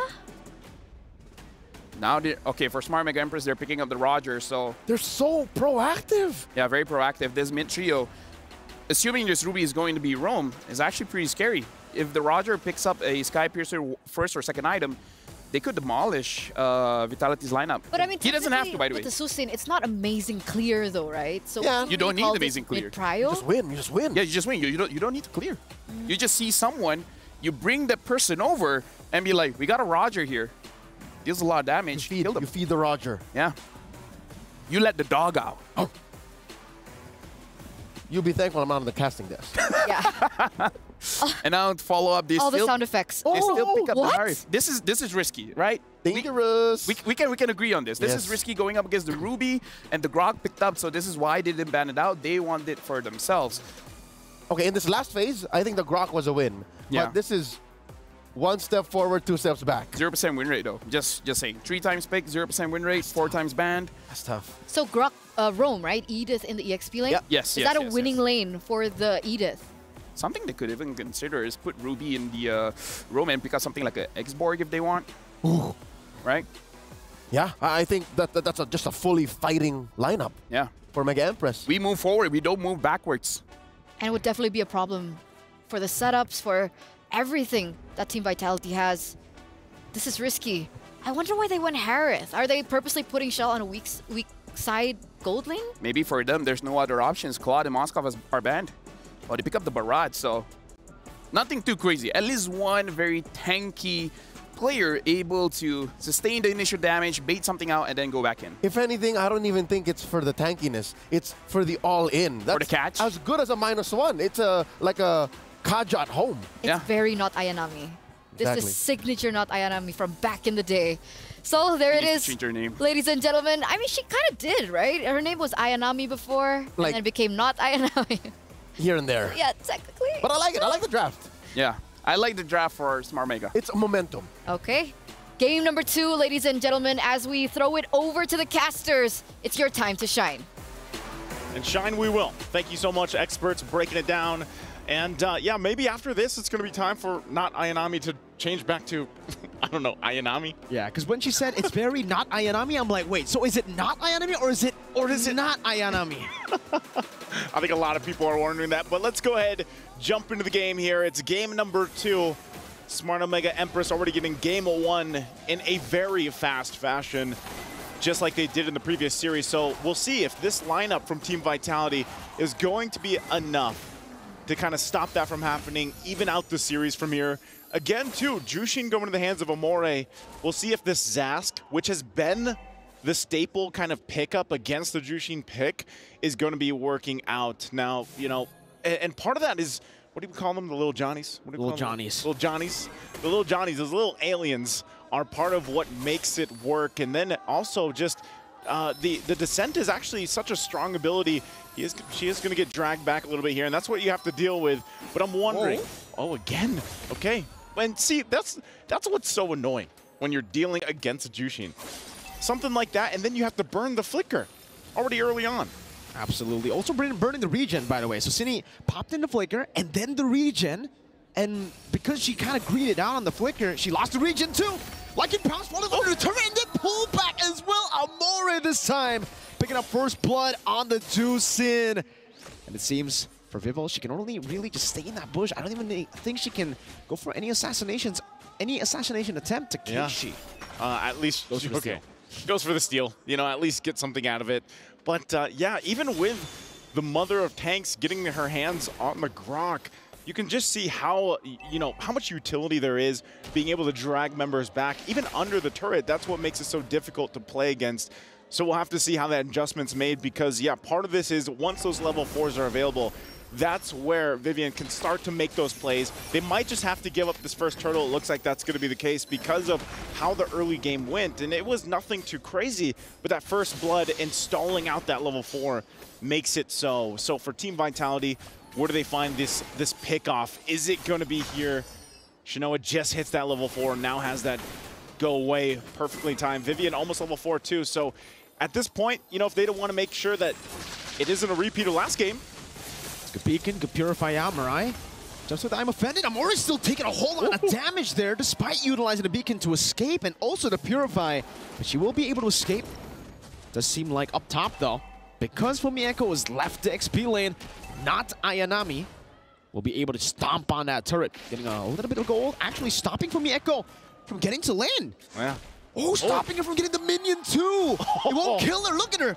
Not Ayanami is just denying the farm away from Fumieko. And you know, it's little things like that that just actually play a big part in the bigger picture of a game. And so great play there once again. And this Barrett's pick, even like I was saying in the previous series, you know, it's not a hero you see picked up too often anymore, but it still provides a ton of value, especially with the lineup that they have. You're going for just, yeah, grab them. You know, at this point, you have a Barrett, you have the Daytona's Welcome. You're looking for Murray to pull in with the I'm Offended.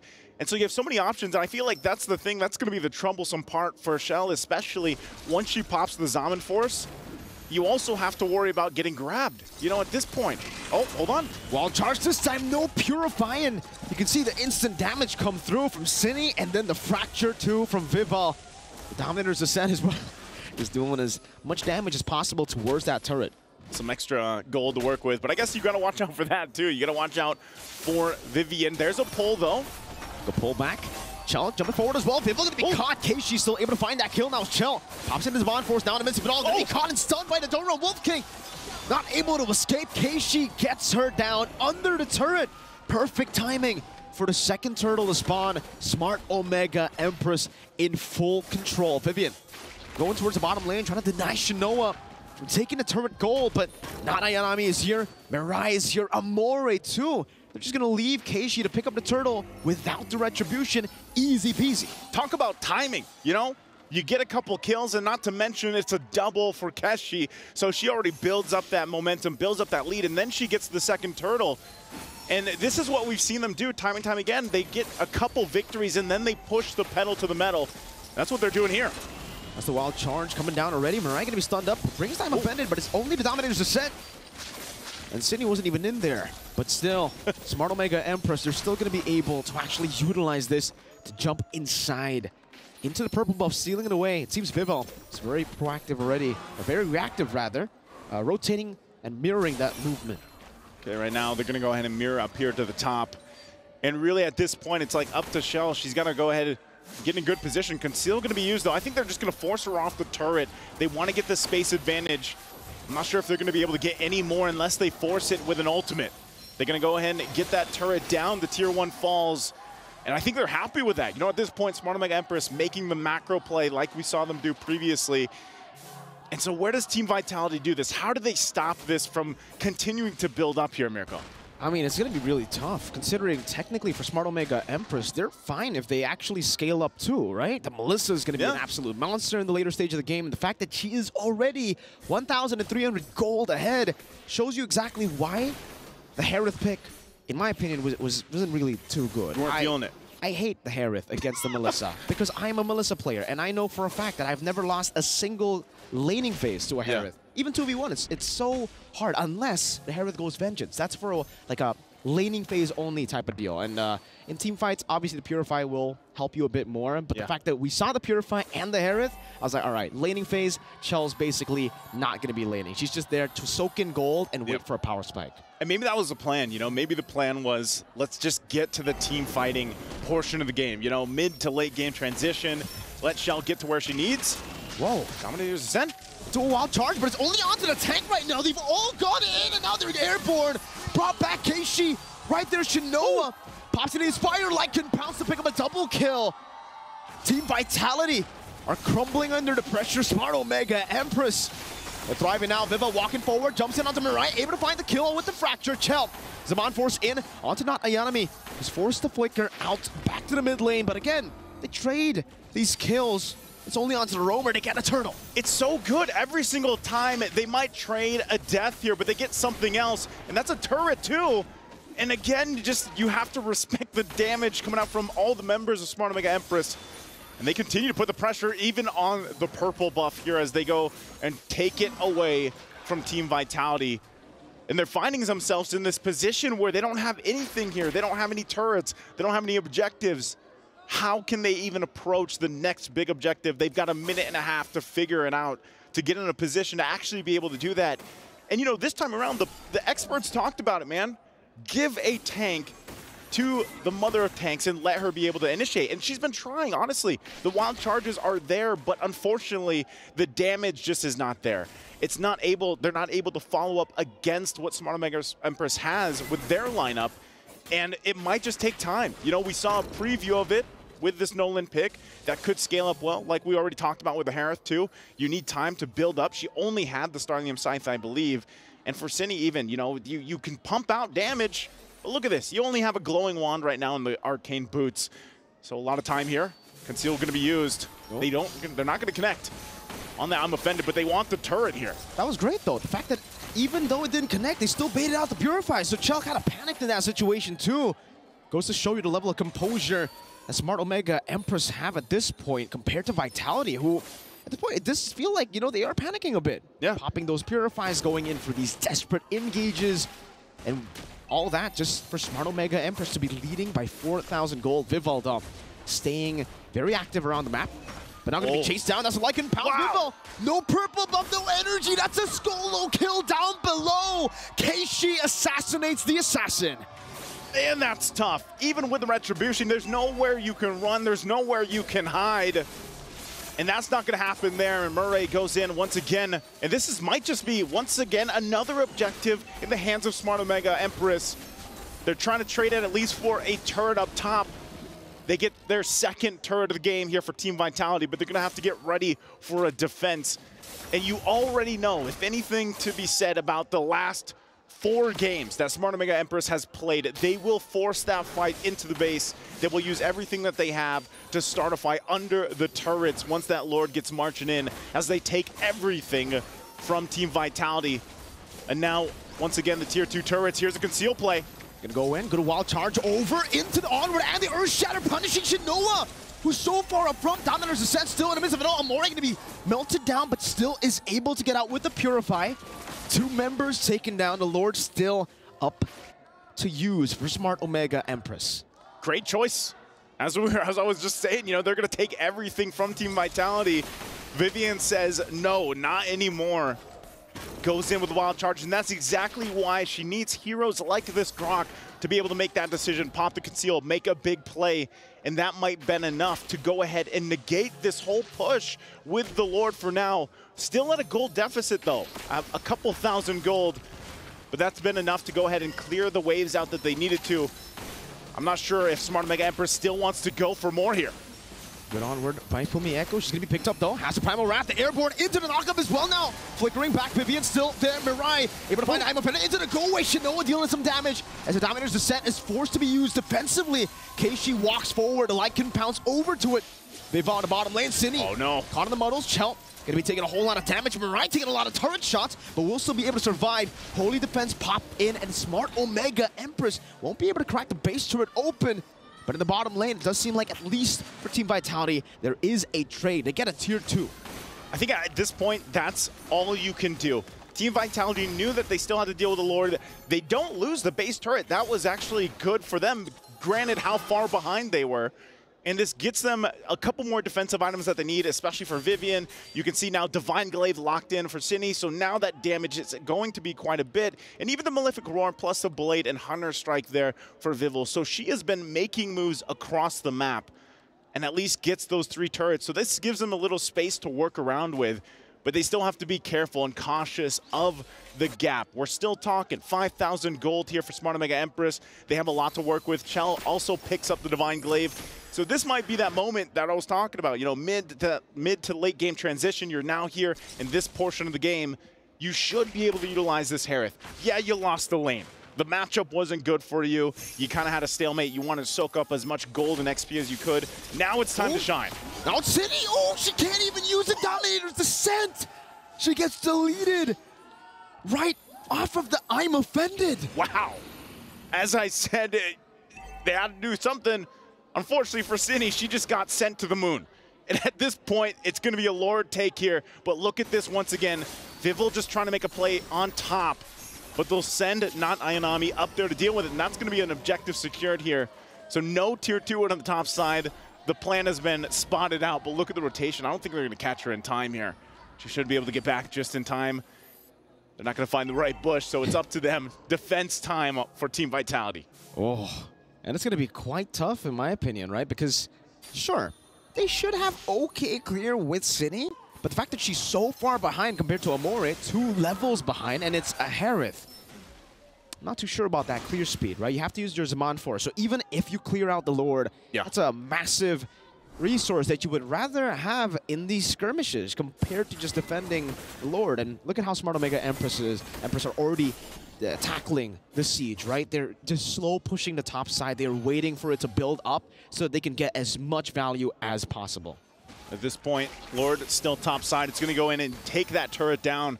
Some of these shields obviously down 2 already of the base turrets for Team Vitality. They got to watch and avoid that lantern too. They could get dragged through the wall and then forced to fight. Murray also looking for an I'm offended here. Lord going to charge in, get the top turret. Now the mid going to be, here's the conceal though. Noah finds the goal, able to escape Noah! Able to get the outplay towards the back. Cindy still able to claim the kill though, as that is going to be Chell up top using his Mon Force already. Vivian going to fall in the bottom side of the map. From the Echo, the Primal Rat brought back to the team right now, as that's Murray, who's right there to follow it up. Mini waves have been cleared up. Now Detsuna's welcome, not connecting, but the base is wide open. The Rogers on it, still trying to clear out the waves, still trying to go for it right now. It won't be enough, the defense is not there for them. Match point for Smart Omega Empress. A try there, a try with the conceal, but not enough. Try as they might. Team Vitality is gonna face match point and their dynasty at risk here. Smart Omega Empress, 14 minutes for this one. Coming out strong once again and really just having a phenomenal draft. Even there at the end there, Shanoa able to just get something before she ends up dying, but still, the timing and the placements, the synergy between the Empresses here are just on point time and time again. And even with the Ruby here from Murray, able to find pickoff after pickoff, and even down to just shutting out this Zask. Unfortunately for Sydney, that was a tough game to be against, but still, synergy's there, man, and it's looking like they're rolling with the momentum into the next game. Let's go ahead and throw it over to the studio for the experts to break this one down. It's been 4 years. 4 years of the dominance of Team Vitality, and I don't think we've ever seen this team being put in this position that the Empress has officially done. This may allude to the fall of an entire dynasty. I told you, I'm from the future, and what happens in the finals will blow your mind. I don't want to speak out of pocket, though. I want to make sure that this series gets the coverage that it deserves, and I think LaFell will agree when I say the draft for Vitality is slowly getting better, but it's not at the level where it could match Smart Omega Empress's momentum. I would say we were talking about traps, and does this not look like Team Smart Omega Empress put them in a trap? Like, this hard pick was forced, right? Going up against the Melissa, going up against the Ruby is probably something that Shell does not want, but what else are the options here? And again, like I said, the third pick is going to be very important. If you don't pick up a priority hero, you're going to lose. Look at Smart Omega Empress. The third pick was the Melissa. And if I'm not mistaken, the third pick, or at least within the realm of the third pick for Vitality, was the Nolan. Exactly. So they answered it completely. Yeah. Yeah, it was a big issue, and time and time again, I think even the Indo casters actually walked up to us and they're like, what's up with the draft? What's going on with Team Vitality? More than just the Nolan, though, even the Zask felt a little bit like an answer, quote-unquote, to the Jushin, but look at what Amore did. Yeah. Honestly, when we're looking at the draft here, this time I feel like they are a little bit more damaged. It's just the coordination here, because it does seem like there were quite a few instances where they went for the team fight. It's just that Smart Omega Empress, they were able to play around the team fight a little bit better. One of the reasons is because they do have the Jushin able to move people around, because we saw even in lane, it's hard for the mid duo of Vitality to even get the minions all that safe, because they kept getting pulled around. Yeah. We were talking about that earlier in the drafting phase, right? About the wave clear, but it turns out it's not about the wave clear. Yeah, you don't even. If you have the control, it's fine, right? We saw that being implemented so perfectly by Smart Omega Empress, and we are going to crown our MVP for that game by PlayStation. So let's take a look. The PlayStation MVP goes to Keishi this time around on the Roger. I agree. A highlight play for me, watching Keishi's performance here in game number 2, is that 1v1 kill on Vival down bottom. If you guys will remember, it was just Vival minding her own business, trying to, you know, pull a fast one over Smart Omega Empress, pushing, and then this was way past this point, by the way. This was all the way in with the push, and then she was just cutting the waves. What does Keishi do? Straight up 1v1. Maybe a little bit too early for me to say, but I honestly, with her performance, honestly, throughout the day, I wouldn't mind if she's the overall MVP, because she made it work with the Nolan. Now she's making it work with the Roger. Might even go as far as the group stage. I think Keishi really did step up as one of the flag bearers for Smart Omega Empress. And she's nonchalant about it. Yeah, that's why. Here.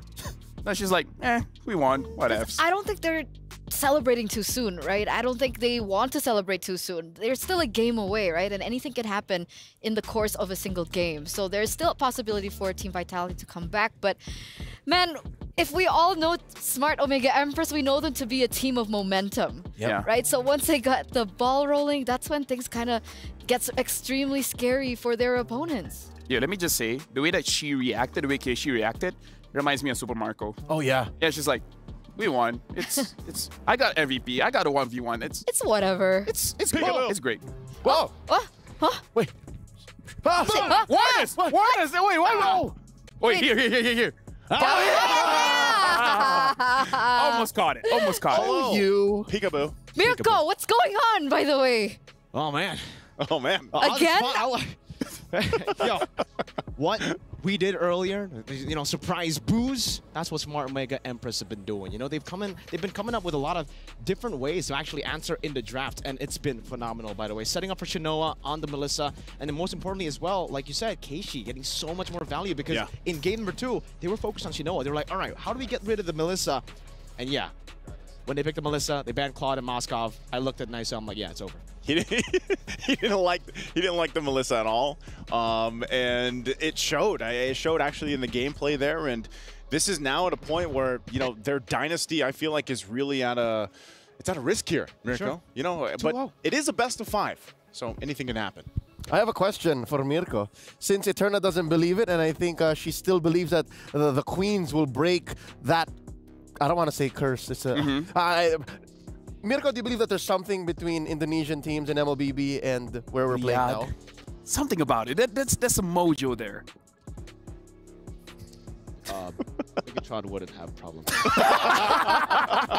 He's also of the school of thought that we don't talk about it. So, you know what? I have something to say about that, but off screen. Off screen. So, Mirko, we're going to have a talk after this, you know?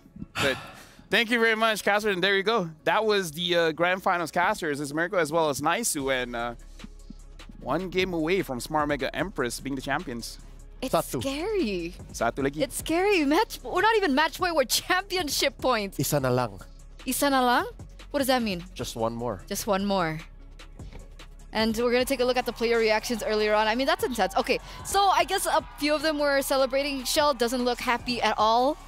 I mean, we were talking about that matchup again, right, with the Harith. She's known to be, alongside, of course, the mother of dragons, the mother of tanks, Vivian. Shell is also known to be one of the pillars of Vitality. And when she's not given a favorable lane like that, it looks like even she was frustrated that she couldn't pull off what she usually is able to do. I have a question for you, Eterna. Okay. You've followed these ladies, the queens of MLBB, for years now. That look in Shell's face, is it just me or does that look like it's their turn? Something broke in them. I hope not. But yes, I get what you're. All I of get what you're going MWI, for. right? All of MWI. Whenever They were Vitality, very chill. Yeah, whenever Vitality stumbles, there's like, it's okay. Next game. Next game. Yeah. That was. I saw something. Let me say, I'm just glad that if Homegirls lost to anyone, it was Smart Mega, because at least now it's like, you know, they're here, yeah. They're here, yeah. But yeah, honestly, going into this game, I feel like everyone does agree. I'm just going to change the narrative a little bit. It's not that Vitality had a bad draft. It's Smart Mega Empress always controlling the draft. And I feel like that is something new to Vitality. And they're controlling it from red. Yeah. And that's why I said, personally for me, red side is a bit better for this one. You know, even back at SPS, right, when we were going through the qualifiers, we had an interview because Team Vitality, they dropped a game against Falcons Vega. That was quite uncanny and very uncharacteristic. And so we had a chance to interview them. And then we were asking them, guys, like, how did you drop that game? What went wrong with the drafts? And then they were like, yeah, Susu Gaja, our coach, sometimes he likes to get a little experimental. So I thought that was a joke before. And so the thick plottins. Maybe not in Grand Finals? Not here, not like this. Yeah, so Grand Finals. I mean, I thought it was a joke, but maybe that's what we're seeing. And here's what's scary is you already see it in the players' faces. They're already reacting to whatever this possibly might be happening. Again, I kind of feel like there's a reason why going for comfort works. But here's the thing. There was some level of comfort. Again, a modicum of success on the Zask, and again, Chell on the Harith is a proven thing, but maybe it's the timing, it's the momentum, it's the pacing. One thing that I do have to say, remember Shell? Yeah. On this Harith? There are times she avoided the team fight and go for something else. Do you remember that? right? A major team fight around Lord. She went and ended the game in the mid lane. She might be really good on the Harif, but maybe they have a problem with the Harif in terms of the team fight. I'm just saying, right? There could be a correlation. If that's the case, then this is a very costly misreading of that situation. Yeah. It cost them a game. Match point at that. No, because again, Harif going against a Ruby, going against a Melissa. If you're facing one, it's fine. You're facing two troubles that the Harif could potentially have. So, yeah, I don't know. If you want the Harif, sure. Get the Harif into a good draft. It's just the one thing that I usually notice about Team Vitality is this is not new to them, right? Being in a position in-game where they're not leading that momentum from the early game, it's not new. And they always find ways to come back. But usually those comebacks are made and created by Shell alongside with Vivian. We saw Vivian time and time again trying to make those plays. We saw a lot of those moments where she made those plays with the Grok, but again, nobody was able to follow up with that damage. So again, it feels like there's an issue when it comes down to, back again, the drafts. Honestly, we could show it with the telemetry if we have the time. Yeah, I think more than just the drafts, even execution, there's some things that we can point out that... sloppy? I don't want to use the word sloppy, but I guess the clip will show us exactly what. But let me just set it up, right? Because when we're talking about a setup, what are you going for, right?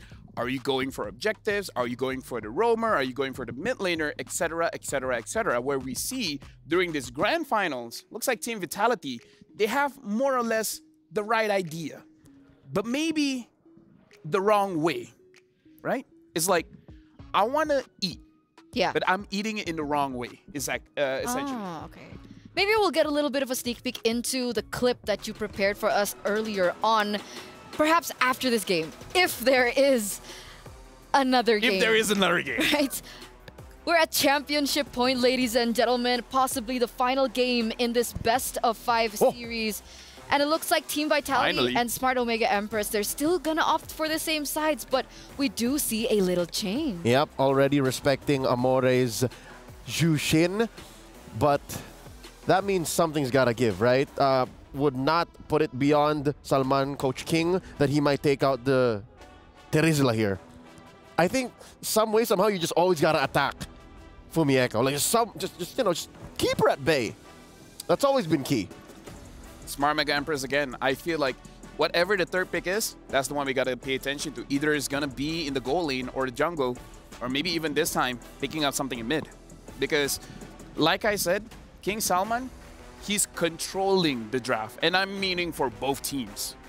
So with this Zushin pickup, are they trying to look for a Valentina pick for Vitality? If it's open, I would highly suggest it because the Minotaur is open still. Yeah, so Omega Empress bans that. They go for the Valentina. What's the answer on the other side? Raja Ruby? Or the Edith. You gotta put the Edith here. Yeah. And then that opens up a smorgasbord of picks for Empress. Ooh. Exactly. What's the word? Smorgasbord? Smorgasbord. Smorgasbord. Yeah. Smorgasbord. It's like a variety of dishes. Oh, okay. So we're waiting on the last ban here.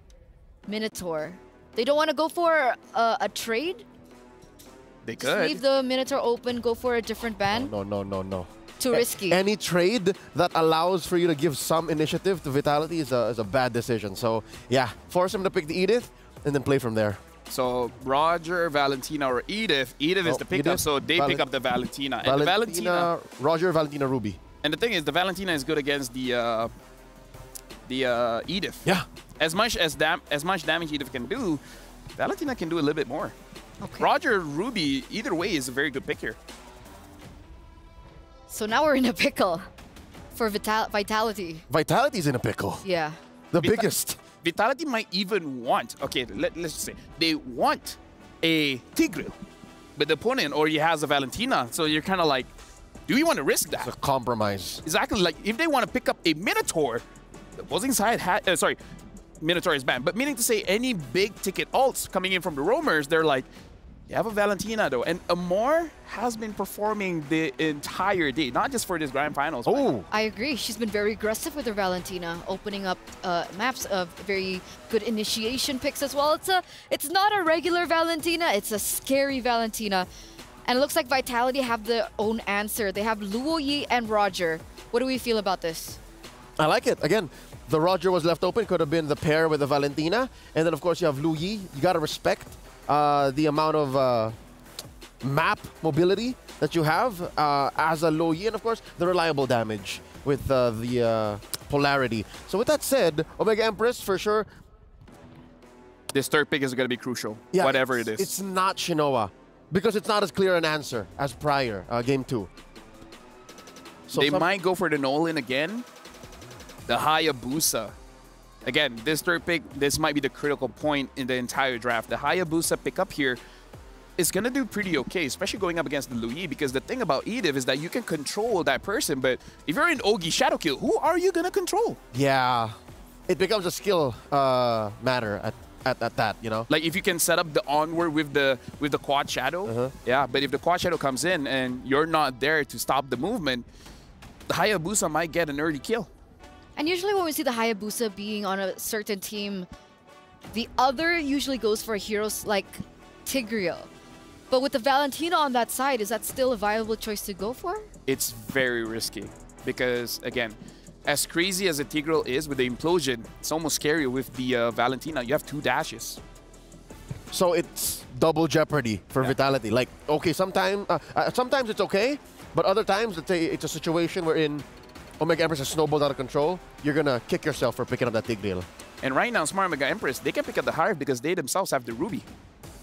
Right, they have the Ruby, and Vitality, they themselves ban out the Melissa. Yeah. The Roger is good against the Hive, don't get me wrong, but it's an option for Smart Omega Empress if they want it. And we still don't know where the Roger's going. Yeah, the carry is still open as well. Yep.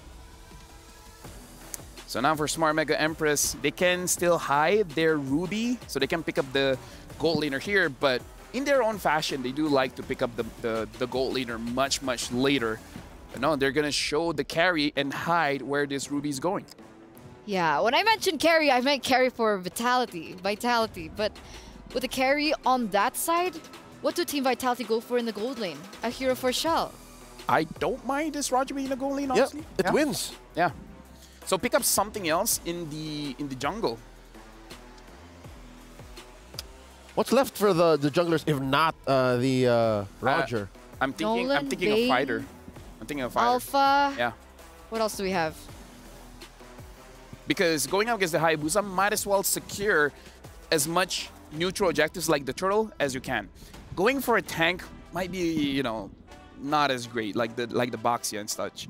They pick up the Brody here, which is going to be pretty good. So this is going to be a more aggressive kind of lineup, and the Yuzong. So finally, Fumi Echo gets her hands on the Yuzong. It's been banned out all this while. And it's a great answer to the carry. I like it. But again, use with caution. There is a Valentina on the other side. Valentina is always a caution. This is why she's always in meta. So it's going to be a Roger in the jungle for Vitality now. Correct. How do Omega close out their drafts? You know what? I like it because Omega Empress can actually pick up a hero that beats the Yuzong. So you deny Fumi Echo from doing Fumi Echo things. So I don't think this is the Ruby in the XP lane. This is a Roam Ruby. They're picking up the Barats here, so... There it is. Even if you don't necessarily win, I don't think you lose. Yeah, especially in team fights. After the Dragonoid form lands, you can eat that, you know, anthropomorphic dragon. Yeah, so it's like dragon going up against a lizard. Their ancestral tree connects. There's some DNA shared there for sure. A dragon without legs is a dragon with legs is a lizard. That's what Detna is. Okay. Thank you for that piece of information.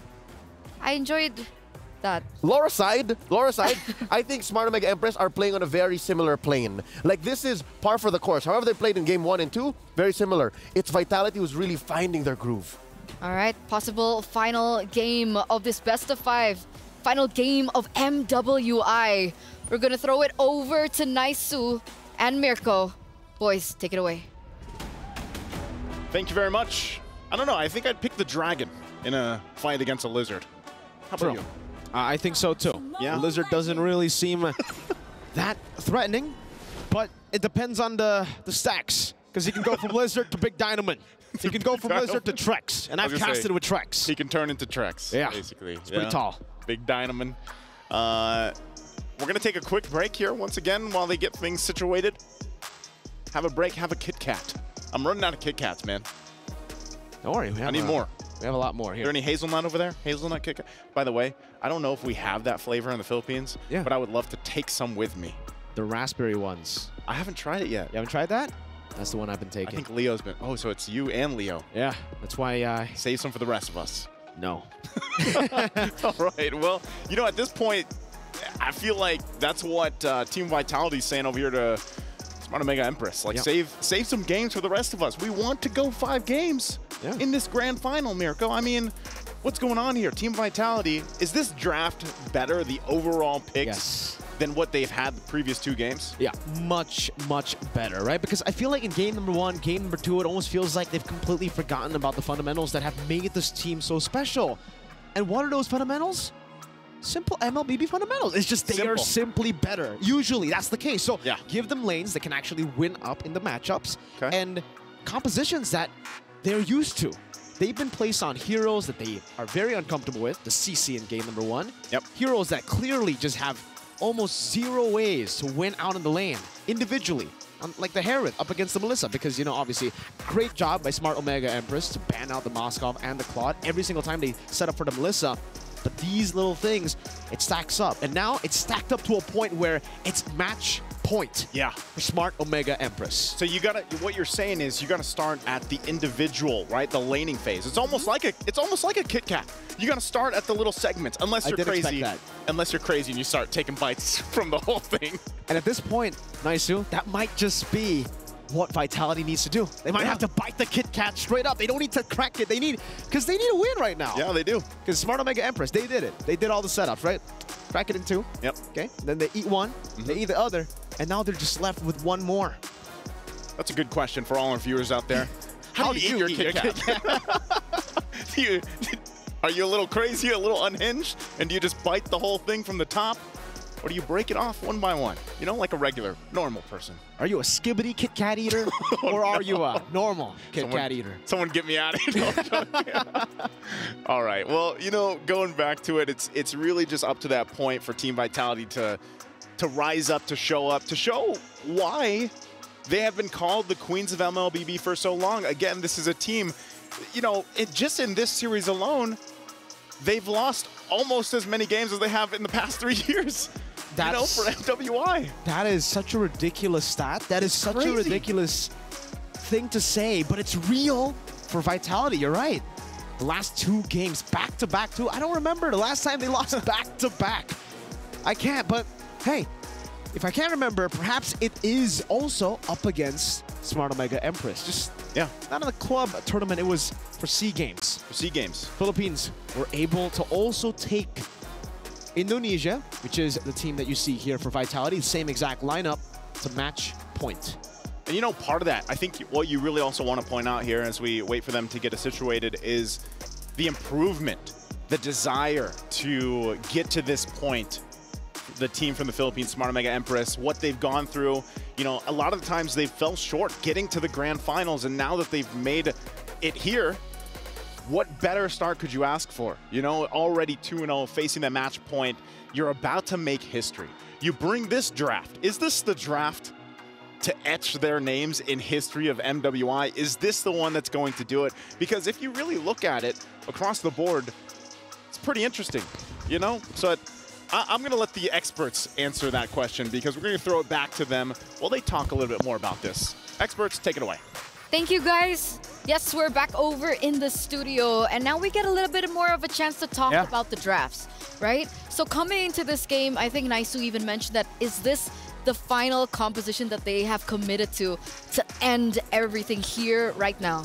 Can I bring up something outside of the technicalities of the game? Of course. Because I want to talk about, because these are professional athletes, right? How they bring themselves is really how they win and lose. And personally for me, there's an art to losing. When you lose often enough, you know how to deal with it. It's been 3-4 years, right? Vitality hasn't lost. So I feel like this is one of the first times they're in a very extreme condition where I don't know if they have the mental capability to be like, it's okay, it's just a reverse sweep. What's the problem? Well said. A reverse sweep is something that they are alien to. It's something that they've never had to deal with for, again, as mentioned, 3 to 4 years now. While on the other hand, Smart Omega Empress, they've always been third. They've always been the bridesmaid, never the bride in international events. I mean, back home, they do dominate, but now here, I think they're poised to just take the crown. What about SEA Games? You mentioned that it went all 5 games, correct? How did that go? Was it in a reverse? Nah, it kind was of like way? trading. Oh. Like, I win, you win, I win, you win. Which makes this all the more a very strong argument that, hey, maybe Vitality is not used to playing from behind. Maybe Vitality isn't used to resetting this hard. Because they're used to, okay, I lose one game, I'm going to win immediately the next one.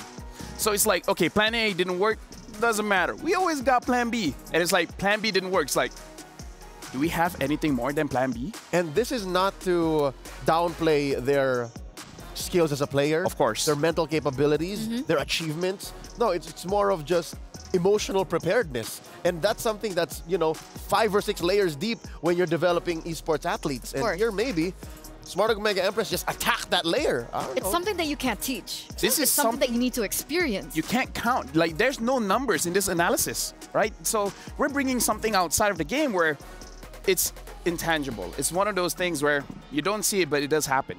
I think it would be great to take a look at the players and how they're doing right now. I wish in a different world that we could go in for a segment with them. But I don't, man. It's probably...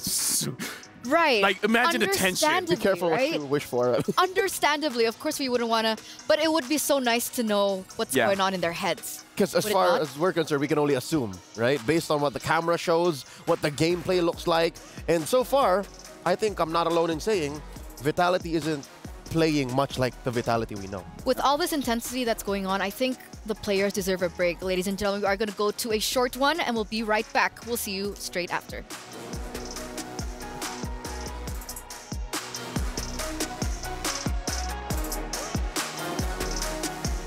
Hey, it's Renmar here. We're here with Keiko, a cosplayer from Myanmar with the Selena virus skin. Hella cool. So, you're here for MWI and you're in this massive stage. Our women are finally getting this opportunity to play and perform in front of a crowd. What does it feel like to be here? I mean, as a woman, it's such an honor to be here. Like, we always been told to stay at home and cook, but here we are on the big stage, representing as a professional player, like males do. So thank you so much for having us. Thank you so much, EWC, for doing this amazing MWI. Yeah, that's what it's all about here, finally being able to showcase the skills of our ladies scene. So is there a team that you're supporting here right now, or are you more for Omega or Vitality? I mean, I'm rooting for both of them. Both? Okay, that's fair, that's fair. Yeah. It's all right. I mean, they're both really fantastic teams. Yeah. So tell us a bit about the cosplay, of course. Like, how was this all made? How many days? Did someone help you? Like, tell me everything. I mean, I think it took about like 4 days only. 4 days? Yeah, it's so rushed already, so I can't do it myself. So there's a friend who could help me on the way. Like, I lost some part of the costume while on the way, but I think it's still okay, right? Yeah, no, it's fantastic. Selena virus skin is an epic skin. So now that you have that, is there another hero you want to try to make a cosplay out of? I want to do Fanny so bad. Fanny, Yeah. all right. Wait, do you make your own props? Like, will you be able to make the swords? Oh, no, not actually. I only can do like small props. All right, Yeah. but you still get help and all that. Yeah. But still, fantastic with the Selena virus skin. Thank you so much. Thank you so Keiko, do you want to much. say a quick message to all your supporters? Thank you so much. I don't think there's many supporters out for me, but thank you so much. Sure Like, there is. yeah. All right. Thank you for your time, Keiko. Hopefully to see you around more, and we'll go back to the talents. Bye. Keiko, you have so many supporters. We even have 2, 3, including me as well, that support you. Did you like the cosplay? I think I would cosplay as a grok. Oh, yeah? With and a pillar? And then just tumble around and then just crashing into people, you know? That sounds fun. I'm a fan. I'm a fan of what Keiko did here, her cosplay, but it's just I have a nagging fear of Selena's. The virus skin as well? I'm just afraid of abyssal traps, abyssal arrows. Sometimes I want to get hit, but then they missed. I mean, if the Selena looks like that, it's like, take me. No? I don't think that's... Am I digging my own grave here? I mean, like, someone help me out. All right, let's talk about let's talk about the game. Again, we talked about the art of losing. We talked about how certain teams, certain players, certain individuals know how to emotionally and mentally deal with failure. Maybe we should go deeper than just the players. Let's talk about the coaches, right? You have Susu Gaja and Dewa for Vitality. I wish I knew more about them, but what I do know about is Coach King Salman. King Salman has had a colorful, let's call it that, a colorful career. Played in the Philippines under TNC after years of playing in the amateur scene. Played in the MPLMY, you know what that looked like. And then came back home, lost himself for maybe 6 months, good season. And then now look at this, he's on the world stage leading 5 ladies into a new era, possibly dethroning the queens of MLBB. Shout out to Selena, by the way. Selena's here. Huh? You don't see her? She is. No, she's... Right here. She's here. Huh? Oh! She's in the middle! Oh, is that Keiko? Keiko? Close enough. Skin. Oh, I thought it was Keiko. I'm still afraid. See, this is what a scared Leo looks like. I'm just... But Selena's super cute and pretty. No. Have you been hit by an abyssal arrow? Have you been stunned Like in for real life, 1.75 no, seconds? but in game, No, 4 maybe. seconds. Max. Max range, 4 seconds. Stop. I have like this tendency to always walk into the abyssal arrows. See, you want to get hit too. No. But it's like What's the wrong with idea you? that I'm avoiding it, that I get hit by it. Maybe I should have your mentality. Maybe it is about mentality, guys. It's about mindset. It's about mindset. If you get hit first, is it really your fault or the other player's good? So are you saying it's not the arrow hitting you, it's you hitting the arrow? Yes. I always sidestep into the arrow. As a show of dominance? No, it's completely unintentional. Although I do have to say, as a Grok main, I do actually walk into the arrows. I mean, like, that's what we do. Yeah. We tank it so that other people don't get hit. Not much in the Grok that Vivian played in game 2. Yeah. Right? There was a moment in game 2 wherein she set up an amazing flicker wild charge, and off camera during the broadcast, I was thinking to myself, and I think I very vocally said to Lafel and to Eterna, you guys don't have to take my word for this. This is still the mother of tanks we're looking at, right? Any moment now they could just snap. She could just set up a play, and she did, but it didn't lead to much. It was very difficult to follow up on, though, right? The composition from Smart Omega Empress. Yeah. Like, the rest were trying. There were so many moments where we had examples that the rest of the members were trying. And it was an early game, too. It was like 5... It was 6 minutes. 6 minutes, 28 seconds. 30, yeah. We have a play for that, but... maybe we'll see it after. Yeah. Maybe. It's about... I don't want to say it was the wrong target because they're aiming for the roamer inside of the mid, but hindsight, it was a bad idea, but maybe it was a good idea in the moment. And in the moment, at the moment, the game is going to be starting very, very soon. We are going to throw it back to the stage. We're going to throw it back to the casters to bring us back into the Land of Dawn. Welcome to Mobile And that shot Legends. we shall. We're going to jump back into the game here. Thanks for being patient with us, everybody. We wanted to make sure, of course, that it's match point, that everything is settled in a situation. Once again, here at the desk, it's me, Naisu, joined with Mirko. It's match point for Smart Omega Empress, possibly making history with this game if they can go ahead and topple the Queens of MLBB. But for Team Vitality, I gotta say, I like the lineup they brought for this game. This is a good composition that can cover a lot of the basis of the game from early all the way to the late game here.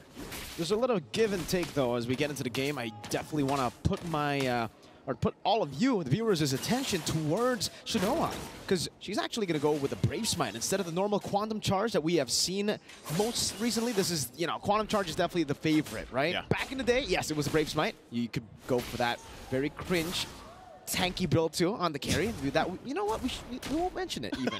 But here, it's going to be kind of tough. It's great to survive in lane against the Brody, but in the skirmishes, especially when you're getting chased down by the Yuzong, the additional movement speed that you usually get with the Quantum Charge usually lets you evade from a lot of the dive. Now, not so much, right? So she's going to have to rely on her Purify, on her dashes even more. Yeah, it's mainly just so that you can go ahead and withstand the pressure that's going to be here from this lineup, especially from Team Vitality, the fact that they have a Louis Yi. With the diversion plays, you kind of have to always have your head on a swivel. You always have to be looking around you, especially for Shinoa. And she's already showed that she can do this. I mean, she is the only one that's gotten a Savage here throughout MWI. So we'll see if she can actually continue to play the way she has been up to this point. And so as we mentioned that, Turtle's going to be up here. It looks like it's just going to be started up with Smart Omega Empress. I'm not sure if Team Vitality can really do anything about it. Doesn't look like that's going to happen. Nope. Keshi gets the Turtle. Vivian will be able to escape. Diversion coming down. Amore is going to be caught there. Goes with the Primal Wrath, able to take it and gets out. Well played to Amore. Doesn't even have to burn the Purify. Yeah, that's the... Honestly, this is like the, you know, the power that you can use with a Valentina. You always get a choice to take a couple of these ultimates that are going to help you in certain situations, and this time it was that Primal Wrath. Look at this on the bottom side. Shell gets the information.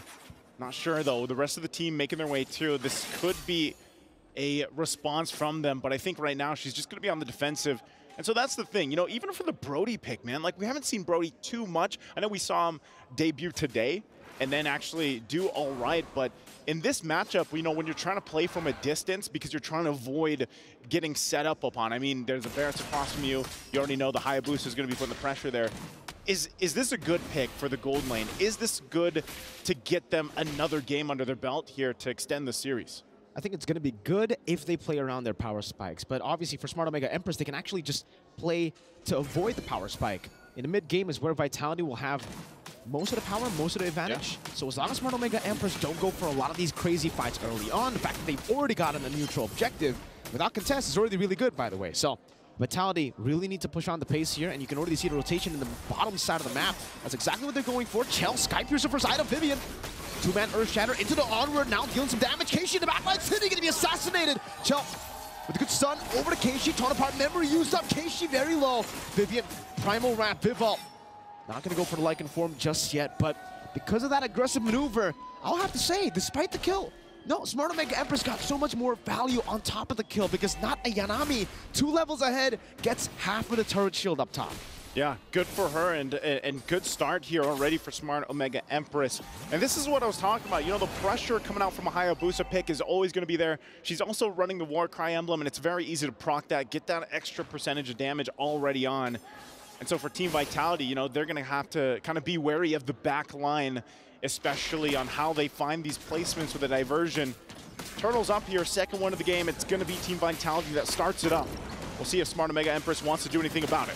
Black Dragon form used up the Earth Shatter earlier, not Ayanami. How's it? Okay, with a steal, with a quad shadow. And then they get out smooth. Smooth criminal. Like a ninja here. Keshi time and time again. Man, has she stepped up throughout the entirety of MWI. Picks up the Skypiercer now too. So her threat level, it just rose a notch, maybe 2. Because now you have a Skypiercer and you have some pretty squishy, you know, members that you can target down if you're from Team Vitality. So she's gonna play around that.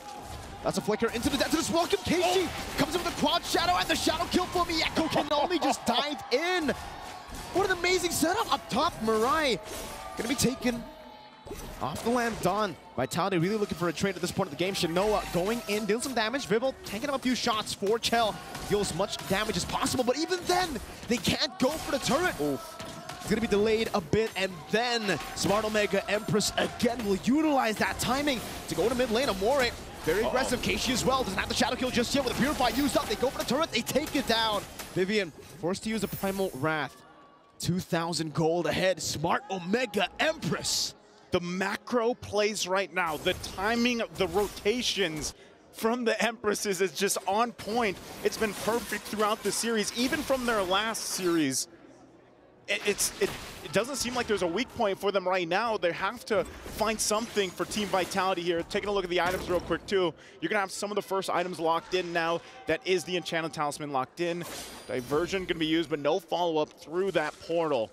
Also, too, you have a Skypiercer on Shell, right? She picked it up early on, but so far she's got the kill. She's farming up the best she can here. She is slightly ahead of Shinoa, but again, you have to point the fact that Shinoa, she's been on the defense, and I think that's also why she went with the Brave Smite, because she knew that she would have to play like this. And now, top side. I'm offended, locking her down. Good Earth Shatter on the Fierce Death defensively. Mirai gonna be caught under the turret. Cine picks up the kill, back even on the board.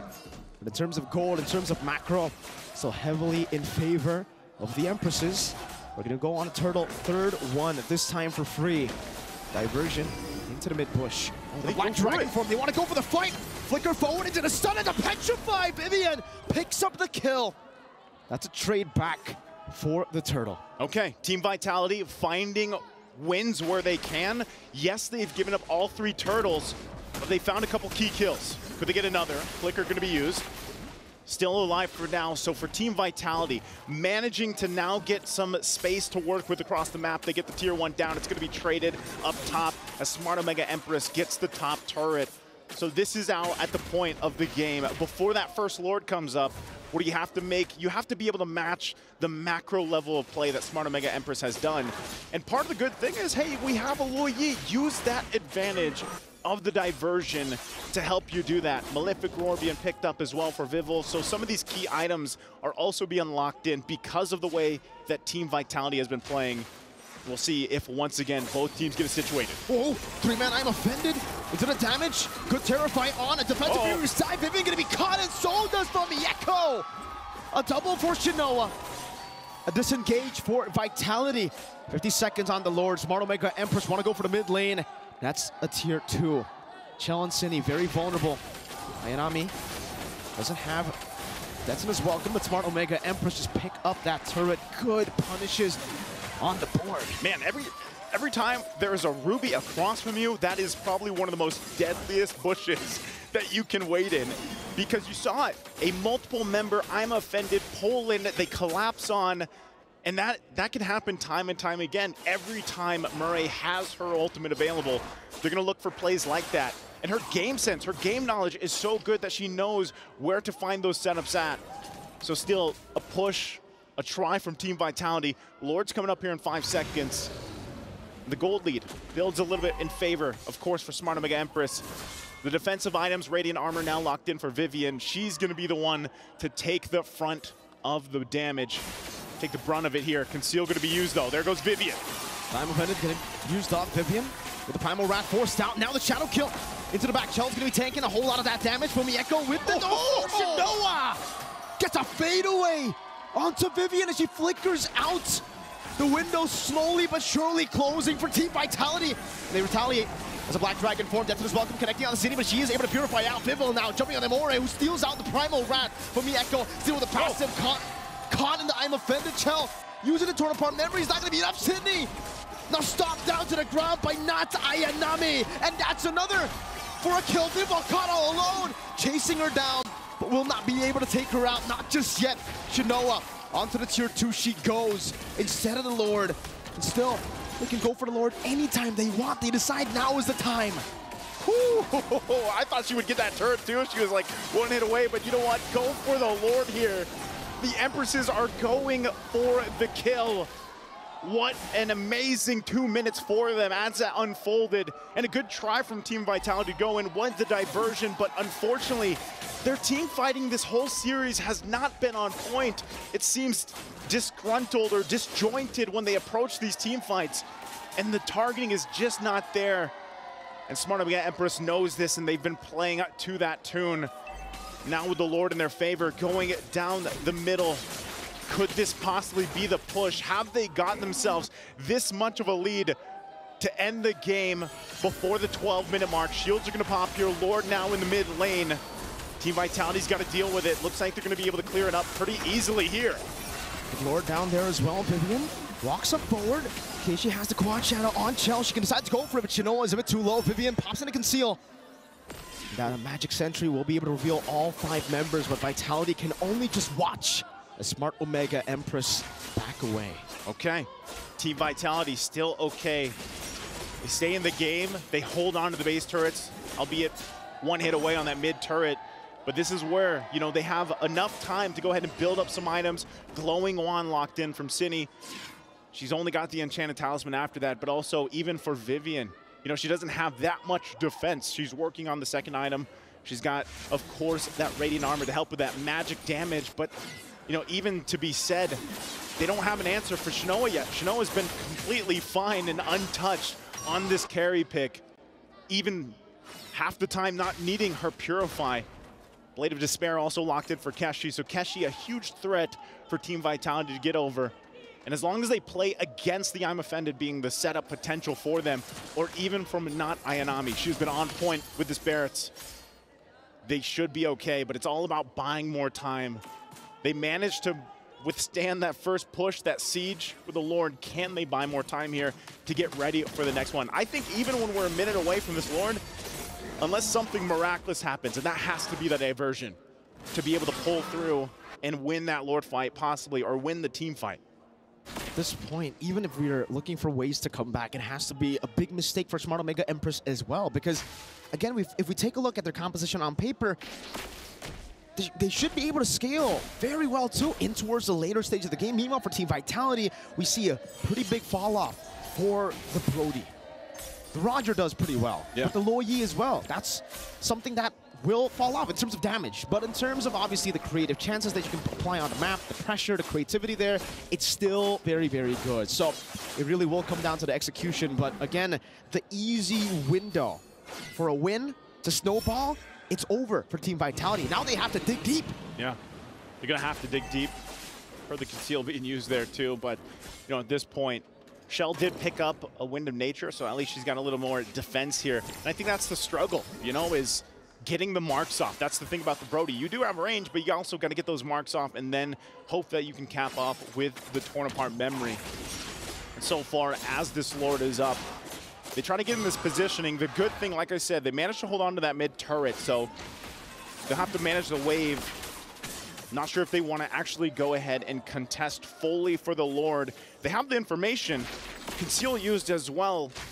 But Smart Omega Empress will take this slowly. They know they have this movement on their favor, the time on their favor. And so it looks like Team Vitality won't pull the trigger just yet. Good wave up top for Team Vitality. They're really trying to play their cards right at this point because really they cannot make any mistakes. For Smart Omega Empress, it's much more relaxed for them. It's another day. It's another game. They've gotten 2 already. That match point. Massive lead. Shinoa is level 14 to the Brody, and this is the timer as usually to what we see a Brody have a lead. Cine walks up again very aggressively. Okay, still waves being managed here. Look at the placements, of course, for Fumi. She might be part of this whole thing. If they can pull this off, if they can find a way to utilize this, but the conceal is going to be used. They force Vivian back. That might be enough for them to just give the go on the Lord. It looks like they're going to go ahead and push it.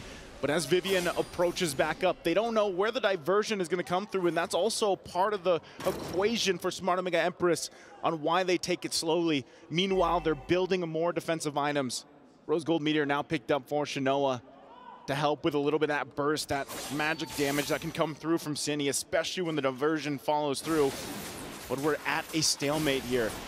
Amore holding on to that Edith Ultimate, the Primal Wrath, if they need it. But still, even if Smart Omega Empress does this for the next 2-3 minutes, it gives time for Team Vitality to catch up a little bit. There's the diversion. They're going to go. Onto Vivian, Lo Yi, diversion into the back. Shinoa going to be caught in the midst of it all right now. The Black Dragon form comes in. Vivo jumps into the Lycan form. Cine dealing damage onto Amore with the help of Chell. Fumi able to escape. Vivo goes for Lycan Pounce, unable to get Shinoa. Keishi gets stunned, but is still able to get to the Quad Shadow in time.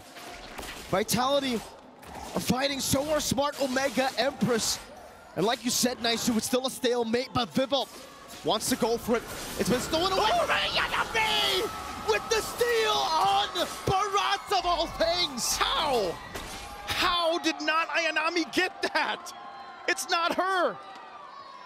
What happened? How? Let's take a look at the STC replay. She goes in. Tell me it was the missiles. Oh, what? It wasn't even a missile. What a steal. Let's put it at that. And she's going to feel pretty good about that. And they march into the base now. Lord mid lane. Conceal going to be used.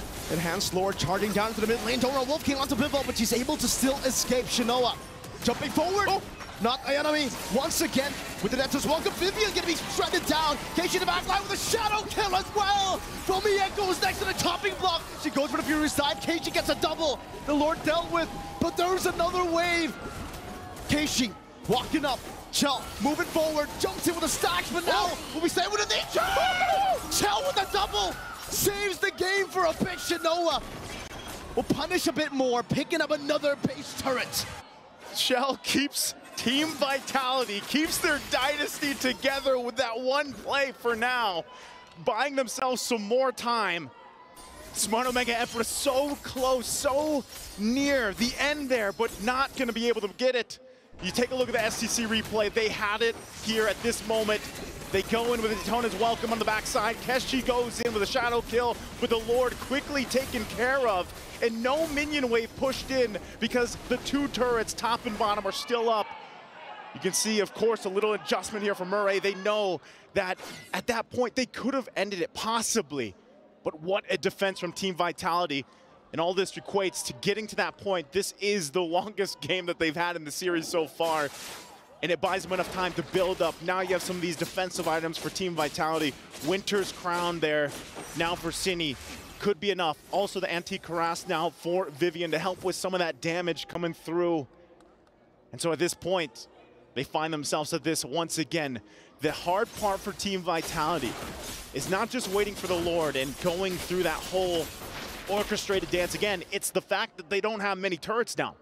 They can't really move around the map the way they want to unless they're going to go and take a risk and use the diversion. But it's better for them to just kind of wait for the same situation they saw earlier. The problem is now on the flip side, Smart Omega Empress starts picking up immortalities. There's two now on the board for them that they can work around with. And even the same can be said now, Vivian. There's the endless battle. So key items across the board for both teams being picked up here. Far lane control too. Nice, always going to be in control of Smart Omega Empress at this point. It was already very difficult for Vitality to handle the slow pushes being built up by Smart Omega up top, with the Lord always being in the bottom side of the map. But now with the base turret taken down there, even if they deal with it, even if they constantly clear it, it's always going to be slow pushing back to them. And again, when it comes to wave clear, it's not the composition you want. It's the Loyi, it's a Brody.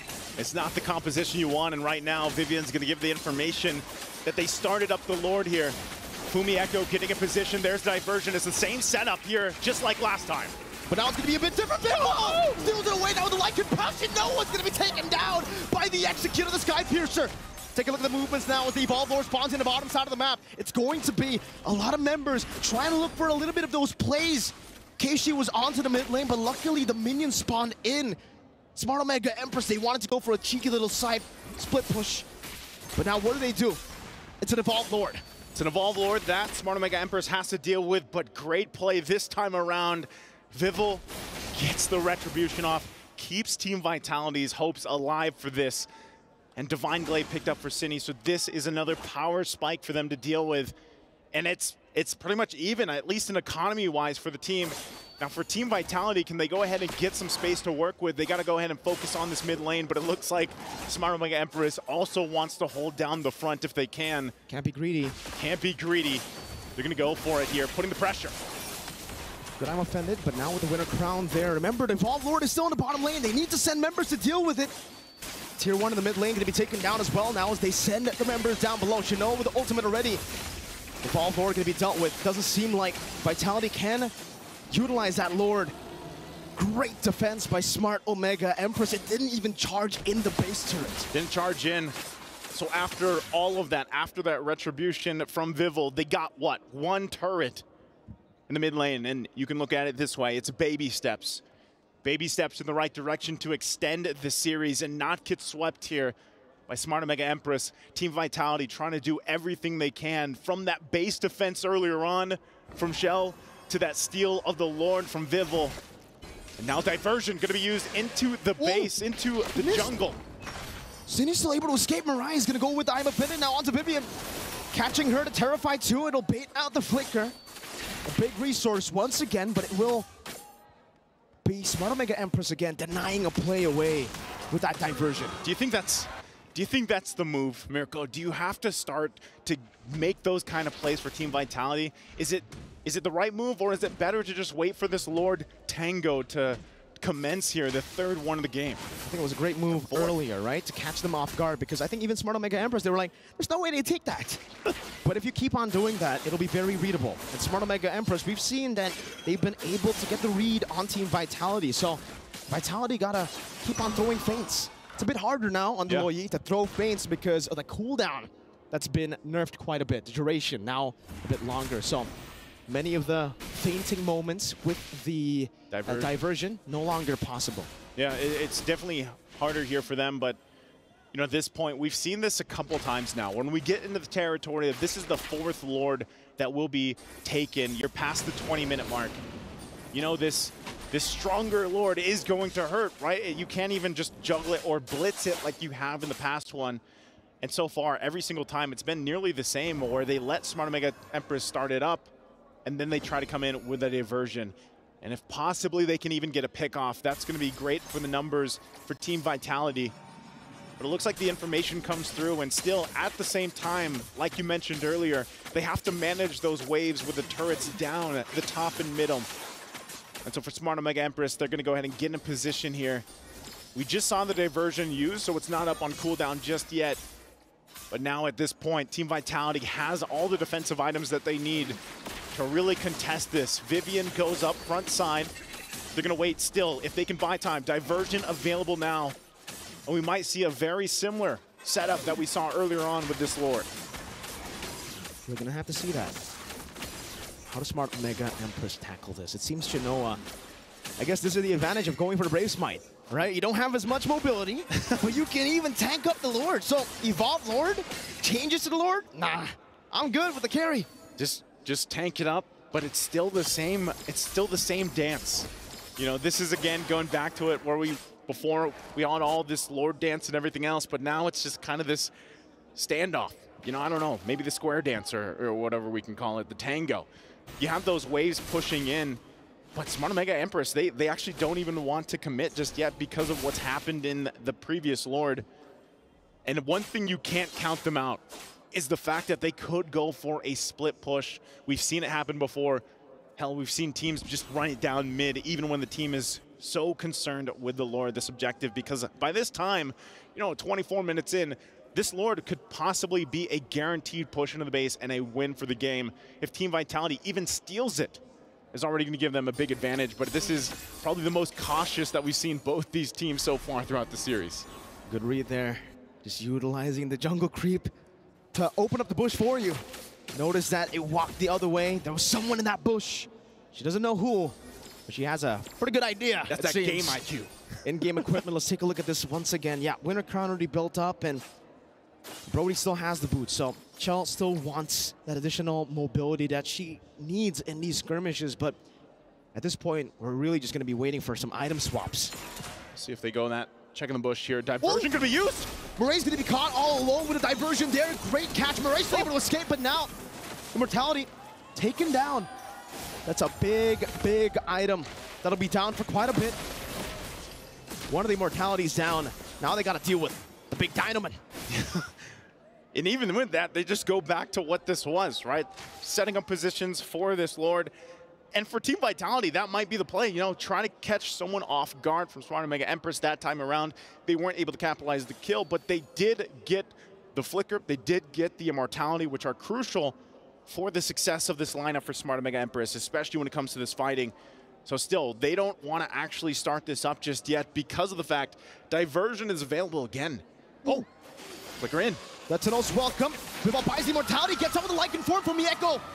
Jumping to the back, City, all alone, City! In a 1v4, buys the Blood Wings, gets down! Oh my goodness, Vivian! Oh! Does with the Earth Shadow, Keishi on the chase, City gonna be taken down. Vivian, no Immortality. The Shadow kill to the back, Little Nature there. Tell goes for the stun, but Keishi wants to go for the execute. A few more hits with the Lycan form. Chell still able to kite away. Now Keishi assassinates Vivol as Chell buys the Immortality. I think they're going to go ahead and run it down mid. They're going to focus on the base here. There's only 2 left for Team Vitality. Big waves coming down. Chell going to be targeted down. No Immortality. On a conquest for their 25th. The queens of MLBB have fallen. The dynasty, the streak, the era. And to take their thrones are the Empresses. No queen shall rule forever. The Empresses have made history here today in a sweep. They've dethroned the queens of MLBB. Man, what a game, 26 minutes. Master Macro from Smart Omega Empresses here. The journey that they've had up to this point and what they just accomplished here. History has been made for the MLBB Women's Invitational 2024 at the Esports World Cup. The first international victory for Smart Omega Empress.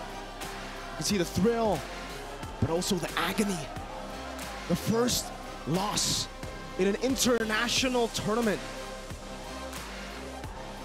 for Team Vitality.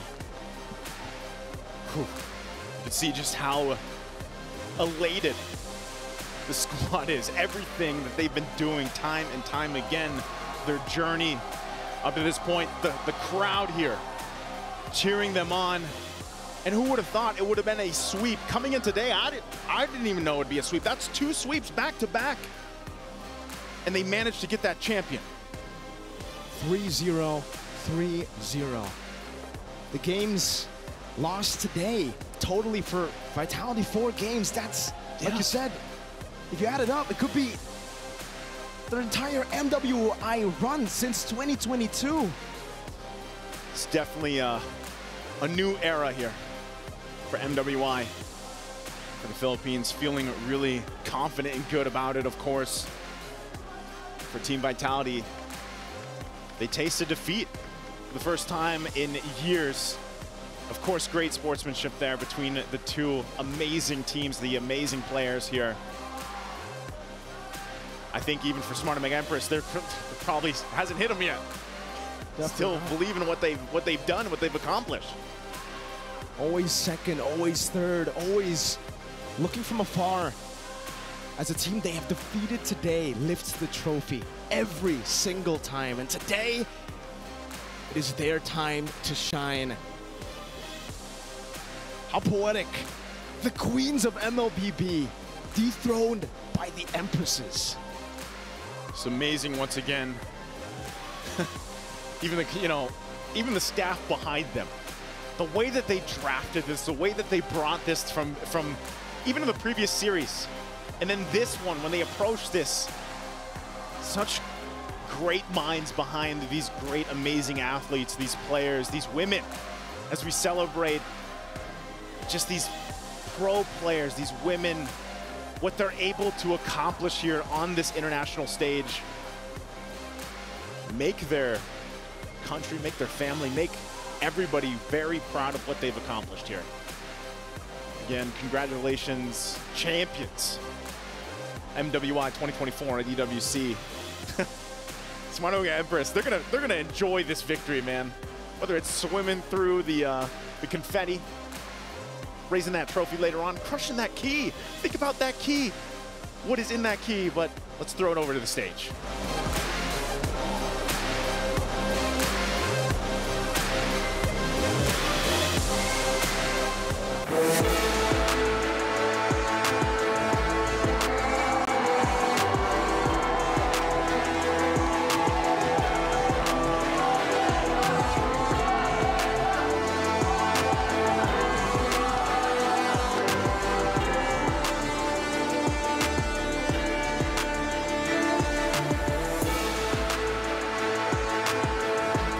Ladies and gentlemen, this is a brand new era right here for MWI 2024.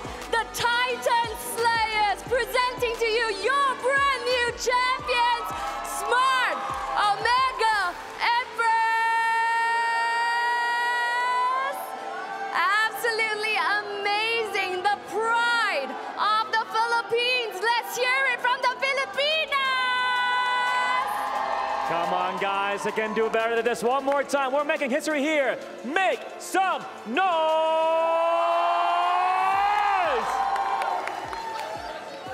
It is absolutely amazing to watch. Pinas lang malakas! All right. Absolutely amazing, and that was true today.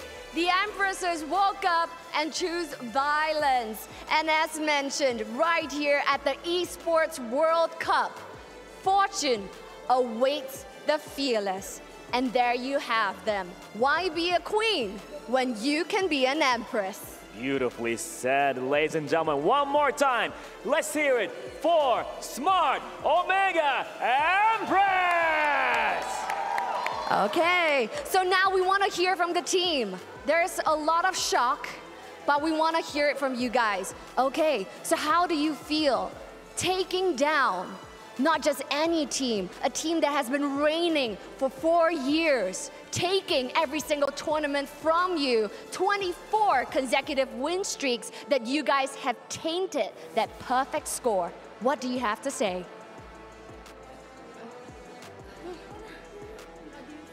Okay, it feels like it's a fantasy.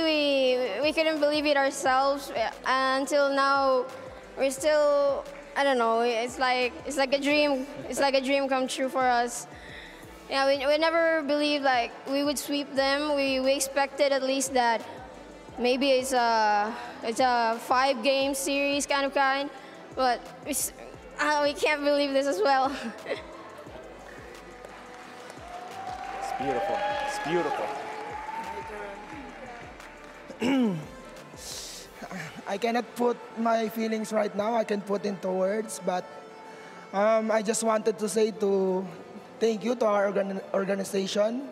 We're here because of them, especially to our bosses, Sir Pat, Sir Proy, and Coach Q. Thank you for trusting us, especially my players and Smart Omega. Yeah. I cannot put into words, but thank you, team, for participating. I just wanted to say, yes, we made it. Yes. Yes, you did. Yes. Yes, you did. Yes, we did it. In the making, taking place right here. Queen. Thank you. It's taking place right here at the EWC, but now time to announce the MVP. Ladies and gentlemen, can you tell who it is? Let me hear some names now, come on.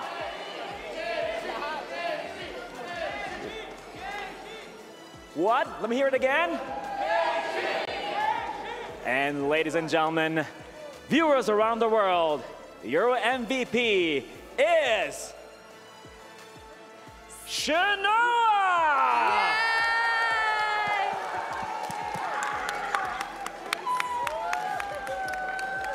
Yes.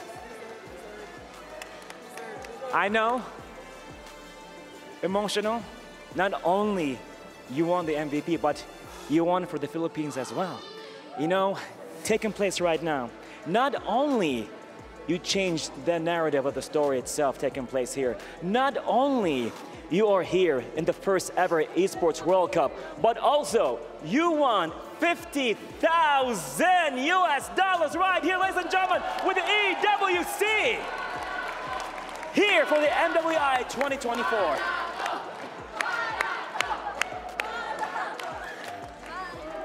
Oh my God, tears. You're gonna make me cry right now. Anything you want to say, Shanoa? Exactly. Savage Shanoa, by the way. Oh, I was not expecting it. Honestly, I was so tilted by the past tournaments, but here I am proving myself that I can do it, and I'm so thankful. Anything you want to say to your friends and family back home, even in Tagalog if you have to? Salamat sa mga sumusuporta sa akin. Beautifully said right here. Thank you, guys. Thank you. Thank you. And now, It's Queen. absolutely amazing.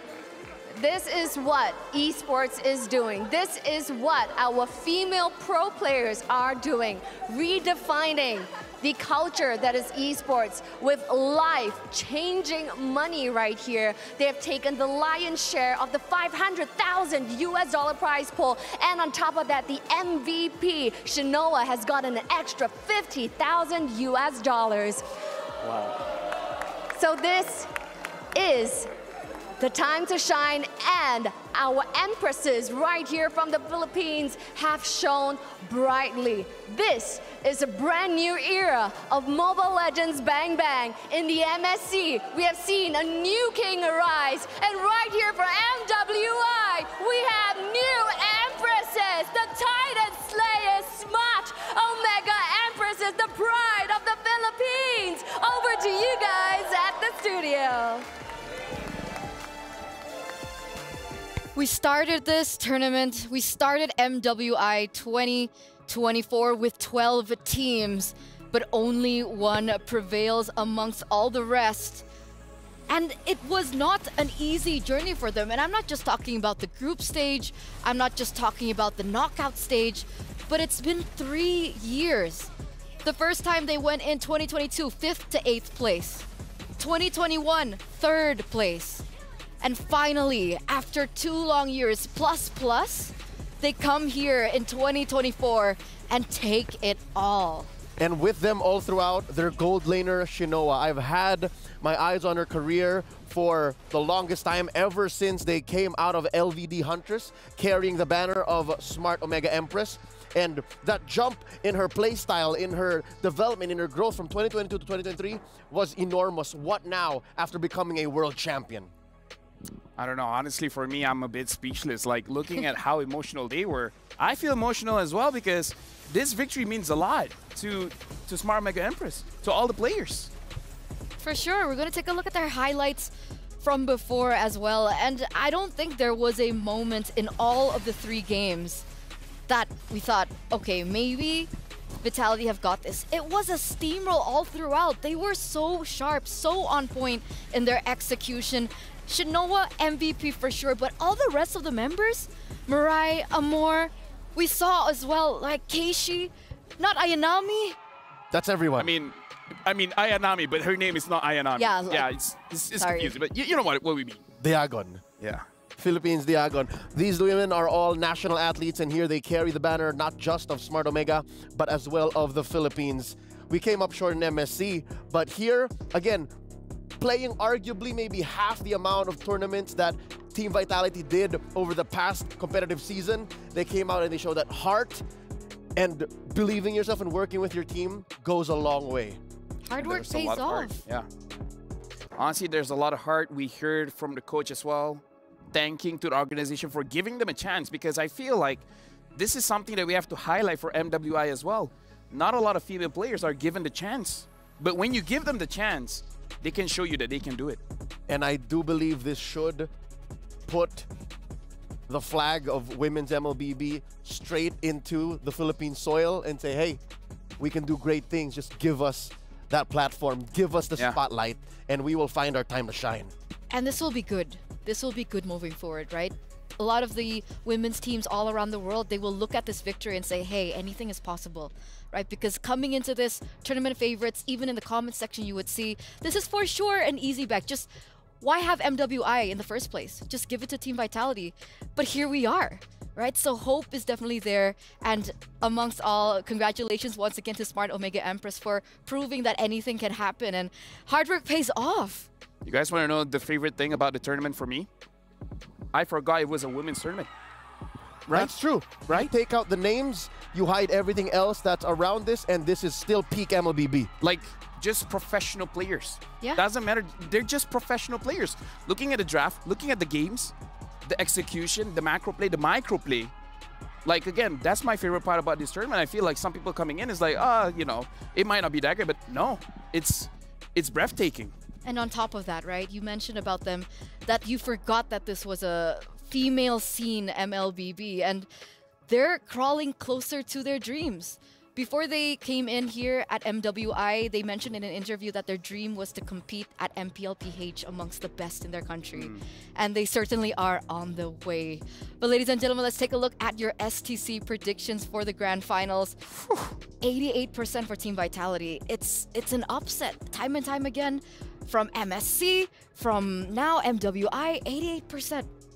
For nearly 72 hours now, I've been calling out to my kababayans from Luzon to Mindanao.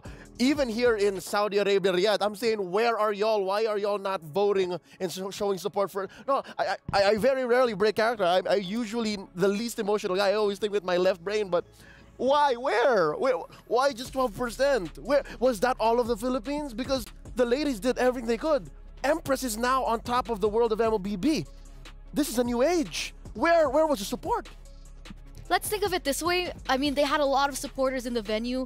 Every time we were still upstairs, by the way, and we heard the chants from the Filipinos chanting out Smart Omega Empress. So perhaps they were glued to their screen, right? They were glued and they were showing their support that way because the chants really came through. And I'm surprised because, you know, honestly, coming into this tournament, I didn't expect that much support. We saw it from Falcons Vega, and now we saw it for Smart Omega Empress. And I'm pretty sure that was one of the main reasons that fueled them over, because a lot of players on stage, in the interviews, even backstage, we take a good talk with them, and they also mention, like, they've never been on a stage this big. They've never been on a stage this grand.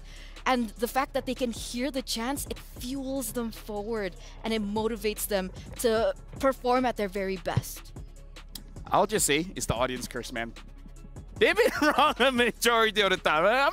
I'm gonna call you guys out. You guys usually call me America, but look at all the predictions. The audience has been wrong. That's true. But our match MVP by PlayStation from earlier on was not Ayanami. So Shinoa was able to bag the tournament MVP, but that game in particular was not Ayanami. That lore steal, though. That lore steal. It was a very long game, and that lore steal happened, now in hindsight, in the middle of this game. Yeah. And she stayed on point and kept her eyes on the prize throughout the whole debacle. The entire best of 5, she's been solid. Look at her, she's zoning out Cine. Like, in just this moment, you see, like, oh, zoning out a few players, but game number 1, game number 2, is it not Ayanami controlling Fumi Echo to make sure that Fumi Echo is not a factor in this game? So, can confirm that was the first skill. Because she couldn't have basic attack it from that range. Nor could it have been the missile expert. How did that happen? That's a tiny barats. That's very cute. Aww. It's without the stacks. Is that? Oh, okay. It's without the stacks. I thought that was like full stack barats. No. So I wouldn't be that intimidated, with right? a full stack, bigger than the Amazon Arena. Yeah. You can pet him. I don't want to. I'm scared. Yeah, but I would be scared too. The thing is, this is not full stack barats. It's barely one. Yeah. Not Ayanami some way somehow always kept it at like close to top. And look at here, they're walking towards the totem, making their name here in Riyadh. Showing to the world, whenever people are looking at a totem, they're the ones that ended that 24 tournament win streaks. They're the one that won that amazing prize pool. They're the one bringing the World Championship back to the Philippines. I don't think there's even a way to express how big of a deal this is, right? Like, no matter how many times we explain it, no matter what words we put into it, no one can explain the gravity of going up onto that podium, putting in that key, putting in your trophy for the entire world to witness. And this is the first of many. And people will continue to gravitate towards this first event. And how would you put that into words? How do you express what Smart Omega Empress is currently feeling? Coach Salman was right. He's just thankful. He's overwhelmed. And now as he places their key into the Wall of Champions, they cement themselves as the inaugural champions of the EWC for MLBB Women's.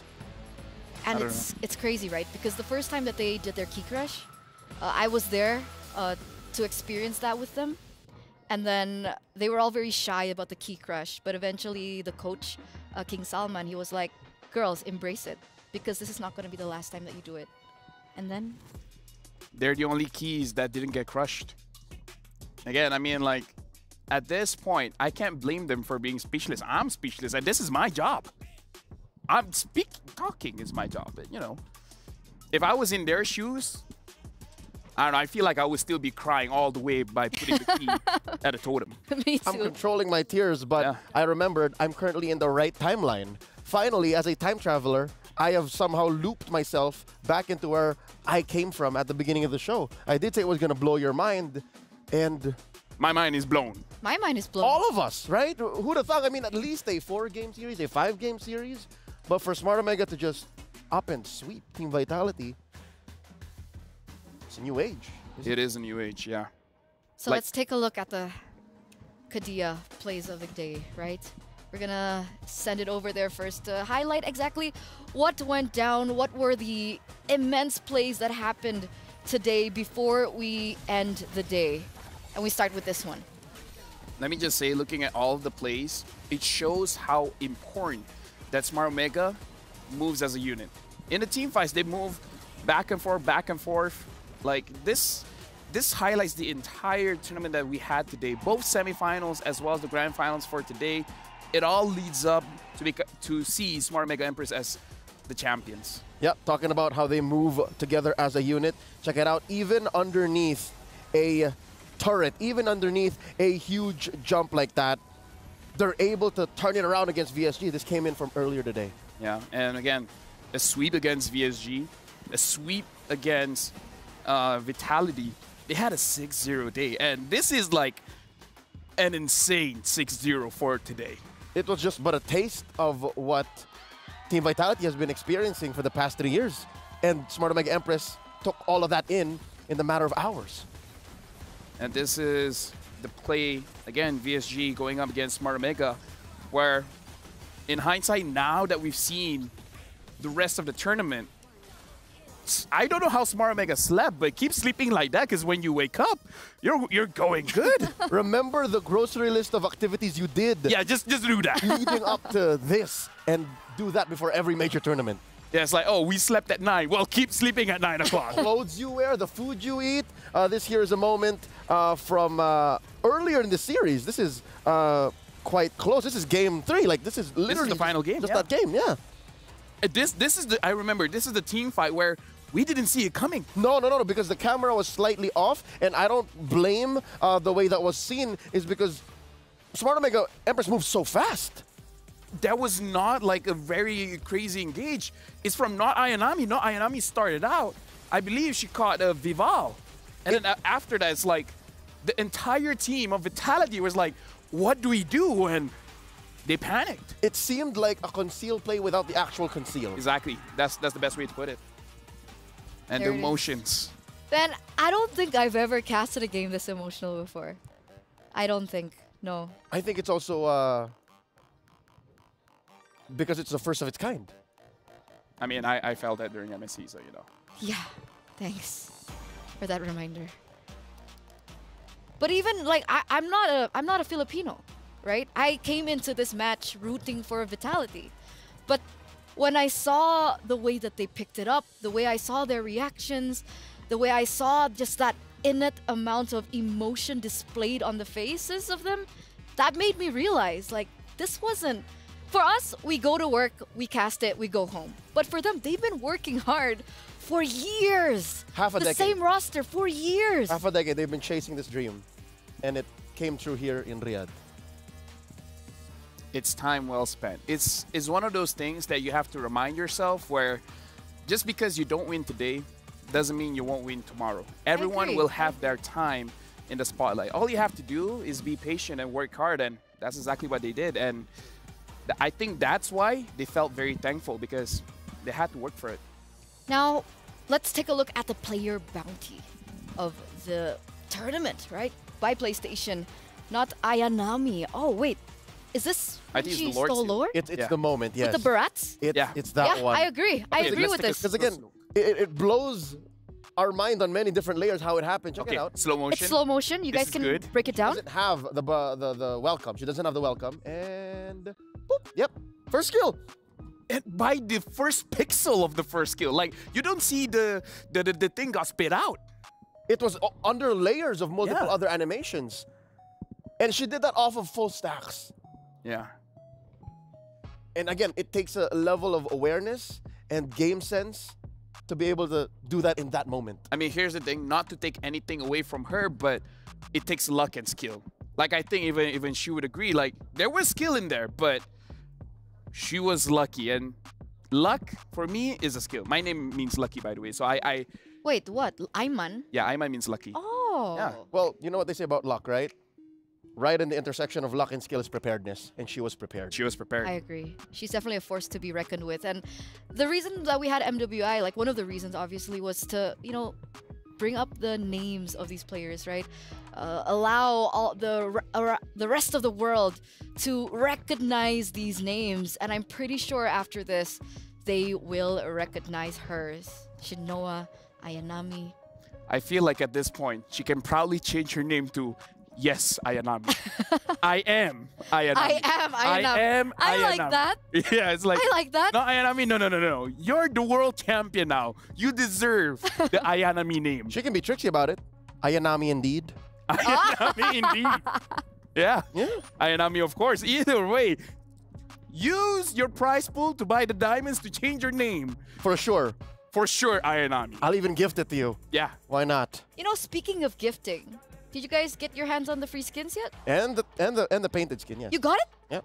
Oh, because last night I was like trying to get them. That's how you do it. So you were just playing random games and just... You need to play games to get that, you know? Yeah, so, I mean, anyway, I played 3 ranked games last night. I regretted my last one, but the Youth Fair is here with incredible bonuses and exciting events. Grab multiple permanent skins for free, just like the Savannah's Classroom Charm and as well as the Painted Skin Classroom Glam. And of course, more exciting events will be revealed, so don't forget to stay tuned and don't forget to watch out, because you know I'm not gonna be here for you guys tomorrow. Okay, I can't remind you again, so keep that in mind. Maybe Lafel can DM you guys personally, so just DM him for that what is it called, reminder.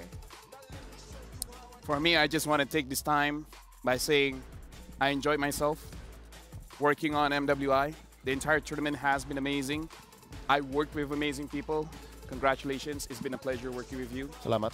Salamat. Thank you very much. And I hope this triggers a big change in the female scene. And let's come to the middle together, right?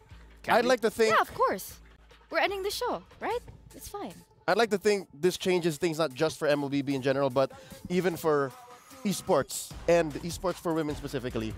Going out to all of the Filipinas watching at home, if you guys have any dreams and hopes of becoming an esports athlete, I'm here to say, kaya nyo. Mabuhay ang Smart Omega Empress, mabuhay ang Pilipinang atleta. You guys did amazing, you guys did great, you guys did all of us proud. Thank you.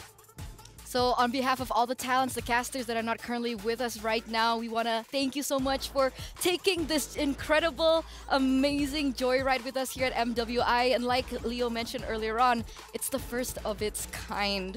So with that, ladies and gentlemen, we're going to close out MWI x EWC 2024. We'll see you in the next tournament, and we'll see you soon. My name is Eterna. My name is Lafel. And my name is Leo at your service. And we're signing out for the day. Thank you so much, everyone. Pinas lang malakas!